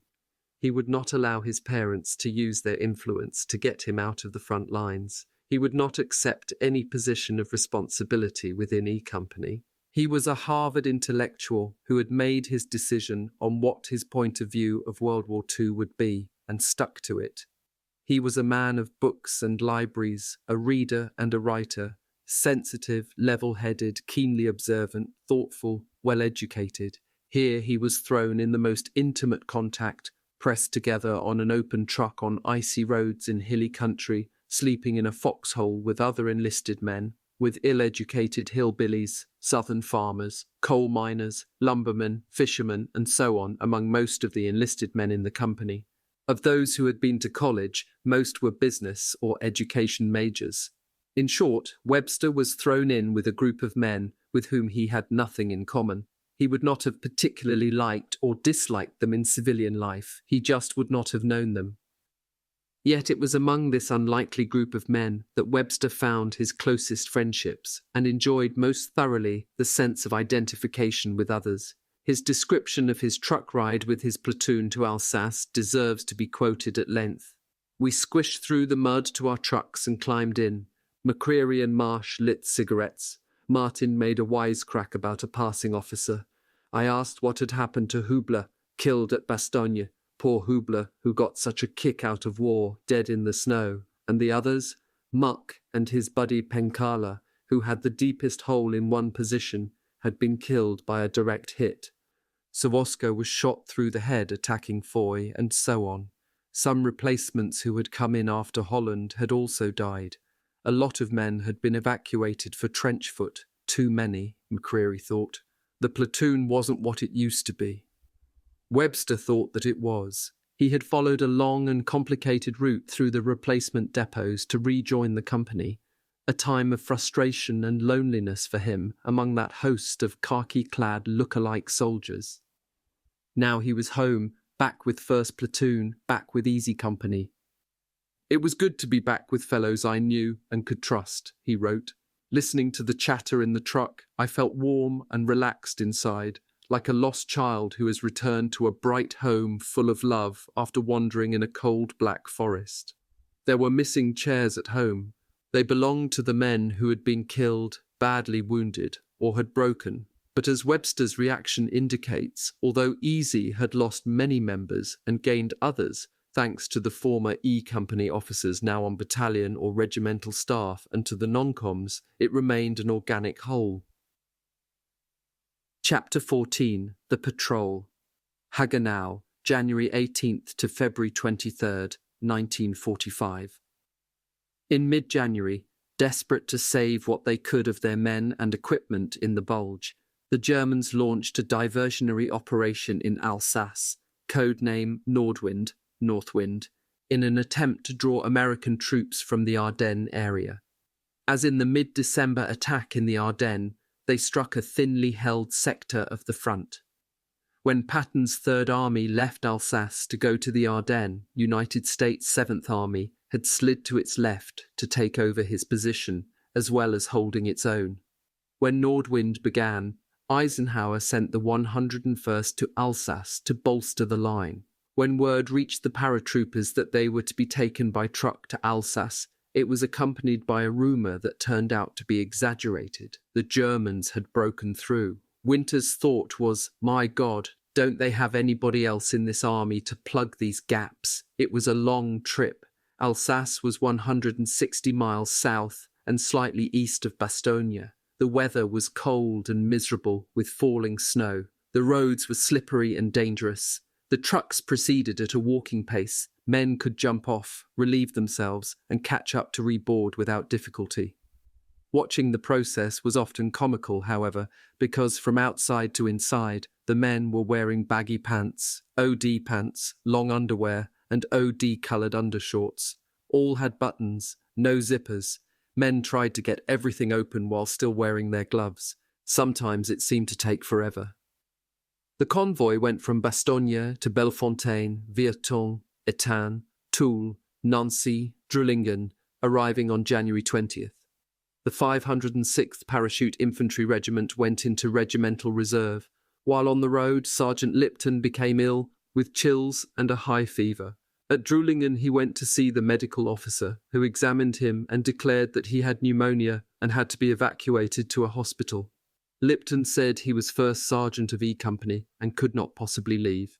As the doctor could not evacuate him that night anyway, he told Lipton to come back in the morning. Lieutenant Spears and Sergeant Lipton had a room in a German house for the night. Alsace, on the border between France and Germany, changes hands after every war. In 1871, it became German territory. The French got it back in 1919. In 1940, it became German again. In 1945, French. The room had only a single bed. Spears said Lipton should sleep on it. Lipton replied that wasn't right. As the enlisted man, he would sleep in his sleeping bag on the floor. Spears simply replied, "You're sick," which settled it. Lipton got into the bed. The elderly German couple who lived in the home brought him some schnapps and Apfelstrudel. Lipton had never drunk anything alcoholic, but he sipped at the schnapps until he had finished a large glass and ate the strudel. He fell into a deep sleep. In the morning his fever had broken, his energy had returned. He went to the medical officer, who could not believe the improvement. The doctor called it a miracle. Spears, delighted by the recovery, said that he and Winters had recommended Lipton for battlefield promotion and that Colonel Sink wanted to talk to him. Lipton went to regiment, where Sink gave him a 1-hour grilling on his combat experiences. Easy stayed in reserve for nearly 2 weeks, moving almost daily from one village to another. The weather warmed, the sun shone, and the snow began to melt. The ground got mushy.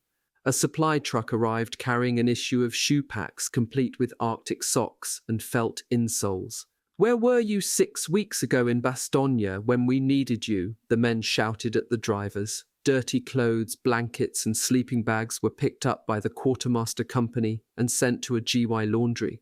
Portable showers capable of handling 215 men an hour were brought in. Easy moved through them as a company. The water wasn't hot, but at least it wasn't ice cold either. Soap and lather, scrub and scrub. It took a major effort to remove 6 weeks of dirt and sweat. Movies arrived, including Rhapsody in Blue, Buffalo Bill, and Our Hearts Were Young and Gay. Stars and Stripes, Yank, and Kangaroo Chronicle brought news of the outside world. Not as welcome as one would have supposed, because the news from the Pacific showed that the war there had a long way to go. This ignited rumours that the 101st was going to be shipped to the Pacific for the big jump on Japan. On February 5th, Easy moved into the line as the 506th relieved the 313th Infantry of the 79th Division in the city of Hagenau. The population was nearly 20,000, which was big time for the paratroopers in Europe. Carentan had about 4,000 residents, Mourmelon about 4,500, and Bastogne maybe 5,500. Hagenau lay astride the Moder River, a tributary of the Rhine. Easy's position was on the far right flank of the 506th, at the junction of the Moder and a canal that ran through town to cut off the loop in the Moder. "Our position was somewhat like a point into the German lines," Lieutenant Foley recalled. Easy occupied the buildings on the south bank. The Germans held the buildings on the north bank. The river was high, out of its banks, the current swift. It varied from about 30 to as much as 100 meters wide. It was too far to throw grenades across, but close enough for machine gun, rifle, and mortar fire. Both sides had artillery support. A few kilometers behind their lines, the Germans had a huge railway gun, probably a 205mm, from World War I. It fired shells as big as the 16-inch naval guns that had supported the Americans at Utah Beach. The paratroopers moved into buildings that had been occupied by the 79th Division. Webster and 5 other members of 1st Platoon took over a building at the juncture of the Moder and the canal. In keeping with the best airborne tradition of relying on madmen instead of firepower, Webster wrote, 6 of us with 1 BAR relieved 18 79th Division doggies with a water-cooled 50 and an air-cooled 30 caliber machine gun. The 79th Division men told 1st Platoon that this was a quiet sector, no offensives by either side, but Webster noted that they left in a hurry after the briefest of briefings. The building the 1st Squad of 1st Platoon occupied was a wreck. Sections of walls had been blasted away, the roof partially removed by mortar shells, all the windows broken, the floors ankle-deep in plaster, bricks and broken glass, the banisters ripped off for firewood, the toilets choked with excreta, the basement a cesspool of ashes, ordure and ration cans. Looking the place over, Corporal Tom McCreary expressed the general sentiment of his squad. "We got it made." This was the first time anyone in the squad had lived indoors on the firing line.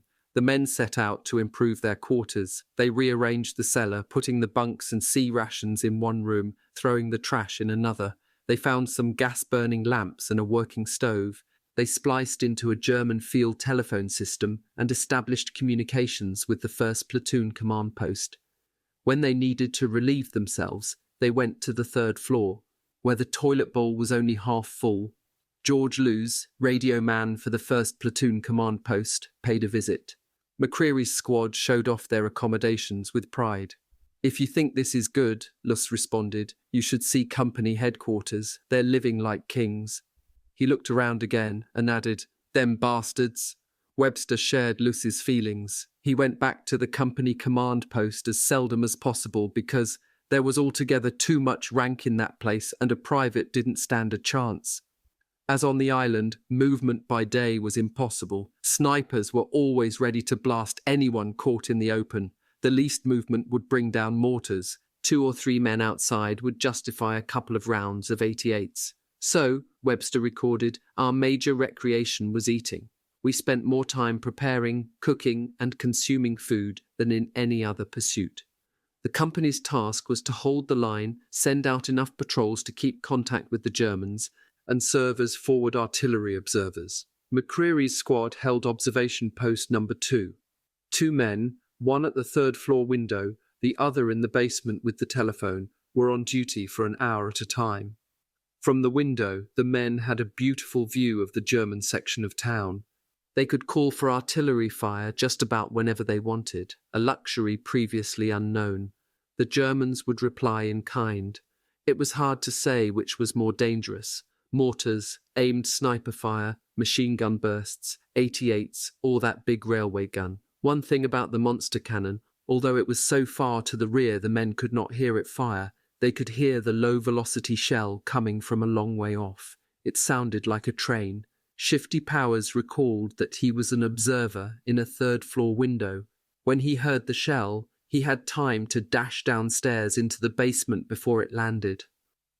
Although the men lived in constant danger, a direct hit from the railway gun would destroy whole buildings. They were, in a sense, spectators of war. Glenn Gray writes that the secret attractions of war are the delight in seeing, the delight in comradeship, the delight in destruction. He continues, war as a spectacle, as something to see, ought never to be underestimated. Gray reminds us that the human eye is lustful. It craves the novel, the unusual, the spectacular. War provides more meat to satisfy that lust than any other human activity. The fireworks displays are far longer lasting and far more sensational than the most elaborate 4th of July display. From Outpost 2, Webster could see the shells bursting in both friendly and hostile zones of Hagenau and watch the P-47s strafing right and left. At night, the anti-aircraft batteries miles behind the line turned their searchlights straight into the sky, so that the reflections from the clouds would illuminate the front. Both sides fired flares whenever an observer called for them. A man caught outside when one went off had to stand motionless until it burned out. Every machine gun burst sent out traces that added to the spectacle. The big artillery shells would set off fires that crackled and flamed and lighted up the countryside. There's something eerie about a fire in combat, Webster noted. The huge, bold flames seem so alien and strident in a situation where neither side dares show the tiniest match flame. War satisfies not only the eye's lust, it can create, even more than the shared rigours of training, a feeling of comradeship. On February 9th, Webster wrote his parents, "I am home again." His account of life in Outpost 2 mentions the dangers endured, but concentrates on his feelings toward his fellow squad members. How does danger break down the barriers of the self and give man an experience of community? Gray asks. His answer is the power of union with our fellows. In moments of danger, many have a vague awareness of how isolated and separate their lives have hitherto been and how much they have missed. With the boundaries of the self expanded, they sense a kinship never known before. Webster and Private Bob Marsh had orders one night to set up the machine gun on the porch of his building to provide covering fire for a patrol if needed. They were exposed in such a way that if they fired, a German self-propelled gun directly across the river would spot them without the aid of observers. But they decided that if the patrol was fired upon, they would open up with everything they had, because the lives of some 20 men might depend on us. Webster, who never volunteered for anything, commented, "This was one of those times where I could see playing the hero even if it meant our death." Gray's third delight, provided by war, is delight in destruction. There is no gainsaying that men enjoy watching buildings, vehicles, equipment being destroyed. The crowds that gather in any city when a building is about to be demolished illustrates the point. For the soldier, seeing a building that might be providing shelter to the enemy get blasted out of existence by friendly artillery is a joyous sight. In his World War I diary, German soldier Ernst Jünger wrote of the monstrous desire for annihilation which hovered over the battlefield. A neutral observer might have perhaps believed that we were seized by an excess of happiness. The soldier's concern is with death, not life, with destruction, not construction. The ultimate destruction is killing another human being. When snipers hit a German on the other side, they would shout, I got him, and dance for joy. Private Roy Cobb spotted a German walking impudently to and fro before a cottage a couple of 100 meters away. He hit him with his first shot. Private Clarence Lyle, looking through his binoculars, said the hurt, perplexed expression on the German's face was something to see. As the soldier tried to crawl back to the cottage, Cobb hit him twice more. There were whoops and shouts each time he got hit. As always on the front line, there was no past or future, only the present, made tense by the ever-present threat that violent death could come at any instant. Life has become strictly a day-to-day and hour-to-hour affair, Webster wrote his parents. Replacements came in. This was distressing because when an airborne division, which was usually brought up to strength in base camp in preparation for the next jump, received reinforcements while on the front line, it meant that the division was going to continue fighting. At Outpost 2, 4 very scared, very young boys fresh from jump school joined the squad. Webster commented, "My heart sank. Why did the army, with all its mature huskies in rear echelon and the Air Corps slobs in England, choose to send its youngest, most inexperienced members straight from basic training to the nastiest job in the world, frontline infantry?" One of the replacements was 2nd Lieutenant Hank Jones, a West Point graduate, June 6, 1944, John Eisenhower's class, who had completed jump school at Benning in late December. He left New York in mid-January, landed at Le Havre, and arrived in Haguenau in mid-February. As Lieutenant Foley commented, teach them how to say "follow me" and ship them overseas was the quickest way to replace the casualties. Jones was cocky, clean-cut, likeable. He was eager for a chance to prove himself. He would quickly get his opportunity because the regimental S2, Captain Nixon, needed some live prisoners for interrogation.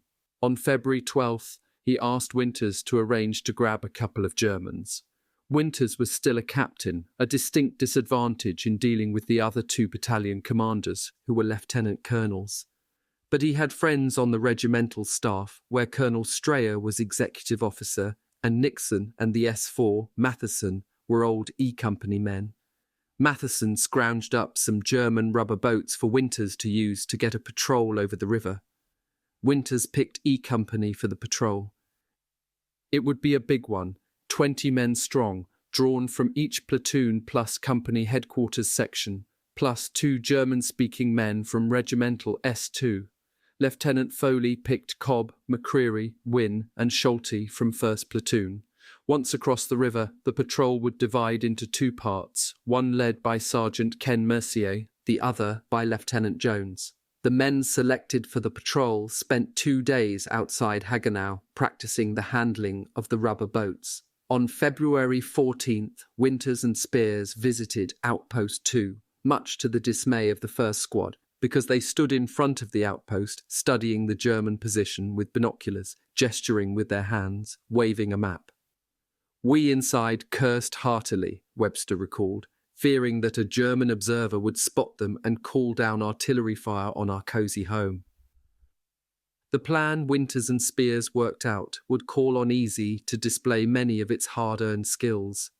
The lead scout would be Corporal Earl McClung, a part Indian who had a reputation for being able to smell krauts. The patrol would rendezvous at a D Company outpost, where the men would drink coffee and eat sandwiches until 2200 hours. They would come to the river under cover of darkness and launch the first rubber boat. It would carry a rope across the river to fasten to a telephone pole on the north side so that the others could pull their boats across. Once in the German lines, the patrol would split into two sections, the one under Lieutenant Jones going into town, the other under Sergeant Mercier to a house on the bank of the river, suspected of being a German outpost. Whether or not the patrol succeeded in capturing prisoners, it would have plenty of support for its retreat back across the river. If either section ran into trouble or got its hands on prisoners, the section leader would blow a whistle to indicate that the withdrawal was underway. That would be the signal for both sections to gather at the boats, and for Lieutenant Spears and Sergeant Malarkey to start the covering fire. The covering fire had been worked out down to the smallest details. Every known or anticipated German position was covered by designated rifle fire, machine gun, artillery, and mortar fire. A 57mm anti-tank gun was borrowed from Division and emplaced to shoot into the basement of a house that could not be hit by indirect artillery fire. D Company had a 50 caliber machine gun stolen from the 10th Armoured at Bastogne, set up to rake the German positions. The 1st platoon would have its 30 caliber machine gun set up on the balcony of Outpost 2, ready to spray the German dwelling across the river. If necessary, the crossing would be made right in front of Outpost 2. The night of February 15th was still and dark. The German mortars shot only a couple of flares, and 1 or 2 88s fired. The American artillery was silent, waiting for the whistle. The searchlights were out, as Spears had requested. The Americans shot no flares. There was no small arms firing. There was no moon. There were no stars. The first boat got across successfully. 2 others made it. The 4th boat, with McCreary and Cobb in it, capsized. They drifted 100 meters or so downstream, managed to get out, tried again, only to capsize once more. They gave it up as a bad job and returned to Outpost 2. Jones and Mercier gathered the men who had made it over, divided them, and set out on their tasks. With Mercier was a just-arrived replacement from Company F. Without Spears or Winters knowing it, the young officer, gung-ho and eager to prove himself, had attached himself to the patrol. As he followed Mercier up the north bank of the river, he stepped on a shoe mine and was killed. He had been on the front line barely 24 hours. Mercier continued toward his target, 8 men following him. When he got close enough to the German outpost, he fired a rifle grenade into the cellar window. As it exploded, the men rushed the building and threw hand grenades into the cellar. As those grenades exploded, Mercier led the men into the cellar, so close behind the blast that Private Eugene Jackson, a replacement who had joined up in Holland, was hit in the face and head by fragments of shrapnel. In the cellar, the Americans found the still-living Germans in a state of shock. They grabbed 1 wounded and 2 uninjured men and dashed back outside. Mercier blew his whistle. The signal unleashed a tremendous barrage. It shook the ground. Heavy artillery from the rear was supplemented by mortars and the anti-tank gun. Webster, watching from the balcony of Outpost 2, described the scene. "We saw a sheet of flame, then a red ball shoot into the basement of a dwelling across the creek. The artillery shells flashed orange on the German roads and strong points. Half a mile away to our direct front, a house started to burn. D Company's 50 caliber opened up behind us in a steady bark. A solid stream of tracers shot up the creek, provoking a duel with a German burp gun, which hosed just as steady a stream of tracers back at D Company from the protection of an undamaged cellar. Mercier and his men dashed back to the boats, where they met Jones and his section. As they started to cross, they decided that the wounded German soldier was too far gone to be of any use, so they abandoned him by the riverbank. One of the replacements, Private Alan Vest, drew a pistol to kill the man, but was told to hold his fire. The wounded German was not going to do them any harm, and there was no point to revealing their position. Some men swam, using the rope to pull themselves back across. Others used boats. Once across, the patrol members ran to the cellar at Outpost 2, pushing the 2 prisoners in front of them. As they reached the cellar, German artillery shells exploded in the backyard, the beginning of a barrage by the Germans all across E Company's line. Down in the cellar, the patrol members crowded around the prisoners. The Americans were excited, many of the men chattering, or rather shouting over the tremendous noise, trying to describe individual experiences, Their blood was up. "Let me kill 'em! Let me kill 'em!" shouted Vest, rushing toward the prisoners with his pistol drawn. Somebody stopped him. "Get out of here, Vest! They want these bastards back at battalion!" someone else yelled. The prisoners, according to Webster, were a pair of very self-possessed non-coms, an Unteroffizier, buck sergeant, and a Feldwebel, or staff sergeant.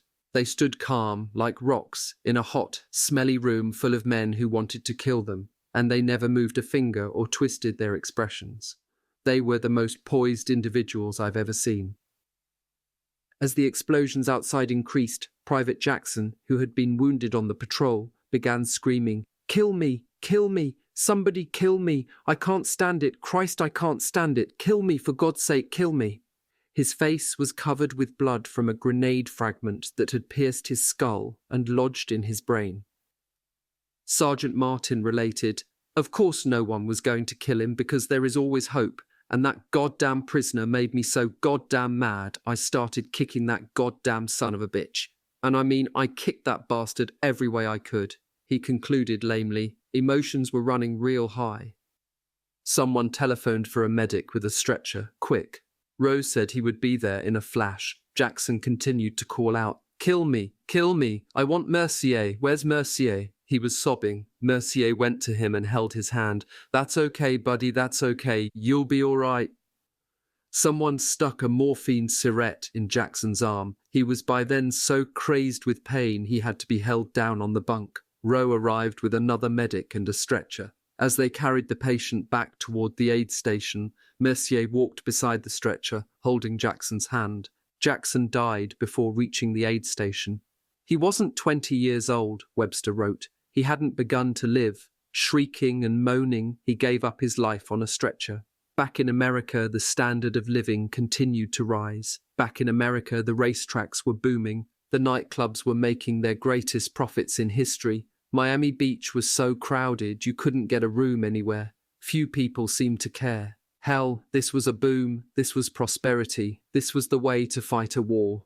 We read of black market restaurants, of a manufacturer's plea for gradual reconversion to peacetime goods, beginning immediately. And we wondered if the people would ever know what it cost the soldiers in terror, bloodshed, and hideous, agonizing deaths to win the war. During a pause in the German barrage, guards escorted the prisoners back to Captain Winters at battalion headquarters. Mercier was smiling from ear to ear as he handed over the 2 live prisoners. The buck sergeant talked a lot, the staff sergeant remained silent. The night was no longer peaceful. Both sides fired everything they had. Fires blazed up and down the river. Tracers crisscrossed over the water. Whenever there was a lull, the men at Outpost 2 could hear a wheezing, choking, gurgling sound from across the river. The wounded German soldier abandoned by the patrol had been shot in the lungs. Webster and his buddies debated what to do, kill him and put him out of his misery, or let him die in peace. Webster favoured killing him, because if he were left alone, the Germans would send a patrol to fetch him, and he could report on all the activity around Outpost 2. Then they will shell us even more, Webster predicted. Webster decided to haul himself across the river using the rope and knife the man. McCreary vetoed the idea. He said the Germans would use the wounded man as bait for a trap. Webster decided that he was right. A hand grenade would be better. Accompanied by Private Bob Marsh, Webster moved cautiously down to the riverbank. He could hear the German gasping and slobbering in ghastly wheezes. "I pitied him," Webster wrote, "dying all alone in a country far from home, dying slowly without hope or love on the bank of a dirty little river, helpless."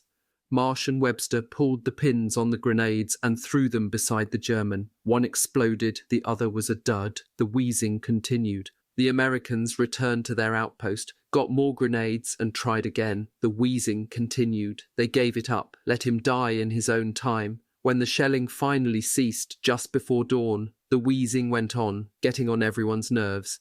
Cobb decided he could take it no more. He grabbed a grenade, went to the riverbank, heaved it over, and finally killed the German. During the night, Sergeant Lipton had been hit by a mortar shell, one fragment on his right cheek close to his ear and the other in the back of his neck.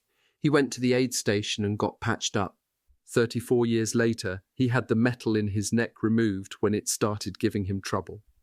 The following day, February 16th, Winters called Lipton to battalion headquarters to present him with his honourable discharge as an enlisted man, effective February 15th, and a copy of the orders awarding him a battlefield commission as a second lieutenant, effective February 16th. "When I was wounded, I was a civilian," Lipton remarked. "I had already been discharged, and my commission had not yet been effective. I've often wondered how it would have been handled if I had been killed by that mortar shell." He added, "I have always felt that the battlefield commission was the greatest honour that I have ever had." Lieutenant Jones, by all accounts, performed well on his first patrol, meaning, apparently, he wisely let Mercier make the decisions. Within a week, Jones was gone, having been promoted to first lieutenant. "After one patrol," Lieutenant Foley commented, "Jones was a West Pointer, a member of the WPPA, the West Point Protective Association, known by the ring they all wore. It don't mean a thing if you don't have that ring." Jones moved on to a staff job at Regiment. Malarkey wrote, "It was rumoured that the conclusion of the war was fast approaching and that West Pointers, who would staff the peacetime army, were being protected. Colonel Sink was so delighted with the successful patrol, he ordered another one for the next night. In the meantime, however, it had snowed, then turned colder. The snow was frozen on top, crunchy, noisy. The cold air had cleared out the sky and the moon was shining. Winters thought a patrol under such circumstances was suicidal, so he decided to disobey orders. Sink and a couple of staff officers came to 2nd Battalion command post to observe. They had a bottle of whiskey with them. Winters said he was going down to the riverbank to supervise the patrol. When he got to the outpost, he told the men to just stay still. With the whiskey working on him, Sink would soon be ready for bed. The patrol could report in the morning that it had gotten across the river and into German lines, but had been unable to get a live prisoner. Some of the men wanted liquor too.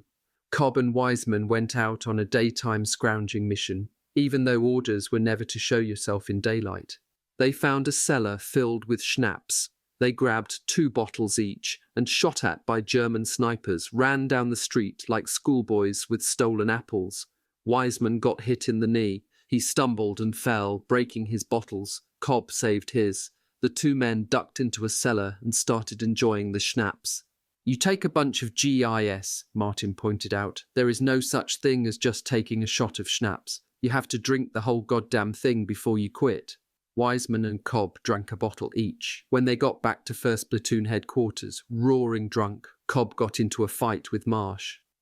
Lieutenant Foley separated the men. He chewed out Cobb for being off limits, disobeying orders, being drunk and disorderly, and so on. Cobb became enraged and began mouthing off. He ignored Foley's direct order to shut up. Instead, he charged Foley. 2 men grabbed him and threw him down. Sergeant Martin pulled his pistol. Foley told him to holster his weapon, ordered Cobb arrested, and had him taken back to regiment for lockup. Wiseman, meanwhile, loudly rejected Medic Rowe's order to evacuate. He said he was staying with his friends. Foley got his platoon settled down, then went to regimental headquarters to write up court-martial papers for Cobb. It took him several hours. He took the papers to Colonel Sink and told him the details. As Foley was leaving, Sink said to him, "Foley, you could have saved us all a lot of trouble. You should have shot him." Wiseman, still drunk, refused any aid for his wound. He said he would talk to Sergeant Rader, no one else. Rader tried to talk some sense into him, without success. He too was court-martialed.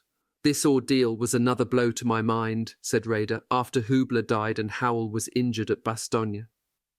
On February 20th, Easy went into reserve, as the 3rd Battalion, 506th, took over its position. Within hours of Easy's departure, the Germans scored a direct hit on Outpost 2. Winters got his promotion to Major that day. On February 23rd, the 36th Division relieved the 101st.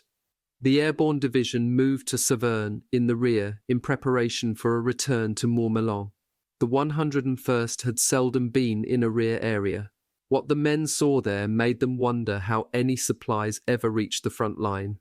Twice in Hagenau, they had received a beer ration of 3 bottles each. The cigarettes they got were Chelsea's or Rally's, much despised. No soap, an occasional package of gum, once some toothpaste. Except for C&K rations and ammunition, that was all that reached the front lines. Being near a supply depot in the rear, the men learned why. The port battalions unloading the ships coming from America got their cut. The railroad battalions helped themselves to Milky Way candy bars and cases of Schlitz beer, chalking it up to breakage. The truck drivers took the cartons of Lucky Strikes, by far the favourite brand. And by the time Division Quartermaster and Regimental and Battalion S4 skimmed off the best of what was left, the riflemen on the front line were fortunate to get C rations and Rally cigarettes. Shifty Powers got a new M1. That was a mixed blessing. He had been using one issued to him in the States. He loved that old rifle. It seemed like I could just point it, and it would hit what I'd pointed it at. The best shooting rifle I ever owned. But every time we'd have an inspection, I'd get gigged because it had a pit in it, in the barrel. You can't get those pits out of those barrels, you know. It's pitted in there. He got tired of being gigged, turned it in, and got a new M1. And I declare I couldn't hit a barn with that rifle. Awfulest shooting thing there ever was. But at least he wasn't being gigged any longer. Colonel Silk sent down orders to follow a rigorous training schedule while in reserve. Spears thought this an idiotic proposal and made no effort to conceal his sentiments. He told the men of Easy that he believed in training hard and sensibly back in base camp and in taking it easy in a reserve area. Spears could not get the company out of 2 compulsory formations. The first was to hold a drawing for rotation back to the States. 1 man from every company would go home for a 30-day leave. He would be chosen in a company lottery. The winner had to have been in Normandy, Holland, Bastogne, and a total absence of black marks on his service record. No VD, no AWOL, no court-martial. Only 23 men in Easy were eligible. Spears shook up the names in a steel helmet and drew out Forrest Guth's slip. There was a polite cheer. Spears said he hated to lose Guth but wished him luck. A couple of men shook his hand. The remainder walked sadly away, according to Webster, like men who had glimpsed paradise on their way to hell. The second formation was a battalion review. Spears's philosophy was to avoid the unnecessary, but to do properly, and with snap, the required. He told the men he wanted them to look sharp. Rifles would be clean. Combat suits had to be washed. A huge boiler was set up.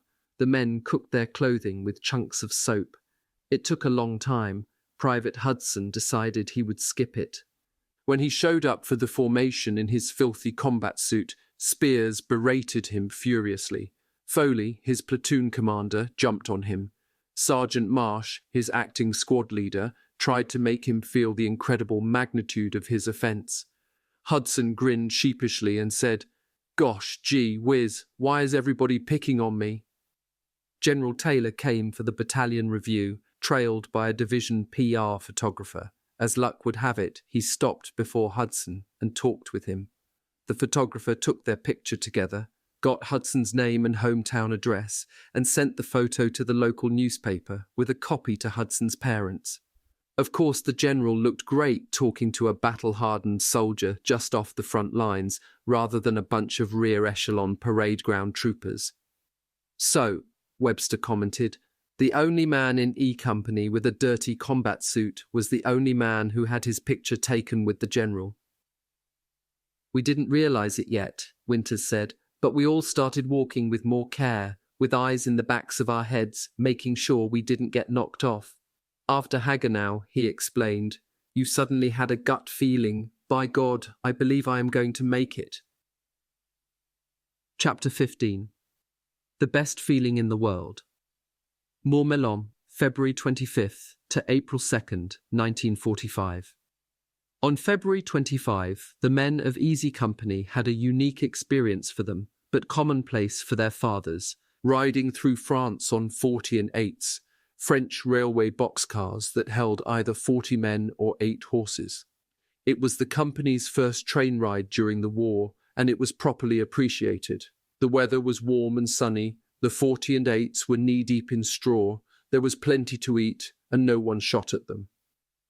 As we jolted through France, Webster wrote, swinging our feet out the door, waving to the farmers and taking a pull on the schnapps bottle, I thought there was nothing like going away from the front. It was the best feeling in the world. They were returning to Montmelon, but not to the barracks. This time they were billeted in large green 12-man wall tents, about a mile outside what Webster called the pathetically shabby garrison village of Montmelon, abused by soldiers since Caesar's day, consisting of 6 bars, 2 whorehouses, and a small Red Cross club. In Webster's scathing judgment, Montmelon was worse than Fayetteville, North Carolina. The first task was to get clean. There were showers, although the water was lukewarm at best, but for men who had not had a proper shower since leaving Montmelon 10 weeks ago, the chance to soap and scrub, scrub and soap, lather, rinse and repeat was pure joy. Then they got clean clothes and new Class A uniforms, but when they got to their barracks bags, left behind when the company went to Bastogne, their joy turned to fury. The rear echelon guards had opened the storage area to the 17th Airborne as that division moved into the Bulge, and the boys from the 17th had pillaged as if there were no tomorrow. Missing were jumpsuits, shirts, regimental insignia, jump boots, British airborne smocks, panels from Normandy and Holland parachutes, Lugers and other priceless souvenirs. The regime imposed by Major Winters added to their discontent. New recruits had come in, and to integrate them into the companies, Winters instituted a rigorous training program. It was like basic all over again, and hated. Webster was so fed up that I sometimes, in forgetful moments, wished to return to the relative freedom of combat. One of the recruits was Private Patrick S. O'Keefe. He had joined the army when he was 17, gone through jump school, and shipped out from New York on the Queen Elizabeth in late January. I was sound asleep when we passed Ireland, O'Keefe recalled, which disappointed him as both his parents were born in County Kerry, the first landfall for cross-Atlantic traffic. He arrived in Montmelon shortly after the company returned there. His first impression of the men was that they were all tough, old and grizzled. I thought, "You have bitten off more than you can chew, O'Keefe." He was assigned to 1st Platoon under Lieutenant Foley and Sergeant Christensen.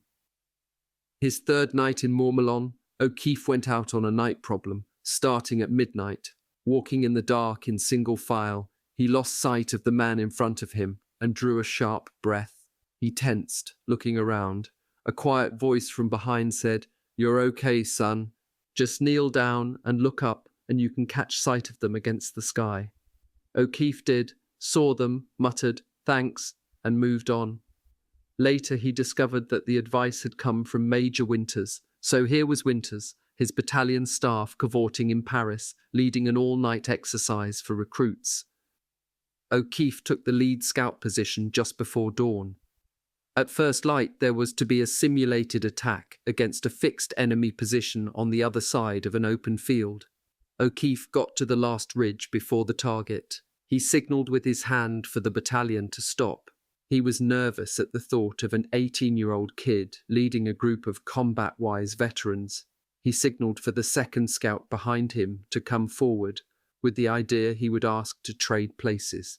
Private Hickman came up with a rush and before O'Keefe could say a word, blurted out, "Boy, am I glad you are up here. I only joined this outfit 3 weeks ago." Realising the battalion was full of replacements, restored O'Keefe's gift of gab. "That's okay, kid," he said to Hickman. "I'm going over the ridge to see what's on the other side. You go back and be ready to pass my signal when I give it." In a couple of minutes, O'Keefe was back on the ridgeline, holding his rifle up with both hands as a signal. Enemy in sight. Foley moved his platoon up to the starting line, shouted, "Lay down a field of fire," and the attack began.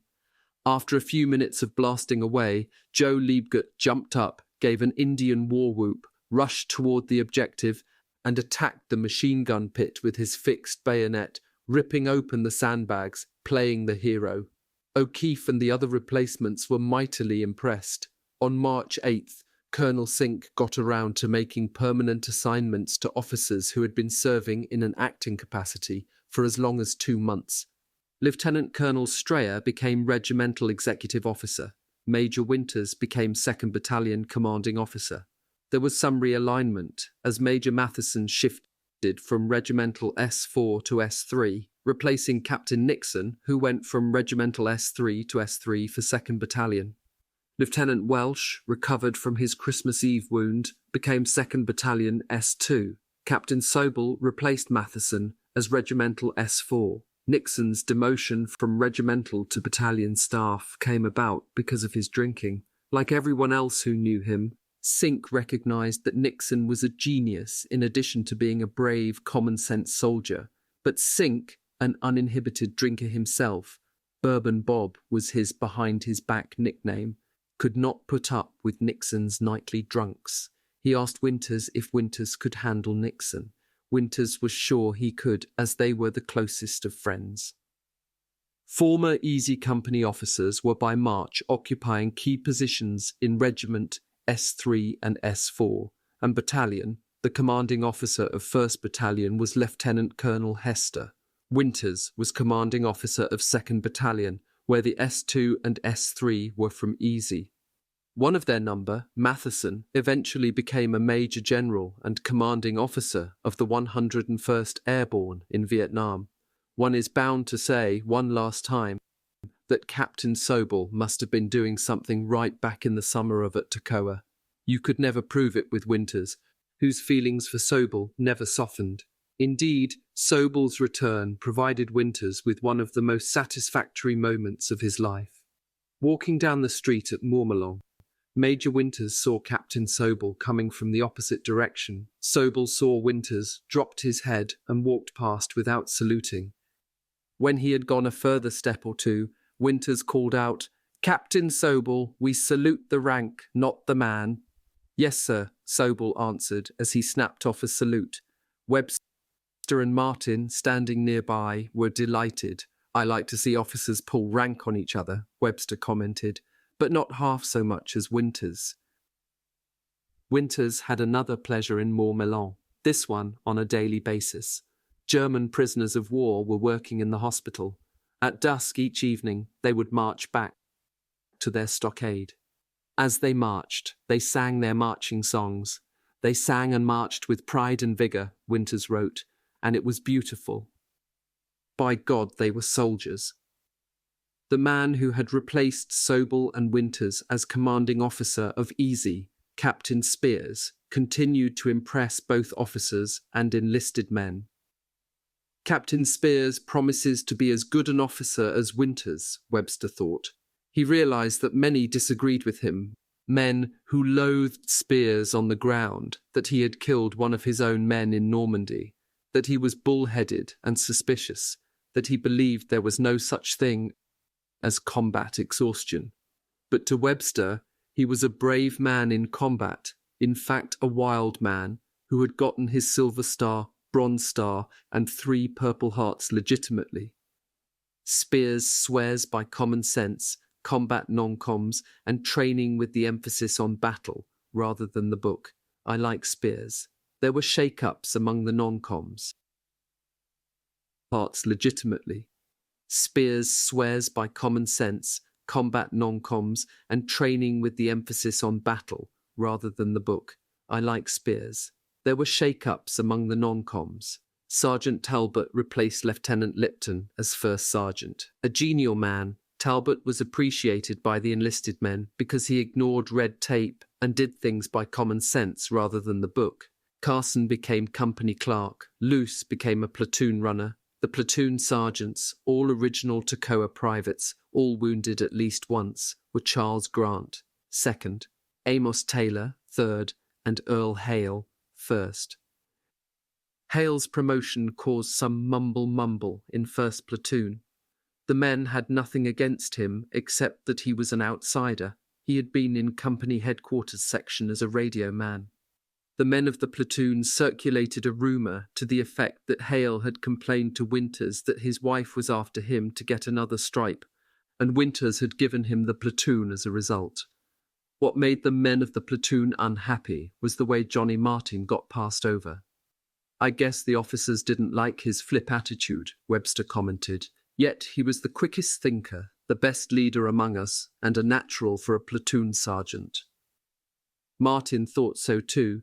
Having survived 3 campaigns without a wound, he decided to let the medics know that he had a trick cartilage in his knee that incapacitated him for combat. He was soon on his way back to the States. The Toccoa men were thinning out like maple leaves in November, Webster wrote. A sense of hopelessness and exasperation filled the old men in Mourmelon. Here we were, still hiking over meadow and marsh, still trampling the rutabagas and breaking the fences, still in the field on training exercises. The veterans tried gold bricking to get out of field exercises. They would report on sick call in the morning. Spears would ask the trouble, grunt, and send them to the aid station. There they could get admitted to the hospital for a day of just lying around, reading magazines. It was easy to pull. They all did it, but never more than twice. Even Webster preferred pretend war to reading or doing nothing. The Ides of March brought a well-deserved reward to the men of the 101st Airborne. There was a division parade before the most brass the men had ever seen. General Eisenhower was there, along with General Taylor, Lieutenant General Sir Frederick Morgan, Lieutenant General Louis Brereton, President Roosevelt's Secretary Stephen Early, Major General Matthew Ridgway, and others. In preparation, everybody scrubbed and washed, polished and shined, disassembled, cleaned and reassembled all weapons, as Lieutenant Foley recalled. Ribbons were dug up and positioned precisely on the blouse. The men painted their helmets, stenciled the insignia of the 506th on the side, and when they were dry, oiled them until they glistened in the sun. There was a practice parade in anticipation. Of course, the officers got the men on the parade ground 3 hours before Ike and his party arrived. Of course, the men cursed the army and its ways. Eisenhower finally arrived. He drove past the whole division, then climbed up on a reviewing stand to give a speech. He announced that the division had received a Presidential Distinguished Unit Citation, the first time in the history of the Army that an entire division had been so cited for its performance at Bastogne. In a short speech, Ike was effusive in his praise. You were given a marvellous opportunity in Bastogne, and you met every test. I am awfully proud of you. He concluded with a mixture of praise and exhortation. With this great honour goes also a certain responsibility. Just as you are the beginning of a new tradition, you must realise, each of you, that from now on the spotlight will beat on you with particular brilliance. Whenever you say you are a soldier of the 101st Division, everybody, whether it's on the street, in the city, or in the front line, will expect unusual conduct of you. I know that you will meet every test of the future like you met it at Bastogne. Webster, who was becoming ever more the cynic about the army and who was exercising vigorously the soldier's right to grouse, was impressed in spite of himself. Private O'Keefe commented, "Even the new replacements like myself felt enormous pride in marching in that review. For Lieutenant Foley, there was the surprise to end all surprises." Standing behind General Taylor was his senior aide, none other than Captain Norman Dyke.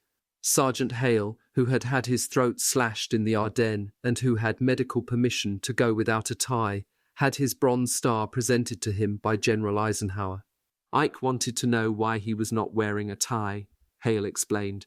When General Taylor confirmed Hale's story, Ike gave his big laugh and said Hale was the only man in the entire European theatre of operations to pull this one off. There were furloughs and leaves to England, the Riviera, Paris, Brussels, and evening passes to Reims. Captain Spears got to go to England, where he had married a British woman who believed her husband had been killed in North Africa. Foley got to Paris and on return confessed he could not remember a thing. There were some USO shows with big-name performers, including Marlene Dietrich. Garrison life was soft, but it had its price. To bring discipline and appearance up to a proper rear echelon standard, the army had to have some method of enforcing rules and regulations. Threatening members of a rifle company that had just come off the line and was about to go back in with a visit to the stockade was less a threat than a promise. Taking hard cash out of the hands of men who were anticipating a pass to Paris, however, caught their attention.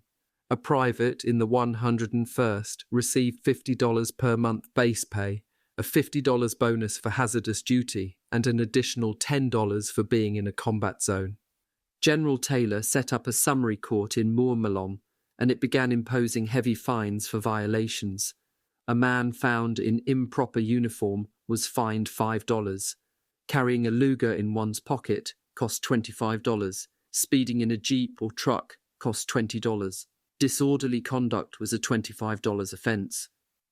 Training continued. It progressed through squad and platoon to company and then to battalion level. The division was preparing for a daylight airborne mission, Operation Eclipse, a drop on and around Berlin. No one was going to drop on Berlin until the Allied armies had gotten across the Rhine. For months, the men of Easy had been anticipating a jump on the far side of the river, but when it came, Easy did not participate. Eisenhower decided to give the 17th Airborne a chance at a combat jump and assigned it to Operation Varsity, the largest airborne operation of all time, the 17th plus the British 1st and 6th Airborne Divisions, and to save the 82nd and 101st for Berlin. Non-participation in Operation Varsity was a disappointment to many of the replacements who had gone through the rigours of jump school, joined the most famous airborne division in the world in Belgium or Germany, and never taken part in a combat jump. At Mourmelon, a unit of Troop Carrier Command made it possible for men who wished to do so to make a few jumps to qualify for their paratrooper bonus, or just for the fun of it. Lieutenant Foley made 2, but that wasn't like the real thing. So on March 24th, the members of E Company watched with mixed feelings as one C-47 after another roared down the runway at the nearby airfield, circled, formed up into a V of Vs, 9 abreast, and headed northeast. It was a beautiful sight, Foley recalled. It made your heart pump faster, and for a guy like me, having been integrated into a company that had been on 2 combat jumps, I did feel that I had missed the last opportunity. Some of the old soldiers felt the same way. To his amazement, Webster found himself wishing that he was jumping with the 17th. It would have been fun. Instead, he stood on the ground with his buddies, cheering, giving the V for victory sign, shouting, "Go get 'em, boys, give 'em hell." Then, Webster wrote, I watched them fade in the distance with a dull drone, and I suddenly felt lonely and abandoned, as though I had been left behind. One 506th man who was not left behind was Captain Nixon. General Taylor selected him to jump with the 17th as an observer for the 101st. Fortunately for Nixon, he was assigned to be jumpmaster of his plane. The plane was hit. Only Nixon and 3 others made it out before it crashed. Nixon was attached to the 17th for only one night. On March 25th, he was sent back over the Rhine and flown by a special small plane back to the 2nd Battalion in Mourmelon. The jump qualified Nixon to be one of 2 men in the 506th eligible to wear 3 stars on his jump wings, Normandy, Holland, and Operation Varsity. The other was Sergeant Wright of the Pathfinders, who had been in Easy Company back at Tokhoa. German resistance to Operation Varsity was fierce. Meanwhile, infantry and armoured divisions of the United States First Army were pouring across the Rhine via the recently captured Ludendorff Bridge at Remagen, then swinging north to encircle the German army defending Germany's industrial heartland in the Ruhr. Eisenhower needed to bolster the ring around the Ruhr. The 82nd and 101st were available. The orders came at the end of March. The company was moving out, back to the front, this time on the Rhine River. The veterans resolved not to take any chances. The end of the war was in sight, and they now believed what they could not believe at Bastogne, that they were going to make it, safe, more or less intact. They wanted to escape the boredom of garrison. They knew how to take care of themselves. They were ready to do their job, but not to be heroes. In contrast to the veterans, the replacements thought Mourmelon was a super place. They trained with veterans day and night in realistic problems, all under the watchful eye of a man who was a legend in E Company, Major Winters. They had learned life-saving lessons, They had gotten to know and be accepted by the veterans. They were proud to be in the company, the regiment, the division, and were eager to show that they were qualified to be there. So Easy was ready at the end of March when orders came to prepare to move out. It would be by truck to the Rhine. Webster was delighted to be getting out of Mourmelon, apprehensive and excited about going back into combat, and disappointed that he was not jumping into battle. "I had hoped to make another jump," he wrote, "rather than ride to the front in trucks, for there is an element of chance in an airborne mission. It may be rough, it may be easy, perhaps there will be no enemy at all, which appeals to me more than a prosaic infantry attack against an enemy who knows where you are and when you're coming." Private O'Keefe was about to enter combat for the first time. He has a vivid memory of the occasion. "We wore light sweaters under field jackets, trousers bloused over combat boots, trench knife strapped on right leg, pistol belts with attached musette bags, one phosphorus grenade, and one regular hand grenade taped onto our chest harness, canteens, first aid kit, K-rations stuffed into our pockets, steel helmet and rifle. We carried cloth bandoliers for our rifle clips in place of the old-fashioned cartridge belts. Our musette bags carried a minimum of shorts, socks, shaving gear, sewing kit, cigarettes, etc. After hearing Mass celebrated by Father John Maloney and receiving a general absolution, O'Keefe pulled himself into a truck and was off for Germany. Easy Company was about to enter its fifth country. The men had liked Britain and the English people enormously. They did not like the French, who seemed to them ungrateful, sullen, lazy, and dirty. They had a special relationship with the Belgians because of their intimate association with the civilians of Bastogne, who had done whatever they could to support the Americans. They loved the Dutch, brave, resourceful, overwhelmingly grateful, the best organized underground in Europe, cellars full of food hidden from the Germans but given to the Americans, clean, hard-working, honest, were only some of the compliments the men showered on the Dutch. Now they were going to meet the Germans. For the first time, they would be on front lines inside enemy territory, living with enemy civilians. And if the rumor proved true, the one that said instead of living in foxholes they were going to be billeted in German houses, they would be getting to know the Germans in an intimate fashion. This would be especially true once the Ruhr pocket was eliminated and the advance across central Germany began. Then they would be staying in a different house every night, under conditions in which the occupants would have only a few minutes' notice of their arrival. They would be coming as conquerors who had been told to distrust all Germans and who had been forbidden by the non-fraternization policy to have any contact with German civilians. But except for Liebgott and a few others, they had no undying hatred of the Germans. Many of them admired the German soldiers they had fought. Webster was not alone in feeling that most of the atrocities they had heard about were propaganda. Anyway, they would soon see for themselves whether all the Germans were Nazis, and if the Nazis were as bad as the Allied press and radio said they were. Chapter 16, Getting to Know the Enemy, Germany, April 2nd to 30th, 1945. The reactions of the men of Easy to the German people depended on their different preconceptions and experiences. Some found reasons to reinforce their hatred. Others loved the country and the people.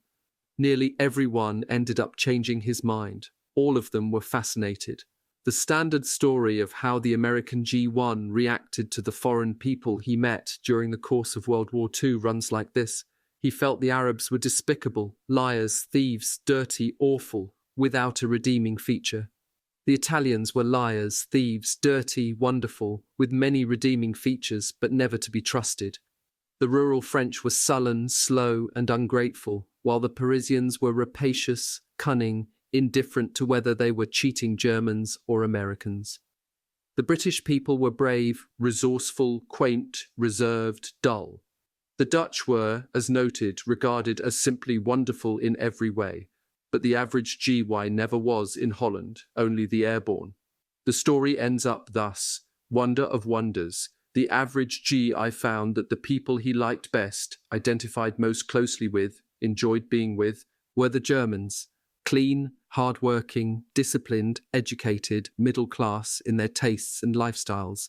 Many GIS noted that so far as they could tell, the only people in the world who regarded a flush toilet and soft white toilet paper as a necessity were the Germans and the Americans. The Germans seemed to many American soldiers as just like us. GIS noted with approval that the Germans began picking up the rubble the morning after the battle had passed by, and contrasted that with the French, where no one had yet bothered to clean up the mess. Obviously, they noted with high approval all those young German girls and the absence of competition from young German boys. They loved the German food and beer, but most of all, they loved the German homes. They stayed in many homes, from the Rhine through Bavaria to Austria, sometimes a different one each night. Invariably, they found running hot and cold water, electric lights, a proper toilet and paper, coal for the stove. Webster wrote of this period, "Coming off guard into your own home was a sensation unequalled in the army. We left the hostile blackness behind when we opened the outside door. Beyond the blackout curtains, a light glowed, and as we hung our rifles on the hat rack and shed our raincoats, idle chatter drifted from the kitchen and gave us a warm, settled feeling. A pot of coffee would be simmering on the stove, help yourself. Reese would be telling about a shack job he had in London, while Janowek, Hickman, Collette and Schulte played blackjack. Wash your hands at the sink. This was home. This was where we belonged. A small, sociable group, a clean, well-lighted house, a cup of coffee, paradise. Even better, the men were not getting shot at or shooting. No wonder so many of them liked Germany so much." But as Webster commented, in explaining the superficial fondness of the G1 for the Germans, it might be well to remember the physical comforts which he enjoyed nowhere else in the army, but in the land of his enemies. The experiences of the men of E Company in Germany illustrates how much better off during the war the German people were than the people of Britain, France, Belgium and Holland. Of course, in the big cities in Germany it was, by mid-April of 1945, Gotterdammerung, but in the countryside and small villages where, although there was usually some destruction at the main crossroads, the houses generally were intact, complete with creature comforts, such as most people thought existed in 1945 only in America. By no means was every GI seduced by the Germans. Webster went into Germany with a complex attitude. He didn't like Germans. He thought all Germans were Nazis, but he discounted as propaganda the stories about concentration camps and other atrocities. He found the German people too hard-faced. He thought the French were dead and rotting, but Germany was only a crippled tiger, licking its wounds, resting, with a burning hatred in its breast, ready to try again, and it will. Despite himself, Webster was drawn to the people. "The Germans I have seen so far have impressed me as clean, efficient, law-abiding people," he wrote his parents on April 14th. They were churchgoers. "In Germany, everybody goes out and works, and unlike the French, who do not seem inclined to lift a finger to help themselves, the Germans fill up the trenches soldiers have dug in their fields. They are cleaner, more progressive, and more ambitious than either the English or the French. Orders from on high were non-fraternization. GIS were not supposed to talk to any Germans, even small children, except on official business. This absurd order, which flew in the face of human nature in so obvious a way, was impossible to enforce. Officers, especially those who hated the Germans, tried anyway." Webster was amused by the intensity of Lieutenant Foley's feelings. He wrote that Foley had become such a fiend on the non-fraternization policy that he ordered all butts field stripped, that is torn apart and scattered, so that the Germans might derive no pleasure from American tobacco. Webster also recalled the time he and Foley were picking out houses for the night. "As we walked around to the backyard for a closer inspection, we were greeted with a horrifying spectacle that aroused all the non-fraternization fervor in Foley. 2 infantrymen sociably chatting with a couple of Fraulein. Unspeakable, outrageous, unmilitary, forbidden. Lieutenant Foley gave them hell and bade them be on their way. With the resigned air of men who knew the barren futility of the non-fraternization policy, the gallants sulkily departed.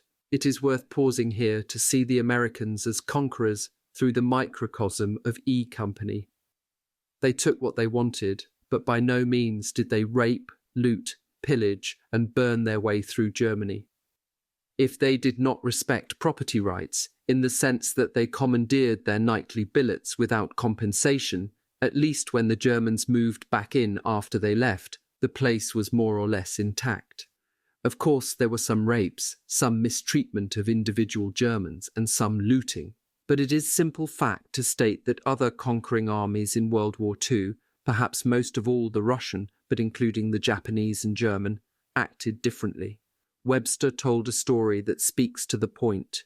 Rees, who was more intent on finding women than in trading for eggs, and I made another expedition, a mile west to a larger village where there were no GIS. Like McCreary, Rees tended to show an impatience with hens and a strong interest in skirts. Regardless of age or appearance, he'd tell me, "There's a nice one. Boy, that's a honey. Speak to her, Webb, goddamn." Since I was shy, however, and those females invariably looked about as sociable as a fresh iceberg, I ignored his panting plaints. Besides, the Fraus weren't apt to be friendly in public, where the neighbours could see them, maybe indoors or at night. Finally, we came to a farm where a buxom peasant lass greeted us. Rees smiled. After I had gotten some eggs, Rees, who kept winking at her, gave her a cigarette and a chocolate bar, and as love bloomed in the garden of D-Ration, a newly issued food package, and Chelsea's, I backed out the door and waited in the sun. "No dice," Rees later reported. I returned home with a helmet full of eggs, Rees with a broken heart. But it was, as he said, good fraternizing territory. He tried again that night before the 6 o'clock curfew went into effect. No luck. Had Rees been a Soviet, German, or Japanese soldier, this little non-incident probably would have turned out differently. The company moved by truck from Mourmelon to the Ruhr pocket. The 101st took up positions on the west bank of the Rhine, facing Düsseldorf. The 2nd Battalion's sector was from Stürzelberg on the north to Worringen on the south, with the 82nd Airborne on the battalion's right flank. The 82nd faced Cologne. It was more an occupation position than front line. The platoons kept outposts down on the riverbank, while the men stayed in homes in various small villages. There was some artillery shelling back and forth, but not much. There was no small arms fire. The men were on outpost each night. Here, Private O'Keefe got his initiation. One night, he was on outpost with Private Harry Lager, who had also just joined the company at Mourmelon, in a ready-made foxhole beside the dike. They heard a thump, thump, thump. O'Keefe whispered to Lager, "Stay in the hole, but make room for me to drop in a hurry. I'm going up on that dike to see if I can make out what that is approaching." Up on the dike, O'Keefe recalled. I couldn't see a damn thing, but the noise was almost on top of me. Suddenly, the nose of a small tank stuck out through the fog. I yelled, "Halt! Who goes there?" and ready to dive off that dike into the hole with Lager. A voice came out of the tank. "It's just a couple of limeys and we're lost." O'Keefe ordered the man to come down to be inspected. A British sergeant did so, saying, "By God, Yank, are we glad to see you. We started out on that bloody dike at midnight, and we can't find our way off."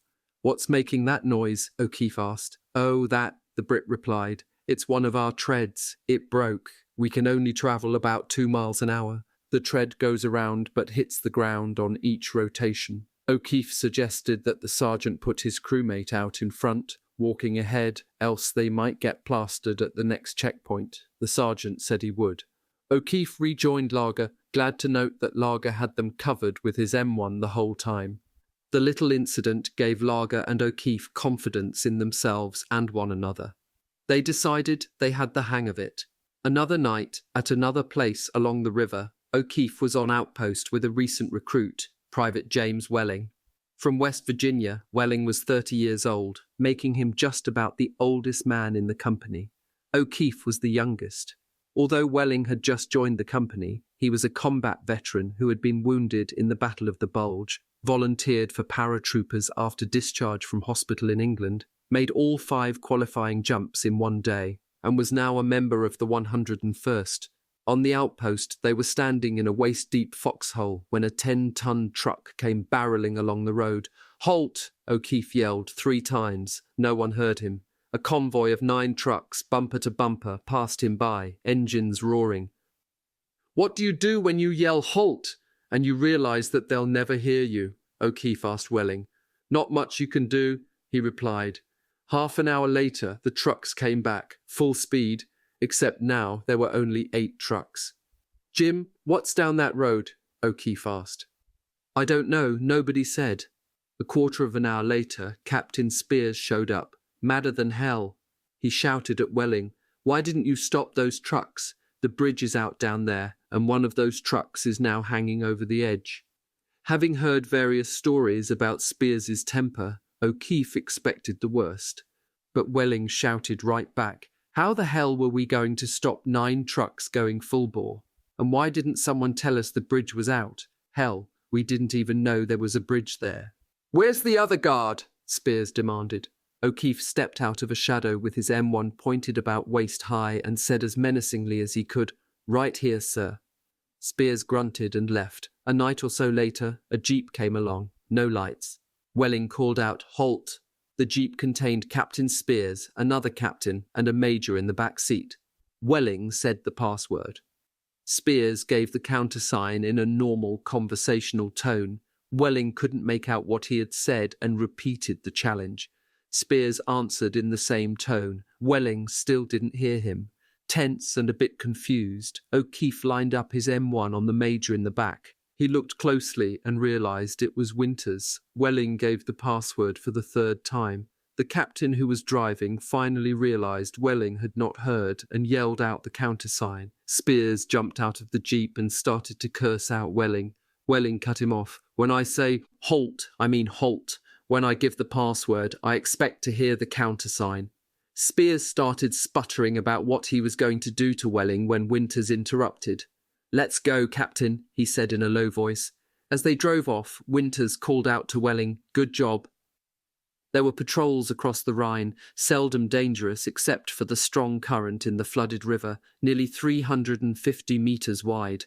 When Winters got orders on April 8th to send a patrol to the other side, he decided to control the patrol from an observation post to make certain no one got hurt.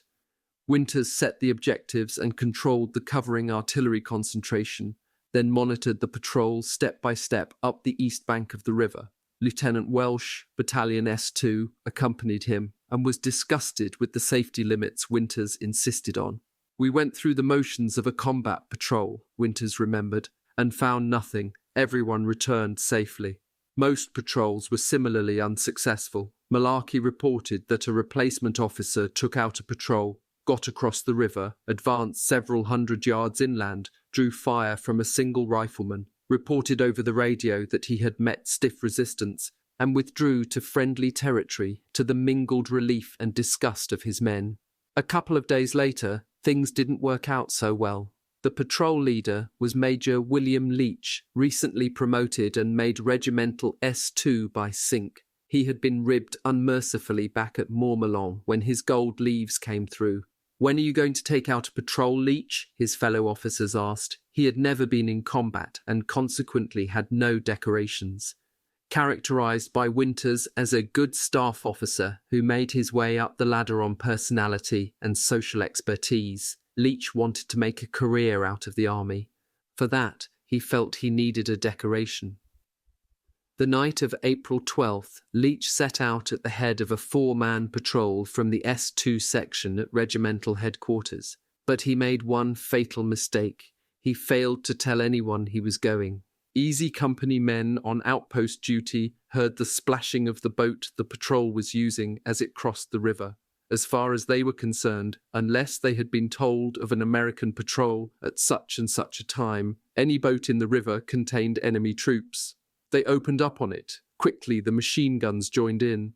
The fire ripped the boat apart and hit all the men in it, including Leach. Ignoring the pitiful cries of the wounded, drowning in the river, the machine gunners kept firing bursts at them until their bodies drifted away. They were recovered some days later downstream. In the judgment of the company, Leach and 4 men, had perished in a most unnecessary, inexcusable fashion because he had made an obvious and unpardonable mistake.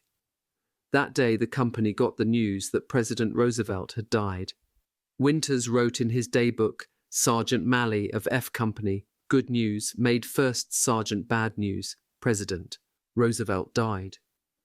I had come to take Roosevelt for granted, Webster wrote his parents, like spring and Easter lilies, and now that he is gone, I feel a little lost. Eisenhower ordered all unit commanders to hold a short memorial service for Roosevelt on Sunday, April 14th. Easy Company did it by platoons. Lieutenant Foley, who never was much enamored with Roosevelt, gathered his platoon. He had a St. Joseph missal in his musette bag. In it, he found a prayer. He read it out to the men and later claimed to be the only man who ever buried Franklin D. as a Catholic.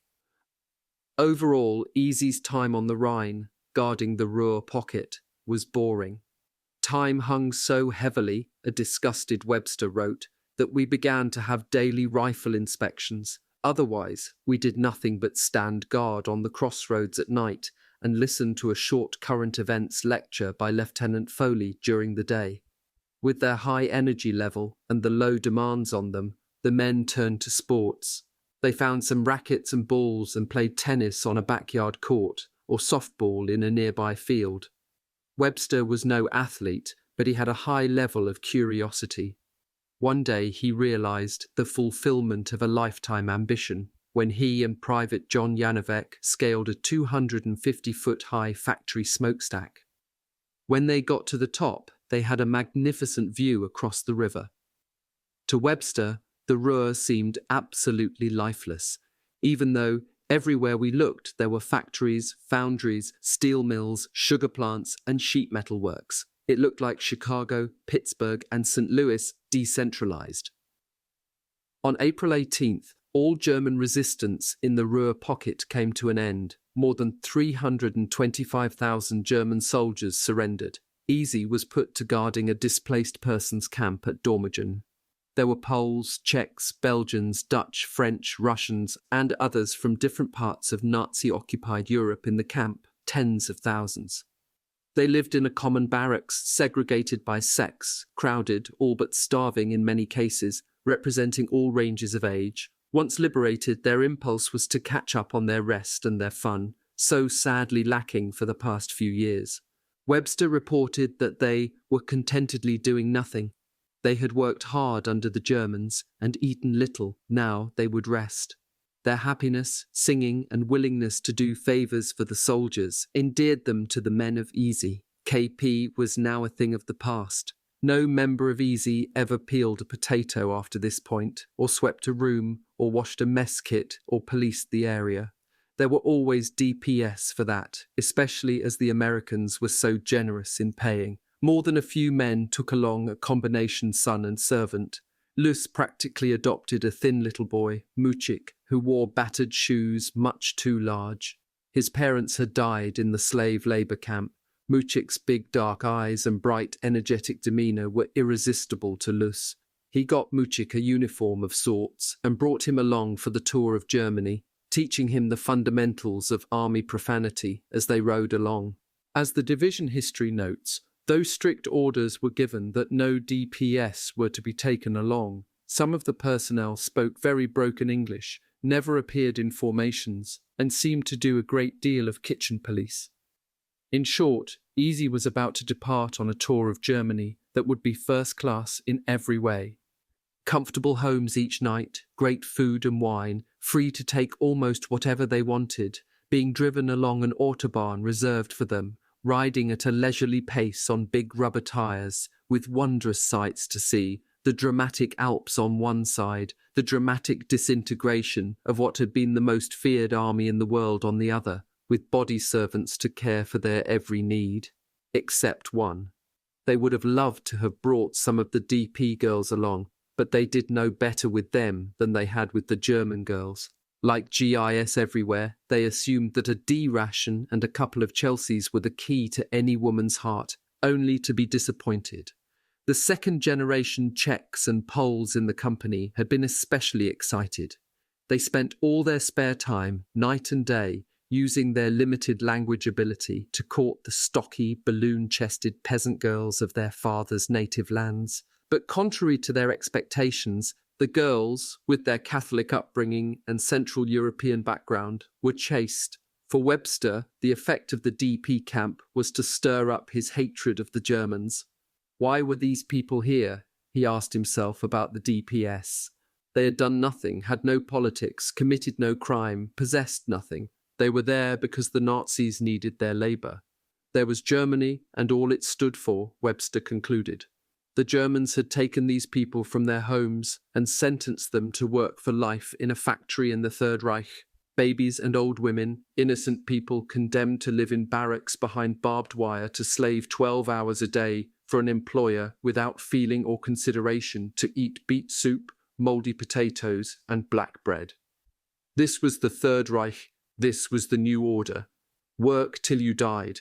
With cold deliberation, the Germans had enslaved the populace of Europe. So far as Webster was concerned, the German people were guilty, every one of them. The guard duty lasted only a few days. Back on the Rhine, Winters instituted a training schedule that included reveille, inspection, calisthenics, and close order drill, squad tactics, map reading, and so forth. The day ended with retreat. It was like being back in basic training and much resented. As always in a rear echelon area, rank was being pulled, widening the distance between the enlisted men and the officers. Lieutenant Ralph D. Ritchie, a gung-ho replacement officer serving as Battalion S1, was particularly obnoxious. One day, he had the company lined up for inspection. An old German woman rode her bicycle innocently through the ranks. Ritchie became so enraged that he fetched her a blow that knocked her off her bicycle. She burst into tears. He stormed at her and ordered her to move on. The men were disgusted by his behavior. The following day, the company made a forced 5-mile speed march, Lieutenant Ritchie leading. The men rolled up their sleeves and carried their weapons as comfortably as possible. Ritchie was furious. He halted the company and gave the men hell. "I have never seen such a sloppy company," he shouted. "There are 120 men in this company, and I see 120 different ways of carrying a rifle, and you guys think you're soldiers." The incident set Webster off on a tirade. Here was a man who had made us ashamed of our uniform railing at us for being comfortable on a speed march, he wrote. Here was the army. "Officers are gentlemen. I'll do as I damn please. No back talk. You're a private, you can't think. If you were any good, you'd be an officer. Here, carry my bedroll. Sweep my room. Clean my carbine." "Yes, sir. Why didn't you salute? You didn't see me." "Well, by God, go back and salute properly. The Louis, God bless 'em. Privileges before responsibilities." Not all officers were like Ritchie. Captain Spears, for all his bluster and reputation, cared for the men. Sensing their boredom, he arranged a sightseeing trip to Cologne. He wanted them to see the city and the effects of air bombardment. Cologne was one of the most heavily bombed cities in Germany. Two things most impressed the men. First, the extent of the destruction. Every window was shattered, every church had been hit, every side street was blocked with rubble. The magnificent cathedral in the centre of town had been damaged, but had survived. The giant statue of Bismarck on a horse was still standing, but Bismarck's sword, pointing toward France, had been cut off by flying shrapnel. A group of easy men wandered to the Rhine, where they began pointing and laughing at the grotesque ruins of the Hangerbrücke, or suspension bridge. An elderly German couple stood beside them. To the shame of the Americans, the Germans began to cry and shake their heads. All their beautiful bridges had been twisted and mangled, and here were American boys laughing. The second impression was not of destruction, but of people. Lieutenant Foley noted that the residents, on their own volition, were determined to clean up and sweep out the ruins of war. Along most of the streets there were neat stacks of salvageable cobblestones. Houses were worked on to remove the debris. They were still in bad shape, yet they appeared almost ready to be rebuilt. Amazing. April 19th was a big day for the company. The division quartermaster handed out 34 pairs of socks per platoon, or about 1 pair for each man, plus 3 bottles of Coca-Cola, accompanied by stern orders to turn in the bottles, and 2 bottles of American beer per man. The The men got paid for February and March in the form of Allied military marks. These were their first marks, and they were ordered to turn in all their French, British, Dutch, Belgian, and American money for marks. On April 22nd, the company loaded up in the German version of the 40 and 8s. The cars had been sprayed with DDT and filled with straw. Each man got 5K rations. They were off to Bavaria and the Alps. Bradley had assigned the 101st to United States 7th Army. Its objectives were Munich, Innsbruck, and the Brenner Pass. The purpose was to get American troops into the Alps before the Germans could create a redoubt there from which to continue the war. Hitler's Eagle's Nest in Berchtesgaden was the presumed headquarters for this combination last stand and the beginning of a guerrilla war against the occupiers. Eisenhower's biggest fear was that Hitler would get to the Eagle's Nest, where he would be well protected and have radio facilities he could use to broadcast to the German people to continue the resistance or begin guerrilla warfare. It turned out that the Germans had neither serious plans nor sufficient resources to build a mountain redoubt. But remember, we are only 4 months away from a time when everyone assumed the German army was kaput, only to be hit by the Bulge. So the fear was there, but the reality was that in its drive to Berchtesgaden, Easy was as much as 100 miles behind the front line, in a reserve position, never threatened. The company's trip through Germany was more a grand tour than a fighting maneuver. The tour began with a 200-kilometer train ride through 4 countries. So great was the Allied destruction of the German rail system that to get from the Ruhr to southern Germany, it was necessary to go through Holland, Belgium, Luxembourg, and France. The men rode in open cars, sleeping, singing, swinging their feet out the doors, sunbathing on the roof of the 40 and 8. Popeye Wynne led them in endless choruses of the European Theatre of Operations theme song, Roll Me Over in the Clover. The train passed within 25 miles of Bastogne. The division history commented, the occasional evidence of the bitter fighting of 3 months before made the hair rise on the necks of many of the veterans of Bastogne. But at the same time, remembering only snow, cold, and dark and ominous forests, they were surprised at the beauty of the rolling lands under the new green of spring. They got back into Germany and then to the Rhine at Ludwigshafen, where they got off the train and switched to a vehicle called DUKW, D 1942, U amphibian, K all-wheel drive, W dual rear axles. These DUKWs had come in with the invasion of the south of France. These were the first E Company had seen. The DUKW was outstanding in every respect, but because it was a hybrid, neither the War nor the Navy Department ever really got behind it. Only 21,000 were built in the course of the war. The men of E Company wished it had been 210,000, or even 2,100,000. A DUKW could carry 20 fully equipped riflemen in considerable comfort. It could make 5 knots in a moderate sea, 50 miles per hour on land, riding on oversized rubber tires. It was a smooth riding vehicle without the bounce of the deuce-and-a-half GY truck or the springless jarring of the Jeep.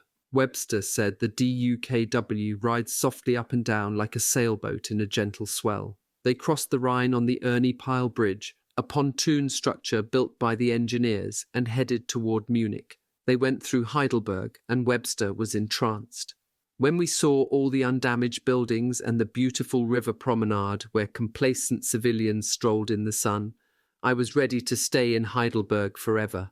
The green hills, the warm sunlight, the cool, inviting river, the mellow, collegiate atmosphere. Heidelberg spelled paradise in any language. From then on, the convoy travelled a circuitous route southeast, skirting mountains on main roads and side paths. All the while, Webster wrote, we marvelled at the breathtaking beauty of Germany. As a writer said in the New Yorker, it seemed a pity to waste such country on the Germans. In mid-afternoon, Spears would send Sergeants Carson and Malarkey on ahead to pick out a company command post in such and such a village. They were to get the best house and reserve the best bedroom for Captain Spears. Carson had high school German. He would pick the place, knock on the door, and tell the Germans they had 5 minutes to get out, and they were not to take any bedding with them. Give them more than 5 minutes, Spears had told them. They will take everything with them. Once the advance party came on an apartment complex 3 stories high, perfect for headquarters and most of the company. Carson knocked on doors and told tenants, "Raus in 5 Minuten." They came pouring out, crying, lamenting, frightened. "I knocked on this one door," Carson recalled, "and an elderly lady answered. I looked at her and she stared at me. God, it was a picture of my own grandmother. Our eyes met and I said, 'Bleib higher or stay here.'" Malarkey picked up the story. Then Spears would finally show up, and you wouldn't see Spears for about 2 or 3 hours. He was the worst looter I ever saw. He couldn't sleep at night thinking there was a necklace or something around. Whenever he got a chance, Spears would mail his loot back to his wife in England. He needed the money it would bring. His wife had just had a baby. Nearly all the men of Easy, like nearly all the men in European theatre of operations, participated in the looting. It was a phenomenon of war.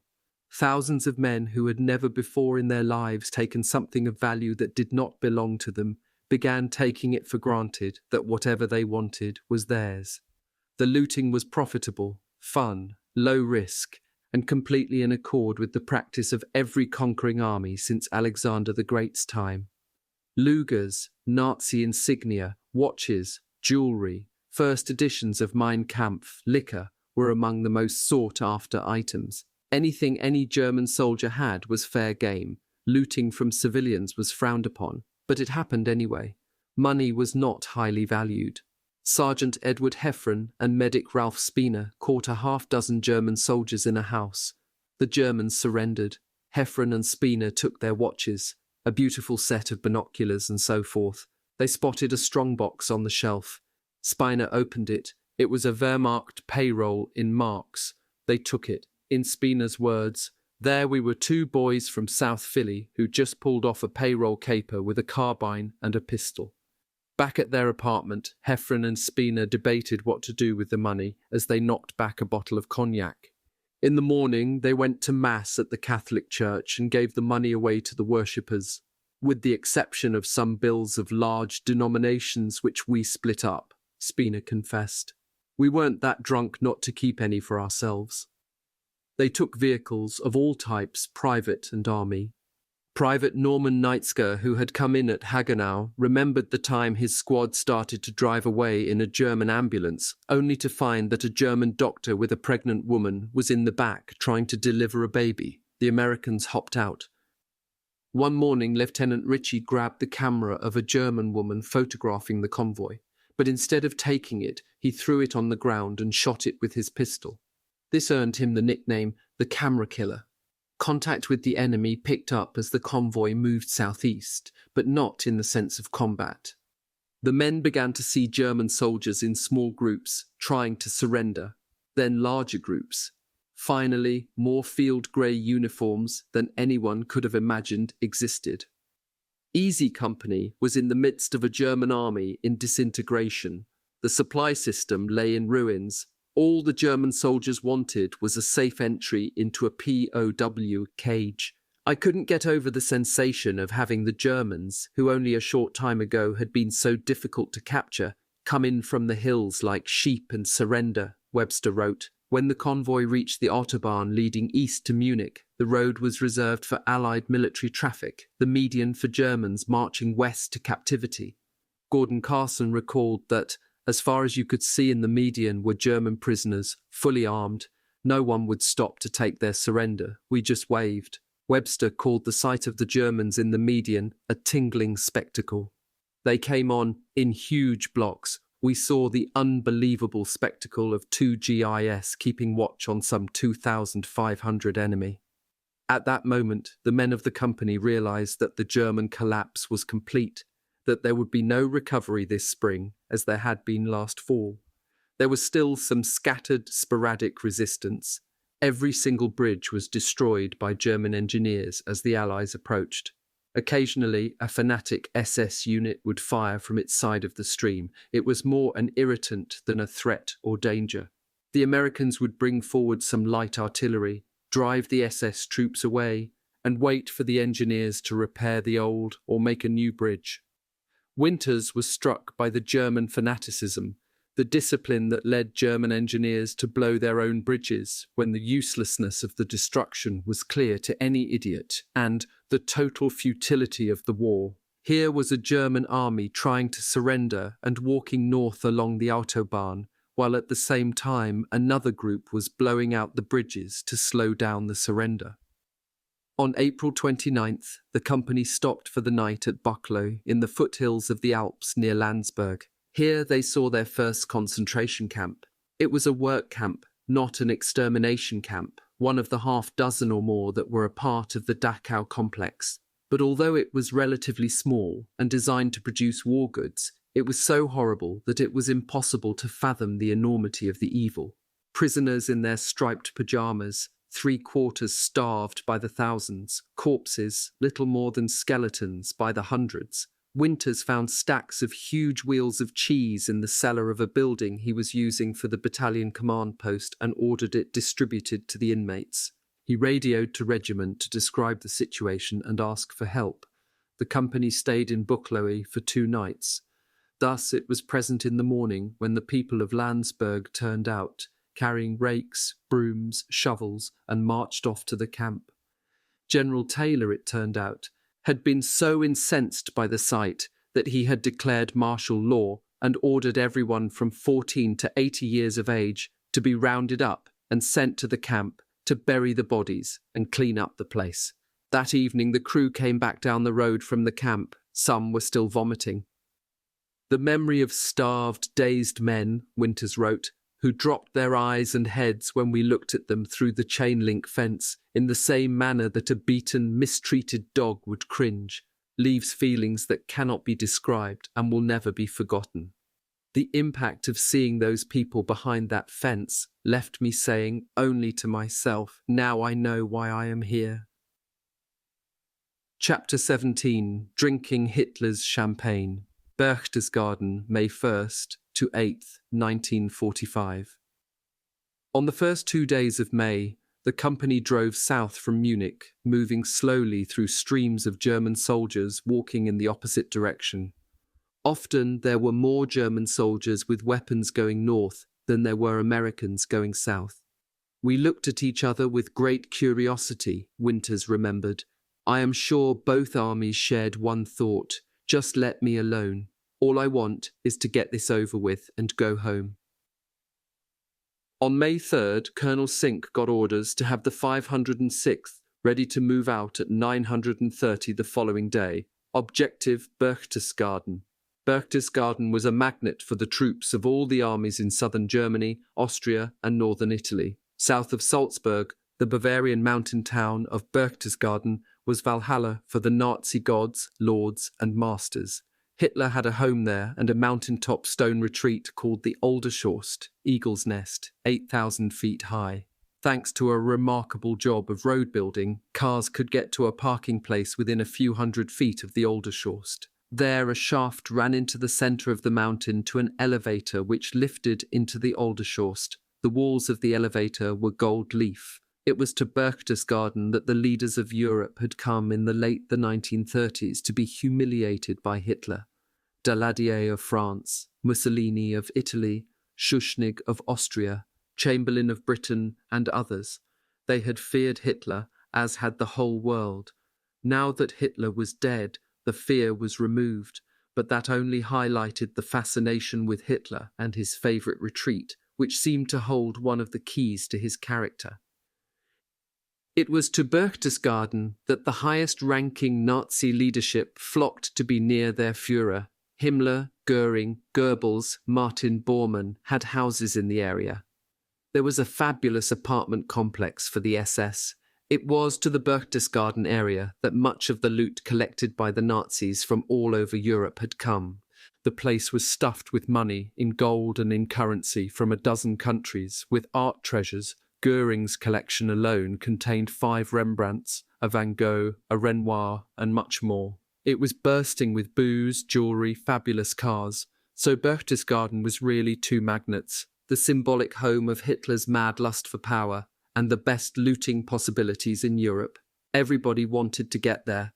French advancing side by side with the 101st, British coming up from Italy, German leaders who wanted to get their possessions, and every American in Europe. Easy Company got there first. On May 4th, the 101st moved out by convoy down the Autobahn between Munich and Salzburg, with 2nd Battalion in the lead. The Americans passed Rosenheim and the Chiemsee. At Siegsdorf, they turned right on the direct highway to Berchtesgaden. About 14 kilometers down the road, they ran into the tail of the French 2nd Armored Division, the 1st Division to enter Paris, with its famous commander, General Jacques-Philippe Leclerc. The 2nd Armored supposedly had been on the right flank of the 101st for the past week, but the Americans had not been able to keep in touch with it. The French were there 1 minute, gone the next. So far as the Americans could make out, they were looting their way through Germany. Whenever they got a truckload or two of loot, they'd send it back home to France. Now they were lusting to get into Berchtesgaden, only an hour's drive or so up into the mountains to the south. But the French were stopped by a blown bridge over a deep ravine. They did not have bridging equipment, and some SS fanatics were holding out on the south side of the ravine, using automatic weapons and mortars. Easy Company and the remainder of 2nd Battalion began mixing in with the French, everyone standing around watching a long-range, useless exchange of fire while waiting for the 101st Engineers to come forward. Winters asked Sink if he wanted to send a platoon to outflank the German roadblock. "No," Sink replied. "I don't want anybody to get hurt." That was sensible. There was no point to taking casualties at this stage of the war. But there was Berchtesgaden, just on the other side of the roadblock, almost in hand. Sink changed his mind. "Take the 2nd Battalion back to the Autobahn," he told Winters, "and see if you can outflank this roadblock and get to Berchtesgaden." If he succeeded, Sink wanted him to reserve the famous Berchtesgaden Hof for regimental headquarters. Winters led the battalion on a backtrack to the Autobahn, then east to Bad Reichenhall, where another blown bridge stopped the Americans for the night. The following morning, May 5th, with Easy Company leading the way, the 2nd Battalion drove unopposed to Berchtesgaden and took the town without having to fire a shot. It was like a fairy tale land. The snow-capped mountains, the dark green woods, the tinkling icy creeks, the gingerbread houses, the quaint and colourful dress of the natives provided a delight for the eye.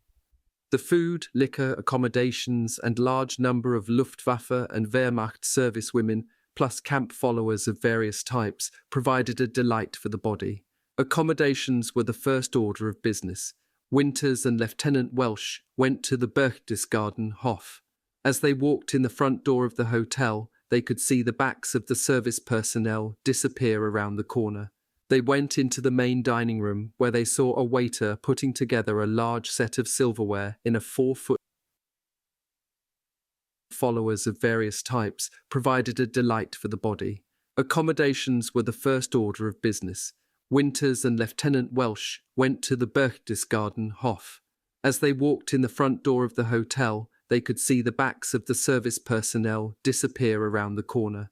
They went into the main dining room, where they saw a waiter putting together a large set of silverware in a 4-foot-long velvet-lined case. There was no need for orders. Winters and Welsh simply walked toward the man, who took off. The Americans split the silverware between them. 45 years later, both men were still using the Berchtesgaden Hof silverware in their homes. After getting what he most wanted out of the place, Winters then put a double guard on the hotel to stop further looting, as he put it, with a straight face in one of our interviews. But, he berated himself, what a fool I was not to open the place to the 2nd Battalion, because when regimental and then divisional headquarters arrived, they took everything movable. Winters picked one of the homes of Nazi officials, perched on the hillside climbing the valley out of Berchtesgaden, for his battalion headquarters. He told Lieutenant Cowing, his S4, to go to the place and tell the people they had 15 minutes to get out. Cowing was a replacement officer who had joined up in mid-February, back in Hagenau. He had not been hardened by battle. He returned a few minutes later to tell Winters. The people said no, they would not move out. "Follow me," Winters declared. He went to the front door, knocked, and when a woman answered, he announced, "We are moving in, now." And he and his staff did just that, as the Germans disappeared somewhere. Did I feel guilty about this? Winters asked himself in the interview. Did my conscience bother me about taking over this beautiful home? No. We had been living in foxholes in Normandy. We had been in the mud at Holland, the snow in Bastogne. Just a few days earlier, we'd seen a concentration camp. These people were the reason for all this suffering. I had no sympathy for their problem, nor did I feel that I owed them an explanation. Nor did the enlisted men have the slightest problem, physical or psychological, in taking over the SS barracks, an Alpine-style apartment house block that was the latest thing in modern design, plumbing, and interior decoration. Officers and sergeants got sumptuous homes of Nazi officials perched on the mountainsides overlooking Berchtesgaden. Winters set up the guard around town, mainly to direct traffic and to gather up surrendering German troops to send them to POW cages in the rear. Private Heffron was thus in command at a crossroads when a convoy of 31 vehicles came down from the mountain. At its head was General Theodor Tolsdorf, commander of the 82nd Corps. He was quite a character, a 35-year-old Prussian who had almost set the record for advancement in the Wehrmacht.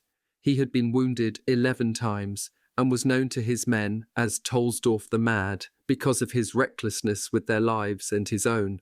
Of more interest to E Company men, he had been in command of the 340th Volksgrenadier Division on January 3rd in the bitter fighting in the Bois-Jacques and around Foy and Neuville. Tolsdorf expected to surrender with full honours, then be allowed to live in a POW camp in considerable style. His convoy was loaded with personal baggage, liquor, cigars and cigarettes, along with plenty of accompanying girlfriends. Heffron was the first American the party encountered. He stopped the convoy. Tolsdorf said he wished to surrender. Heffron summoned a nearby second lieutenant. Tolsdorf sent the lieutenant off to find someone of more suitable rank. Heffron, meanwhile, seized the opportunity to liberate General Tolsdorf's Luger and briefcase. In the briefcase, he found a couple of iron crosses and 500 pornographic photographs.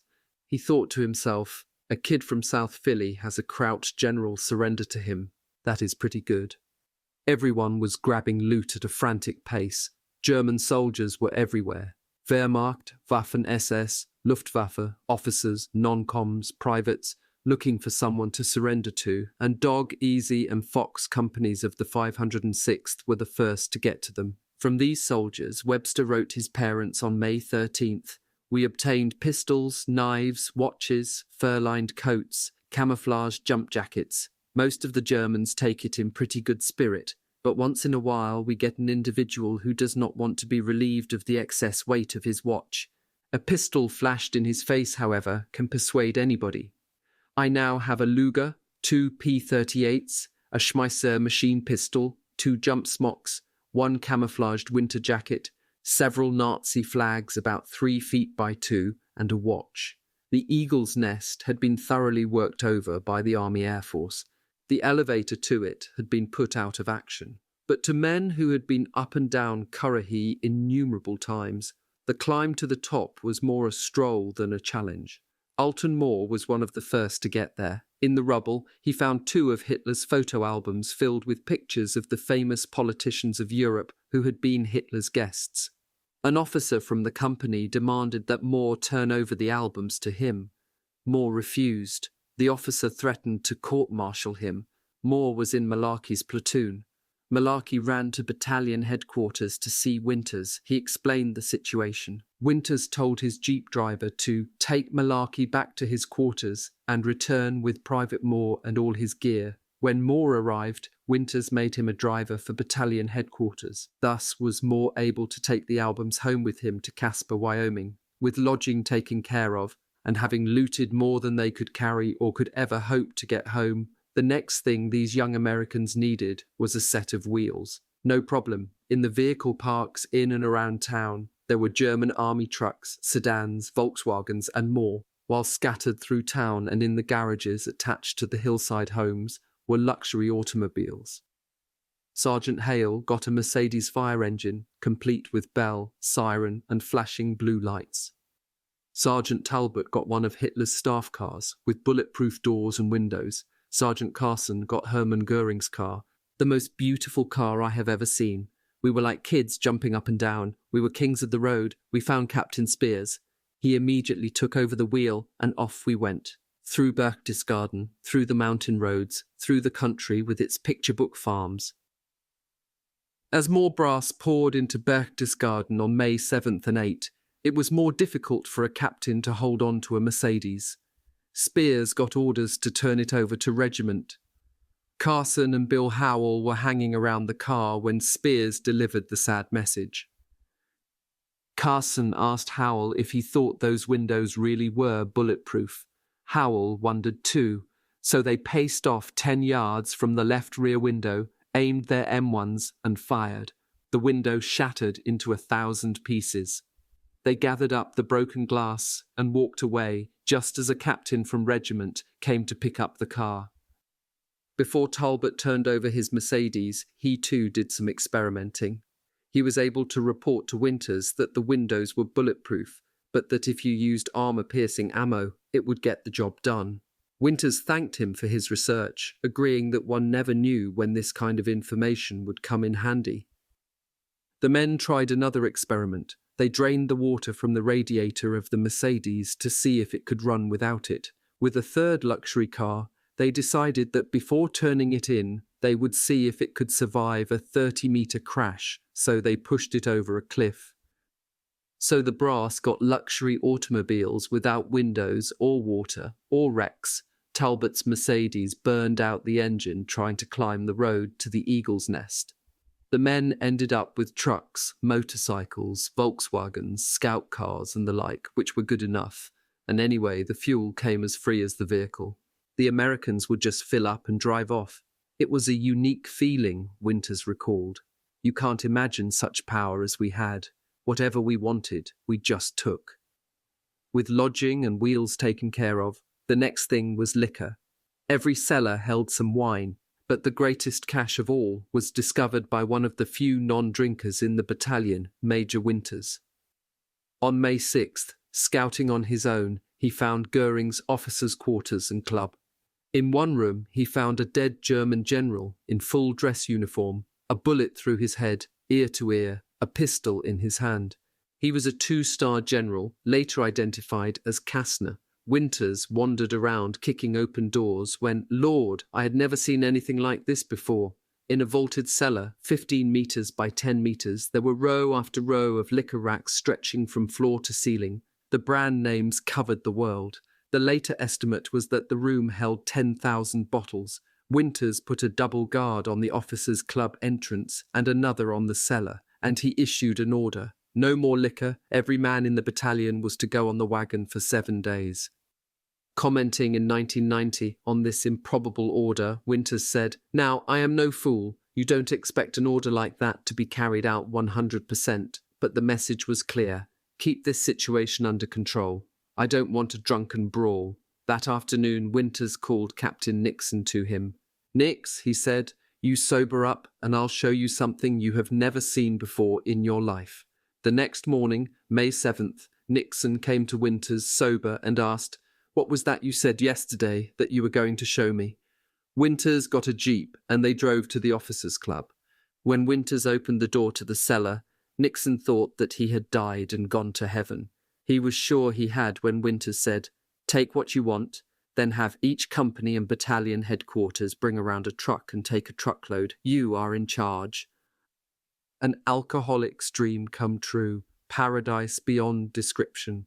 First choice of all that he could carry from one of the world's great collections, then a chance to let his friends have all they wanted, and the perfect excuse to celebrate. The end of the war had come, and he was still alive. For the consequences, see the photograph of Nixon on the morning of May 8th. For the company as a whole, the celebration was grand and irresistible. Despite Winters' orders, and despite regular guard duty rotation, there was a party. There had to be. On May 7th, the Germans surrendered in Reims to General Eisenhower. and word was flashed around Europe to cease fire, take away the blackout curtains, and let the light of peace shine out. News of the German surrender, Winston Churchill said, was the signal for the greatest outburst of joy in the history of mankind.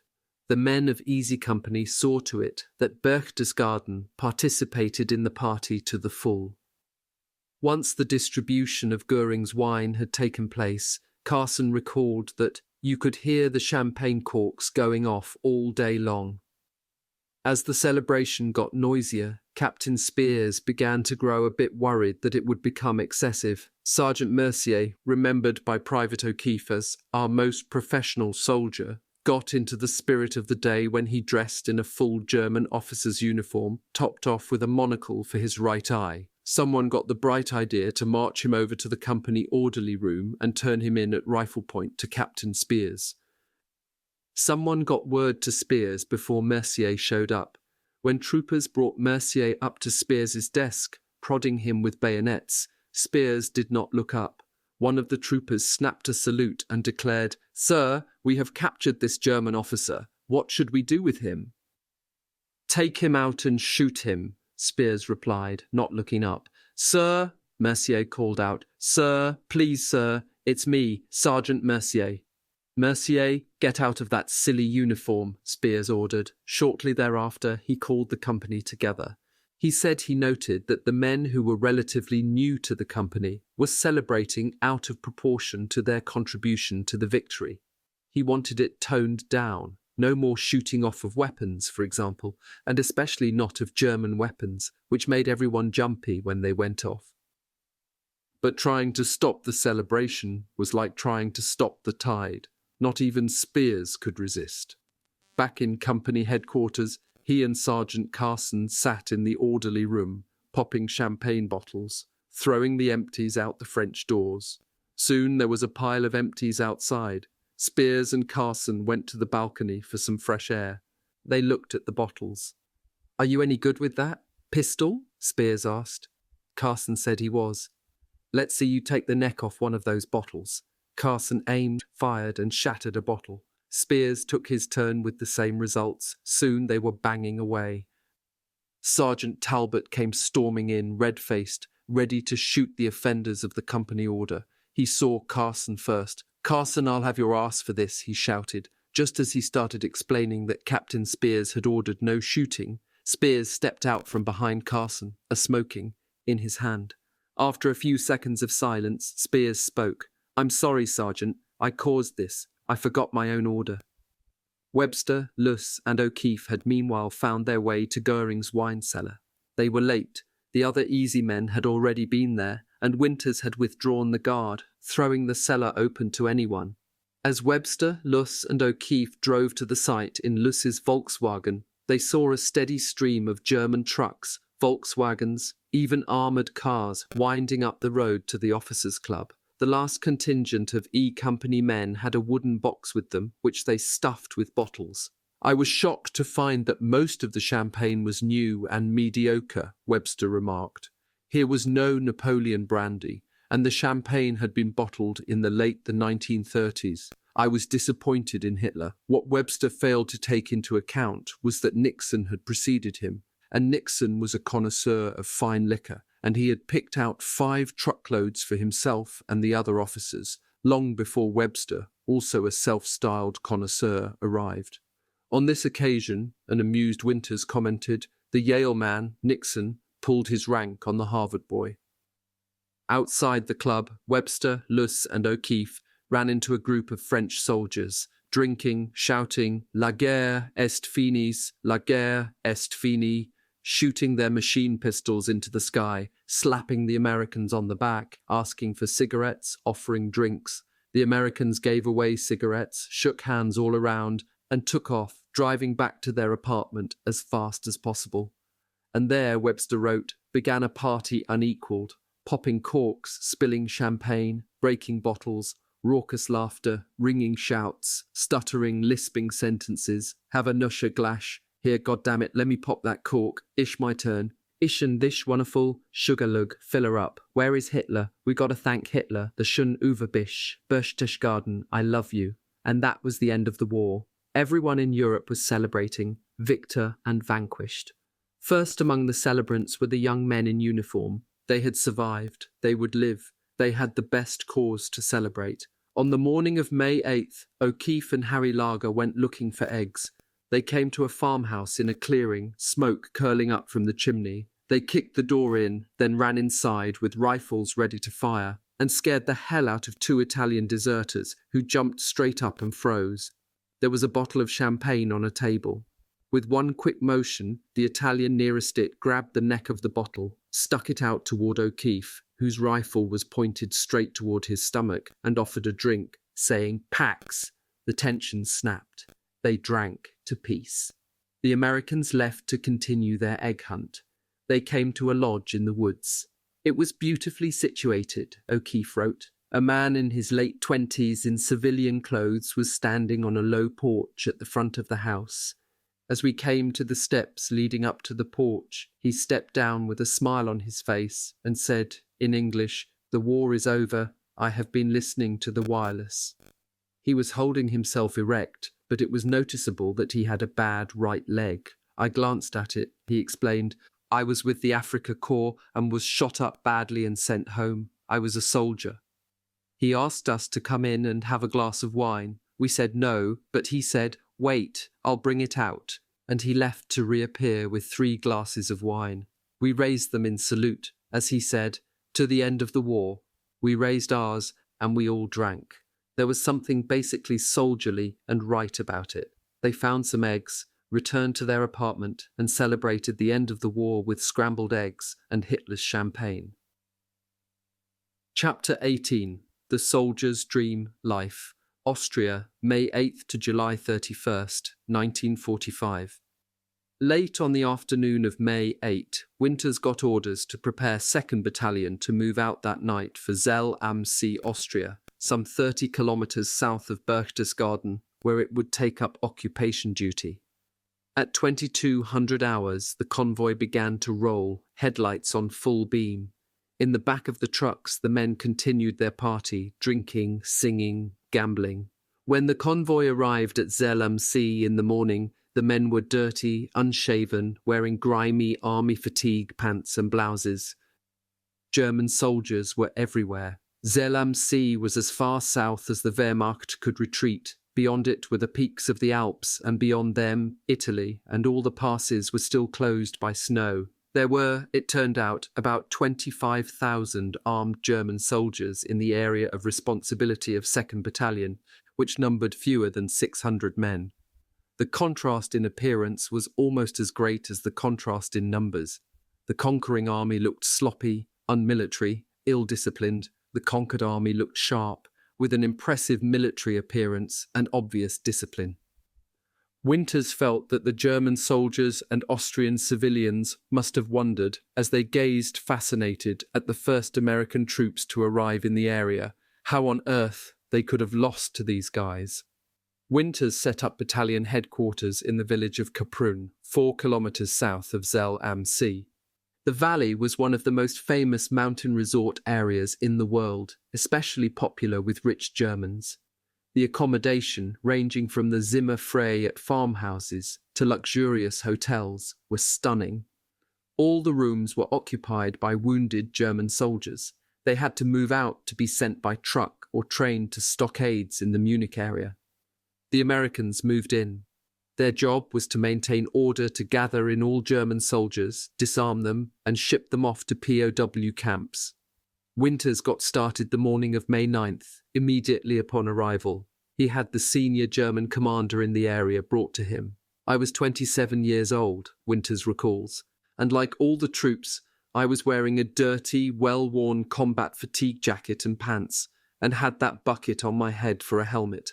I felt a little ridiculous giving orders to a professional German colonel about 20 years my senior, who was dressed in a clean field uniform with his medals all over his chest.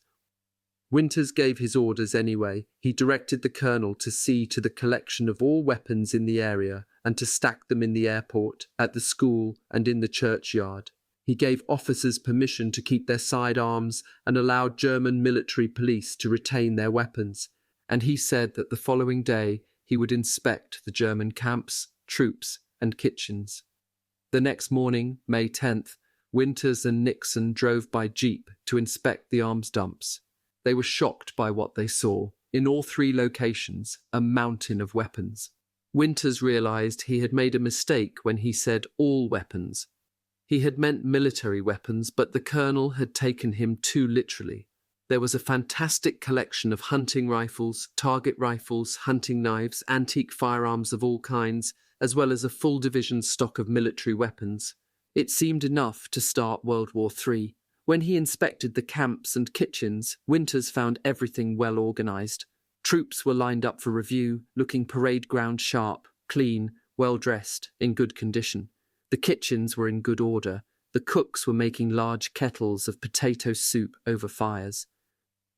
Thereafter, Winters dealt with an English-speaking German staff officer who came to his headquarters each morning to report and receive orders. There was no trouble. In Winters' words, "We left them alone. They respected us." The German staff officer would tell stories about his tour of duty on the Eastern Front and of fighting against the 101st in Bastogne. He told Winters, "Our armies should join hands and wipe out the Russian army."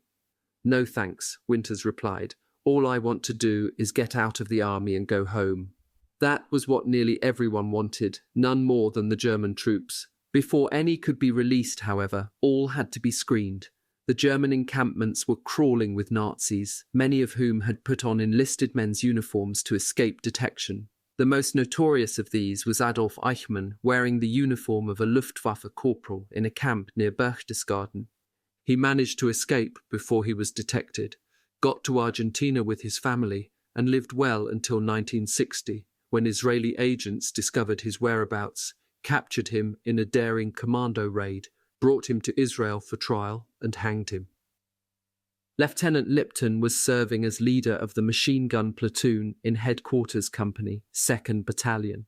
Winters assigned him to oversee a lager of several hundred prisoners.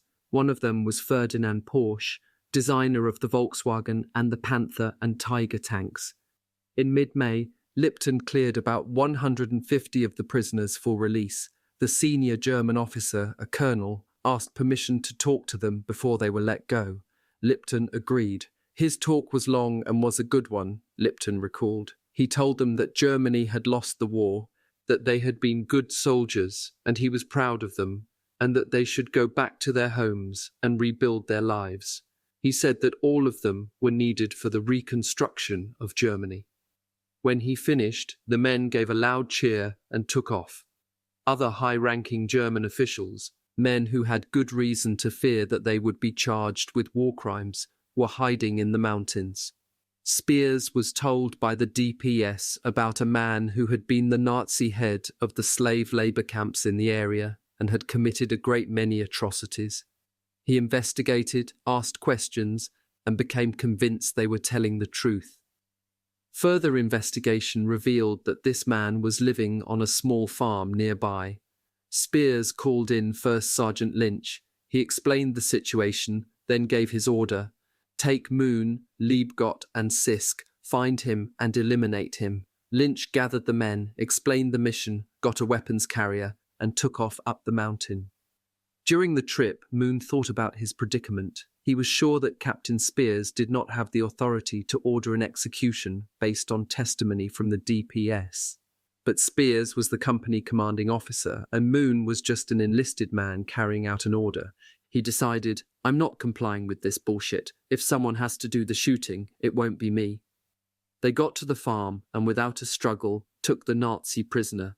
Liebgott interrogated him for 30 minutes, then declared there could be no doubt this was the man they wanted and he was guilty as charged. The Americans pushed the man at gunpoint to the weapons carrier, then drove off. Lynch stopped beside a ravine. They prodded the man out of the vehicle. Liebgott drew his pistol and shot him twice. The prisoner began screaming. He turned and ran up the hill. Lynch ordered Moon to shoot him. You shoot him, Moon replied. The war is over. Skinny Sisk stepped forward, levelled his M1 at the fleeing man, and shot him dead. After the prisoners of war and DPS were sorted and shipped out of the area, The next job was to sort out and consolidate all the captured German equipment and the United States Army equipment no longer needed for combat. As the material was gathered and registered, convoys of trucks took it to depots in France. Officers were ordered to turn in the Silk Escape map of France they had received before the jump into Normandy, or be fined $75. As those maps were damn near sacred to the D-Day veterans, there was universal non-compliance. When told to pay the fine, Winters replied for the entire battalion, taking his line from General McAuliffe, "Nuts." The regimental supply officer, Captain Herbert Sobel, backed down. Given the absence of resistance, indeed the enthusiastic cooperation of the Germans and Austrians, by the end of the third week in May, there was little real work left for the Americans. All KP, washing clothes, cleaning quarters and all construction tasks were done by local residents anxious to make some money or receive food or cigarettes. Time was hanging heavy on the heads of the young men lusting to go home. Winters had a track built, a tennis court and a baseball field, then a rifle range. Competitions were held between companies, battalions, regiments, all the way up to European theatre of operations. He held daily close-order drills. There were men who loved it. To the serious athletes, those with hopes of a future college or professional career, it was a marvellous opportunity to train. They were excused from all duties, lived in a separate athletic dorm, and got to practice or compete every day. To the few who planned to make a career of the army, it was a chance to practice their profession. But to the majority, neither jocks nor career soldiers, it was a bore. They found their outlets in 4 other ways: as tourists in the Alps, hunting, drinking, and chasing women. The Zellesee, a lake some 4 kilometers in length and 2 in width, was a breathtaking bit of beauty, and a joy to swim in on the long, sunny days of late May and early June. "My bathing suit is getting quite a workout," Webster wrote his mother on May 20th. "Will you please mail me another of very gaily coloured trunks from Abercrombie & Fitch as quickly as possible? Waist 32, preferably shorts, not trunks." On the mountain behind Kaprun there was a ski lodge. The chairlift to the lodge was kaput, but it could be reached by climbing the mountain trail. Winters set up a program to rotate 1 platoon every 3 days to the lodge for R&R. At the lodge there were Austrian servants and cooks, ski instructors and hunting guides. The skiing was fabulous, so was the hunting for mountain goats. There were deer at a lower level, hundreds of them, as this was a prime hunting area for the European aristocracy. The 101st was at the end of the pipeline in the distribution of food. Everyone from the ports of Cherbourg and Le Havre right on down the pipeline had a crack at the food first, and they all had civilian girlfriends to take care of and a flourishing black market to tempt them. So not enough food was getting to the Alps. The paratroopers went out in hunting parties for deer. Venison became a staple in the diet. Private Freeman got a Browning shotgun and supplemented the venison with quail and other birds. Women, broads, dames, beetles, girls, skirts, frails, moles, babe, frolines, mademoiselles, that's what the boys wanted, Webster wrote. He went on to describe the results. The cooks were keeping mistresses. The platoon lovers were patronising the barn. McCreary had a married woman in town. Rees installed his in a private house. Carson fed an educated, beautiful, sophisticated Polish blonde, whom he later married. The platoon staff visited a DP camp nightly. And in Zell am See, home of the most beautiful women in Europe, the lads with the sunburned blondes were fulfilling their dreams. After talking about women for 3 years, they now had all they could want. It was the complete failure of the non-fraternization policy. For those who had wanted and could afford them, there had been women in London, Paris, along the Ruhr. But, Webster observed, in Austria, where the women were cleaner, fairer, better built, and more willing than in any other part of Europe, the GIS had their field day. The flow of booze was never ending. On May 28th, Webster wrote his parents, "Since leaving Berchtesgaden, we've had a bun on every night. 2 days ago we hijacked a German Wehrmacht warehouse to the tune of a couple of cases of gin, 48 bottles all told. Your package with the orange juice powder, therefore, came in very handy." Captain Spears had only one standing order about the drinking: no drunkenness outside. This was strictly enforced by the sergeants, who wanted no incidents with drunken soldier boys on guard duty or just wandering the streets and mountain paths. In their quarters, however, the men were free to drink all they could hold. Most of them drank more than that. Webster's squad kept a pitcher of iced tea and gin full and handy. Each night, he wrote, by 8 o'clock, Matthews was lisping and stuttering. Marsh was bragging about his squad and how they obeyed him. Schulte was sitting quietly on a bed, grinning. Wynne was laughing and shouting and talking about Bastogne. McCreary was boasting of his courage. There ain't nobody in this platoon braver than I am, buddy, with immodesty, but complete truth. Gilmore was pressing clothes furiously, a peculiar and most welcome manifestation of his high spirits. Hale slobbered and poured himself another drink. Chris, who never got rowdy, sat back in cold silence. Raider had passed out in the armchair, and I, who had passed out gracefully and without a struggle, was sound asleep. The lads would work off their hangovers with an afternoon swim or game of softball. Winters was a non-drinker who neither approved nor disapproved of drinking. His two best friends, Welsh and Nixon, were heavy drinkers. He never berated anyone for getting drunk on his own time. Had he ever been tempted to do so, he got a reminder each afternoon of why these excesses were taking place. The boys would wear shorts and nothing else in the warm sun while they played softball. Nearly every one of them had at least one scar. Some men had 2, 3, or even 4 scars on their chest, back, arms, or legs. And keep in mind, he concluded, that at Kaprun I was looking only at the men who were not seriously wounded. There was another reminder of the price that E Company and the others had paid to get to where they were. On June 5th, at 2200 hours, the men celebrated the first anniversary of their jump into Normandy. Webster was struck by the contrast. A year earlier, at 2200 hours, my heart was beating like Gene Krupa's drum, and my stomach was tied up and very empty. Now I am sitting in a cozy house in the Austrian Alps. I have a tall glass of iced tea and gin in one hand, my pen in the other. A lot of boys who took off from that Devonshire airport are dead, buried in lovely cemeteries in Sainte Mère Église, Sun, and in Belgium. But I'm still here and very thankful for it, and tonight we shall remember them in a way they would have thought most fitting, by having a wild, noisy party. The officers, too, were having an ongoing party. Spears had snatched a couple of cases of fine brandy, which he enjoyed in his living quarters with a beautiful Polish DP and her small child. Colonel Sink gave some memorable parties at his headquarters, the Hotel Zell. One night, he invited all 506th officers to meet General Taylor and his staff. It was a bash. Colonel Strayer, who, according to Lieutenant Foley, could put away quite a bit of liquor, got a little rambunctious. He got into a fist fight with the general. Lieutenant Foley and a couple of others got a bright idea. They went to the parking lot and siphoned most of the gas from General Taylor's Mercedes. It had belonged to Hitler. They thought it would be very funny when he ran out of gas on his way back to Berchtesgaden in the middle of the night. The next morning, Sunday, Colonel Sink ordered a special officers' call. They assembled outside the hotel. Sink laid into them. He said their behaviour was disgraceful. He touched especially on the brawling and on the practical joke.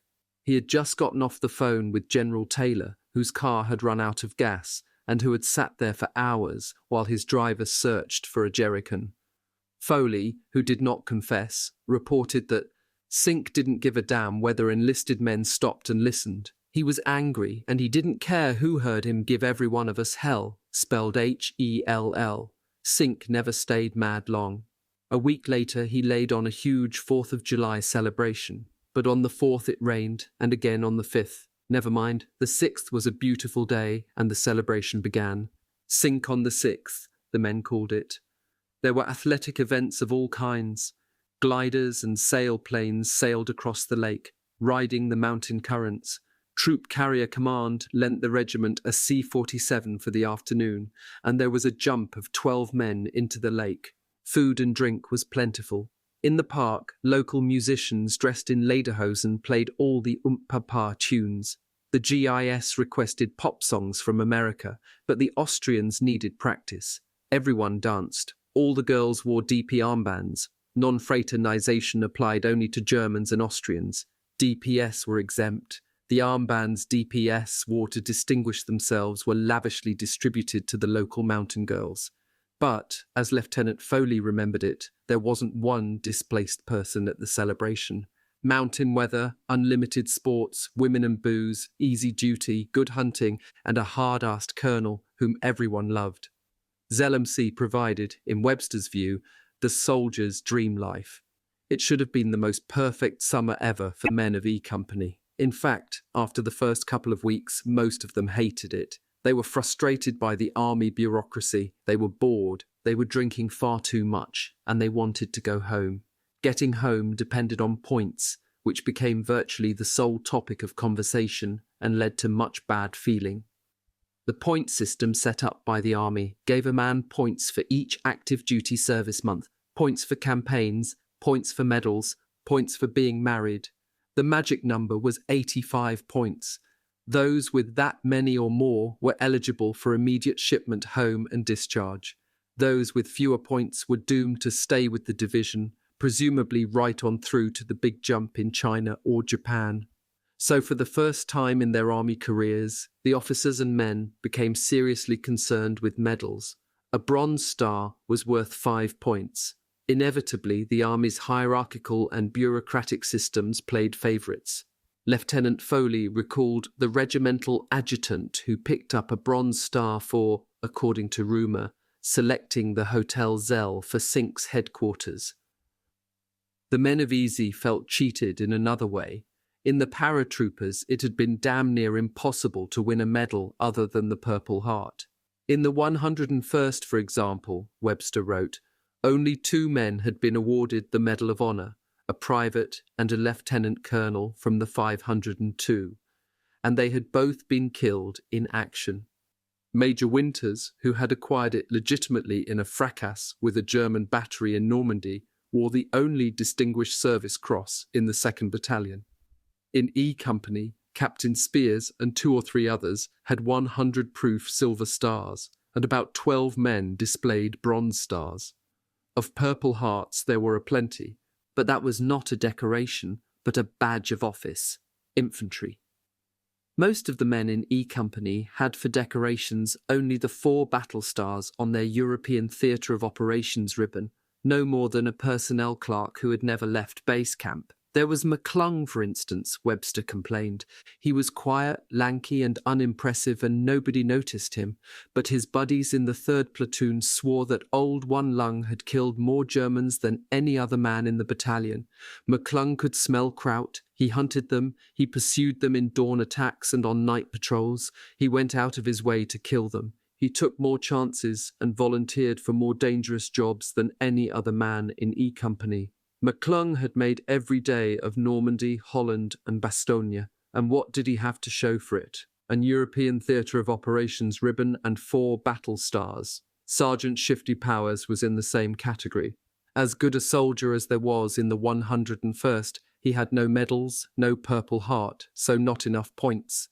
But the grumbling had grown to such proportions that General Taylor decided to have a drawing in each company. The winner would be rotated home.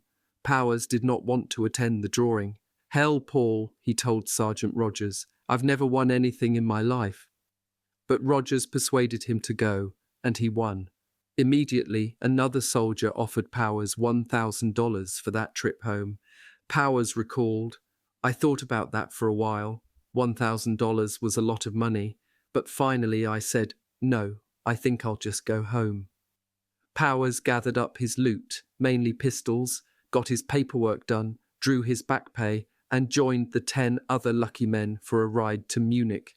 Going around a curve, a GI truck hit their truck head-on. Powers flew out and over the top of the truck, hit the pavement, broke some bones, and got a bad concussion. Another one of the lucky soldiers was killed. Powers went to hospital, where he lost all his back pay and souvenirs to thieves. He eventually got home via a hospital ship, months after the comrades he had left behind. Adding to the frustration of seeing cooks and clerks get the same points as frontline infantry was the haphazard record-keeping. All the men spent hours totaling up their points, but the trick was to convince the regimental adjutant's office. Webster was sure he had 87 points, but his records indicated he had fewer than 80. General Taylor tried to help his veterans. He decreed that every man who had taken part in Normandy, Holland, and Belgium, or who had made 2 of those campaigns and missed a third because of wounds, would receive a Bronze Star. This was widely appreciated, of course, but temporarily caused more frustration because it took weeks after Taylor's announcement before the medal and citation, and with them the all-important 5 points, actually came through. All this chicken stuff created intense dissatisfaction with the army and its ways. Recruiters were circulating among the officers and men, trying to persuade them to join the regular army. Almost none did. Webster articulated the feelings of most of his fellow soldiers. "I hate this army with a vehemence so deep and undying I'll never speak good of it as long as I live," he wrote his parents. "I consider my time spent in the army as 90% wasted." The only thing that he would concede was, "I did learn how to get along with people." When Sink offered Winters a regular commission, Winters thought about it for a moment or two and then said he would rather not. Adding to the problems of frustration and anger caused by the point system was the combination of too much liquor, too many pistols, and too many captured vehicles. Road accidents were almost as dangerous to the 101st in Austria as the German army had been in Belgium. In the first 3 weeks in Austria, there were 70 wrecks, more in the 6 weeks of June and July. 20 men were killed, nearly 100 injured. One night, Sergeant Robert Marsh was driving Private John Janowek back from a roadblock by a side road. Janowek was leaning on the unreliable door of a German truck. They hit a log. He lost his balance, fell, and hit his head on the pavement. Marsh rushed him to the regimental aid station in Zell am See, but he died on the way of a fractured skull. Captain Spears gathered up his few personal possessions, a watch, his wings, his wallet, and his parachute scarf, and mailed them to Janowek's parents. He had come a long way, Webster wrote. He had jumped in Holland and fought in Bastogne. He hated the army, and now, when the war is over and the golden prospect of home was in sight, he had died. Marsh had not been drinking. Easy Company was proud of its record with regard to mounting guard duty or manning roadblocks with sober, responsible soldiers, and in not driving drunk. Others were not so careful. Private O'Keefe recalled the night he was at a roadblock with Private Lloyd Guy halfway between Saalfelden and Zell am See. An open German staff car came barreling down the road, not prepared to stop. Guy and I jumped out in front of it and made them stop. There were 2 men dressed in German uniforms, both drunk. "What the hell you stopping us for? We're on your side."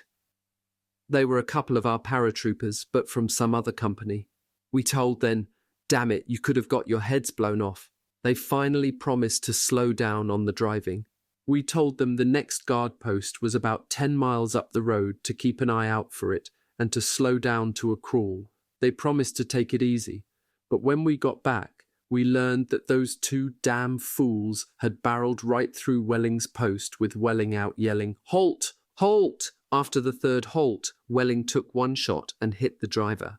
Later, Welling visited the wounded man in the hospital. He said he had no hard feelings toward Welling, that he would have done the same thing. Sergeant Chuck Grant, an original Toccoa man, was a smiling, athletic, fair-haired Californian who was universally respected. He had knocked out an 88 in Holland and liked.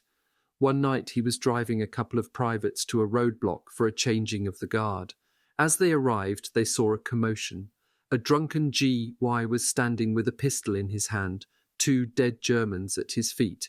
He had stopped them in their vehicle and demanded gasoline as he was out. But he had no German, they had no English. He concluded they were resisting and shot them.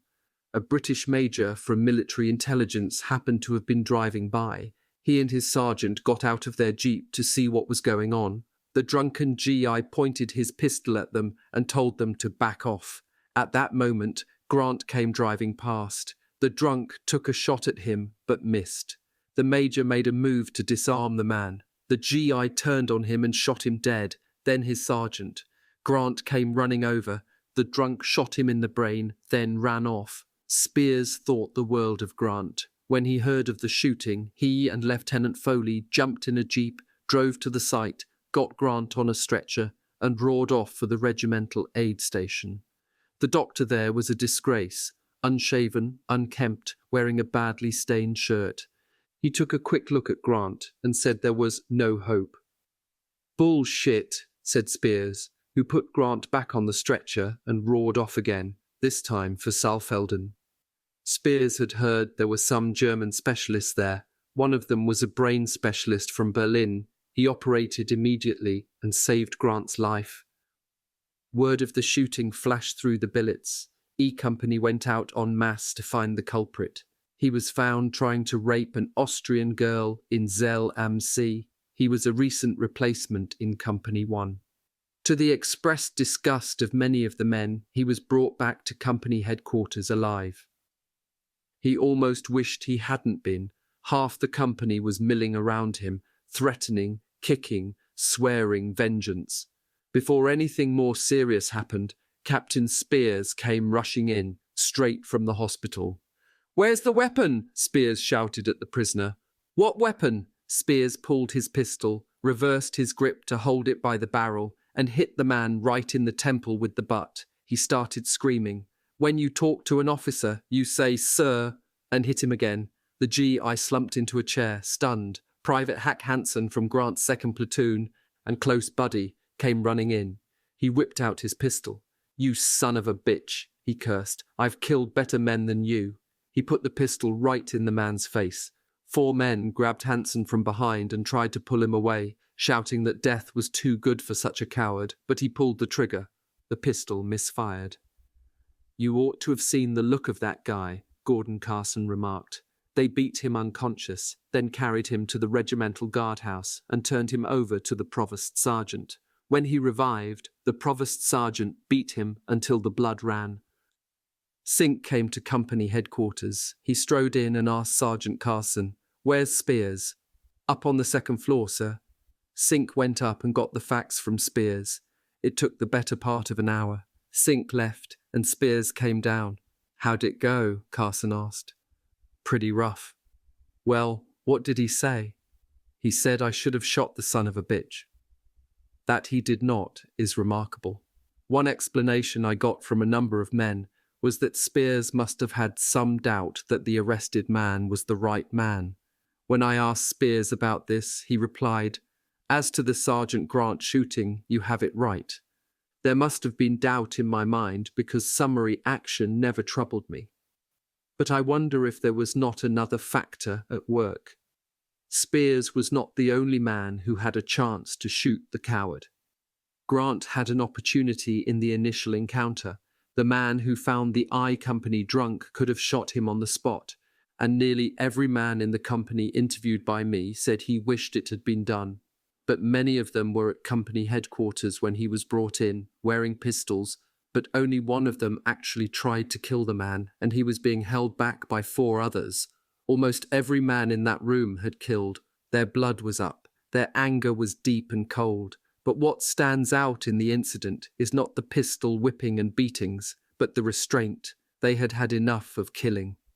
Shortly after the incident, Captain Spears wrote a long letter to Sergeant Forrest Guth, who was in hospital in England and who had written Spears expressing a fear that he would be transferred to another division. Spears liked Guth, thought he was a good soldier, and was appreciative of his ability to keep all his weapons in prime condition. He especially appreciated the way Guth could take a file and work on the tripper housing of an M1 and make it fully automatic. Winters got one of those Guth specials. He kept it and, when he set off for the Korean War, took it with him. Unfortunately, Guth cannot remember today how he did it.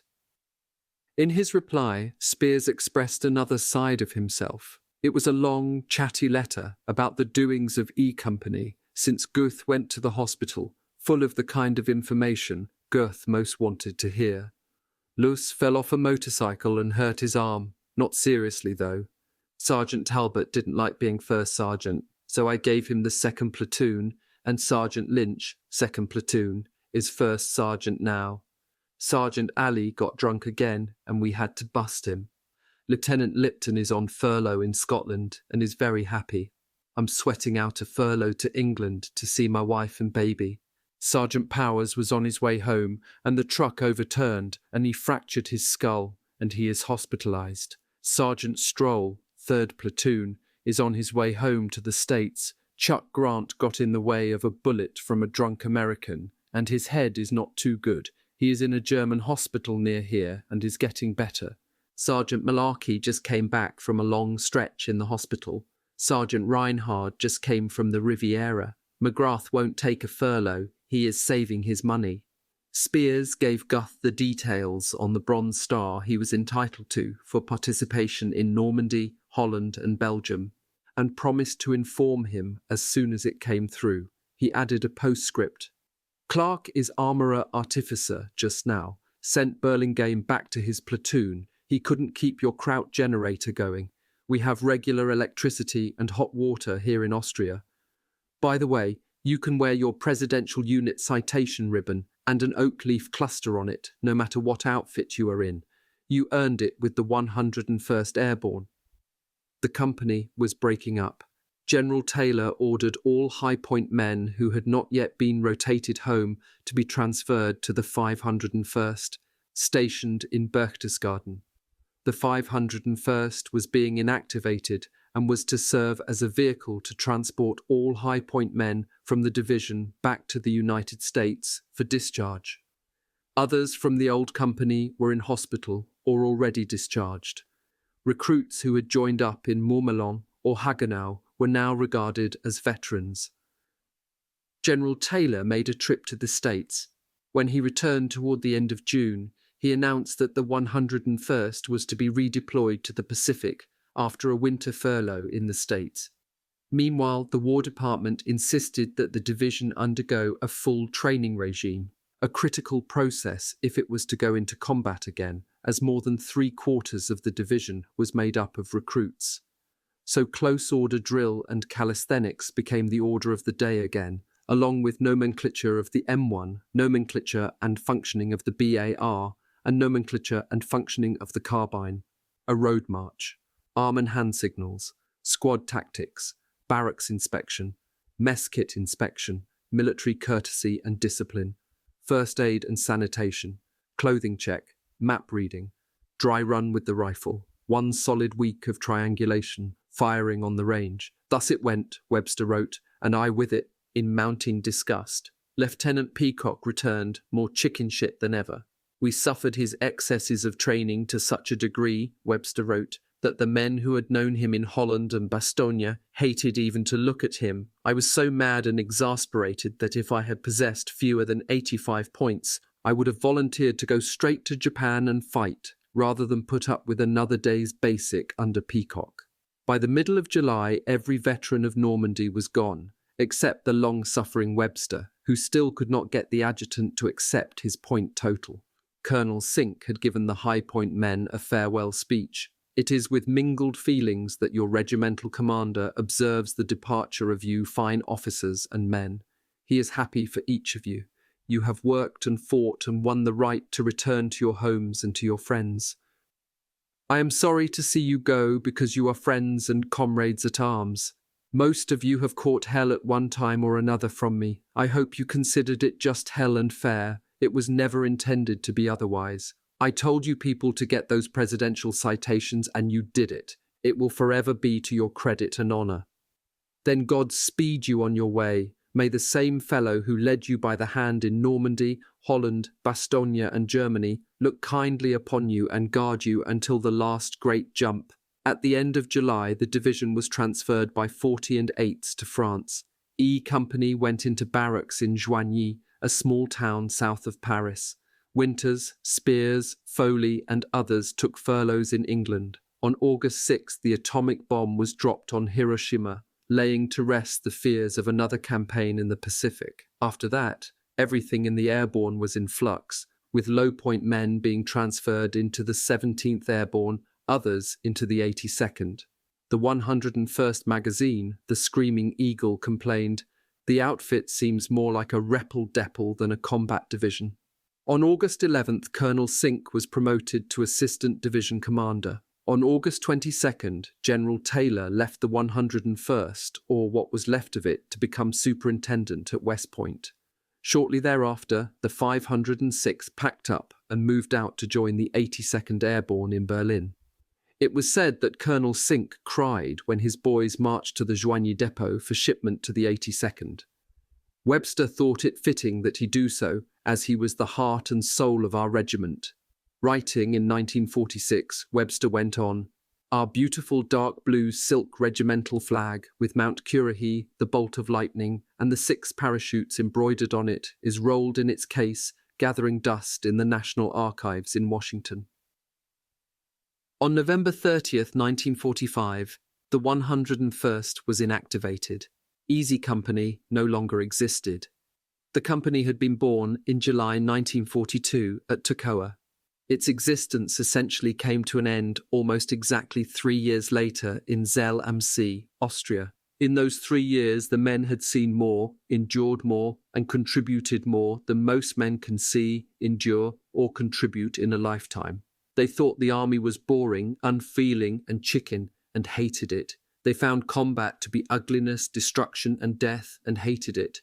Anything was better than the blood and carnage, the grime and filth, the impossible demands made on the body, anything, that is, except letting down their buddies. They also found in combat the closest brotherhood they ever knew. They found selflessness. They found they could love the other guy in their foxhole more than themselves. They found that in war, men who loved life would give their lives for them. They had had 3 remarkable men as company commanders, Herbert Sobel, Richard Winters, and Ronald Spears.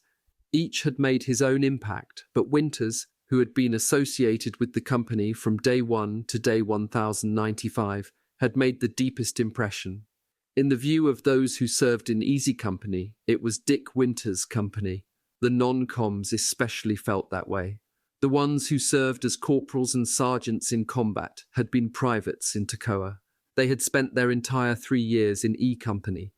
Officers, except Winters, came and went. Many of the officers continued their association with E Company as members of the battalion or regimental staff, but only Winters and the non-coms were present and accounted for, or in hospital, every day of the company's existence. They held it together, most of all in those awful shellings in the woods of Bastogne, and at that critical moment in the attack on Foy, before Spears replaced Dyke. The acknowledged leaders of the non-coms, on paper and in fact, were the first sergeants, William Evans, James Deal, Carwood Lipton, and Floyd Talbot. Sergeant Talbot was in the hospital at Fort Benjamin Harrison, Indiana, on September 30th, 1945. He wrote a letter to Winters. He was no Webster as a writer, but he wrote from the heart, and he spoke for every man who ever served in Easy Company. He said he wished they could get together to talk, as there were a lot of things he wanted to tell Winters. "The first thing I will try to explain, Dick, you are loved and will never be forgotten by any soldier that ever served under you, or I should say with you, because that is the way you led. You are to me the greatest soldier I could ever hope to meet. A man can get something from war that is impossible to acquire any place else. I always seem to strengthen my self-confidence or something. I don't know why I'm telling you this, you know all that. Well, I will cut this off for now. You are the best friend I ever had, and I only wish we could have been on a different basis. You were my ideal and motor in combat. The little major we both knew summed you up in 2 words, the most brave and courageous soldier he ever knew, and I respected his judgment very much. He was a great soldier too, and I informed him you were the greatest. Well, you know why I would follow you into hell. When I was with you, I knew everything was absolutely under control." Winters felt as strongly about the men as they did about him. In 1991, he summed up his company's history and its meaning. The 101st Airborne was made up of hundreds of good, solid companies. However, E Company 506 PYR stand out among all of them through that very special bond that brings men together. That extra special, elite, close feeling started under the stress Captain Sobel created at Camp Toccoa. Under that stress, the only way the men could survive was to bond together. Eventually, the non-coms had to bond together in a mutiny. The stress in training was followed by the stress in Normandy of drawing the key combat mission for gaining control of Utah Beach. In combat, your reward for a good job done is that you get the next tough mission. E Company kept right on getting the job done through Holland, Bastogne, Germany.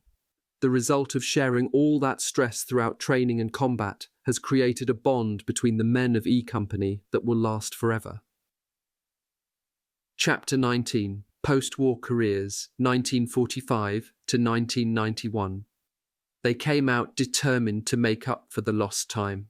They rushed to college using the GI Bill of Rights, universally praised by the veterans as the best piece of legislation the United States government ever conceived. They got married and had kids as quickly as possible. Then they set out to build a life for themselves. They were remarkably successful, primarily because of their own determination, ambition, and hard work, partly thanks to what they had taken from their army experience that was positive. In the army, they had learned self-confidence, self-discipline, and obedience, that they could endure more than they had ever thought possible, that they could work with other people as part of a team. They had volunteered for the paratroopers because they had wanted to be with the best and to be the best that they could be. They had succeeded. They wanted nothing less from civilian life, and there too they succeeded. They had a character like a rock, these members of the generation born between 1910 and 1928. They were the children of the Depression, fighters in the greatest war in history, builders of and participants in the post-war boom. They accepted a hand up in the GY Bill, but they never took a handout. They made their own way. A few of them became rich, a few became powerful. Almost all of them built their houses and did their jobs and raised their families and lived good lives, taking full advantage of the freedom they had helped to preserve. It seems appropriate to start with the severely wounded. Corporal Walter Gordon had been shot in the back at Bastogne and paralysed. After 6 weeks in hospital in England, lying helplessly in his Crutchfield tongs, he began to have some feelings in his extremities. He had been helped by Dr. Stadium, who would stand at the foot of his bed and provoke him. "You're nothing but a damned gold brick, Gordon." Gordon would stiffen, snap back, get angry. Because Stadium would not give up on him, Gordon says, "It never occurred to me that I could be a hopeless cripple." When the tongs came off, Stadium got him to walking, or at least shuffling. In the spring of 1945, Gordon was listed as walking wounded and sent by hospital ship back to the States, where he slowly recuperated in Lawson General Hospital in Atlanta. He was there when the war in Europe ended. He walked with pain in the back. He sat with pain in the back. He slept with it. Any physical work was far beyond his capabilities. He was obviously of no further use to the army. By the middle of June, his father was demanding to know when he would be discharged. "I don't know," was all Gordon could reply. On June 16th, Gordon had an examination. The young doctor then told him he was being transferred to Fort Benning, listed as fit for limited duty. So far as Gordon could make out, his reason was, "Nerve wounds are slow to heal, and to discharge a veteran with my degree of disability would justify a substantial award of compensation. By retaining me for additional months, my condition would no doubt improve." Gordon called his father to give him the news. His father went into a tirade. He pointed out to me that I had been wounded twice and was now, in his words, a cripple. He felt that I had done my fair share and the time had come for me to return home. Then he gave his son an order to pass along a message to the army doctor. Gordon did as told, although with some embarrassment. He began by running on about how this was a message from his father and that he disavowed any connection with it. "Get on with it," the doctor barked, indicating how busy he was. "My father says to tell you that if I am sent to any location other than home, he will come fetch me and fly me to Washington, D.C., and if necessary, strip me to the waist on the floor of the Senate." The doc's face fell. Gordon thought it read, "Oh my God, that's all I need is a Mississippi senator on my case. That's a ticket to the Pacific. Get him out of here." Aloud he said, "Okay, immediate discharge with full disability." He saw to it that Gordon got a new uniform, took him to the dentist to have his teeth filled, and got him paid off. Gordon went to law school at Cumberland University, Lebanon, Tennessee, with his 100% disability bringing in $200 a month, plus his GI Bill benefits. I was a rich student, a good one too. He passed the Mississippi bar even before finishing his law degree, so I was a licensed attorney still going to school.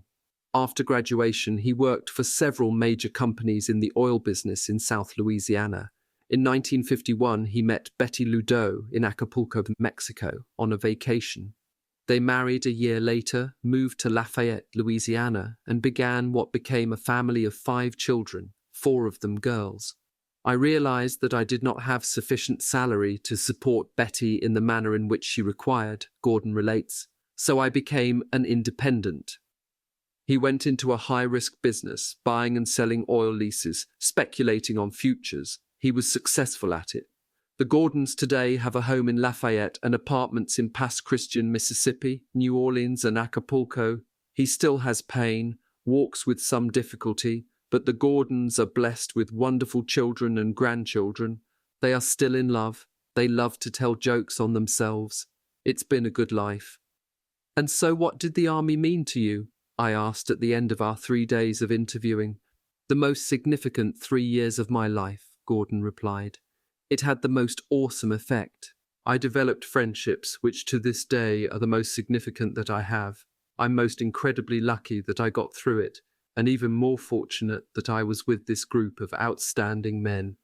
In December 1991, Gordon saw a story in the Gulfport Sun Herald. It related that Mayor Jan Ritzema of Eindhoven, Holland, had refused to meet General H. Norman Schwarzkopf because the commander of the UN forces in the Gulf War had too much blood on his hands. Ritzema said of Schwarzkopf, "He is the person who devised the most efficient way possible to kill as many people as possible." Gordon wrote to Mayor Ritzema, "On September 17, 1944, I participated in the large airborne operation which was conducted to liberate your country.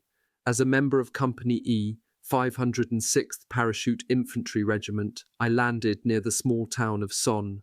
The following day we moved south and liberated Eindhoven. While carrying out our assignment, we suffered casualties. That is war talk for bleeding. We occupied various defense positions for over 2 months. Like animals, we lived in holes, barns, and as best we could. The weather was cold and wet. In spite of the adverse conditions, we held the ground we had fought so hard to capture. The citizens of Holland at that time did not share your aversion to bloodshed when the blood being shed was that of the German occupiers of your city. How soon we forget. History has proven more than once that Holland could again be conquered if your neighbour, the Germans, are having a dull weekend and the golf links are crowded. Please don't allow your country to be swallowed up by Liechtenstein or the Vatican, as I don't plan to return. As of now, you are on your own." Sergeant Joe Toy describes his experiences.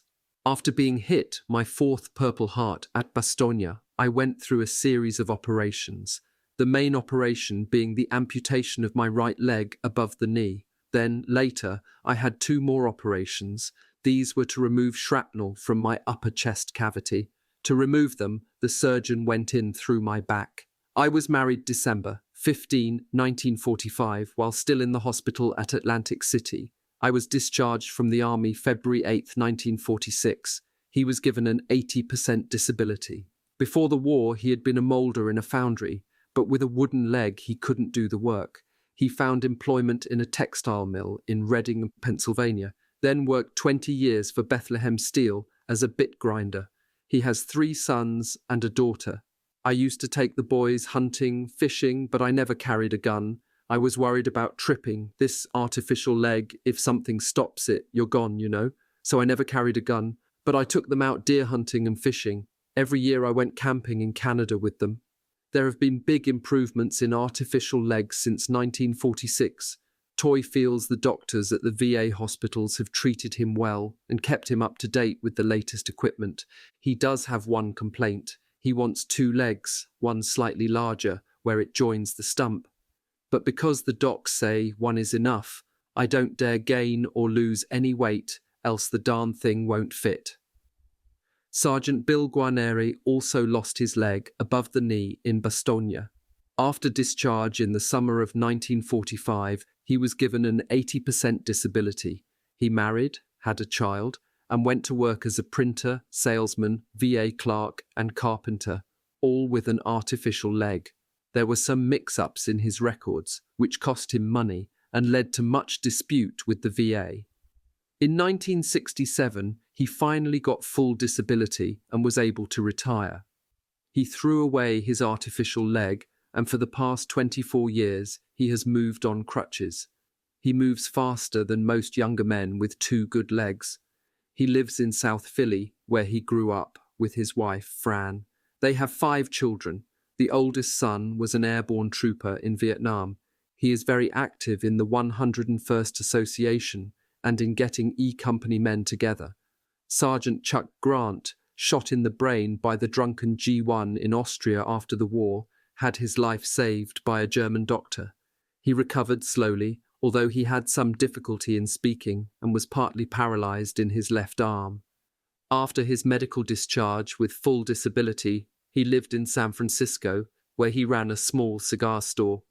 Over the years, he regularly attended E-Company reunions and was active in the 101st Association. Mike Ranney nominated him to be the 506th representative on the board of the 101st Association. He was elected and served with great pride. He died in 1984. Lieutenant Fred Moose Heiliger, shot twice by his own men in Holland, was flown to a hospital in Glasgow, then shipped on the Queen Elizabeth to New York. Over the next 2.5 years, he was moved 3 more times. He underwent skin and nerve grafts before discharge in February 1947. Taking advantage of the GY Bill, he went to the University of Massachusetts, where he graduated in 1950 with a degree in ornamental horticulture. For the next 40 years, he worked for various landscape companies and on golf courses as a consultant and supplier. He has 2 sons and a daughter and continues his hobbies, arrowhead hunting, bird watching, and camping. Sergeant Leo Boyle was discharged on June 22, 1945, after 9 months in hospitals in Belgium, England, and the States. He was given a 30% disability. He got a job as a railroad brakeman, but his legs could not stand up to the strain. Then he worked in the post office sorting mail, but again his legs gave out. By that time I was so ill and confused that I checked into the VA hospital. After several days, a team of 3 medical doctors declared that I was 50% disabled and released me with no career guidance. Boyle used his GI Bill benefits to go to the University of Oregon, where he majored in political science and earned an MA degree with honors. He went into high school teaching and eventually into working with the educationally handicapped. An MA degree with honors. He went into high school teaching and eventually into working with the educationally handicapped. It was a career that was exceptionally rewarding. There is always a warm and good feeling between the handicapped and their teacher. When he retired in 1979, he was awarded the Phi Delta Kappa Service Key for leadership and research in education for the handicapped. 2 other members of the company, the last first sergeant and the original company commander, were also victims of the war. Sergeant Floyd Talbot had wounds and scars, which he handled without difficulty, and memories, which overwhelmed him. He became a drifter and a drinker. He made a living of sorts as a fisherman, hunter, trapper, and guide in Northern California. He had a series of heart attacks. Talbot was one of the few members of He Company who just dropped out of sight. In 1980, Gordon enlisted the aid of his congressman and of George Luce's son Steve to locate Talbot. Sergeant Mike Ranney joined the search. Eventually, they located him in Redding, California, and persuaded him to attend the 1981 company reunion in San Diego. Ranney passed around his address. Winters and others wrote him. In his 3-page handwritten reply to Winters, Talbot reminisced about their experiences. "Do you remember the time you were leading us into Carentan? Seeing you in the middle of that road wanting to move was too much. Do you recall when we were pulling back in Holland? Lieutenant Peacock threw his carbine onto the road. He would not move. Honest to God, I told him to retrieve the carbine and move, or I would shoot him. He did as I directed. I liked him. He was a sincere and by-the-book officer, but not a soldier. As long as he let me handle the men, he and I got along all right. Dick, this can go on and on. I have never discussed these things with anyone on this earth. The things we had are damn near sacred to me. He signed off, your devoted soldier forever. Talbot had enclosed a recent photograph. He looked like a mountain man. In his reply, Winters told him to shave off the beard and get his hair cut if he intended to come to San Diego. He did, but he still showed up wearing tattered hunting clothes. The first morning, Gordon and Don Moon took him to a men's store and bought him new clothes. Before the year was out, he died. Gordon wrote his epitaph. Almost all of the men of Company E suffered wounds of various severity. Some of us limp, some have impaired vision or hearing, but almost without exception, we have modified our lives to accommodate the injury. Tab continued in daily conflict with a demon within his breast. He paid a dear price for his service to his country. He could not have given more without laying down his life. Dick Winters paid him an ultimate tribute. If I had to pick out just one man to be with me on a mission in combat, it would be Talbot. Captain Herbert Sobel had no physical wounds, but deep mental ones. He also disappeared from sight. He married, had 2 sons, got a divorce, and was estranged from his children. He worked as an accountant for an appliance company in Chicago. Major Clarence Hester was in Chicago on business one day in the early 1960s. He arranged for a lunch together. He found Sobel to be bitter toward E Company and life generally. 20 years later, Guarnere tried to locate Sobel. He finally found his sister, who told him Sobel was in bad mental condition and that he directed his rage at the men of E Company. Guarnere, nevertheless, paid Sobel's dues to the 101st Association, hoping to get him involved in that organization, but nothing happened. Shortly thereafter, Captain Sobel shot himself. He botched it. Eventually, he died in September 1988. His funeral was a sad affair. His ex-wife did not come to it, nor did his sons, nor did any member of E Company. Sergeant Skinny Sisk also had a hard time shaking his war memories. In July 1991, he wrote Winters to explain, "My career after the war was trying to drink away the truckload of krauts that I stopped in Holland and the die-hard Nazi that I went up into the Bavarian Alps and killed.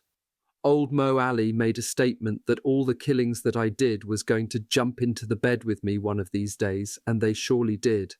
I had a lot of flashbacks after the war, and I started drinking. Ha! Ha! Then my sister's little daughter, 4 years old, came into my bedroom.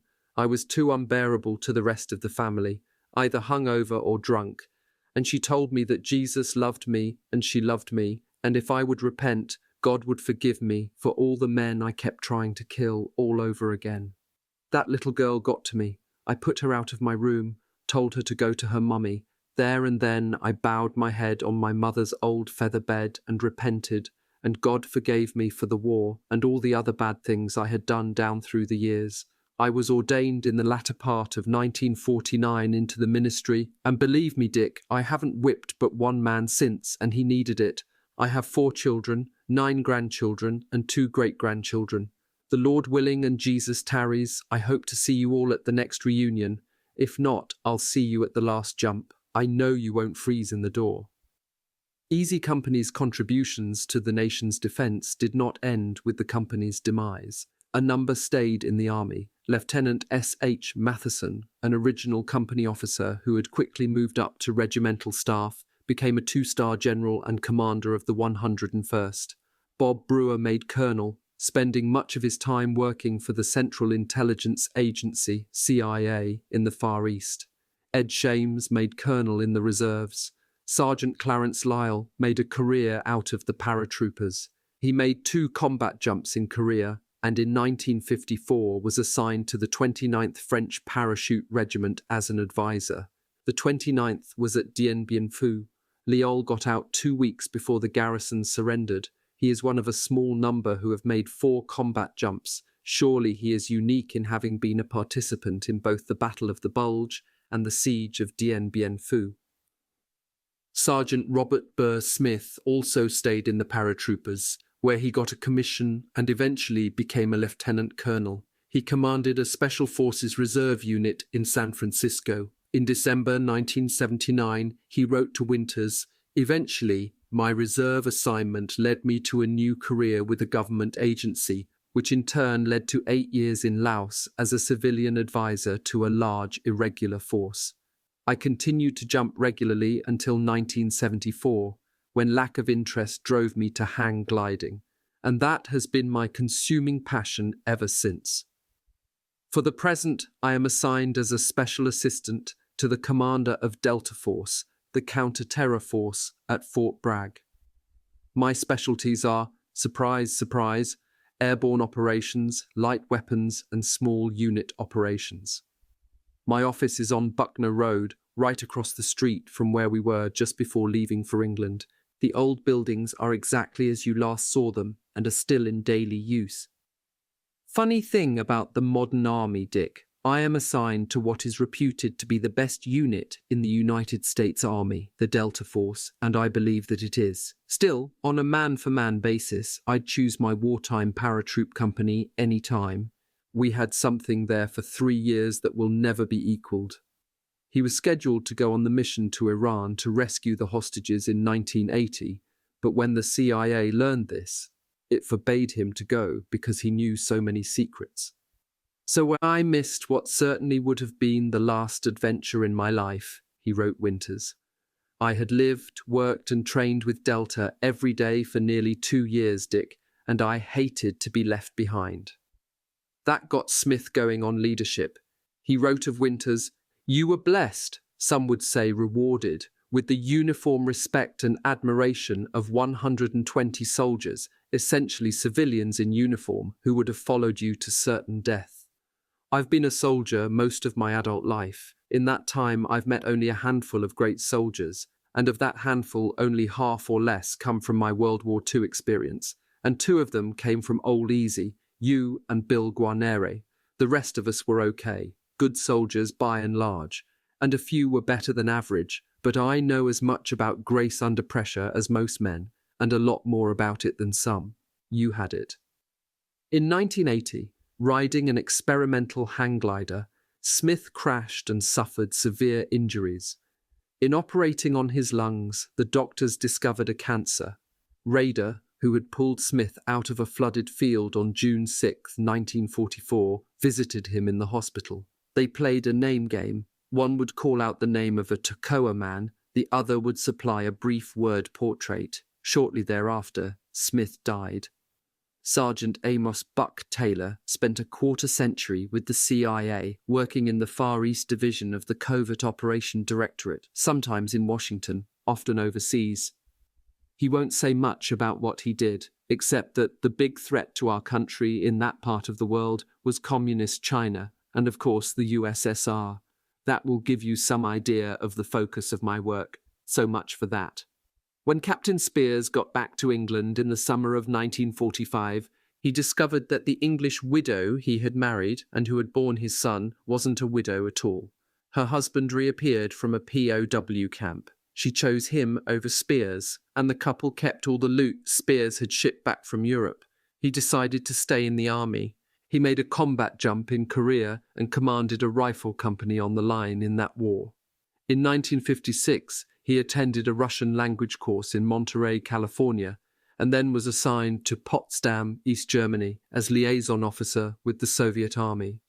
In 1958, he became the American governor of Spandau Prison, Berlin, where Rudolf Hess was serving his life term. In 1962, he went to Laos with the United States mission to the Royal Lao Army. When old E Company men call him today and open the conversation by saying, "You won't remember me, but we were together during the war," Spears replies, "Which war?" His son Robert, born in England during the war, is an infantry major in the King's Royal Rifle Corps, the Green Jackets, and Spears's pride and joy. David Webster could not understand how anyone could stay in the army. He wanted to be a writer. He moved to California and paid his bills with a variety of odd jobs as he wrote and submitted articles and a book on his wartime experiences. He placed many of the articles, the top being in the Saturday Evening Post, but he could not find a publisher for his book. He became a reporter, first with the Los Angeles Daily News, then with the Wall Street Journal. In 1951, he married Barbara Stossel, an artist and sister of Walter J. Stossel, Jr., who became United States ambassador to Poland, the Soviet Union, and West Germany.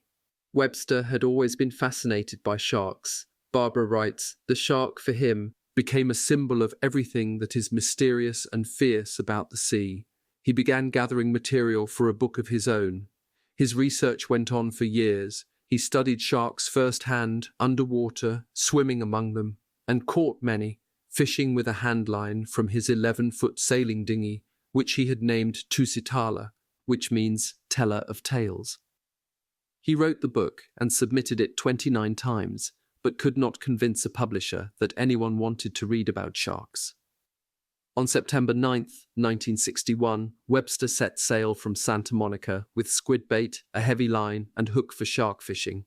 He never came back. A search the next day discovered the Tusitala awash 5 miles offshore. One oar and the tiller were missing. His body was never found. Barbara was able to get his book on sharks published. Myth and Man-Eater, W. Norton and Company, 1963.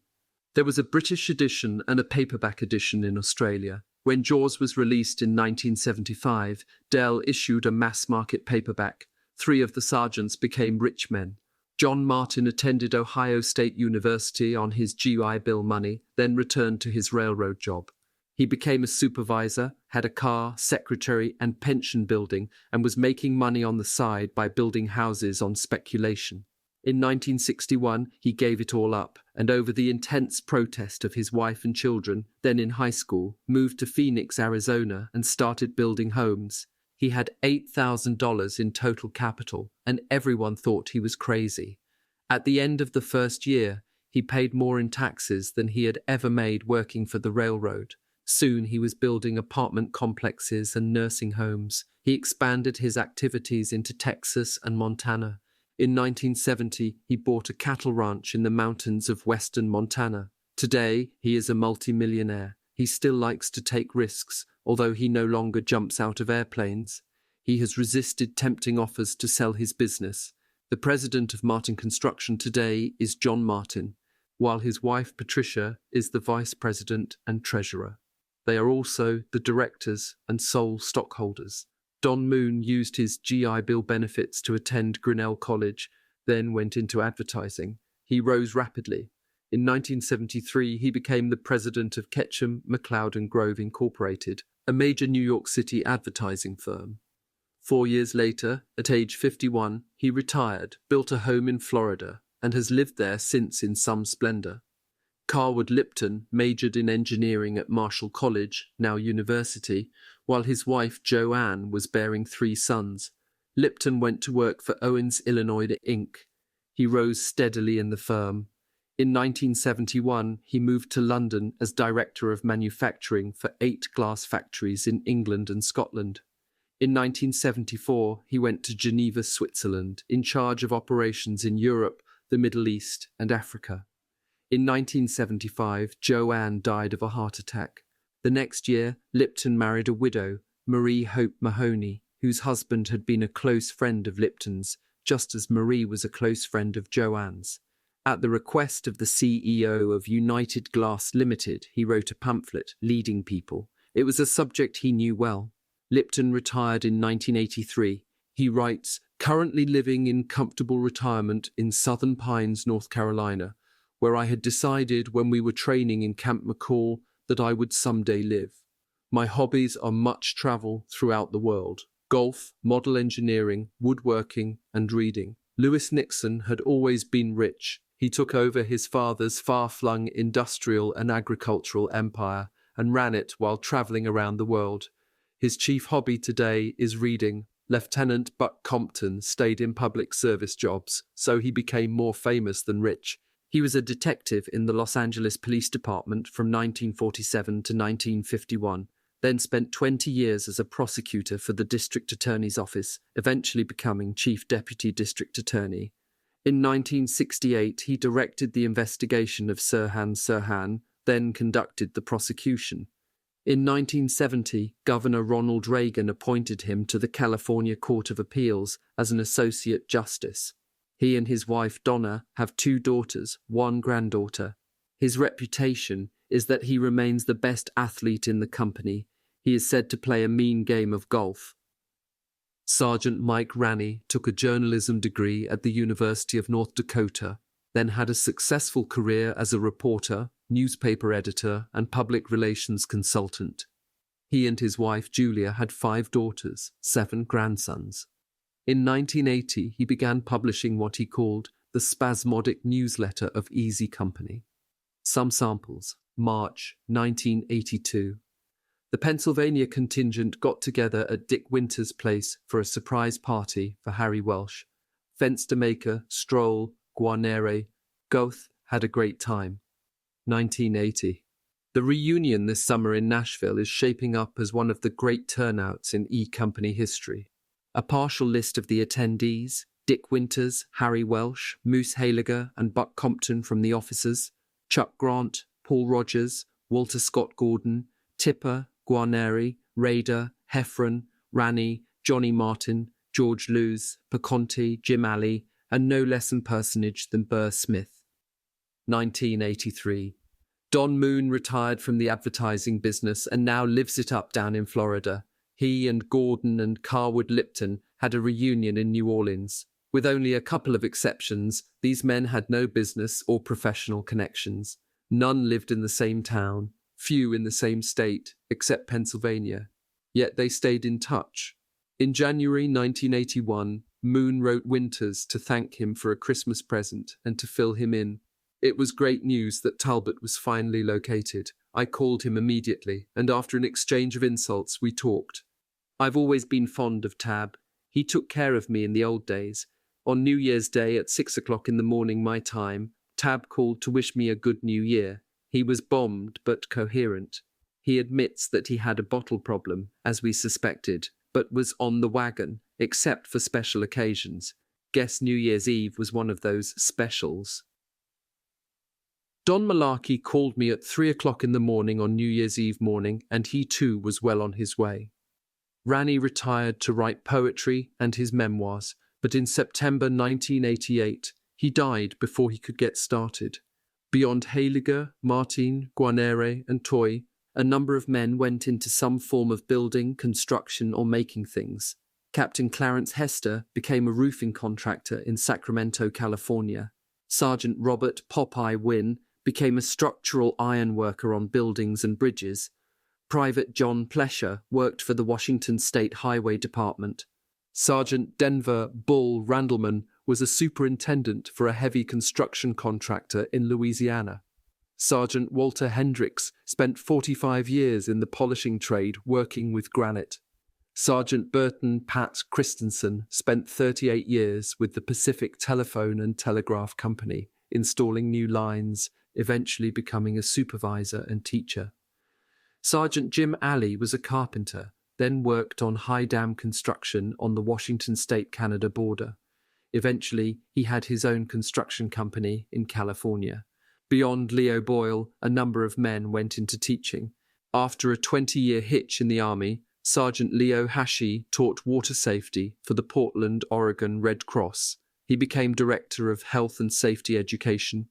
Sergeant Robert Rader taught the handicapped at Paso Robles High School in California for more than 30 years. Captain Harry Welsh got married immediately upon his return to the States, with his bride Kitty Grogan wearing a dress made from the reserve chute he wore on D-Day and carried with him through the rest of the war. He went to college, taught, earned an MA and became a high school counselor, then administrator. Sergeant Forrest Guth taught printing, woodshop, electricity, electronics, and managed the sound and staging of school productions in Norfolk, Virginia and Wilmington, Delaware, until his retirement. Private Ralph Stafford writes, Graduated in 1953 and started teaching the 6th grade in Fort Worth. Taught for 3 years and was elementary principal for 27 years and dearly loved it. It was truly my calling. I was elected president of District 5, Texas State Teachers Association, Dallas-Fort Worth, 20,000 members. In 1950, I went bird hunting with some guys from the fire department. I shot a bird and was remorseful as I looked down at it. The bird had done me no harm and couldn't have. I went to the truck and stayed until the others returned, never to hunt again. Sergeant Ed Tipper went to the University of Michigan for a BA, then to Colorado State for an MA. He taught high school in the Denver suburbs for almost 30 years. After retirement, he writes, "I went to Costa Rica to visit one of my former students. There I met Rosie, 34 years old. After an old-time courtship of about a year, we married in the face of great opposition from most everyone I knew, Dick Winters excluded. It was hard to disagree, especially with the argument that marriage to a 61-year-old man probably meant sacrificing any hope of having a family, a major consideration for Latin women. Our daughter Kerry was born almost 10 months to the day after our wedding. Rosie went to medical school in Guadalajara and in 1989 got her MD. He has recently been operated on for cancer. My wife, daughter and I have just moved into a new house. It may seem strange for a 70-year-old to be buying a house, but our family motto is, it's never too late. Sergeant Rod Bain graduated from Western Washington College, now university, in 1950, married that year, had 4 children, and spent 25 years as a teacher and administrator in Anchorage, Alaska. He spends his summers as a drift gill netter chasing the elusive sockeye salmon. Ed Tipper sums it up with a question. Is it accidental that so many ex-paratroopers from E Company became teachers? Perhaps for some men, a period of violence and destruction at one time attracts them to look for something creative as a balance in another part of life. We seem also to have a disproportionate number of builders of houses and other things in the group we see at reunions. Private Bradford Freeman went back to the farm. In 1990, Winters wrote him, saying that he often came south to see Walter Gordon and would like to stop by sometime to see Freeman's farm. Freeman replied, "It would be a great honor for you to come to see us in Mississippi. We have a good shade to sit in the summer and have a good heater for winter. About all that I do is garden and cut hay for cows in summer and feed in winter, fish and hunt the rest of the time. We have the Tombigbee water way close and I watch the barges go up and down the river, sending you a picture of the house and cows. I have a good place on the front porch to sit. He is hoping that you will come down sometime." Winters did. They had a good visit. He asked Freeman to write an account of what he did after the war for this book. Freeman concluded, "What I wrote don't look like much, but I've had a real good time and wouldn't trade with no one." Major Richard Winters also wrote an account of his life after the war. On separation from the service on November 29, 1945, Lewis Nixon invited me to come to New York City and meet his parents. His father offered me a job, and I became personnel manager for the Nixon Nitration Works, Nixon, New Jersey. While working, I took advantage of the GI Bill and took courses in business and personnel management at Rutgers University. In 1950, I was promoted to general manager of Nixon Nitration Works. I married Ethel Estopi in 1948. We have 2 children. Tim has an MA in English from Penn State and Jill a BA from Albright College. I was recalled to the Army for the Korean War. At Fort Dix, New Jersey, I was put on the staff as Regimental Plans and Training Officer. After discharge, I returned to Pennsylvania to farm and to sell animal health products and vitamin premixes to the feed companies. In 1951, I bought a farm along the foothills of the Blue Mountain, 7 miles east of Indiantown Gap. That's where I find that peace and quiet that I promised myself on D-Day. This is typical Winters understatement. He lives modestly on his farm and in a small townhouse in Hershey, but he is a wealthy man who achieved success by creating and marketing a new revolutionary cattle food and other animal food products. He is also the gentlest of men. In July 1990, when he finished telling me about practically wiping out an entire German rifle company on the dike in Holland on October 5th, 1944, we went for a walk down to his pond. A flock of perhaps 30 Canada geese took off. One goose stayed behind, honking plaintively at the others. Winters explained that the bird had a broken wing. I remarked that he ought to get out a rifle and shoot the goose before a fox got her. Freeze her up for Thanksgiving dinner. He gave me an astonished glance. I couldn't do that, he said, horrified at the thought. He is incapable of a violent action. He never raises his voice. He is contemptuous of exaggeration, self-puffery, or posturing. He has achieved exactly what he wanted in life, that peace and quiet he promised himself as he lay down to catch some sleep on the night of June 6th to 7th, 1944, and the continuing love and respect of the men he commanded in Easy Company in World War II. In one of his last newsletters, Mike Ranney wrote, "In thinking back on the days of Easy Company, I'm treasuring my remark to a grandson who asked, 'Grandpa, were you a hero in the war?' 'No,' I answered, 'but I served in a company of heroes.'"